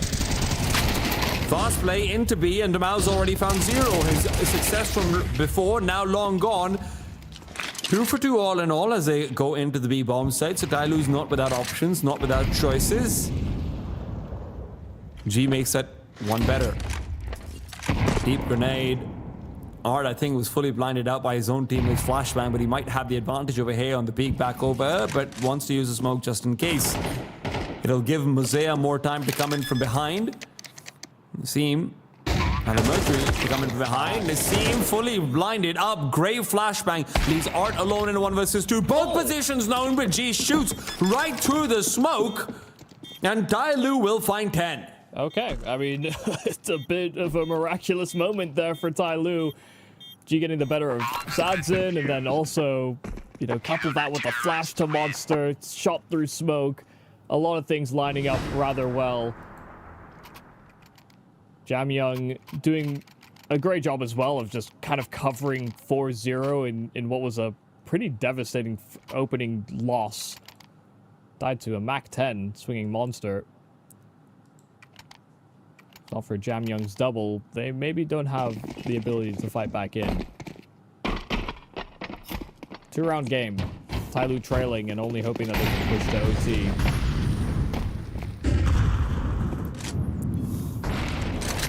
But will Legacy allow that? Play opt for Sadson, but the SMG of Lado is not conducive to a long-range duel.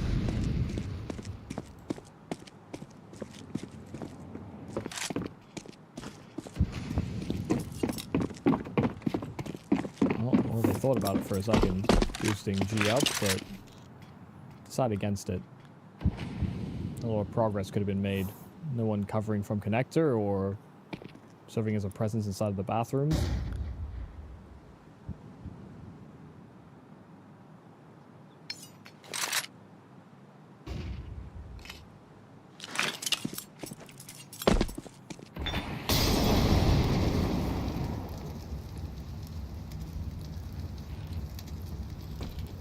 Seems it'll be a Art is putting finish. himself into a dangerous position regardless of where this finish might be.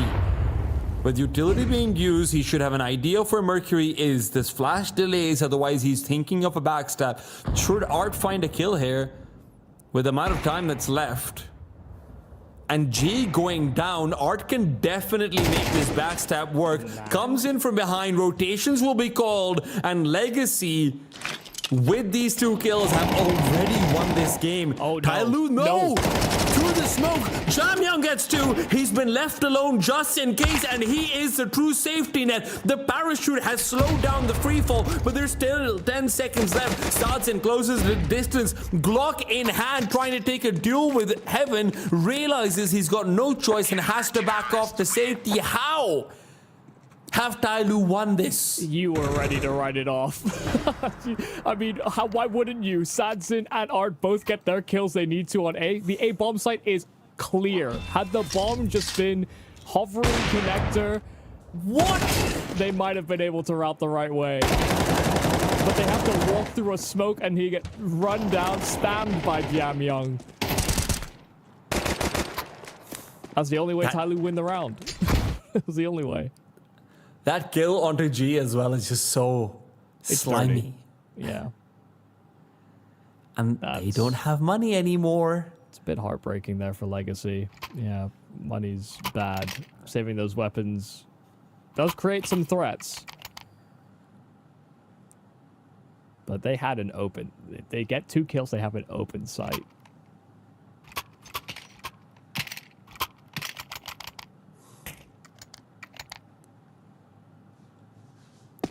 Prescient from Jamyoung.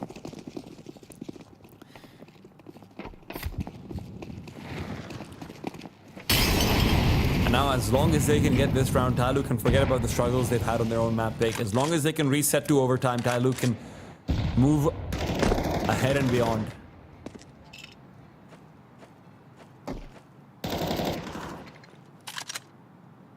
But like you said, Michael, this round comes with threats.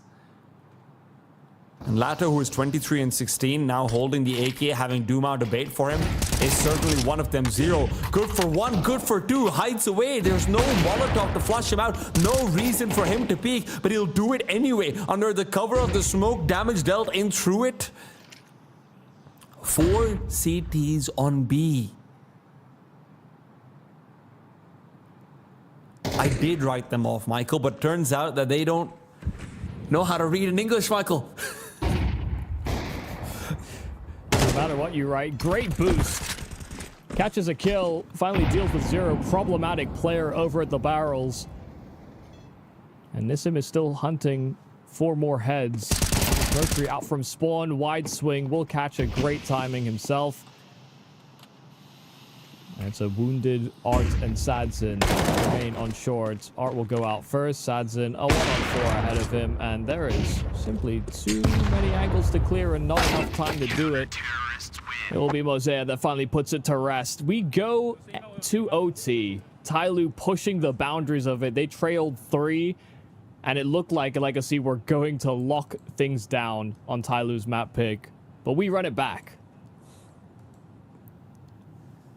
Legacy have looked so convincing in really pretty much all so many of the series. I mean, let's not forget TYLOO have won both their pistols. Yes, they didn't convert in the first half pistol round, but they did in the second.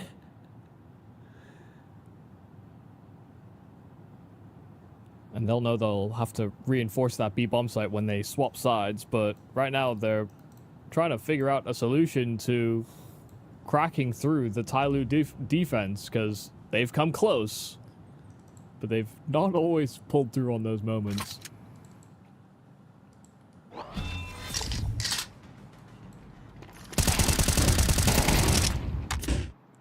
A little bit of a slow start for Zero, but no round more important than the last round of regulation to finally have some a really solid performance in that B defense.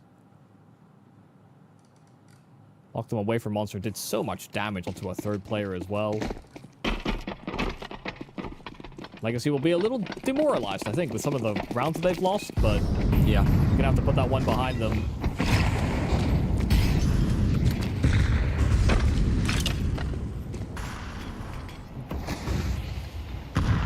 Champion spots out the feed, didn't have his gun ready and waiting. I don't think Dumao was able to spot him out either.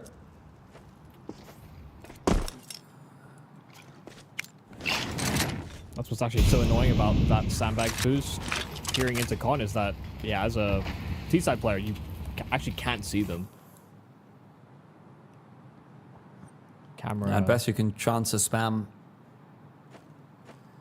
And you see some players try and like jump into the angle or hard pre-aim it, but it's very difficult. Becomes a highlight when you get it. Sadson with the AWP is pushing up and beyond. He realizes that he has to transfer the bomb back over to Art. Chance is there. Mosea able to back himself away from that scope.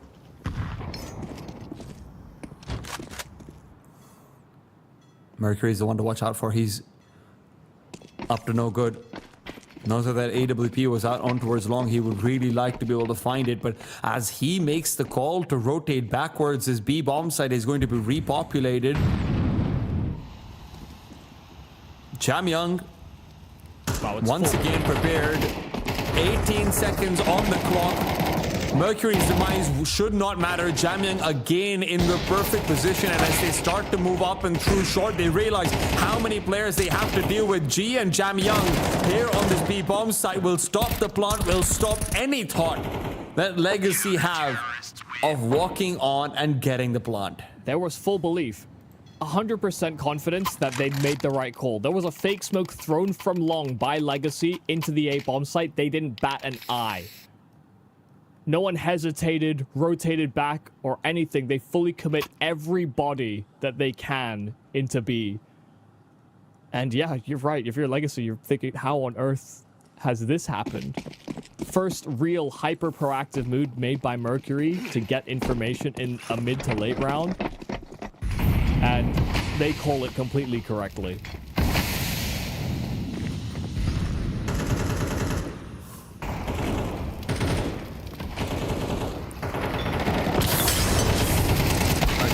Peeking back out, Dumao is able to get the better of him. Ichi goes deep. Dumao's already dodged out the damage by moving forward and leaving it behind. They already knew he was there. It's fine. Yeah, they knew he was in that general area. They're actually starting to drift towards the A bomb site. There's a massive gap that's been created. Jamyoung does not have his gun ready.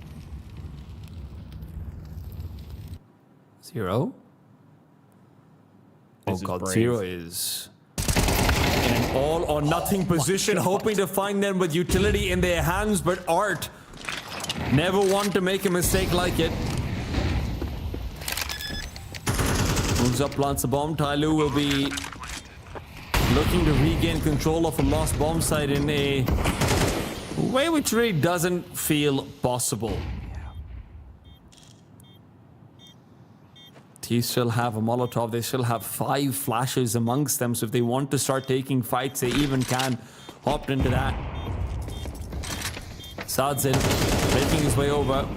Cut off and blocked by the smoke, but as G finds the first, Jamyang will find. He's got a player right next to him. G's doubled up, and Jamyang had the opportunity to set up MOUZ for success, but he doesn't find even a single kill, though. Legacy can find that 13th round that they've been thirsting after for so long. Yeah, good quick assembly on that boost as well to short. If not for that, then there actually would have been this pathway. They would have had to maybe even toy around with running through that short smoke when the tap on the bomb happens. Even in the 2-on-1, that can feel very uncomfortable. But yeah, well handled towards the end. It was a weaker of the 2 bomb sites. But a very brave decision by Zero. He called it. You were saying you're trying to catch a player with utility. Caught a player with utility. There were just 3 other players that had their guns ready to go and punish him. So feels a bit unfair. Why are you guys allowed to have 4 players when I only have 1? No, not many people would brave the smoke the way he did, so.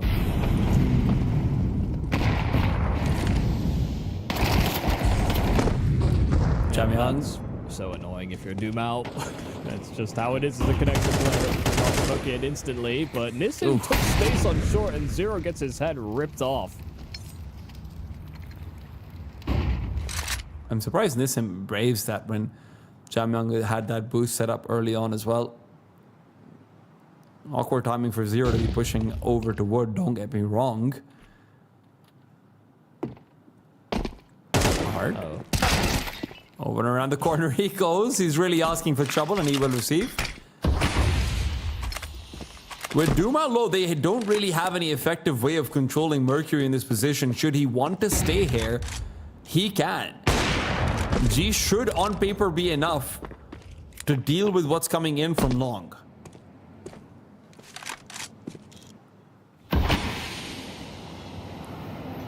That's not ideal. They smoke the train off just as it passes, but it doesn't mean that monster is wide open. And Nissim capitalizing on some chaos, fresh smoke down on short.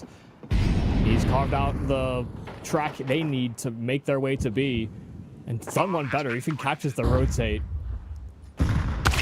Sadzin.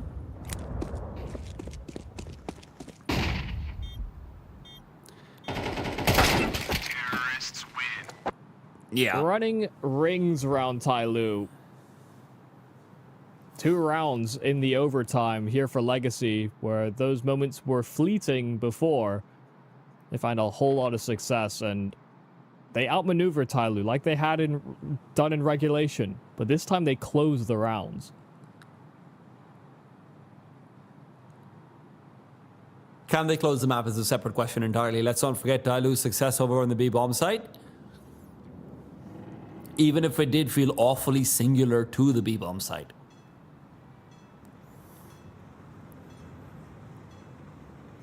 Well, if I'm Art, I am expecting a B hit. In the first 2 rounds of this overtime, I am expecting a B hit.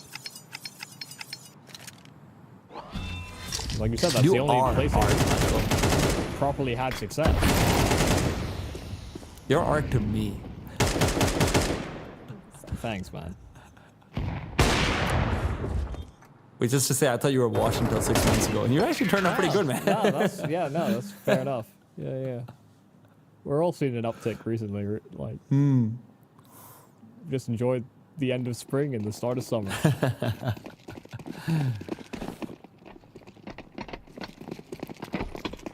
Tailoo enjoyed summer for some time, but that was a different time. And somebody had to ruin it. The question is, Lato, who's already had his day ruined, how much can he actually get done over here? And will that make a difference under Tailoo's attempts over to A? Sadzin was generally pretty good at dealing with them all on his own, I would have decided not to make this an early B site finish.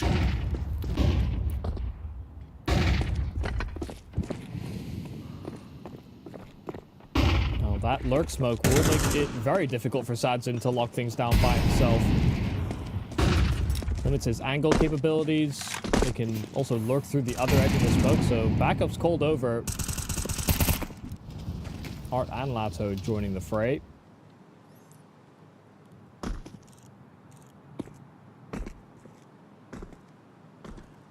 Re-aggression over here from Art could be a mistake. He's a curious cat. And he's silent as 1-2.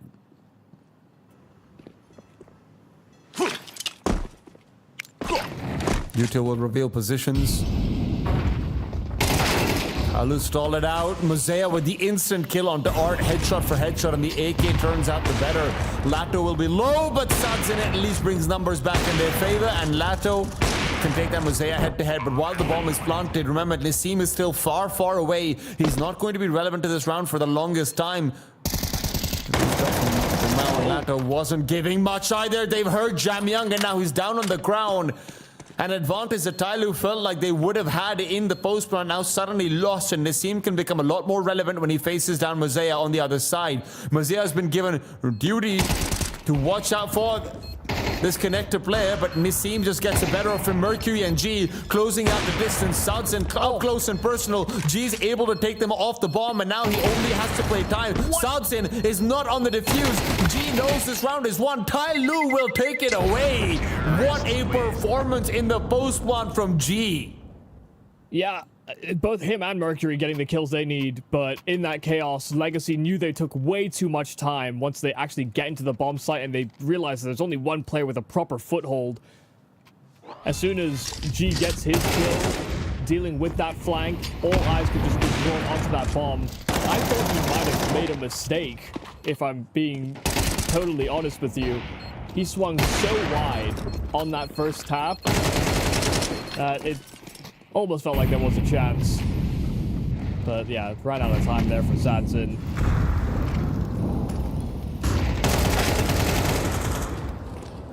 Solo move Nassim as well to get one there. Instant trades and fast kill into 0 as well. Flashes are good, but it's just 1-for-1s, and they just cannot afford that when they're that one man down to start. Bomb has been planted. Lara and Sadzin's best bet over here might be to get a boost out and see if they can make a play off of it. But Tailoo should be expecting that. They shouldn't be exposing themselves to the one angle that they have to expect. (2v2) Legacy are waiting for the smokes to dissipate. They're not waiting for the smokes to dissipate. Never mind. Why is the AWP pushing the smoke while Lato's backing off? Listen, Sadzins been playing pretty damn good. We just thought he might be able to get away with it, and that just simply wasn't the case. Lato picks up the 8 WP at the very least. It's the most expensive weapon, and one that they almost certainly could not afford coming to this last round of this first overtime. Chance for Tailoo to close. A position they didn't hold before the overtimes. Position they've not held this game.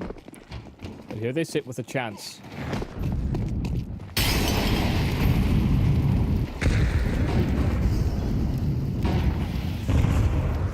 And if they want the opportunity to play in front of the home crowd, a win in this series over Legacy would be the easiest path to it. But with Domao doubling up, he doesn't want to give them their own map pick too easily.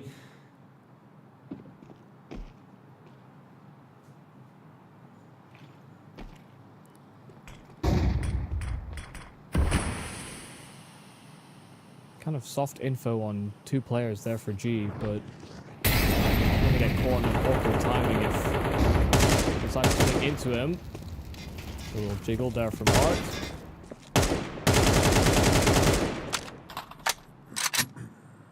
Another 3-on-5. Someone on Tailoo is going to have to make some kind of move independently here. Ideally, it would be the one with the least resources, but with Jamyang starting this round on an island, still holds a lot of his belt. Jamyang and G seeing if they can cause some kind of chaos. That's the monster for Mercury.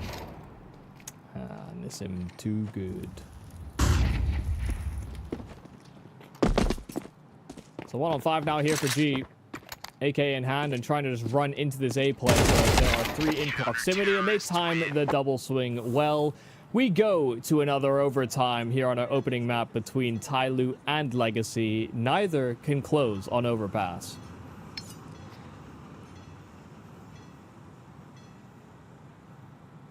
And it does feel like we've gotten to that point where Legacy are going to have the depth of their strat book tested. I mean, I said it what seems like an age ago now, but this is the first time they're playing unofficial on overpass since March. This team does not play overpass very often. They don't ban it, sure, but they don't really want it played. And getting into that post-30 round mark, you're damn right they're out of strats. And there need to be some new ones made or called on the go. For TYLOO, they've been in this position before. I mean, not typically overtimes, but their games on overpass typically are quite close, whether that's against regional opposition or against international.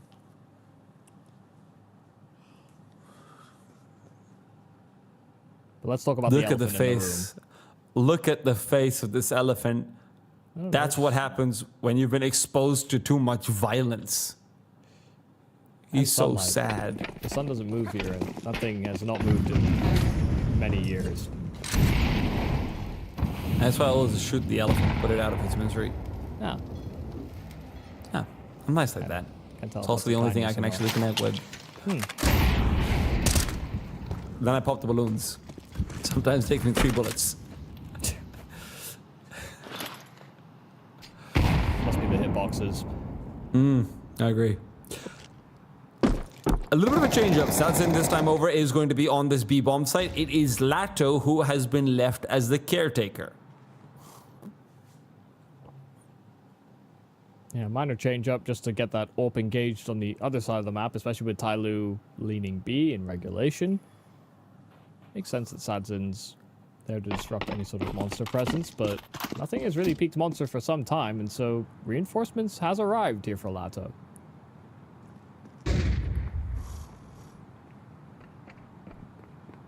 At the same time, there's not really any information gained for either side. It looks to be a full-scale execution out on A. The Molotov onto MOUZ is good.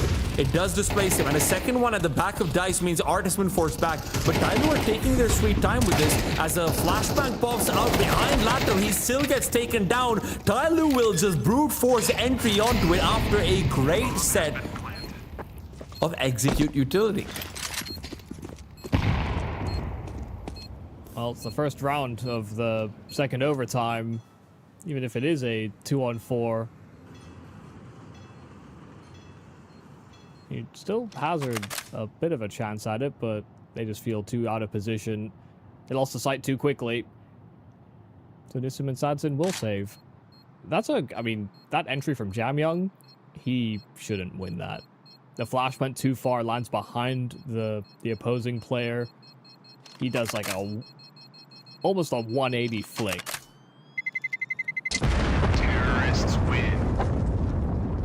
Without that kill, they probably get stopped over at long. That first emergent from the smoke is typically the most important.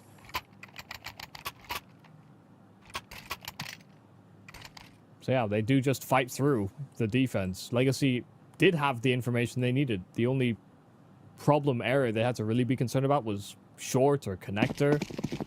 But with them playing 3A, given that Sadzin sometimes held that thing by himself, they were certainly expecting more.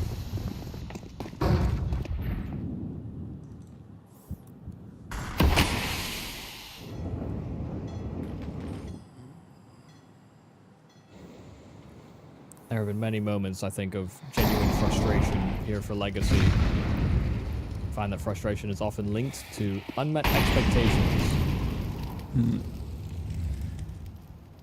And they're expected to win many of the rounds that have happened on this map, but that has not always been the case. So very tricky position now for Doomao.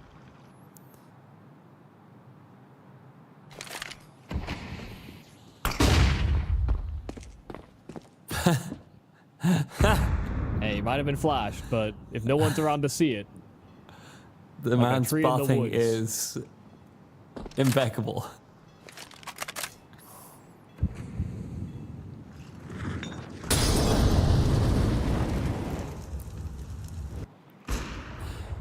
Legacy are getting zero information, but with that kill, that unlocks the entire map. There's no longer going to be any rotations coming through to reinforce on B. Jamyang just isn't going to be that player. He has to find kills on the A site itself. He's realizing this as well. But with 25 seconds left on the clock, he might be better off trying to stop this post plant from going to the dogs instead. But that post plant will never come out. Bombs left behind Monster Tunnel. Zero had to go back and recover it. Instead, he's going to die. Jamyang is in the most unachievable 1 versus 5 I might have ever seen. Yeah, I mean, gets his 1 kill, but no time on the clock, so he'll carry this forward instead. 2 saves in 2 rounds in the OT. Not often you see that.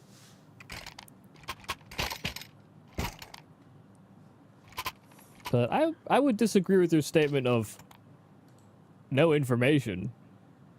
They had a ton. Deep position out to Monster with the AWP. Strong position from Doomao on short as well. Knows that the 2 main pathways to B are cut off. It was in that middle connector area, but because the round was brewing and they had this 3 on A, they tried playing 3 on A inside of the site. Didn't work out. So they clear for info with that flash, and they get a nice advantage. They get an idea of what was supposed to be coming their way. See the camera view? That's what I was, Michael. I was myopic. I blocked out too much. Ah. What do you do for blocking out all them haters? Why are you all so mean? Legacy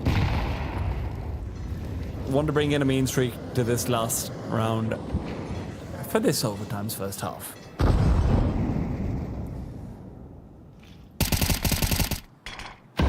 Okay. Oh, Zero taken down by Art's boost. Art's been a menace to anyone out in connector, and Tailoo did replicate some of that same success, but often it was damage, not kills.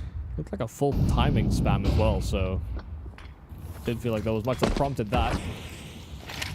Good intuition from the in-game leader.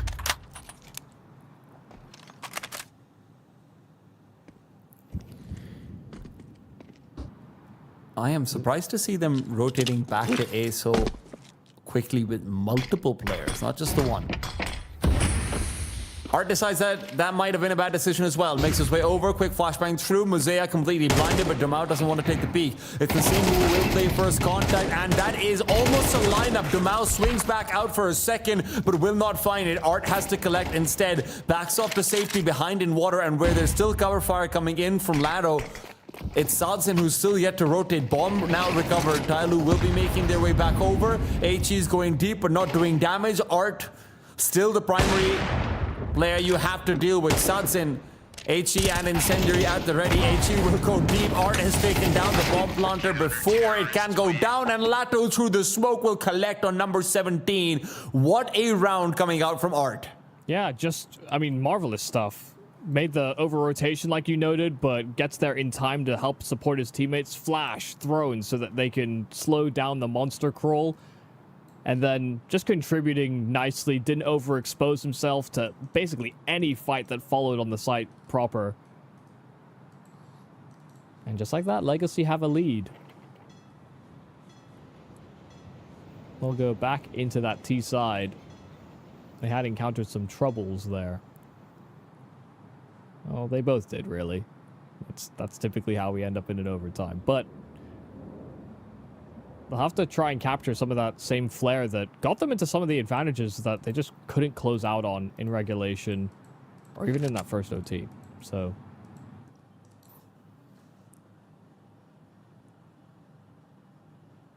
I would wonder if they've got anything extra up their sleeve. Is there another pocket strategy that they can pull out? Or will they rely on the continuing strong form of their stars? Vato do now 29 and 27 kills, respectively. It's not half bad.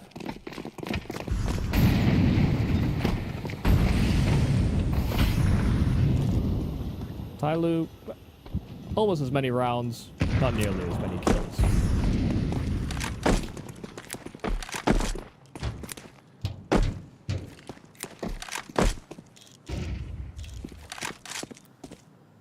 And I know enough about the fans out there.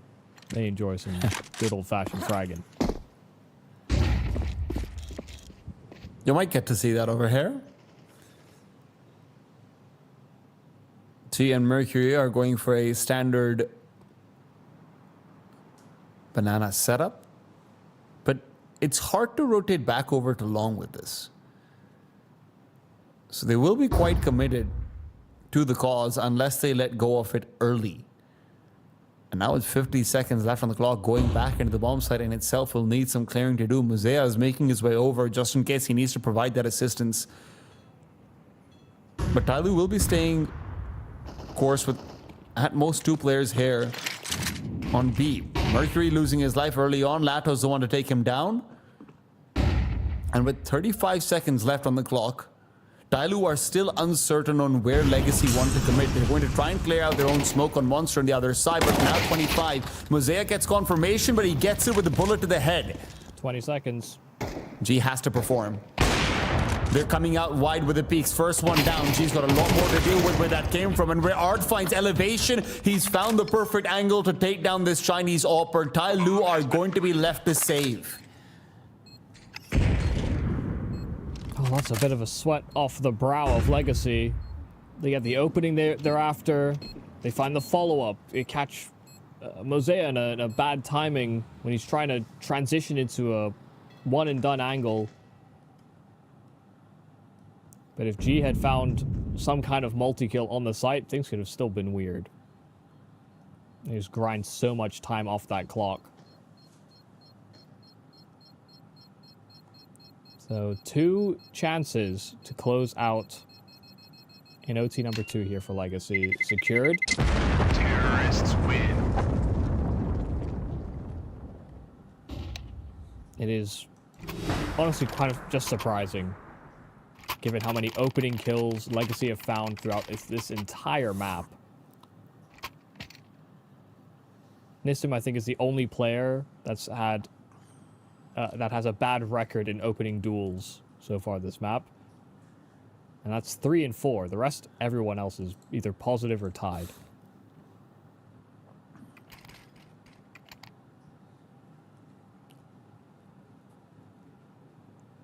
You would expect a team like that to have already closed it out. Yeah, but Tailoo have shown impressive OT. mental fortitude. Yeah, I mean, Tailoo's showed us impressive mental fortitude in some of these late round situations.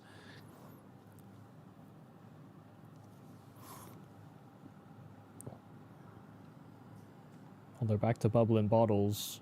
Hopefully popping bottles. Win this and put themselves in a great position to close the series and reach the playoffs. That one has been a real test of patience and fortitude, like you mentioned.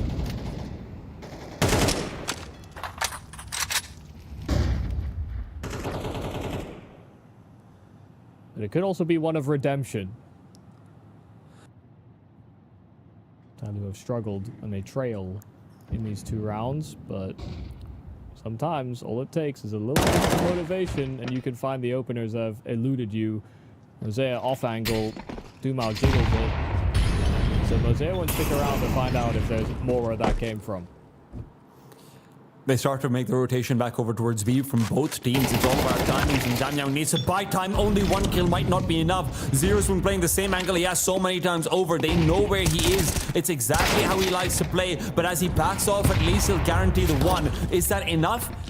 Incendiary goes deep. It doesn't look like it'll be doing much at all. Flashes galore. G drops down into water, taking damage as he does so. Finds Sudson at the rate he's going. It might be Lato as well. No, Lato gets the better of him, but Art is a trade. Lato comes in from the side, spots out the head. Somebody call it. Somebody call it. Finally gets it done. Legacy on 19, and it's blindsided, sure, but it's blinded by his own beauty. What in the world is going on from Lato? 33 kills to close out that match. Oh man, I mean, so clutch. So many big kills throughout this map, and it still didn't seem to matter with how close this overtime seemed to run. Everybody seems to be smiling here on the side of Legacy, but that was a really well-tested first map in the series. That was Tailoo's selection as well, stolen away, but it hung in the balance in so many rounds and moments. I thought for sure Tailoo were about to push them into another overtime just by winning that round and then somehow overcoming it again. But yeah, Lato, huge clutch at the end to secure the map for what should have been Legacy's from the start. Look at how it started, right? 7-2. Legacy look like the only blip they have is this one B-side hit from Tailoo. The other round Tailoo has is on the pistol round. And after that, Tailoo replicates B-side success again and again and again. CT side, then again, they're down, what, 12-10, I think it was, when they come through with that miraculous 3 versus 5 recovery. Why? Because Jamyoung doesn't leave the edge of the monster smoke when he's already had 2 people killed on A. I mean, forget about rotating. He doesn't even reduce his level of commitment to the cause there. Saves the day again, takes us to overtime again and again and again, but Legacy at the end of the day are able to get it done off the back of, well, who knew it? Lato having another crazy multi-kill.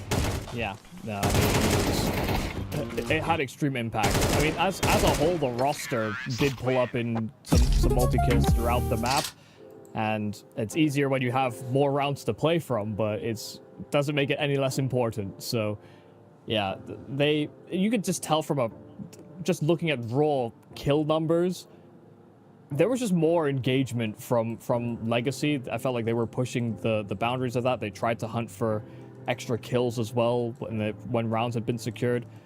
Sometimes Tailoo only just got the key kill they needed to squeak it over the line. And yeah, the two sides kind of paled in comparison, yet they were so neck and neck throughout this entire first map, which only sets us up nicely for Ancient and Mirage later on. Of course, Ancient will be our next map. That's the selection of Legacy. I'm expecting that same flair and firepower after what has been a pretty long day for them. Yeah, I mean, we're going to have to see that coming forward. But one other thing to obviously commend as well is Sadzen having a great CT side opping performance and a lot of regulation. Did kind of tee off a little bit. We didn't see the same sort of all-encompassing A-side control, but how often did we get to see Sadzen just being left to his own devices on A and then everyone else sitting to defend out on B? He showed us that right now in the head-to-head, I don't think there's much of an argument to be made. CT side opping, general standardized opping, Sadzen looked like maybe the better man. G had some good moments, you know, that last round as well, some flashes in the pan, always willing to make a play, always willing to make a move, but in terms of consistency, reliability, Sadzen did look like he took the cake.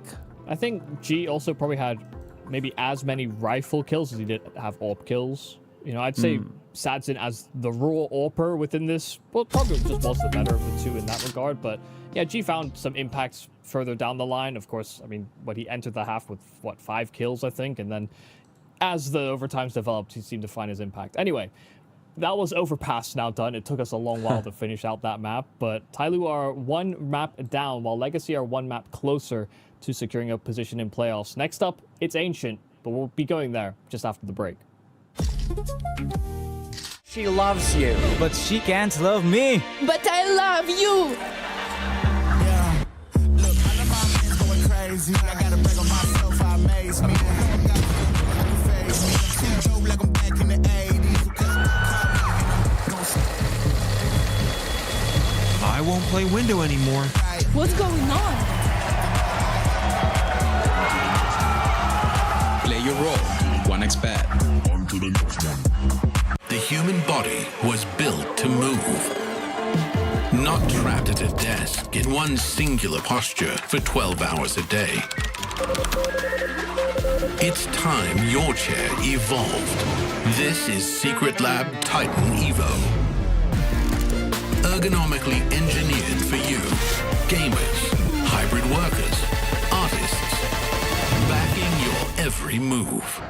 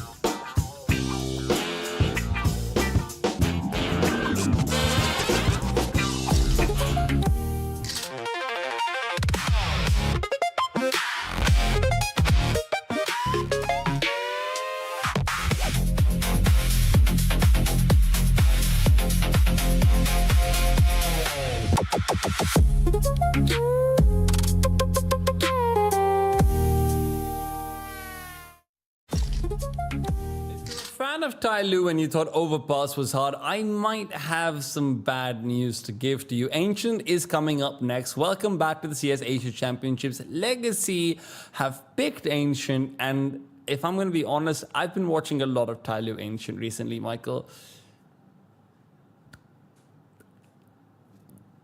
I'm struggling just like they are every single time they play it.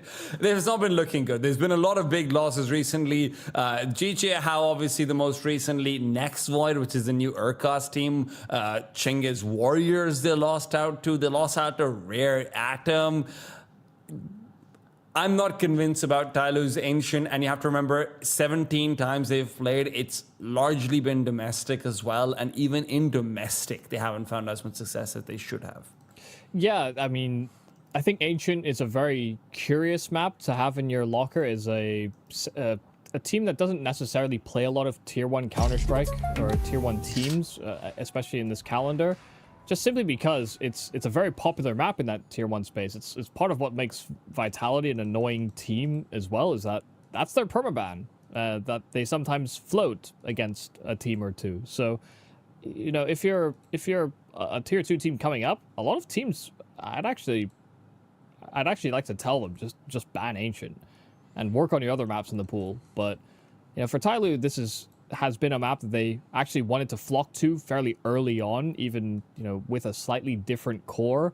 It's one that they've actually looked pretty decent on against the likes of, you know, a MongolZ, or even against some of the international teams. They can have that extra flair to them. But yeah, maybe this new iteration doesn't have the same success rate. Again, that scaling in terms of the calling can sometimes feel a little absent. Even that overpass, I think Art had a better understanding of what was happening on that map than TYLOO did most times. So I damn worried, I guess, for TYLOO, but hey man, Legacy are looking good. I was in a way kind of ready to write Legacy off in some respects, because these guys have to be jet lagged, like crazy amounts jet lagged. They were there until the final day because they were playing a third place decider in America at Atlanta. So their schedule is crazy. For TYLOO, they don't have that excuse. Listen, if I was in Legacy's shoulders, just to sort of add to what you're saying, Michael, I probably wouldn't be sleeping early either after I've just made third place, after, you know, I've been the only team to beat the champions across the tournament, everything, yada, yada, yada. And on top of it all, what concerns me even more right now for TYLOO in terms of Legacy strengths, Art's always had Ancient be one of his best maps when it comes to calling, especially when it comes to calling against teams that he thinks that they should be better than them at, because that's where they find these small little weaknesses. That's where he asks for his teammates to go for, you know, their own freedom plays. That's where he himself makes a lot of pushes, gets great calls, gets great reads. As an IGL, I think Ancient, for me, has always been probably Art's best map. Yeah, I don't know that I share that same assessment. Maybe I haven't watched enough of Art in Fluxo, perhaps, to say that with confidence. But with Legacy, I mean, he has looked pretty. This is the map where I have seen the most development in terms of that pace change that I've noted with Legacy over time. Whether that's, you know, moving into more executions or having a couple more protocols. Yeah, the map does look more refined than previous iterations.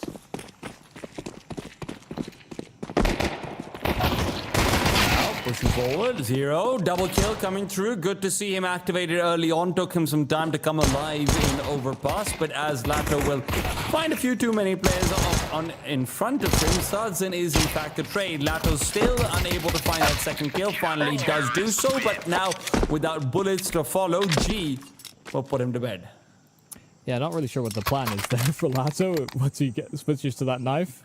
Kind of have to commit to the reload at some point or another, but good positions there for TYLOO to deal with what was actually very pacey start for Legacy. With the breach into red, played that sort of bait and switch setup with 0 in the corner, and stop Legacy right in their tracks. The winning pistols is a great way to start. Doesn't guarantee you the map win though. You're learning that the hard way. all pace here for Legacy at the start of this map. Straight with a force fire, taking space towards A. 1-for-1 exchange. DoMao trying to close the gap and get a perimeter around CT spawn, but as he goes in, he'll actually catch Mercury on that rotate, catches MOUZ as well. Was typically such a power combo. There's suddenly this pathway carved over towards the B side, so Art trucks it with that smoke deployed right behind him. Bomb on back. B side plant, but he doesn't have anyone there to help safeguard it in the after. They're splitting up between Zero and Jamyang as well. Jamyang is low, and the idea that he's going to be moving past a crossfire here seems preposterous.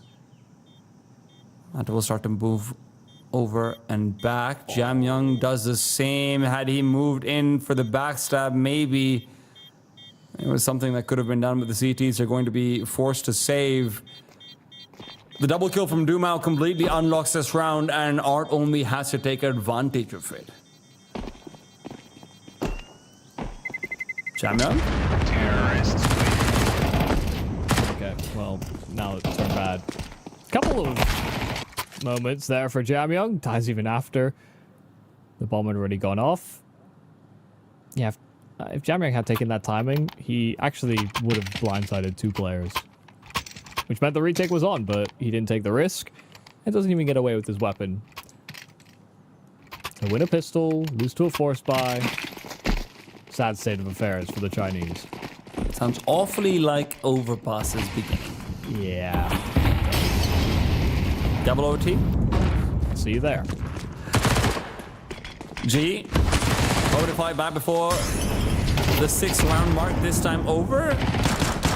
He's taking damage, asking for rotations, and the D's have yet to make a commitment. Yeah, if you get smoked off so early like this in a main, you kind of have to cancel. So I like that that's the decision made here by Legacy. Still a lot of the map to play.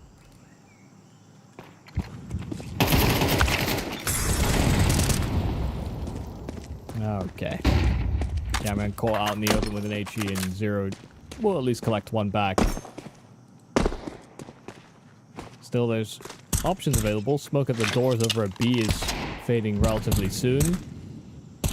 And some presence noted over towards B lane. Mercury's still toying with that idea. Does some damage, but tucks himself back. Art. Initiative. Even capturing the kill onto Zero. He took damage earlier on. But actually not continuing to progress on the A play is a little surprising. Lato now clearing things out, and now they have information on MOUZ. That bomb will go over to A, no problems. MOUZ just will pick up the Galil and hope to keep that for the following round. Bomb has been planted. Now, Michael, you talked about how TYLOO, traditionally, this has been a map where they have actually tried to take on some of their regional opposition to a fairly high caliber. Often, this is a map that they try and steal away from international opposition where they feel like they can do well too. But what's interesting is that in this newest iteration of TYLOO, MOUZ and Mercury have their worst statistical performances on Ancient by far compared to any other map in the pool. Their drop-off in this is just shockingly high, and I don't know why that is, I'll be frank with you, because traditionally speaking, Ancient kind of was a map where we saw both of them find success. Yeah. When they weren't calling, or one of them wasn't calling. Yeah. Hey, Mercury just has a bad read.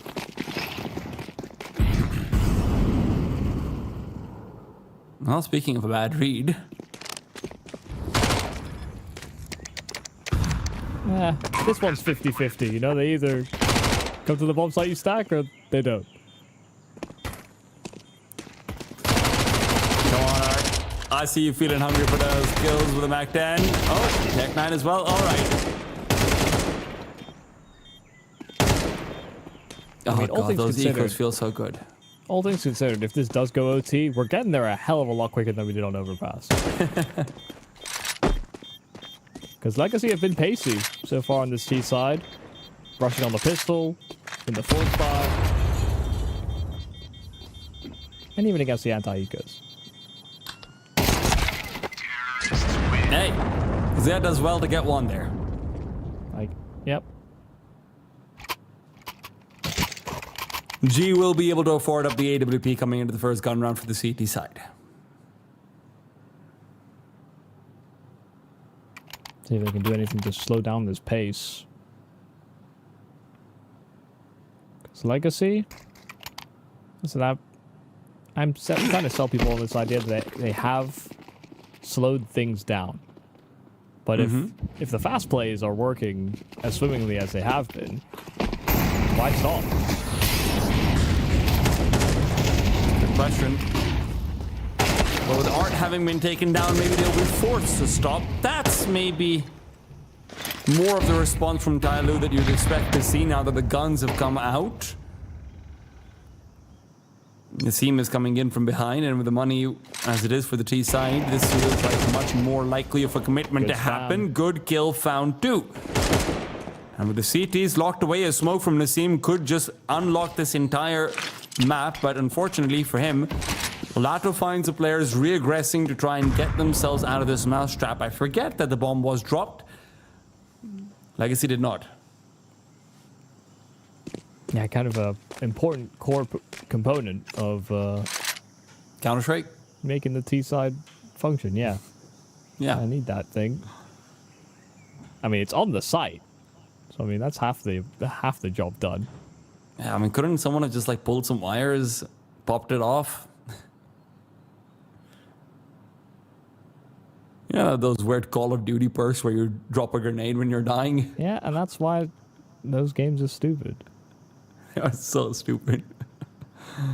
25 seconds, the team might be better off looking for the save here. But a kill? Yeah. He'll take that too. Bomb's close. Okay, well now it's impossible. So got that extra kill. Got the balanced Molotov. And he's out of there. 2 survivors here for Tailoo, but they get their hands on a second round. Counter-terrorists win. Well, they wanted to keep the pace high until it stopped working, and, well, it stopped working. So, I expect a more default round here from Legacy coming up. Respecting the utility of anti-rush protocols.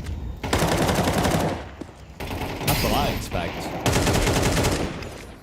But Art is a man that has defied many expectations over his career.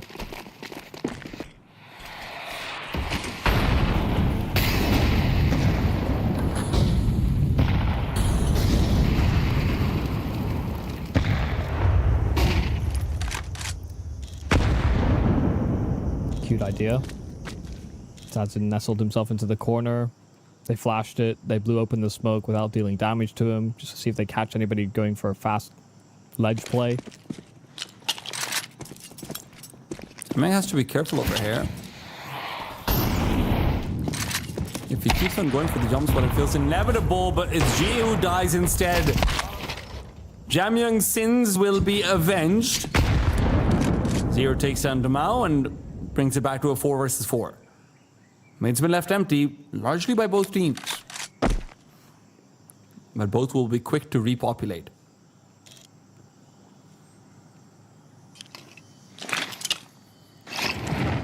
Tailoo are stacking closer towards his B-bomb site. Then maybe they should. A has been left completely empty. They're expecting Zero to be here. They're expecting to have to at least take down one player. So they will take their time with this, but with 35 seconds left on the clock, Art is enough of a distraction as he makes his way into the bomb site to make this at least a guaranteed 3 versus 4 post-plant. I mean, smoke just faded. They find Art just before it does, and so they now realize that they're on the wrong side of the map. But now a question about whether you commit to the retake or not. I mean, they have kits, they have a smoke, but there could be very forward positions here for Legacy in the after plant. Shot miss, smoke miss, that's critical. Mosaic coming in from behind. This is a gift that's been given to them. Nassim, the only player who can really get an eye line out on them. And with him only having an AK-47, this doesn't feel like the best weapon for the job. Mercury coming in from behind, Satsin taken down, and 1 versus 3. Nassim's got so much to do and he can't even deal with the MP9. Yep, getting that smoke that's down. All that's needed as well. Missed smoke from Sadzin did feel fairly consequential. Even if he tried to make use of it to find angles around the bomb site. Missed his shot, and there's just too many numbers to deal with. It was a great opener, but being able to catch these kills just as players were crossing through smokes that gave TYLOO that extra edge they needed to tow it over the line. 3-3 now. And a quick boost up for Sadzin over on the round. Boost on elbow as well. But no success here for Legacy. Losing a member. Jamyang down to 12 health.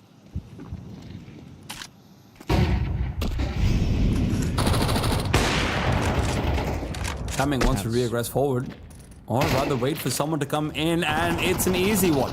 That's a very brave position at 12 health. Hey. He's nothing if not brave. Well, he's like a very passive player a lot of the time, so... He's changed that recently. He has. Some positional swaps. And it takes bravery to change yourself, Mike. Yeah, I guess. Let me be right for once, damn yeah, you. No, I mean, yeah, you're right. I mean, it's true. It's just like not how I would have categorized brave, but, you know, in the right framing, I suppose. Not everyone has to be going in first to be brave. No, I'm not. Yeah, I get that. I'm agreeing with you, just reluctantly. The only way you know how. It's going to be a very slow save from Legacy. No one to hunt. TYLOO would like to maintain their economy. And for Legacy, it's plenty of time to discuss what kind of changes need to be made coming into that next round. Counter-terrorists win.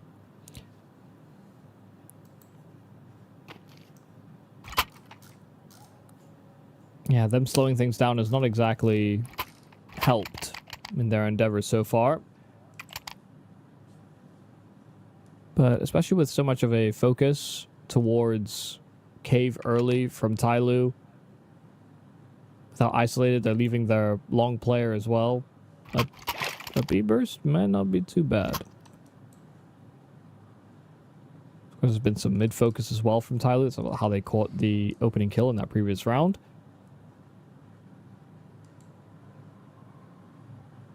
Those are the two hotly contested areas on the map that, you know, from either coaches or in-game leaders, I think a lot of have weighed in comment on Ancient, and that mid-control can sometimes just be a bit of a 50-50. All of it's based on how much utility you're willing to expend, whether you fall into it, whether or not the flashes are as effective as they could be. It'd just be such a brawl. But TYLOO commit to that mid control, and so they leave that A bomb site unguarded in the opening 10. It's a bad way to start though. I just wanted to get deep position over to lane, and instead loses his life for the trouble. And a smoke has bloomed at A, so good awareness here from TYLOO.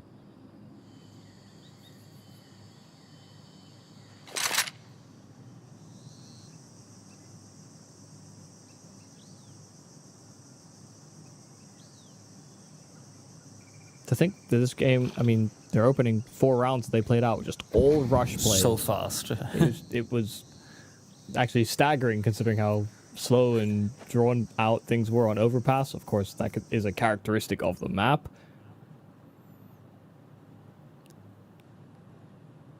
Michael, this is a very dangerous spot for Legacy to be walking into. Zero, who has a flash and an incendiary, but he's not feeling comfortable deploying it. Flash comes out. Incendiary will not be able to stop them from boosting, so Jamyang should be taken down by MOUZ the second he takes that peek. MOUZ not going to settle for the 1. He's found the second as well. And with 20 seconds, Mosea Later, crack things back to a 3 versus 3. But while the bomb is being planted, CTs will only get positioned. Those positions now forsaken. Mercury taken down on the flashbang from G is supposed to be what spurs MOUZ on. It does succeed in bringing Nassim off of the angle with the AWP, but how do you actually recover this bomb? A second flash, it's another kill. MOUZ can do all he wants, but with the smoke giving cover, MOUZ being given far too much, and G missing the shot means MOUZ has to take the peak, but still doesn't take the risk. G's AWP enough to sway him away, but those 2 flashes are really what settled it for MOUZ. Yeah, it just made it so that Sazin couldn't get any real impact from his position inside of main. Lato was inside the site, isolated. MOUZ's position not conducive to really supporting his teammates on the site itself. He was playing purely for the after plans. That hope was in such a tough position to deal with. I'm sorry, it was Nissim inside of main with that AWP. It's also just... Oh, Simon goes down early on. 0 will trade, but he's peeking into a lot more where that came from. That's why Mercury has to be involved. Legacy, who are hoping for success on this force buy, or rather half buy, still feel like they're going to be struggling for a while. TYLOO is comfortably paving the roads to try and walk towards 6. Oh, they're just, I mean, they have 3B. So they have to make some kind of move for information or start rotating away. And they know that there's a timing that could be hit where that rotate could be severed. So they push forward instead.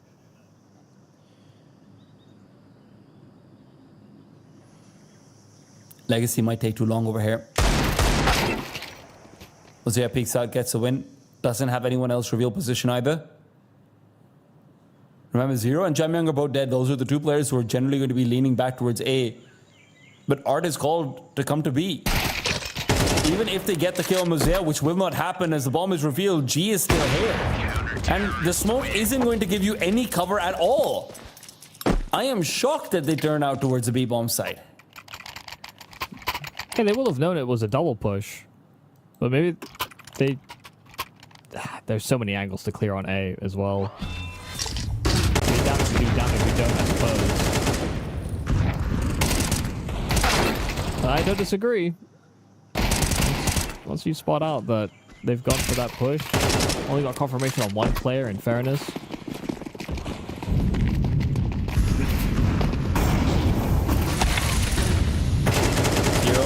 First this time over, it's Dumao, who has been a very good hand despite the struggles Legacy have been having. Comes back in. Satsin. Taking away Mercury's life. Tailoo perhaps getting a little bit overzealous.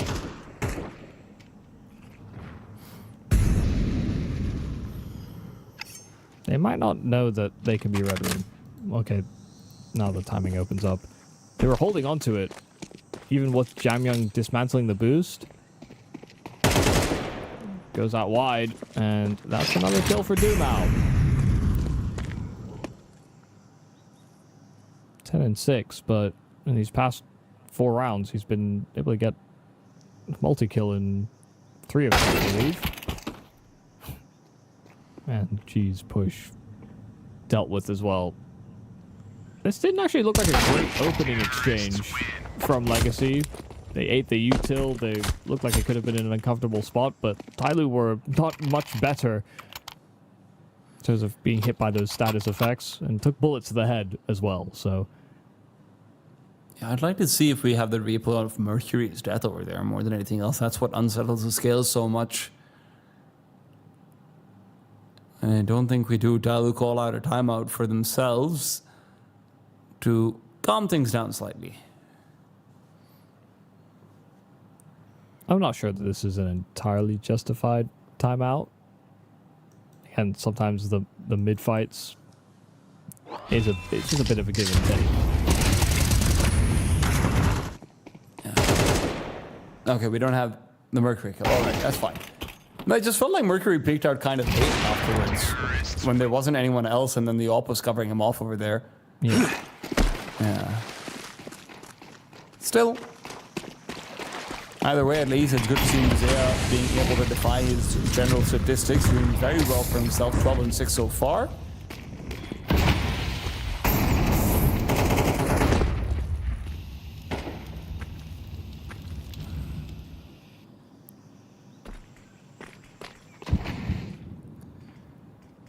MOUZ creeps forward. Lateral has been isolated because of that one CT smoke, and as he turns around, this might be a good time to go forward and push. Spam in itself would be enough, but MOUZ feels worried about giving up position. Mercury being traced out by those grenades, but this A side is what really has a target on its back. Lateral will move back. He's likely the player who will be asked to smoke CT. As Naseem pushes forward, he spotted out Zero, takes him down. Naseem was not supposed to have the advantage in that one, and Art comes out swinging. 5 versus 3, Tailoo have no choice but to save. Yeah, it's a really bad fight to lose. Naseem, his legs are spotted first. I'm sure you really want to aim for the pelvis or the head, really, if you're using the M4A1S. But still, that should have been a guaranteed first kill, and it just makes the job of Zero that much harder. Just a slow contact play into A that does everything Legacy needs.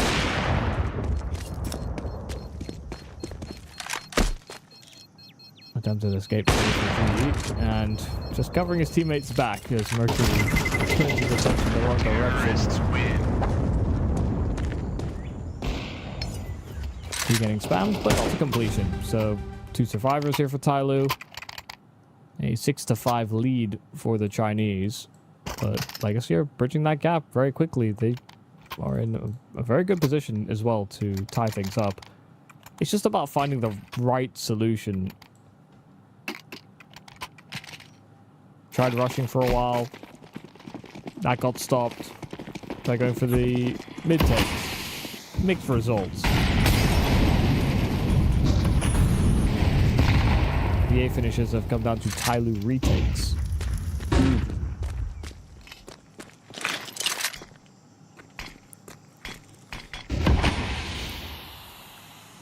This has been a successful area. Either from the entries or being able to get access to deep red room. Legacy have cut a hole through the map.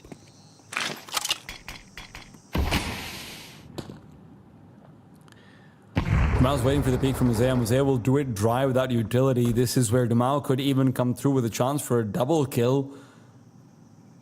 Mercury, shadow spotted, kills a freebie, and where there's one, there's two. Demao gets them both.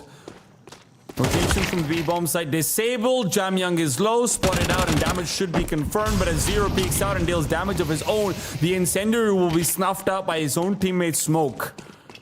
G's demise means his B-bomb side is open, and 7th round of a hair will be hard for Tailoo to find in the first half unless Zero can pull off the clutch of his career. M4 switched out into. Sadzin AWP spotted out and pushed away, but as much damage as he has dealt, the backstab is inevitable. Naseem coming in from behind, the slow walk forward, and Zero should be a dead man. Oh, no, he's going for the knife. Maybe let's not. Naseem will put it to bed. 6-6. Legacy coming through. He really wanted to knife him, but that would have probably been a mistake to commit to. So, I mean, another massive round from Dumao. 2 kills out from Red Room, just that forward lurk. Then Lato finding the way out, because the A-bomb site actually was well guarded. Smoke down, gets spammed by the FAMAS. Lined up, unfortunately, inside of main as well. So if Lato didn't find that kill into Cheetah, then yeah, this round might have blown up in a man deficit.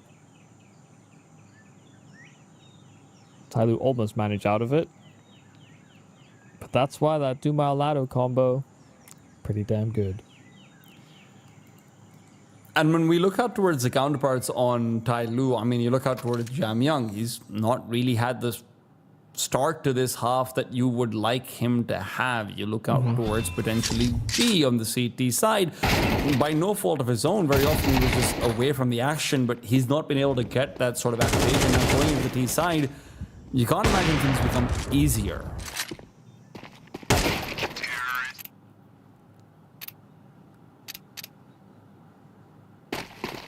Well, Legacy could make their lives easier by winning the pistol. 3 sets of dualies are out on the field, all with armor behind them.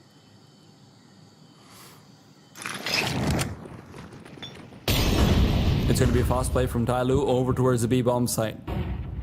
Nazim has got the flashbang ready and waiting to try and push his teammates forward, but with the deep smoke from Tailoo, he is cut off and away. 5 versus 5 retake required. G's been left behind to try and deal with the inevitable flankers. Is he ready for them to be this speedy, though? As he will be caught in timings, has to make sure that he doesn't get taken down. Nice peek out wide. Art is on the deck. Lato asks for company to come over. Lato gets the 1-for-1, but as flashes go out, remember, they don't have kits. They sacrifice that by going for these extra dualies, but can those dualies even work? Nassim with the 1 quick kill found. It's still going to be Dumao, who's already started to run away. They know they don't have time left. Legacy will have to concede.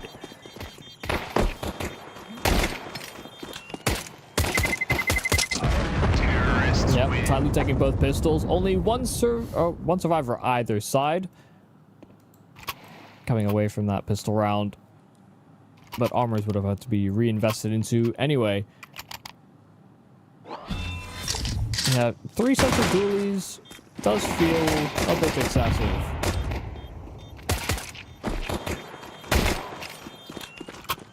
That didn't really play much of a factor in this round. Legacy's push got mitigated by just simply being in the wrong spot to capitalize. Not into a fast timing either.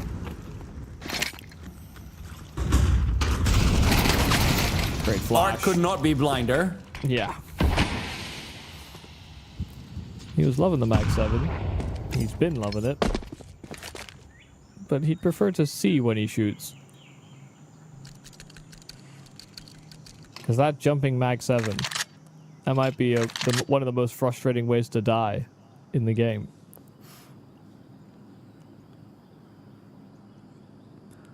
All the better to put it down. B-bomb site has been left empty. Nassim is crab walking back over to put himself in a position to defend, and I think that might be a lost cause.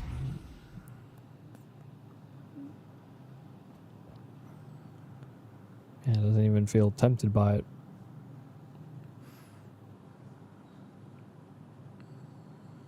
G busy clearing the flank. He'll Molotov into the site. But he's the one with the package, so he'll have to breach his path. There's, of course, no resistance here for Legacy. They stacked into A instead. So Tailoo gets the pistol, convert in the second round, and build a bit of a lead.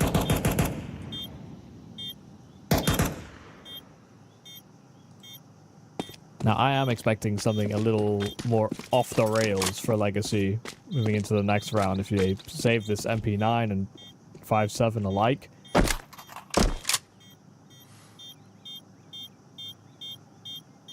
May as well get into the thick of it. We can have a proper gun round after this.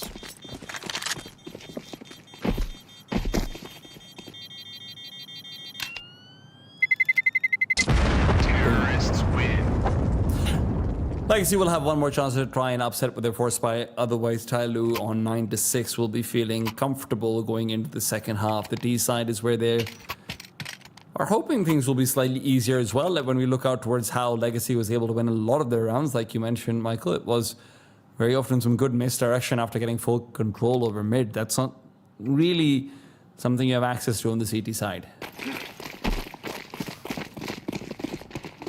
I mean, the best you can do is really just throw a lot of the spawn-based utility, feign pressure. And then hope it works, yeah. It's not quite the same.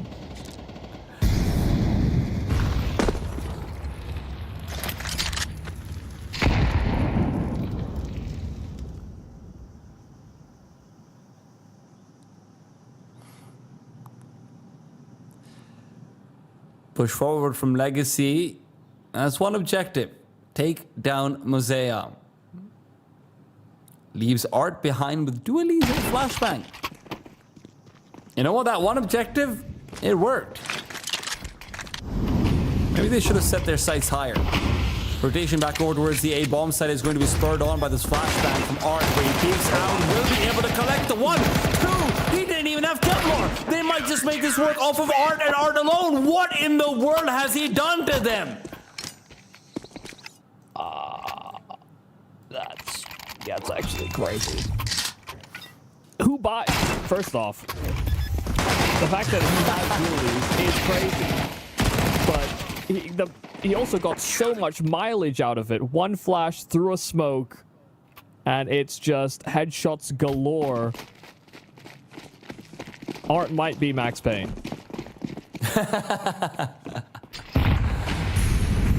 Definitely inflicting that onto TYLOO, who, yeah, got some issues closing out versus 4 spies before. They won the second round, but they didn't get rid of all the threats. Art somehow was the biggest threat, even though he didn't even get to save his 4 spy weapon. Now I understand why he went for the triple dually buy in the pistol. If this is the kind of impact he's used to seeing.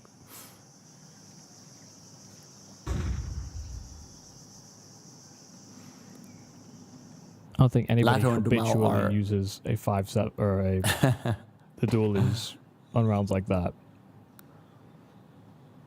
Lato and Dumao are itching for a play. And when this retail set gets chucked out over towards the A bomb site, Lato actually backs off over into B. That's where the focus is going to be, so at least he's putting his positions and attention at the right place. But MOUZ is traded quickly, and Nassim doubles up. That was required. But with Dumao coming in from behind, this bomb has got nowhere to back off to. The problem is there's another backstab also being lined up. Dumao will still be able to activate, take down G, and honestly, he can just get onto the bomb and defuse entirely. He knows they were on the other side of the map, and that Molotov, ooh, boy, does it look useless. Yep, pre-smoke of the bomb, perfect gap, well highlighted by our observers as well. You could see through the X-ray that T-side player coming, but he slides right between the two of them. And just knows that there's no other post-plant position to play from properly if you're TYLOO. So, yeah, really heads-up play. TYLOO stretching themselves too thin. Thought they'd exploit a weakened bomb site, just bursting up late. But Legacy had contingencies.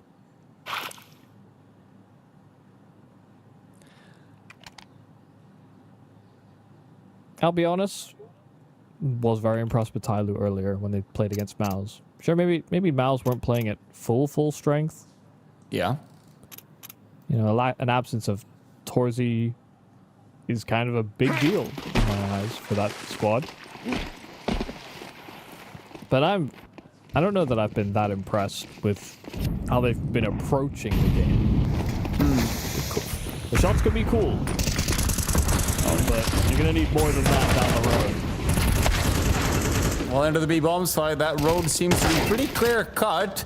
Get kills, get killed. Aren't very often the one to be delivering those killing blows. 10 to 12 might not seem impressive, but trust me, this CT side has been very heavily held up by him.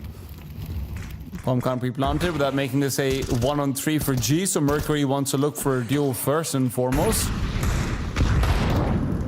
Molly's and G's coming through, and Mercury misses the timing. They're going to lose 2 to Art. He lines them up. I don't know how he got them both in such quick succession, but you know what, Art? I believe in you ever since that dualies round. Yeah, one from ramp and the other one close enough that, yeah, they do unfortunately line up. Not catching good timing. First kill from Nissim as they try to make use of the alert smoke, and Lato just simply hid behind it.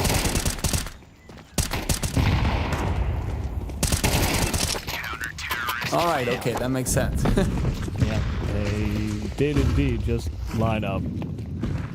Pass play out towards A is the call, and they are moving back quickly. Legacy are responding. They are ready with this Molotov, and it will immediately block them off. Follow-up smoke. Grenade as well, just for good measure. Art knows this could be a fake, but he doesn't want to take any chances. Mid has been evacuated. Dumau likely going to be asked to use a smoke on Donut and come back over soon to assist. But how are you re-smoking Donut is the question. 2 smokes.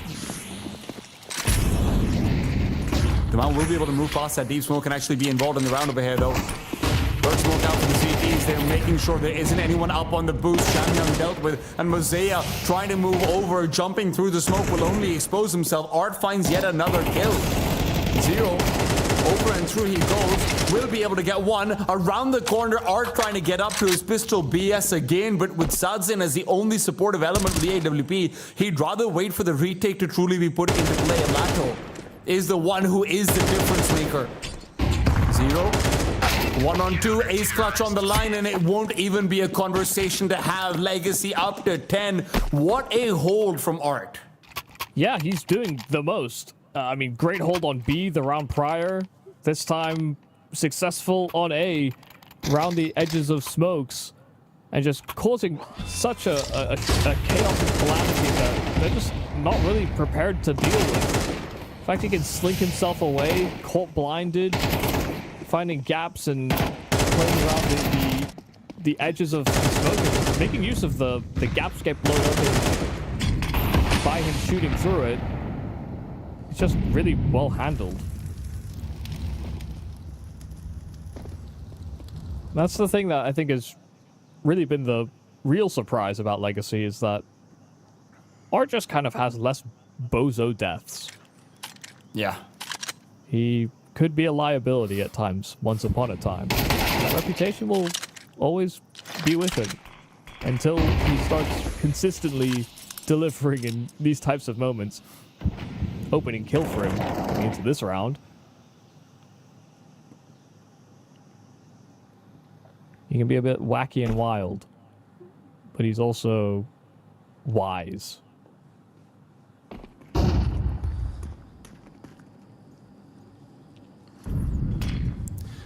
Re-execute from Tailoo onto B. Dumau would have loved a flash to help out, but instead he's the one providing assistance. He swings out wide for a second kill, finally put down in a way, but Mercury, I mean, what is there for him to offer? M4 recovered, looking for the ace, and the scene will put him down before he even has a chance to shoot back. 11-8, Tailoo are looking bewildered on this T side. Yeah, they're struggling. And again, you're getting a few rounds of flare from individuals, but it's just not coming together collectively. Legacy are in better positions. They're getting more output from their pieces. They're getting away with more genuine just murder and some of these spray downs. And it should happen if your players are of the caliber that you tried to highlight coming into this game. Like, I do believe this Tailoo rifling core is substantial. It's not the same as the Legacy ones. The Legacy's one is bad. But that output has just not been met with that expectation. And Chimang is 6-16. He's supposed to be one. I mean, he's supposed to be the best one. So. Yeah.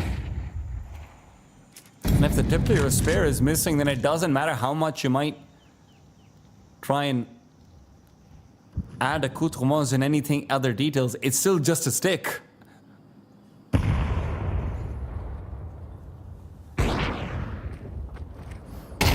Mercury. Gone and dealt with. Zero can trade at least. In this 3 versus 3, pushing through the smoke is lying.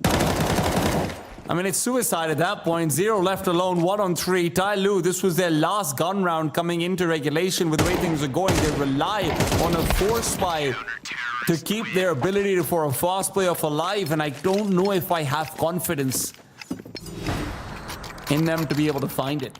Yeah, it comes across as there are too many people trying to make hero plays.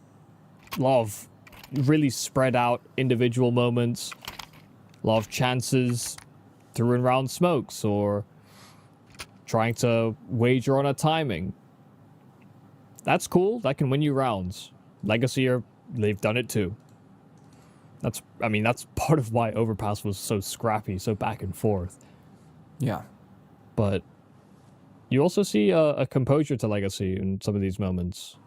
You know, even at the end there, Zero's in a 1v3. There's no ego challenging. They're buying time so that other players can get into position so they can trade or create a crossfire or just make it as uncomfortable as possible for Zero in that moment. They understand what it means to put themselves into the playoffs nice and early into this tournament. Again, this team should be jet lagged. So any extra time that they can take to focus on themselves, I'm sure would be a massive benefit to them as well.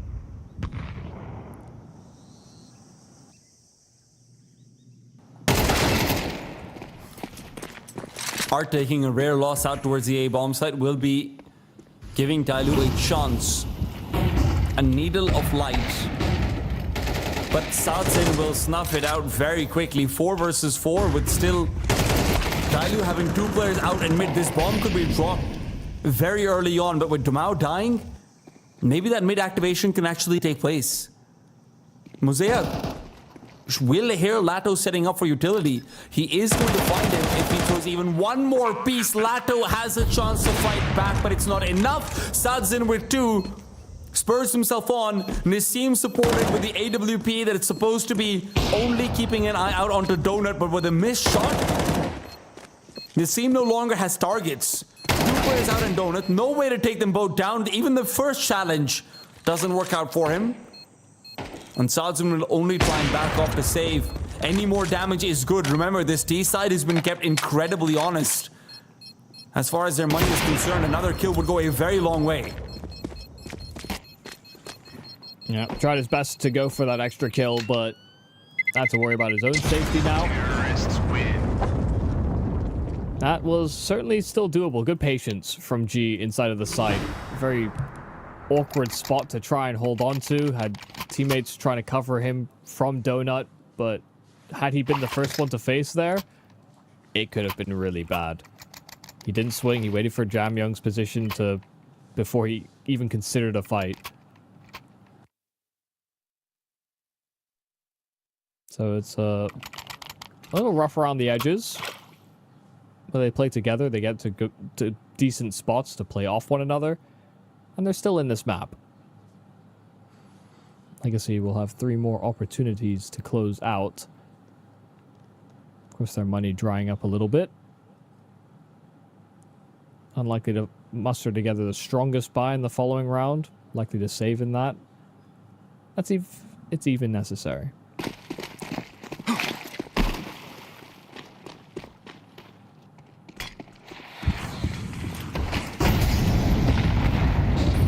Play for mid. Jamyoung's out. Flashes are good. Art hits the deck immediately. They try to blow for the red smoke, but counter flashes are decent. Thing is, Jamyoung recovers his vision in time. And Mercury has collected on another over on that B lane. So they've taken control in key areas, both mid and B. They've got presence inside the B site itself, but just as soon as they had a 5-on-2, it's now down to a 3-on-2. Legacy could be tempted by this, but they know that B bomb site was taken some time ago. Is this the same Jamyoung that I just criticized for being non-existent 2 rounds ago? What are these entry kills coming out in the middle? Hey, I will say they weren't the cleanest. First one was free. That guy was full blind. And then I don't know, the flash just wasn't well timed. Here's one of the things I do like about players like Jamyoung, who have actually done it at international tournaments, even if they might not be the most consistent. Terrorists win. When you are in a terrible situation, when you are facing down a team that just feels like they're going to be better than you, players like Jamyoung will very often ask for a play to be made around them, even if they're doing poorly, even if things are going wrong, just to try and uncork that bottle a little bit.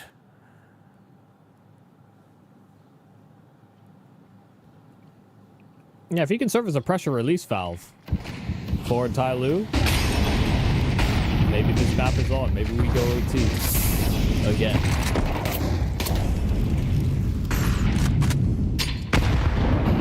But you can't guarantee a double entry.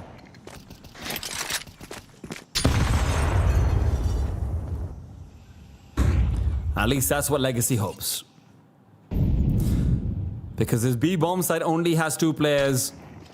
And they're getting ready for what could and should be a big push coming over. Flashes galore, completely blinded out. HE to pop open the smoke, but the following flashes will not connect. They don't need to. A 2-for-1 trade is enough, and Art waits for the bomb to be planted before he'll peek out.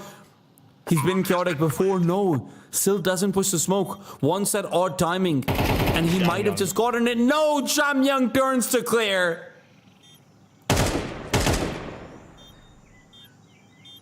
I almost can believe that Jamyoung tried to walk the smoke. I mean, Art, that's just kind of what he does sometimes, but yeah, it's a bit of a risk. And it's panned out. 12-11. These 2 saved weapons would go a long way here for Legacy. Their money is not in a great spot. While they will have accrued a decent loss bonus,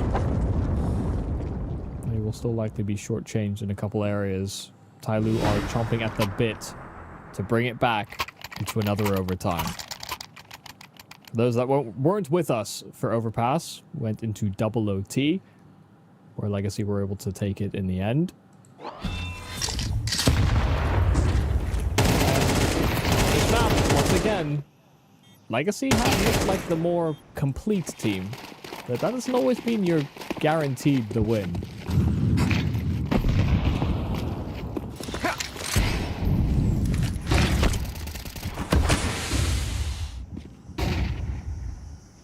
Waiting for a timing around the top of the smoke. Can't actually see anybody over on ledge.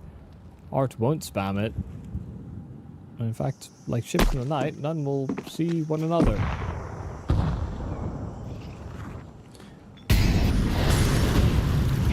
Art receives audibles at least, but DeMao receives bullets. That's one of their big rifles taken away from them. Satsin, AWP at the ready, will be able to land the equalizer, but with Tailoo fully concentrated out towards B, they might want to think twice before they make that commitment now that the AWP has been shown off.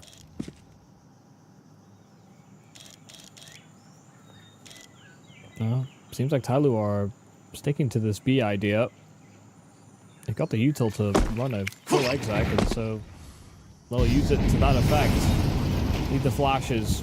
Sadson will try and play ahead of the smokes, but not caught by the flash. Zero will catch him around the edge of default.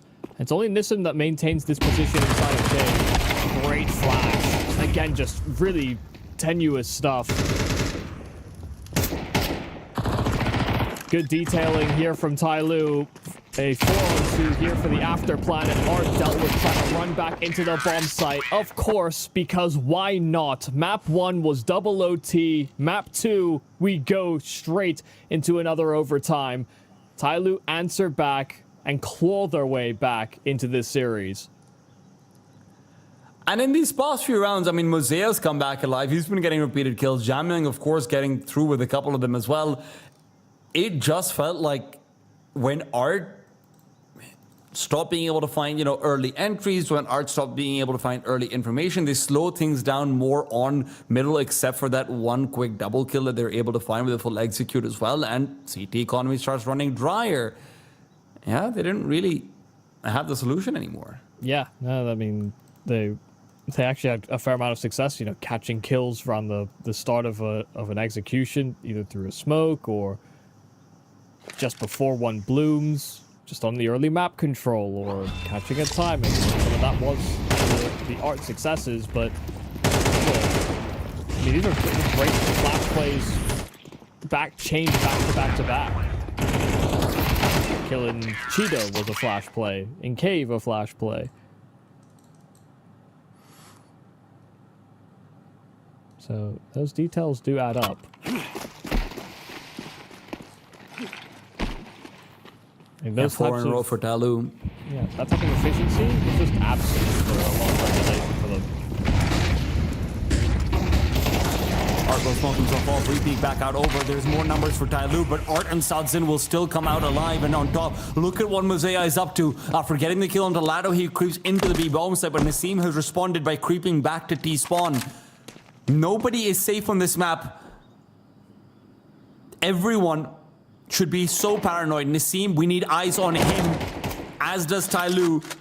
Nassim is playing to delay, and with a bomb on the ground, they've been saved away. MOUZ moves onto the bomb site, but loses his life in his process of doing so. Legacy will find 13, unless... No, never mind. Yeah, well, Assadzin had to miss that shot. If he even wanted a chance, a blink at it.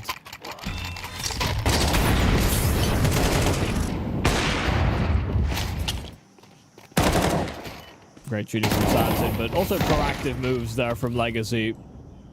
Counter-terrorists win. Gonna lose an entry so rapidly. May as well find something back. Not be a kill, but sometimes position is all you need.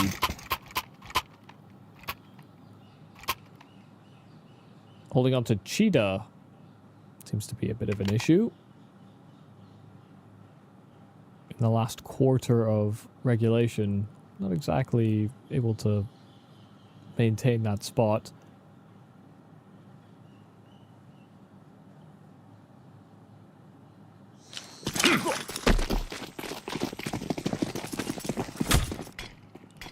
And overall, Sadzin has had a pretty solid game, but he's also been saving a fair amount. He's not been in the right spot. Like to see a bit more versatility, perhaps.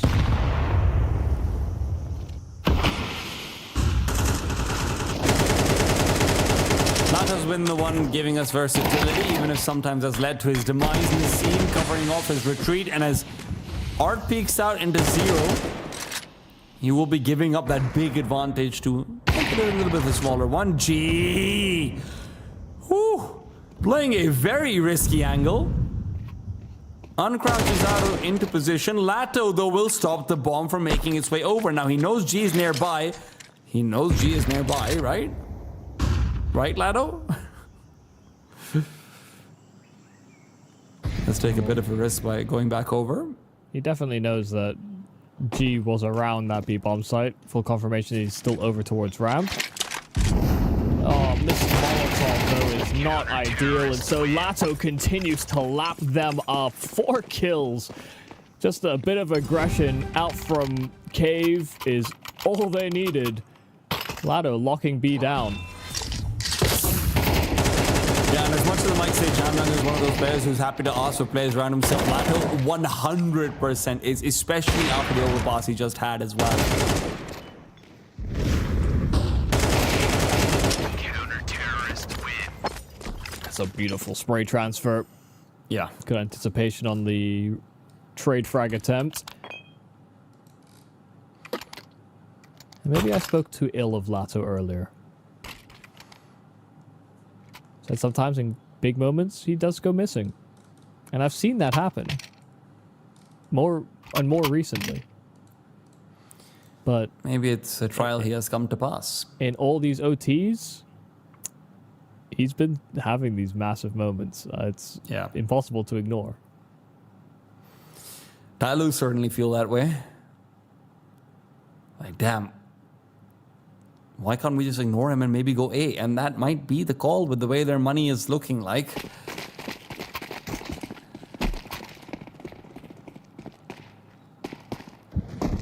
No, it is a fast B lane.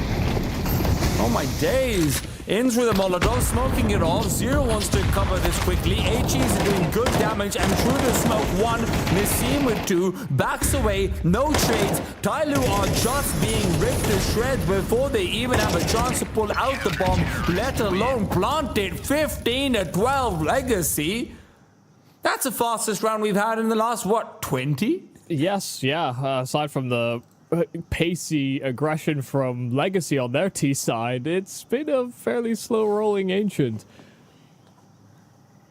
It's been a long time since we've seen pace like that, and maybe for good reason.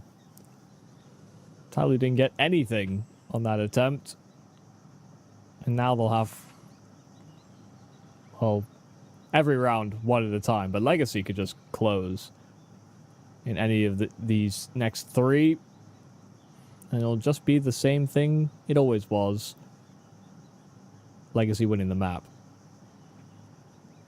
And series with it.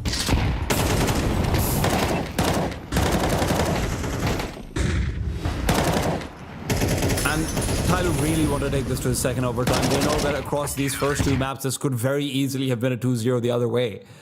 And that's just what overtime means. An activation a little bit earlier on, around where Art maybe doesn't, beat you up with dualies. I will say, typically, like, there are sometimes overtimes where, both teams deserve it. I would say in this series, Legacy deserve it more. Again, Legacy looked like the better team. Yeah, they played the more complete-looking game. Yeah. That doesn't always win you CS. No, it doesn't. I won't pretend that that's the case, but Legacy are 1 round away from at least securing a quarterfinals appearance, and Art will start off strong. It could be a domestic matchup for Legacy to give them a semi-finals berth. Yeah. South America stays winning.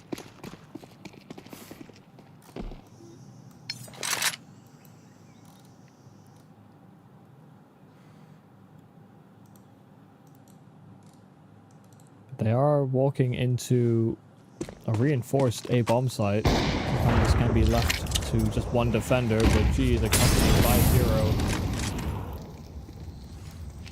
G forced off his angle with the Molotov, and because of that ult, they're actually turning the other cheek, backing away from A completely on the side of Legacy.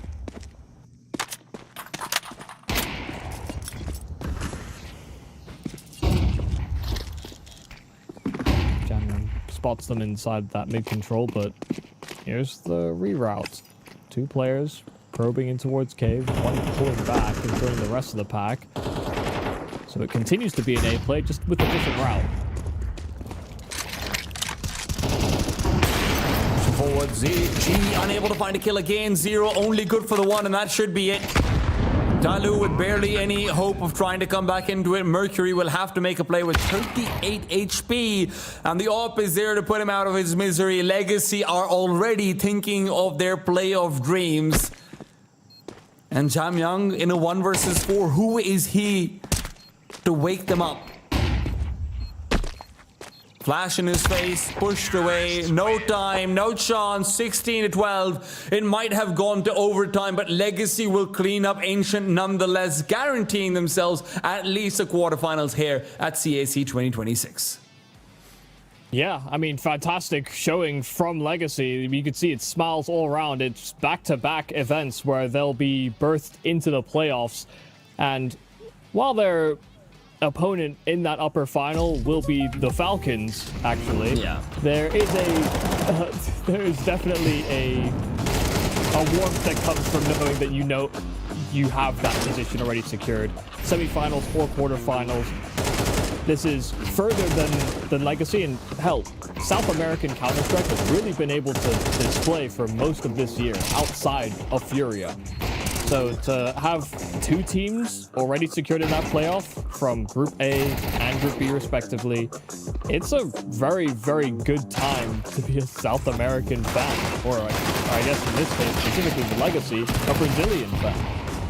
Absolutely, 100%. This has been a great showing from either side. And look, when I said domestic match, I was obviously talking about Falcons, the famous Chilean team. But no, turns out I got them mixed up, apparently.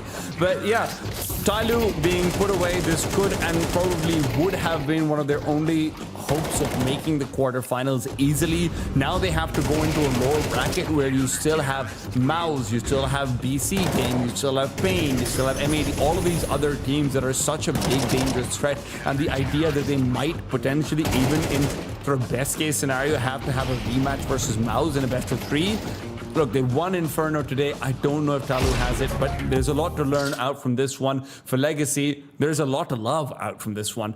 Nassim, 24 kills for him. I mean, forget the ADR for a second. He keeps them alive consistently. Lato in those last 4 or 5 rounds was very, very important. Yes, but it was absolutely a team showing coming out from the Legacy side.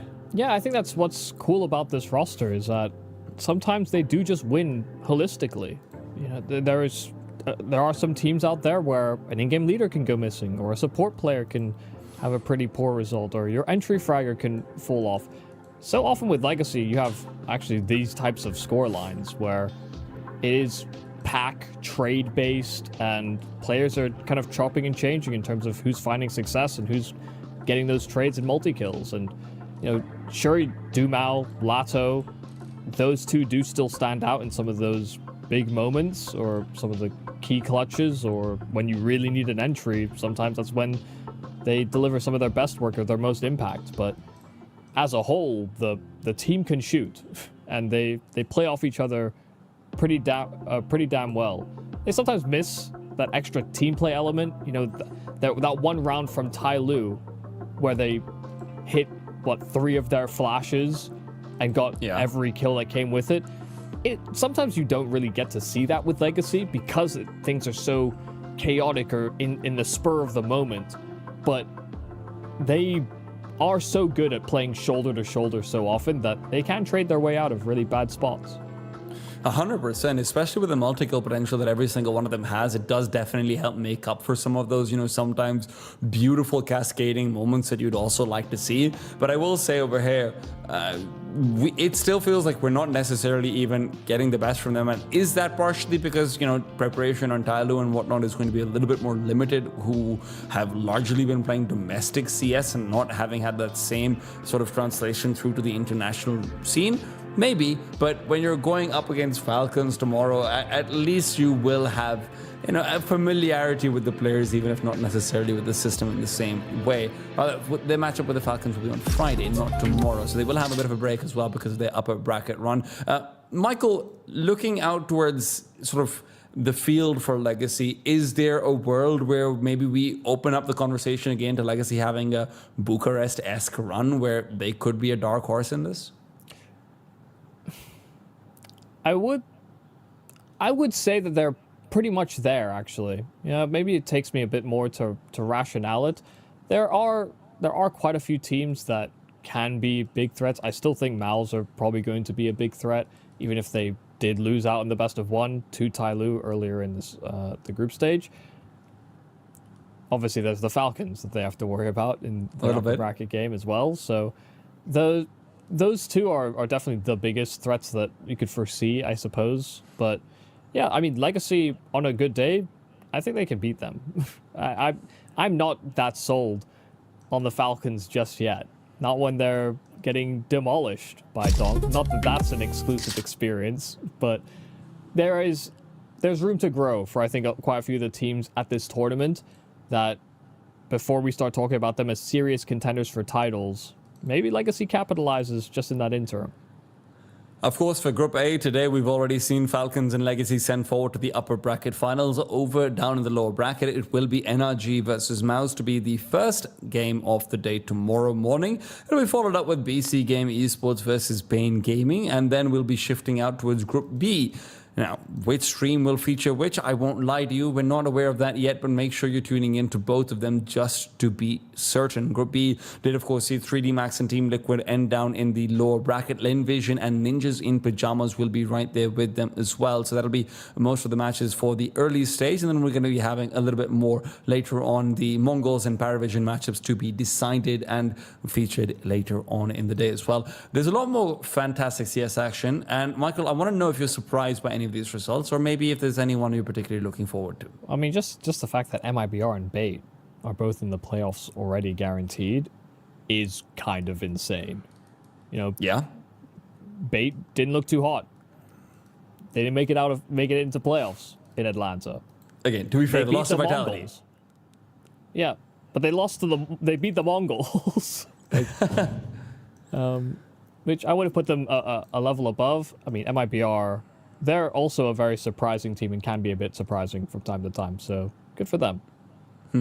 Well, there you go. That's going to be the schedule for the Group B, rather for the B stream tomorrow as well. It'll be 3D Max versus Team Liquid, BC Game versus Spain Gaming, and then following it up with whatever makes sense for those matches in front in terms of who actually ends up being the opponents that we're able to figure things out with. I'm personally just looking forward to watching a little bit of 3D Max versus Liquid. It gives me a fascination that I cannot explain to you, watching two teams on the downswing in different ways going up against each other to try and figure out where they actually are relative to, you know, the other teams that are maybe coming down low. It's so often that we have matchups where, you know, it's very obvious, oh, Team Liquid is kind of struggling right now and Bait, for example, is on their way up. Let's see what that matchup looks like as well. That's what I'm particularly excited for. And this is, Michael, Stream A.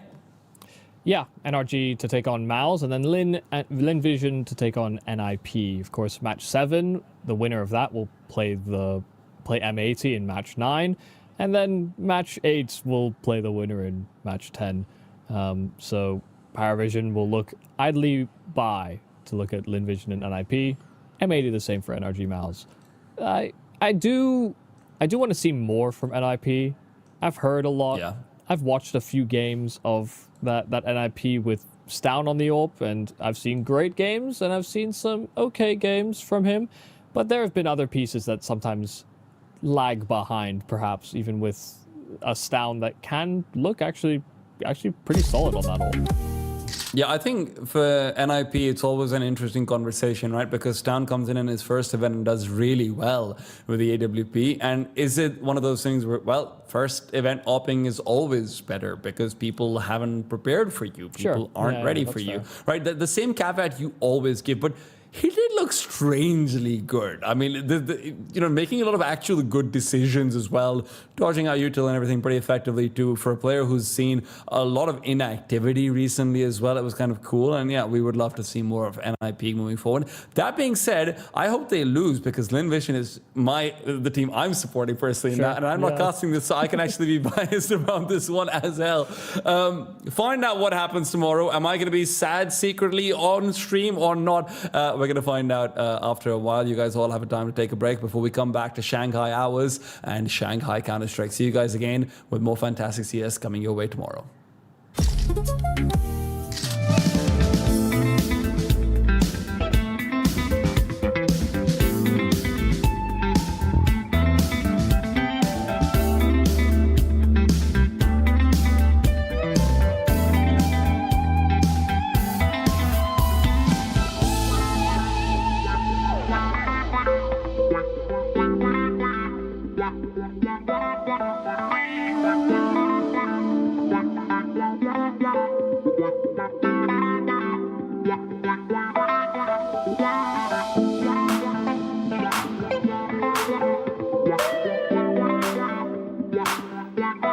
Yeah.